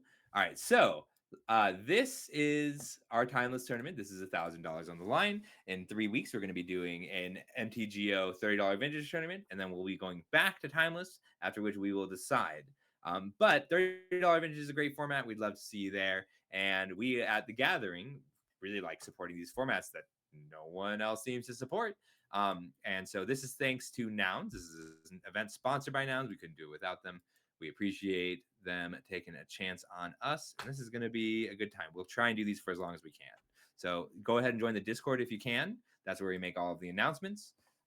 We're going to put that link into the Twitch stream as well. But yeah, we'd love to see you there. I think that's all the things. Yep, you said all the things. I was waiting to say things and then you said them, so I just shut up. I'm so sorry. I didn't mean to take all the things to say. Nah, you're good. It looks like Lily and Arco are starting, and we have great. we have a weird hand This is from fascinating. we have a really weird hand from Arco. This might be the one time where you want to cast Once Upon a Time, like on your turn without casting a spell, and like before anything happens, because you want this Once Upon a Time. You put Devourer of Destiny on the stack, and then Once Upon Yes, a Time. yes. I love that so much. Usually we make fun of players who upkeep their Once Upon a Times, but here it's definitely correct. Turn 0. Oh yeah. There's a Chalice of the Void on top. What does Chalice do versus the It Beseech Storm stops deck? a lot of the there's Springleaf Drum and Shambling Ghast. There's Ornithopter, but I assume you put it on one to stop Dark Ritual specifically. yes. You could, I think, like, if on turn 1 you were scared, you could put it on 0 because it stops the Chromoxes and the Ornithopters. You don't get to stop 2 spells. Was it? Oh no, it's not. Never mind. I was gonna say a really bad line. Okay. I was gonna say an awful line. So they can cycle the Lorien, put down the 1 ring. Yeah, this looks really strong. There's no way without Vault of Whispers to sacrifice Shambling Ghast, correct? No. So it's like they can Phyrexian Tower or attack. Let me take a look at this list though before I say 100%. That's it a does die to the statement. Culling Ritual. They decided to not play the One Ring and instead just hold open Kozilek's Command. I mean, it does dig deeper. That's 3 cards they get to see, and it takes out a Ghast. And like the way Lily's Storm deck works is holding them like you're not necessarily saying you can't combo. You're buying turns. Exactly. Like, killing the Ghast buys a turn. There's Phyrexian Tower, just like becoming a Dark Ritual on a land. Beautiful. So Lily has 5 mana this turn. It's pretty strong. Chalice on 1 turns off. Dark Ritual, Shambling Ghast, Springleaf Drum. That's it. It's mostly mana. Right. There's no good number to put Chalice in the Void on besides 4. Yeah. I think Beseech just grabs Necropotence very happily. Mm-hmm. We're going to see this Necro resolve, and then I guess Kozilek's Command on the end step, but there's not, like... What are we drawing to specifically? So I think our only real hope is to full combo here. But Tendrils of Agony does target. So, like, you can buy enough turns with a few rings also. That is true. Does this deck have a way to, like, get cards out of the sideboard? Because there's a Thassa's Oracle in the Beseech Storm sideboard. But I don't think there's any sort of Mastermind's Acquisition effect here. No Mastermind's Acquisition, no Fae of Wishes. Right. So if Arcos can start to do some weird big mana stuff and chain some One Rings, they can Mhm. pull this off. It's also possible that Lily's Like hand sucks, but they just drew 13 cards, so I don't I've know. whipped a Necropotence. I lost a Yogg match where I drew 19. Uh, Hmm. so they can K command to dig. They might also just pick up a land to get the Ulamog in the graveyard, but like a Shifting Woodland will have Summoning Sickness. They might be digging for another Chalice. That could be true. Chalice on, like, if they go Kozilek's command, make 2 Scions, that's 6 mana. If you draw exactly Chalice and Ugin's Labyrinth, you can Chalice on 4, Yeah. which stops Besiege. And they can they can also Chalice on 2, and that shuts off most of the deck. Like it forces that. Well, no, because Lily's got Culling Ritual. Culling Ritual has been very strong in this deck. Yeah, like the fact that you can use the Besiege to tutor out the Culling Ritual is so good. Yeah, like I think you're right. I think it has to be Chalice on 4 if they're going to, but no K command. They went They for the are land. using the Scrapyard. What does that mean? I'm seeing more and more value in the Weather the Storm style deck, like style game plan, because like if they won ring here, then Lily just weathers the storm and does it again next turn. Exactly. Oh, change of plans. Hold on. Hold on. You just narrated their brain. Right. But they're choosing not to do that instead, which kind of makes sense. I assume Lily knows that there are answers to the Necropotence, and it is possible that it is way past time for that to be a relevant Magic the Gathering card.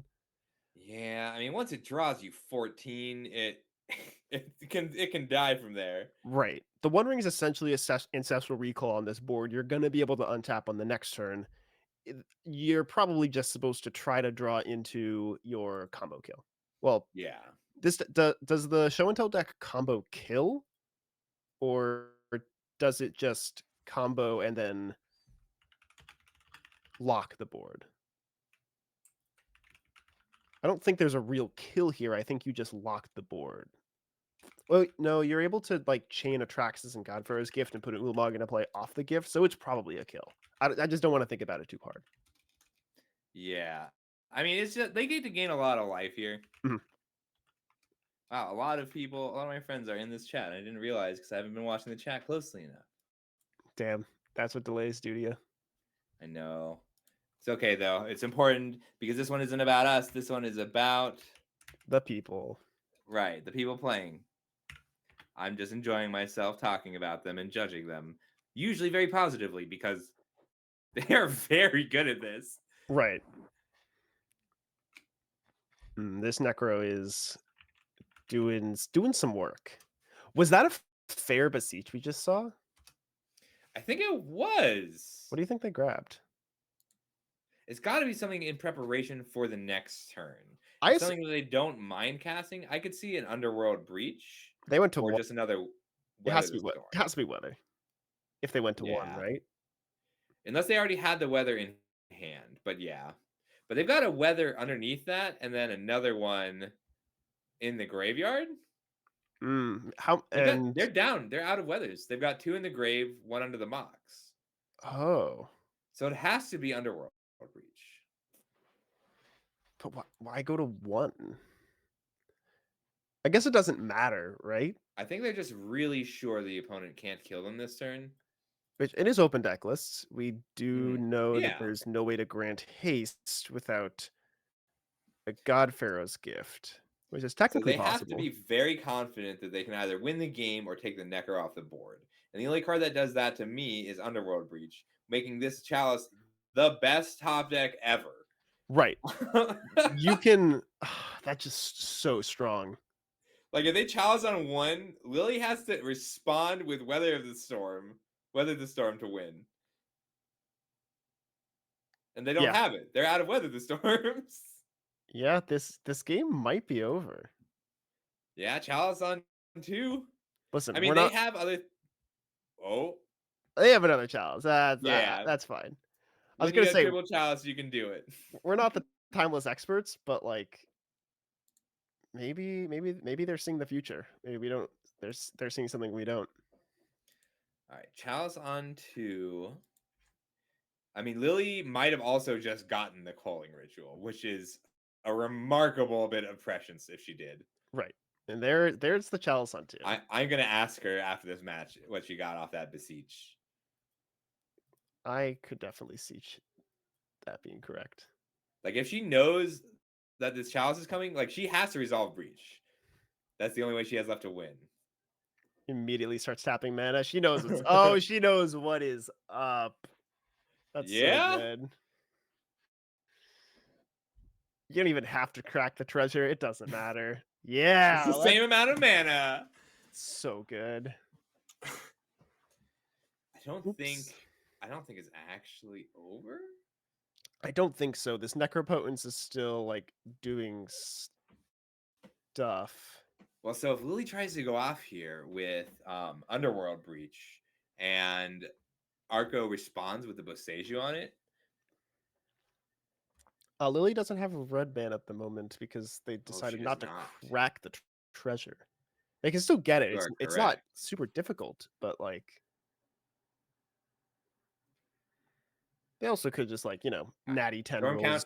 I'll count. Storm count 2, 3. Yep.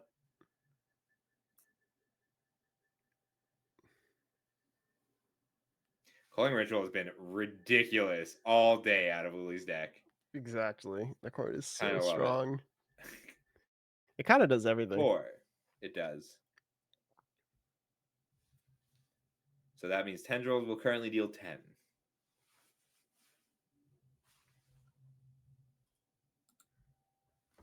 Five. He's got the perfect emote for this. Thank you, Arco. So this is 5. The Tendrils sacking Necro is 6.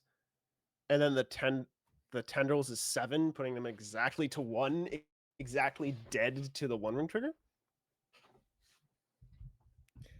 Assuming there's nothing else. Well, yeah, they're Yeah. dead to the 1. They go to 1, and then Lily gains 14 and can draw some more cards with the Necro. And can maybe draw a Bowman to finish them This off. too. Or that works too. Ooh. That's lethal. Yeah. Hell yeah.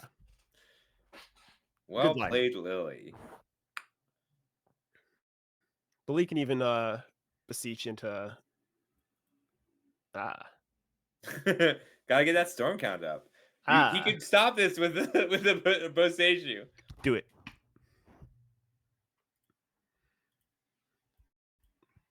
Look at the disciplined Magic player not besaging it. Don't want to show him. Dude, Lily is just running down these top 8 tables. Yeah, I feel like her bad matchups are like that deck list is so tuned. Rogue decks must have been tough, but For sure. this is a known powerful top 8. I wouldn't be surprised to see her take it from here. Although Arco's deck is not bad against her. Like, if he can stop the calling rituals, then the chalices will get there. We finally get to see these mind break traps. Yes. That's a really good one here. I have Yes, to it assume. is. Very exciting. Right. Disruptor Flute naming Necropotence works, right? Choose a card name. Activated abilities of swords with the chosen name can't be activated unless they're mana abilities. Right. Yeah, Your opponent casts Necro, you respond with the Disruptor Flute, they skip their draw and step, they they die. lose. Hell yeah. That's awesome. I don't know if you want to bring it in. That's never happened to me. Do you bring it Like, in? this is a Necropotence deck. I'm going to be right back. I'm just checking in on Tarman and Riley. For sure. Let's take a look. Yeah, I'm assuming you're allowed to board out some of your more like anti-fair plans. Like Kozilek's Command is a pretty reasonable fair card. I don't know how much of your like Godfar's Gift Willamog package you want in these combo matchups. You can also probably afford to board out some amount of the One Ring. Yeah, the One Ring buys you one whole turn, which is not irrelevant, but you do need to be on board fast in this matchup. I'm thinking like I would want to leave in all the rumbles, board out the One Rings. Lord Tarman is down a game and looking rough in this one. Ooh. This is some tough. All right, so Kolaghan's Kozilek's command, Lorien revealed out. Mhm. Kind of surprised Tidebinder didn't come in. Timebinder doesn't stop. It stops like a storm trigger, Mhm. but that's it, right? Yeah, it doesn't stop Necropotence because they can still use enchantments after the trigger. Yes. It stops. It doesn't count mana abilities, so maybe it's not worth it. I don't believe so. It counters the triggered ability on Chromox. I like that. Oh yeah. But I mean, there's a calling ritual deck. Like you just call the Mox. How do Landless you double feel- Once Upon a Time. I like this hand, and I want I to would bottom keep that this. Omniscience. I think I bought a copy of Once Upon a Time. There's a Force of Vigor in their hand. I don't know. That's fair. Yeah. I think you want the second green source. The second Omni like rarely does anything. Right. I think it's Omni. And I think this hand's just Yeah. actively good. The best landless hand I've seen today, and I've seen a lot of them. Yeah. That's crazy. I was just looking at one over in Oops All Spells. Mm-hmm. God, I love. No, that hand was so funny. Oh, look at the disciplined Magic players in top 8 being disciplined. I know. Mulliganing for answers, not relying on cycling into the lands you need to play. Cringe. This hand's not bad though. You have No. Devour One to Ring find is stuff. Mindbreak to just two. make sure you don't die. One Ring to keep your cards flowing. Mindbreak is really big in this matchup. Ugin's Labyrinth is huge. That's such a good card. Yeah, turn 3 Ring. I almost want Once Upon a Time, but that's just because I'm a sucker for flavor. And I want that to be the first spell I cast every single game. Yep. I wonder, do they ever get to put Omniscience on top and surveil it? I had somebody surveil a Oculus against me after putting it on top of the Devourer of Destiny. That's then unearthed it. crazy. I was so mad. Wait, what? Wait. How Yes, did it was bad, okay? What? Okay. Oh, they had exactly like They had they used Devourer of Destiny to mill an Abhorrent Oculus and then unearthed it on turn 2, and I was mad about it. okay. And Lily had exactly 2 spells before putting a Necropotence in play, so the Mindbreak Trap was not active.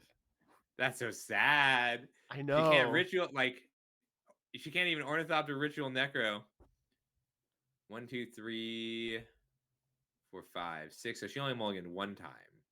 Mm-hmm. Yeah, I gotta say, because I was playing the Jetstorm deck for so long with the 5 Necropotence and Tower and Rituals, and it just felt so good every time. Like Shambling Gas Necropotence was very strong. Works really well. Right. Ornithopter, he could have Mindbreak Trapped the Ornithopter. Smart play. That Ornithopter is Hey. essentially a mana source with that Yeah. Tower in play. I mean, yeah, I paying play the 0 same mana Stone to Rain. counter it. Yeah. Seems pretty solid. I never put a clear coat on. Oh, dude. Cast a Necropotence, drew 13 cards. Watch out. Arga's going to cast a 1 ring on turn 3. That's crazy. So mean. They can do so little. I don't think it's mean.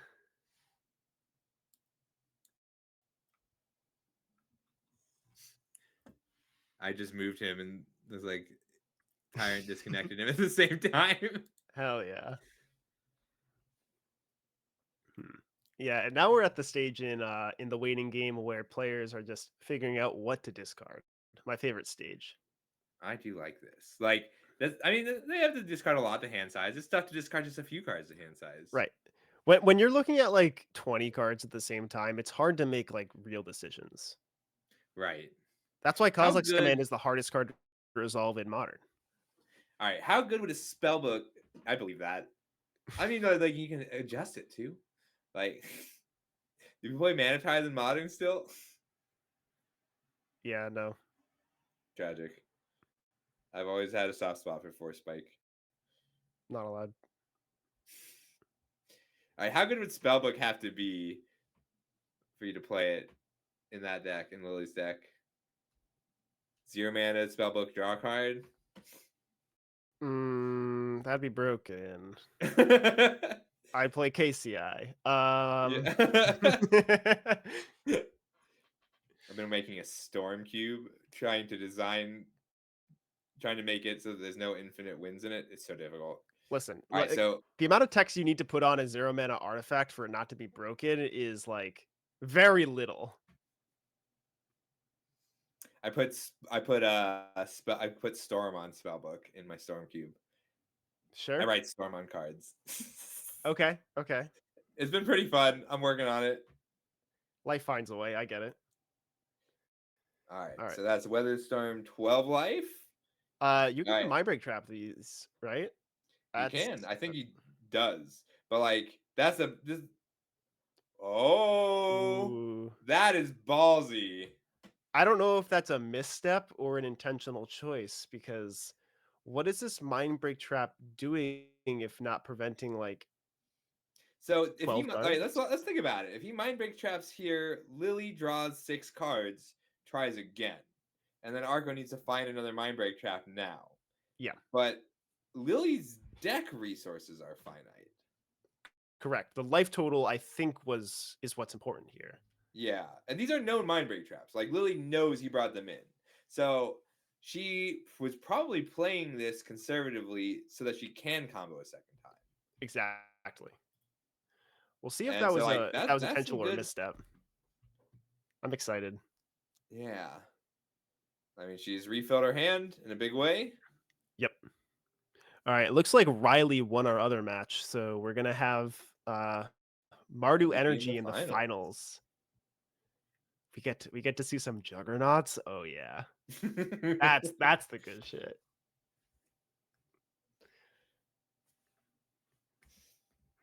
I mean, these are the two, I think, most unique decks of this tournament. Like, I have not seen, like, they're good takes on these archetypes. Correct. I believe these two players are the only players who registered Weather the Storm or Kozilek's Command. That makes me so happy. Mm-hmm. Just good use, good magic. Called diversity. And then up against energy in the last round. Exactly. What does she discard? I mean, like, she has 2 copies of Tendrils. One of them has been discarded already, right? Yes, but she does have Underworld Breach. So True. What we care about is exiling the Temperance. So if he's literally he might literally try to just Mindbreak Trap 2 times to win this game. So one of them's already been discarded. I think you can probably just Mindbreak Trap a Tendrils and lock the game if Lily didn't bring in a Thassa's Oracle or some other alternate win condition. I could see that. I wonder if she brought in the Thassa's Oracle. Because, like, it's also tough because, like, we've seen Lily combo a few times, and she always has to go through her permanents to do it. Culling Ritual hits the, hits her own Moxes and her Spring Leaves, and then she has to bargain a bunch of stuff, too. Mm-hmm. This is interesting. I'm trying to unblur my camera. That's okay. We're not on camera right now anyway. Oh, I'm going to refresh.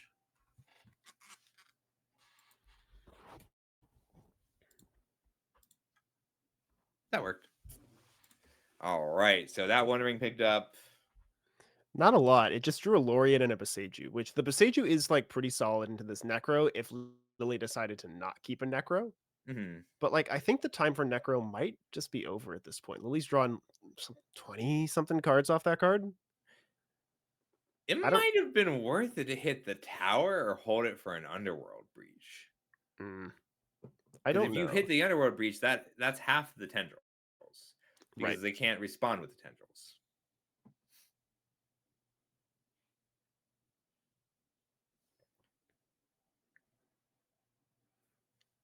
Main phase Once Upon a Time, too strong.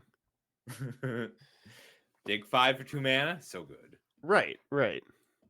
This is not the greatest Once Upon a Time we've ever seen. We really wanted to see like Atraxa. Mhm. Atraxa would have been solid. But like other than that, not a lot's happening here.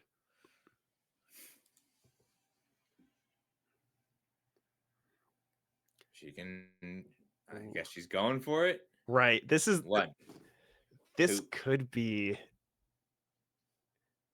Our hubris might have taken us, and this Mindbreak Trap might actually get there.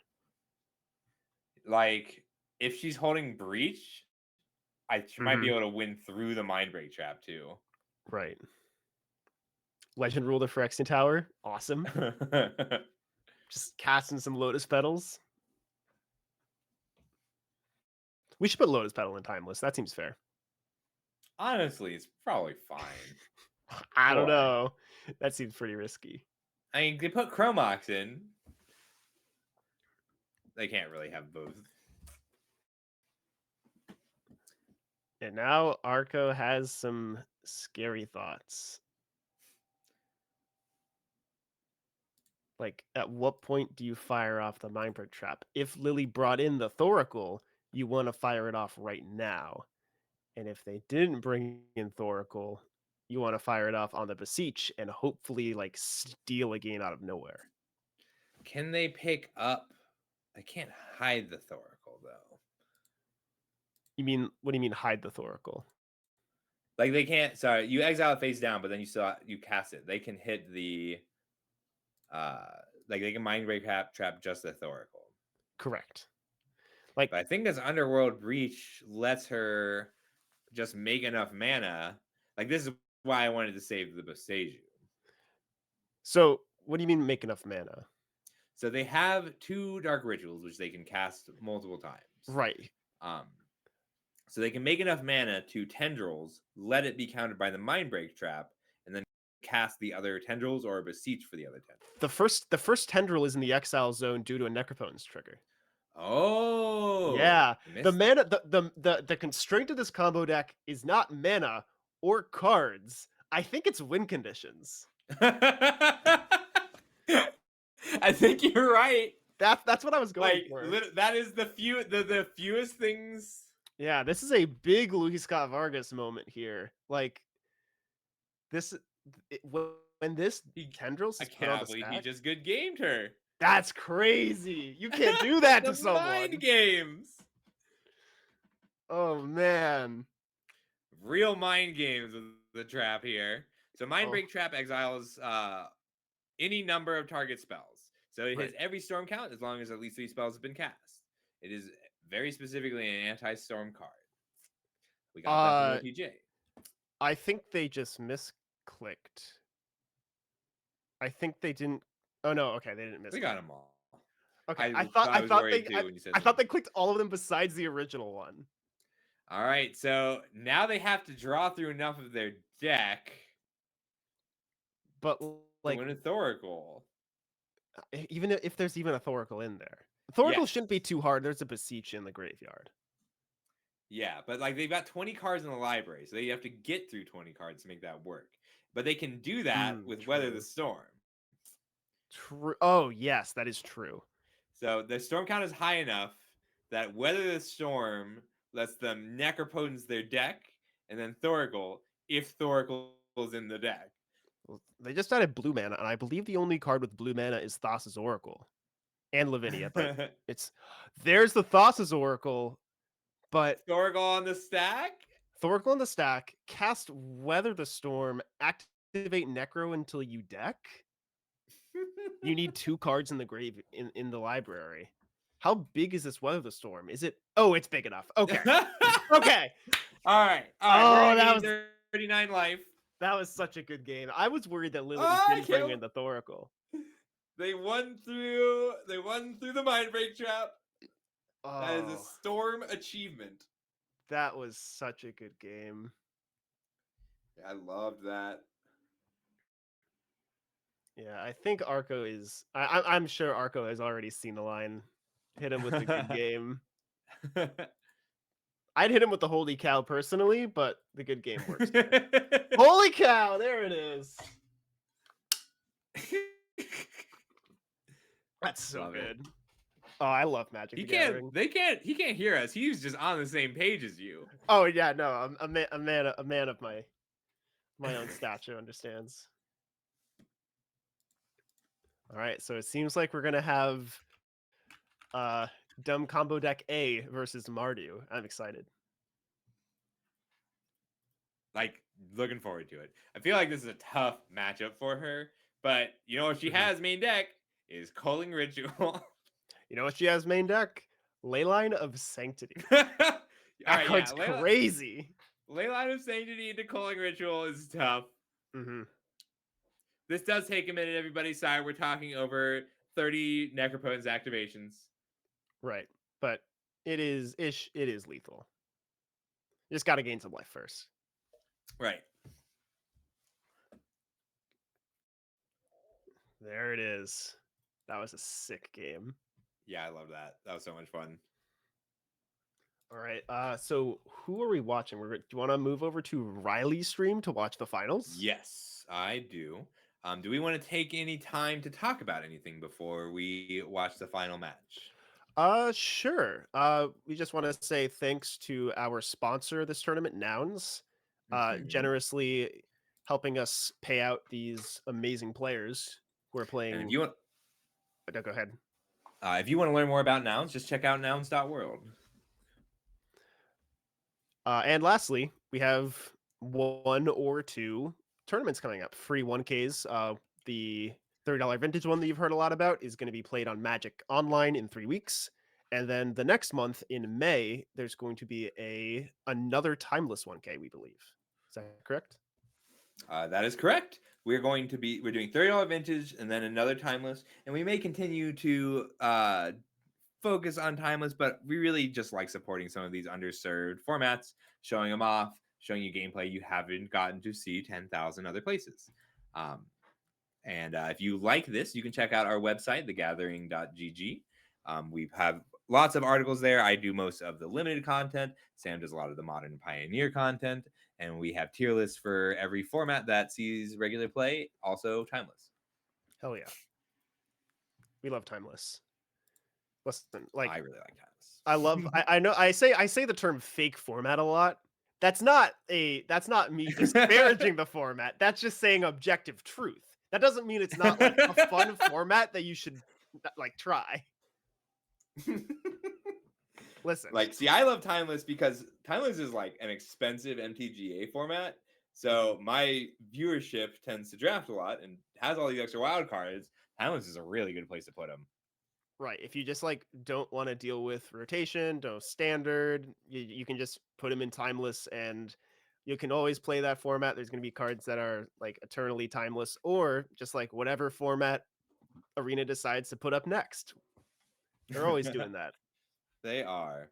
All right, so our finals today was our 8th seed, Lily, on Beseech Storm, just won her way all the way through the top 8. Mhm. They're playing for rough $450 total between the two of them, and $450. And they are up against Riley's particular take on Mardu Energy with a Lurrus Companion. I Yes. love that this Mardu list, it's only on 2 Thoughtseize, which I think is pretty good for this meta. Mhm. But they're on all 4 Juggernaut Peddlers. Why Yep. take a card when you can turn it into a Juggernaut? I think this energy deck is really well built in this format specifically. From what I've learned from my only matches of Timeless that I've watched today and a few yesterday, is that Ragavan is kind of not great in this format. Right. There's a lot of things there's a lot more Bowmasters here than in Modern. Yeah, Uh, Bowmasters, Bombardments, Yeah. just crush it. But like, it's very well tuned, and like, obviously this is the best performing energy list of the day. Like, Lily has the only the Siege Storm deck in this tournament, and one of the very few Storm decks in this tournament. Yes. But Riley has one of many energy decks that they just outperformed them. Yeah, this energy deck I think is gonna have some troubles in game one as long as Lily just mulls for Leyline of Sanctity. How many mulligans can you take for a Leyline? I feel like it's a lot if you're looking for Necro. Yeah, the issue is you're mulling to like 2 different cards. I think like you can probably mull pretty aggressively on like 1, but eventually you can't mulligan like too far or else you're just gonna get run over by your opponent. Like if you mulligan to a 4 with Leyline Necro land blank, you're just gonna die. I mean, I like 4 land. I think you win if you have Swamp, Dark Ritual, Necropotence, Leyline. Sure. I think you can mulligan to 4 for those Yeah. cards. I don't want to say But- magical Christmas land, but like it's kind of close. I mean, we've seen it happen. Mm-hmm. I am ready. Me too. I do wish we could watch this from the Beseech side, but you know, I'll take the peddler side any day. I love It's that card. so funny. Lily is one of the people at the very beginning who says, "Look, I am not going to be able to stream this event. I play Magic on a shitty laptop and it overheats. I'm not going to like." I'm like, "Don't worry, we're not going to make you stream unless you get to the finals." And Now, yeah, but we made like that is something that we want to. Riley's giving us a little extra there, Yeah. just wiggling that Thoughtseize in front of our faces. And there's a Leyline of Sanctity. Lily cannot be targeted this game Oh, that's unless so- Riley finds a static prison. That's so funny. I think that's what you call poetic justice. Riley was even on the play this game. Right. They would have had an awesome and Lily just like kept a 7. How scared are you of that? I mean, there's always the chance that it's Leyline's land gas garbage. Right. Like that I would keep that if I had a blocker and a Leyline. Mm-hmm. And I just wanna Riley swordsing that Shambling Ghast was really smart. I like- agree. You lose out on like a little bit of a clock by not playing the Ajani, but like you don't want to just like straight up lose the game to your opponent having a Phyrexian Tower here. Unfortunately, she straight up Yeah, lost the didn't game anyway. to a Chrome Mox. I mean, she did have to put a Beseech under the Mox, which is probably not ideal, but it's Mhm. definitely worth it for a Necro. Right. I think Lily's going to be fine here though. Yeah.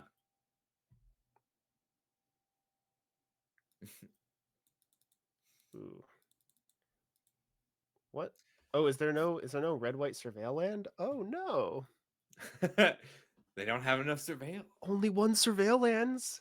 That's That's not so- disciplined Magic player. I mean, they're a 4-color deck. They can't do no, this is only 3 colors. This is a 3-color version, right? Yeah. Listen, when I Right. was playing Boros Energy in the One Ring metagame, I was playing 3 surveil lands. I want to show okay, Lily knows what's up because we've seen her draw 13 cards 4 times. Earlier And this today, time earlier today you were talking about how these current versions of Necro don't need to draw this many cards because they just like win with like Veto and Shieldred. There's no like soul spikes or anything like that. Lily's just on a different fucking level. Yeah, but she drew 11 this time. She knows how much damage Mhm. the energy deck can deal. Like she has an understanding of that. Exactly. I think that's great. Like she knows that she might we've seen her have to redo these turns. And like that's why this deck works because when it doesn't, when the combo fails, she still just goes. What can Riley do here to crawl back into the game? What does it require? Lily to not kill him next turn.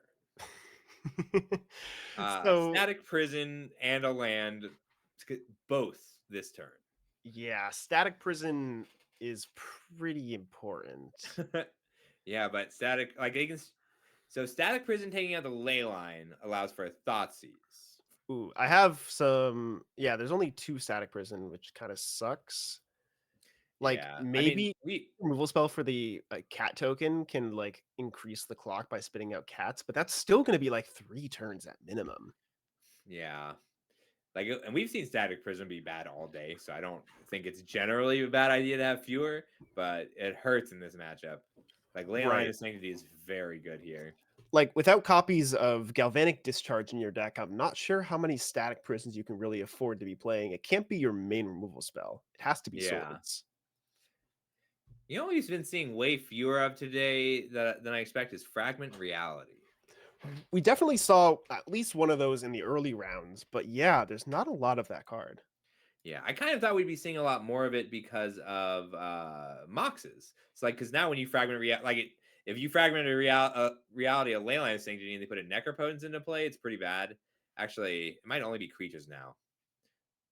That might be why, because they nerfed that card. I think nerfs don't happen in Timeless. It goes back to what it originally was. Alchemy nerfs can happen. Like, if an alchemy card gets changed, it stays changed.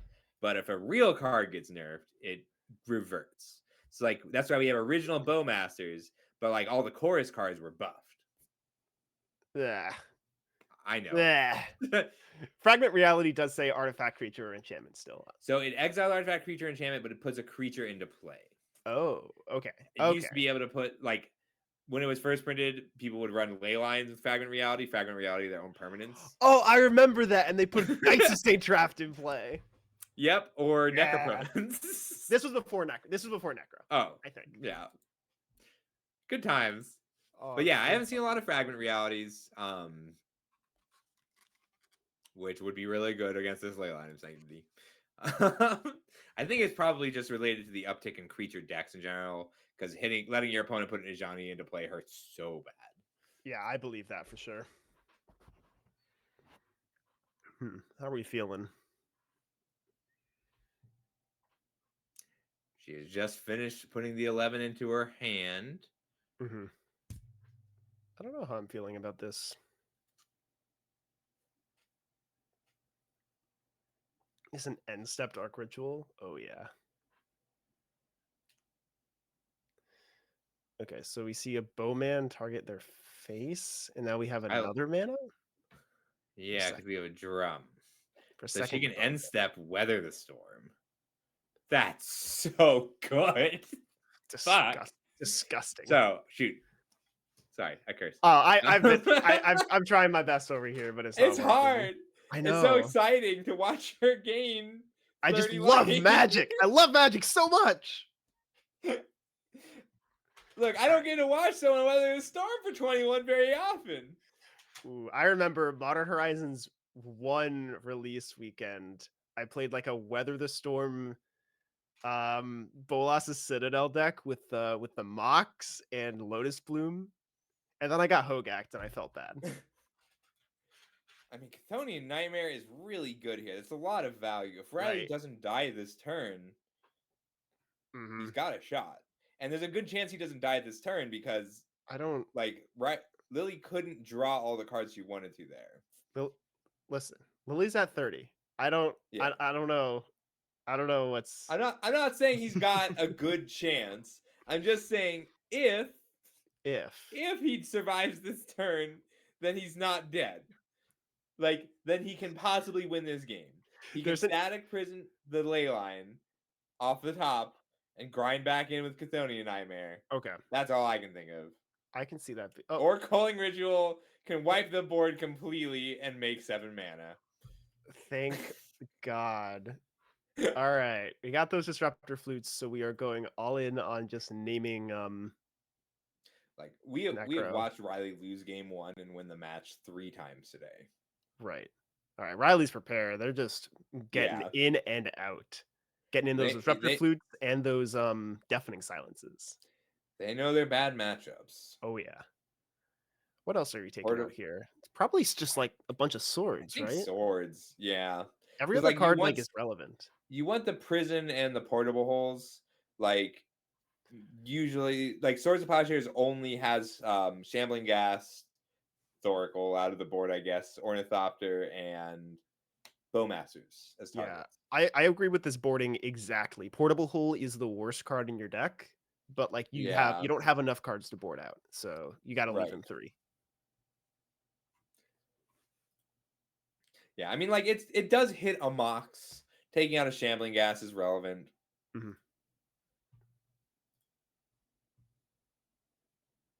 What is Lily boarding? So against Lily seems, I can't tell if she's prepared for energy or if she just kind of like, Threw a bunch of wish cards in the sideboard. well, like Damnation, Culling Ritual, Defense, Grid Duress, they're all tutor targets. Yep. But like in terms of actually dealing with energy, I feel like these aggro decks are her tough matchup. As long as they can hate out her combo. Like I don't know. I feel like Leyline of Sanctity is her main plan, and maybe even Veil of Summer. There's my only issue with Timeless is that there's no like great aggro deck that isn't reliant on Thoughtseize, yeah. which I is mean- like that's like a generally a bad thing. If your aggro decks have to play Hand Disruption, that means that the rest of the format is faster than the fastest aggro deck, which is Right. scary. Like the combo decks can win, like the pure combo decks, they win turn 1 every once in a while, but usually turn 3. And aggro decks are not good at killing by turn 3. Yeah, I'll just wait until 2026 when we get like, Leyline of Deafening Silence, Leyline of Stony Silence. It'll I happen bet eventually. Riley was ecstatic that just to see Lily not start with a ley line. Oh yeah. Like we were probably casting a Peddler this turn. Mhm. I'm excited for the Peddler. I think Riley, like, okay, so this is a pretty interesting hand. You can't, like, double Deafening Silence does stop an Assassin Trophy, but it doesn't stop the Culling Ritual. So, Yeah. I mean, they could go proactive here, but like, if they keep the Deafening Silence, let Lily Culling Ritual, then post Culling Ritual cast Disruptor Flute. The issue is you don't have a guaranteed second land. Right. I think you just have to assume you can get rid of the thingy and just I think you got it. You can't let her Necro. you can't let her Necro, but now Lily has like Ritual Beseech Away a Vault cast. Oh wait, no, there's a Deafening Silence in place. She has to Stupid. deal with the Deafening Silence, but that's Yeah. really all she has to do at this point. Right. Well, there were 3 lands in their hand, so they're going to be able to like turn 4 Beseech, naturally find something. I find the lack of meltdowns at this event strange. Oh yeah, that's what we're looking for. Turn 3 Juggernaut off of a Dark Ritual. Yes, it blocks Ragavan against a 1-land start. Unfortunately, they found They had the did. land. I say unfortunately. I don't want to sound like I'm rooting for Riley, but You I'm are rooting. allowed to be biased here. That is allowed. I'm not rooting for them, but I'm like, I want to see the coolest play happen, and I want to see nice plays rewarded. I agree. I mean, I'm very excited that Riley used a treasure to give Lily a Juggernaut, and Lily played the Juggernaut. Like, that is pure magic to me. This is exactly what Magic's about. And this is just a... What do you think she got with that Beseech? I wonder. It is strange that there was no green source, so they can't actually grab a Culling Ritual. Like, they are able That's to, half like... Culling Rituals. Ragavan just took one of them. That is so sick. All right. I doubt they play Culling Ritual. Yeah. But Riley's at 9, and there's a Juggernaut over there. I think this is where we're going to see Riley pause, and they're going to figure out what the best thing to name the Disruptor Flute is. Like, Riley's hand has an Abrupt Decay. I think they're just going to play out... Sorry, Lily's hand has Abrupt Decay. Riley's probably just going to play out at Deafening Silence, pass, and flute something in the upkeep. Probably a Necro. Yeah. Amped Raptor... I mean, Okay. Double Raptor's not bad. Right. They're still able to flute. I don't know if it's better to Deafening Silence or flute name Cull. No, flute name Cull doesn't do anything. There's a Phyrexian Tower with a Juggernaut in play.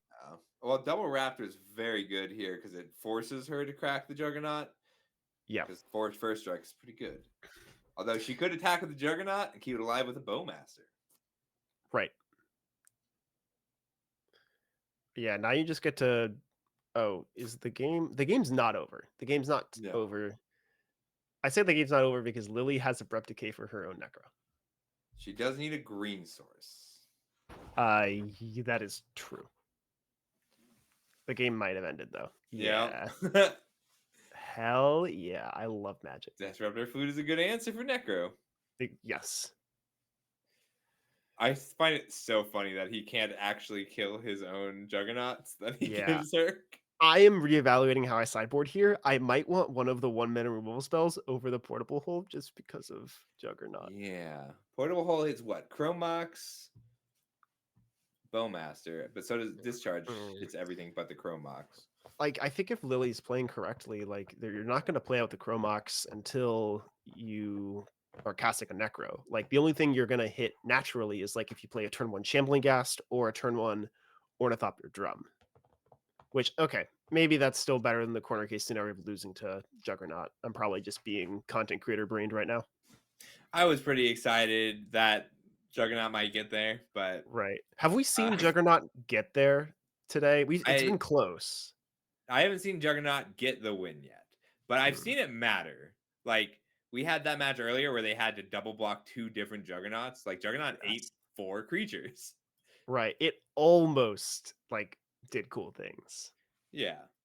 I mean, when your opponent has to double block a Juggernaut that they gave you, that feels good. Mm-hmm. Especially if agree. they don't have a bunch of bodies. One thing I'm pretty surprised about is how many of these matches, like, they do go to top decks. People expend all their resources running them into each other.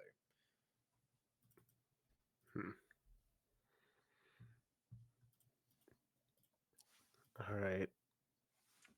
So Lily's on the play. Are we gonna, like, really, turn 0 is what matters here. Are we gonna see the Leyline of Sanctity?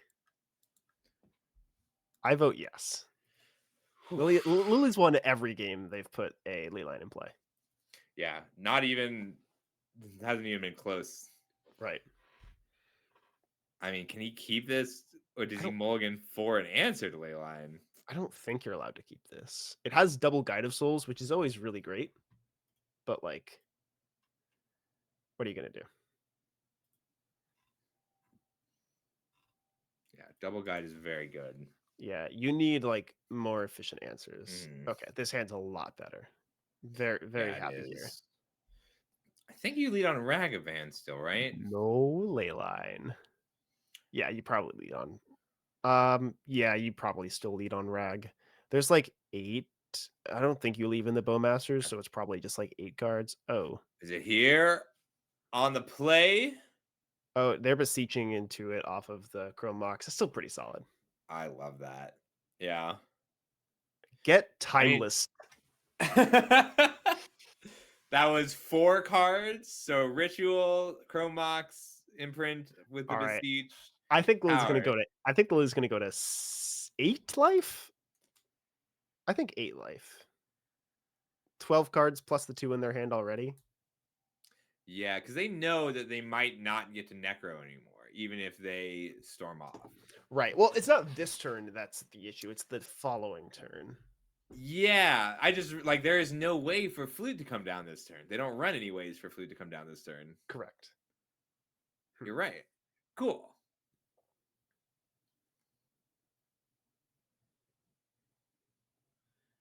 All right, got some discards. Dark Ritual Necropotence is still like I know there's ways to win the game on turn 1. I still think that's the best thing you can do in Timeless. Yeah, no, exactly. This is just so good. Like, I don't know if the best way to do this is with this Beseech the Mirror, Weather the Storm stuff, if it's to be more traditional with Sorens and stupid white cards and Belcher. But, like, they all seem so good. I think this might be the best way. Like I've played all the other versions, and The- they all work most of the time, and then just fail to fire. But Yeah. I've just watched Lily not fail to fire. Like, She- when you're playing those mirrors, and your opponent says, all right, I'm going to do my thing. And then after I pass the turn and draw a bunch of cards, I'm going to put a 5/6, 5/7 flyer in play, gain 4 life, and grief Mhm. you. Where Lily says, you are dead. Mhm. Full stop. I mean, even just like the weather this storm has felt so good. Like some of these aggro decks could always put enough. Like I talked earlier about how I loved Duo's deck because she would bolt the Necropotence player 3 times through their ley line. But Right. like that Lily gets to weather this storm and gain 30 life. Ooh, Tendrils 1 Wow. exiled. That's got to be terrifying. Yeah. Like, is she going for this turn? Undo. Undo. I love the undo. Oh, they're just not doing anything? No, I think they want to do it in end step to try and up their storm count. Oh, so they can go like draw a bunch of cards, find a bowman, cast weather. Right. Okay. What other instances do they have? So they do have Bowmasters, more Dark Rituals, Weather the Storm, Abrupt Decay. So they only have one green mana. So they might just be looking for their Weather the Storm. Yeah. Well, I mean, Lily's at 1. I can't imagine you're gonna do this. Like, you can probably go to like 4 pretty safely, but like if you're going to 1, you definitely have the weather. Yeah, like you can't let them untap and Bowmaster you. Right. So the issue is Riley can play the flute and shut off. Well, it doesn't shut off the Necro completely. Lily's still going to be able to activate it in response to the Disruptor Flute and get an additional turn. I mean, if she weathers here, all she's played is the Chrome Mox. This is not a lot. It wasn't a huge weather. She really wanted to find a Bowmaster. Ritual or Bowmaster. Yeah. It's rough. But 9 life isn't nothing. She can block Ragavan, which I think she has to do because then otherwise she risks Ragavan hitting her win con. Yeah. For sure. I wouldn't normally but when she has 20 cards in her library and Ragavan exiles the Tendrils, she'll die. Nah, you just can't afford to do that. D20 to lose. I mean, like presumably she'll have drawn an Ornithopter or something.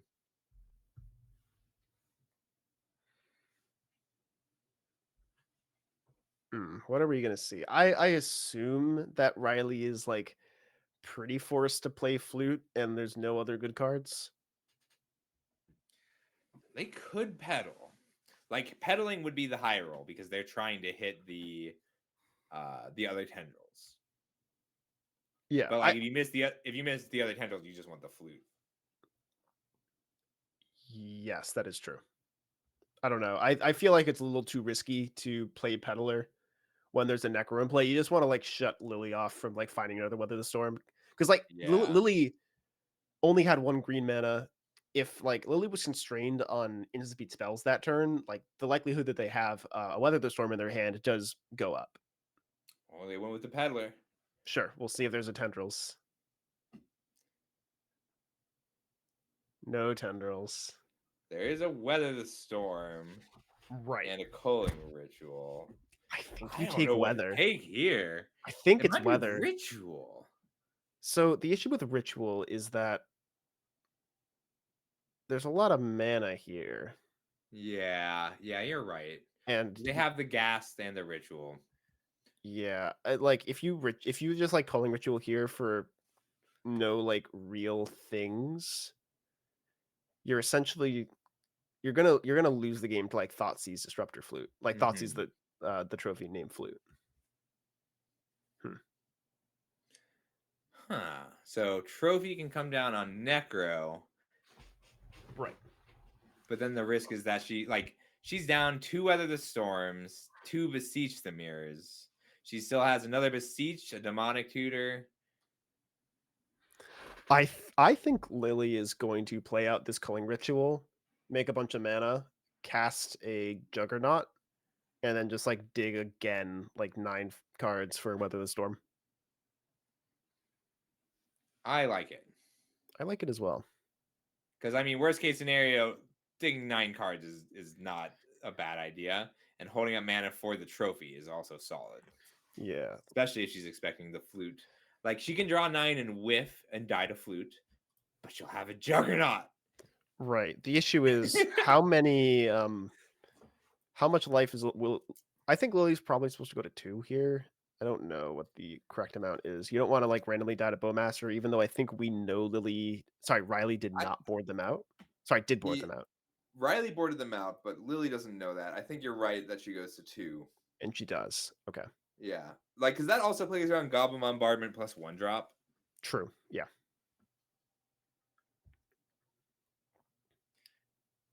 I do want to point out it's very finagly trying to do things post Necropotence in Arena. Like, I wouldn't jump into this and do it. Necropotence, it's like they made it as difficult as possible to cast spells after Necropotence. You can't even make it an easy setting. Right. But she hit Weather the Storm. She's not going to discard yet. Oh. Yeah, that looks like a weather. You don't ritual here without it. There it is for 1821. It's so good. She doesn't even have to discard. I look for the number 5 and then I realize, wait, we're playing 94 Magic. So yeah. Well, there is an answer for the Necropotence. Necropotence has drawn 22 cards ish, and it'll draw another 21, and then it's gone. Then you've dealt with it. Congratulations, you have beaten beaten standard staple Necropotence. I don't know. They can still do. This could still go either way. That's crazy. Yeah, there's no point in fluting now unless you want to name like flute. Like they could respond to a weather with it. Doesn't really do anything. Like I mean, there's a trophy in hand, so it's got to be just right. However they time it. Mm-hmm. Yeah, Riley's definitely on the back foot this game. This is. I don't know how to navigate this. Magic's hard. Yeah, like he had that culling ritual before. That was a real cost and a very good play, and I wouldn't have made that play. Like she found that line, and I think she was right. Like keeping the pressure off. Riley now has to choose between playing interaction and applying pressure. He just can't do both with this start. Ooh. Going to 14, so drawing 9 cards. Like Lily knows that he has interaction here. She's playing it well. Yeah. I think this might be a Juggernaut game. Like I hope you're right. I really do. I'm not saying that it's correct, but I think Lily might be in control of this game enough where she can like do a little finagling around with the battlefield and eventually just win with Juggernaut. Like Riley can slide in that disruptor flute in response to Weather the Storm just to like stop her from refilling, and she'll have a nice chunk of life. Right. And a Juggernaut. And he has to fetch. He might have to fetch a second time, but even if he doesn't, she's gonna have a Bowmaster somewhere. Probably, yeah. I have to assume Bowmaster stays in here. Are you gonna put Guide of Souls in front of a Juggernaut? Something I'm noticing this game is that flash threats are good in this Besiege Storm deck. Maybe you want like more Bowmasters just because like you want more spells to play on your end step. Yeah, I remember looking for like. There's not a lot of like Black is not good at drawing cards at instant speed. It's not like they can put it in cantrips, right? But I don't know what else there would be there at instant speed. Maybe it's worth putting in the blue ley line. Doubling up your ley lines.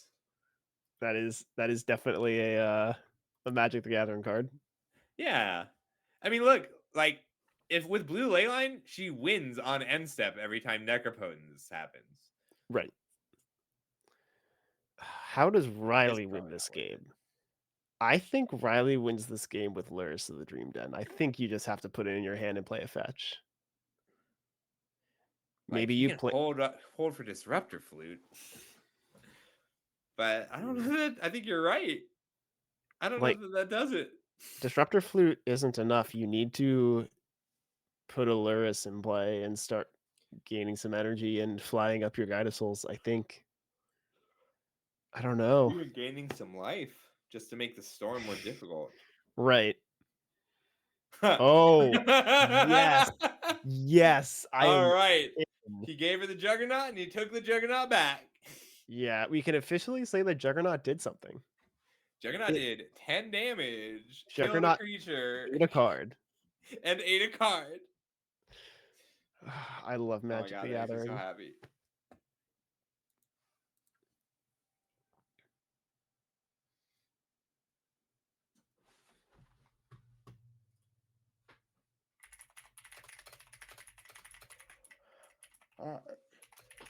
There's the Underworld Breach. Underworld Breach doesn't even activate. Disruptor Flute doesn't stop it. Underworld Breach. I think you have to Disruptor Flute here, naming Dark Ritual. Yes. Is that the only way to generate mana, or That is the only way to generate mana other than Culling Ritual. I agree. I think you had to, but unfortunately, there's an Assassin's Trophy in the hand. I don't think it really Yeah. mattered. Assassin Trophy in hand, but like, wow, Culling Ritual has been ridiculous in these matches. Yeah, Like- no, that card has really impressed me. Yeah, like she gets to cast Culling Ritual first, even if they Disruptor Flute the Dark Root. Mhm. She's trying to decide if she wants to respond, maybe with a second writ.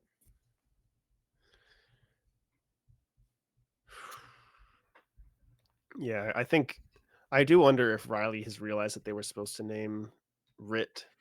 I don't think it. So if they had done it and stopped Dark Ritual, then Lily just cast the Culling Ritual, and that's 1-2, because 2 from the Shambling Ghast. 1, 2, 3, 4, 5, 6, 7, 8 mana. Yeah, I agree, Riley. Asmo. I'm sorry. They are definitely cooked. Man, I love Arena. That's when you need Asmo. You name Asmo when you're cooked. Yeah. It is like 11 p.m. here. I've already forgotten all the funny Magic Online names. I think that is Lethal Tendrils. Good game. We should probably wait until the stream catches up to make the formal announcement. I agree. We can definitely just like have a just like end the stream. Not like end the stream, but just like have a nice little call off. Thank all our sponsors. Thank everyone for being here. And then like 5 or 10 minutes later, announce it in the Discord. I like it. We Sweet. can also go ahead and raid Jaffer. We are on a delay. I don't know exactly how delays work. It might end the stream preemptively. It will. We gotta wait a few minutes. But Yeah. Jaffer is doing timeless metagame challenges instead of playing an R event. But still, Boo. I know. Hmm So So we gotta good wait. job, you two. Yeah, no, of course. Those were some sweet games. Listen, I loved Peddler a lot more than I thought I would. I went into this event. I went into this event looking at the Peddler and just like being disgusted by this card. Like, why would you play a 2-mana 2/2 that thought seizes your opponent and gives them like a random fucking card? But no, the card is actually really good. And it's like really funny because Juggernaut is like very close to a playable Magic card in this format. Juggernaut was the perfect thing to turn it into. Right. Like that. I think Juggernaut Peddler is one of the most well-designed Magic cards in a long time. It's so balanced and so good. This It is can a never be too sharp broken. list, too. Hey, well done, Riley. That was great. You all did great. We'll make the formal announcement as soon as the stream catches up to the end of the match. Yeah. Okay, we should do our goodbyes. Mhm. All right. Let me make sure Jaffer's going to be live for a moment, so that I don't want to leave as soon as we rate him.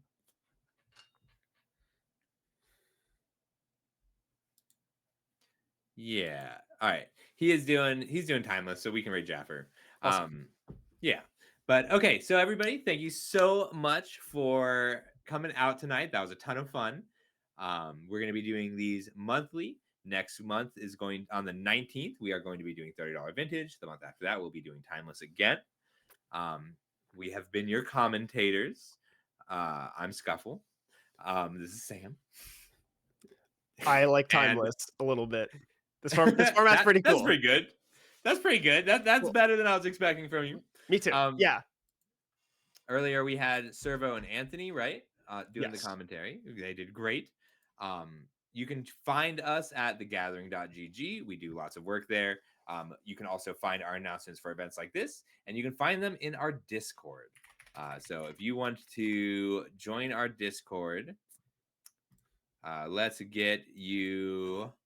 me get an invite into the chat. Yeah, you can type and we're gonna- exclamation point Discord, and the Ooh, Discord yay. invite should show up, I think. Do we get the bot set up? Great. Yep. We So did hop it. into our Discord. If you want to catch me, I stream all the time at twitch.tv/ScuffleDeluxe. Tomorrow I'm going to be doing some arena winner boxes. I mostly specialize in limited, but I do constructed whenever I want to win the thing that is happening. And you can find me on YouTube over at Sam Sarah. I think it's Sam Sarah MTG, but just type Sam Sarah, you'll find it. I will be posting a video probably within the next 2 weeks about how I won the Pro Tour with a commander card. So not won the Pro Tour, qualified for a Pro Tour with a commander card. Yeah, that counts. I'm not that. That's I'm not that pretty good. great. It is pretty Yes. sick. You just gotta get there. Yeah. All Wait, right. so you're doing Pro Tour Final Fantasy? That's the next one, right? Yes, it is PT Final Fantasy. It is. I've never played a Final Fantasy game. I have no idea what any of the spoilers mean. All of my friends are very excited about it though. And I'm hoping that the Pro Tour promo is a nice little, I don't know, Sephiroth card. I know that one from Smash. And that one's going to be an expensive Gonna promo be. like the Gandalfs. Like it's gonna be a cactar. Oh my god. Let's not get into Commander Discourse. We'll be here for another hour. All right. So I think that's going to do it. As soon as it gets to this part of the stream, we're going to go ahead and raid our buddy Jaffer. And he's still our buddy, even though he didn't play in our Timeless tournament. He's playing Timeless over there. Mhm. But that's okay. He's a good guy. So we are here to support Timeless. That is the goal. Oh, also drop us a follow. There are more than twice as many of you watching as there are followers for our channel. We are I mostly agree. going to use it to stream these tournaments. But we'll put out some content occasionally. Mm-hmm. I'm excited to do some more commentating and streaming on this account. There's going to be a lot of fun tournaments coming up, even past the 2 that we've spoiled so far. I do like commentating; it's pretty fun. We can do so. Tyrant, I guess, is the one who would know when to initiate the raid. Yeah, but it's it'll going to be in Snookerfish's like 5 minutes from now. announcements. Okay, cool. It looks like the match just ended. Yes, awesome. So I think we are ready to call it off for tonight, and stick around for another 5 minutes, and you will go ahead. No, and I guess for y'all, it's going to be immediately. We're going to go ahead and raid Jaffer. Mm-hmm. And he's a cool dude. I like his music. I'm like, does he make music? Did he start? I could see it. He's got a No, voice for it. He's just But like, yeah, he just plays good music. he's like a metal, one of those like 2010 metalhead emo boys. You get it. Man after my own heart. So payouts. I know the rules say we have 60 days. We will not be taking 60 days to pay you all. We'll be contacting you over Discord over the next week to get a hold of everybody and get your payouts to you. Hell yeah.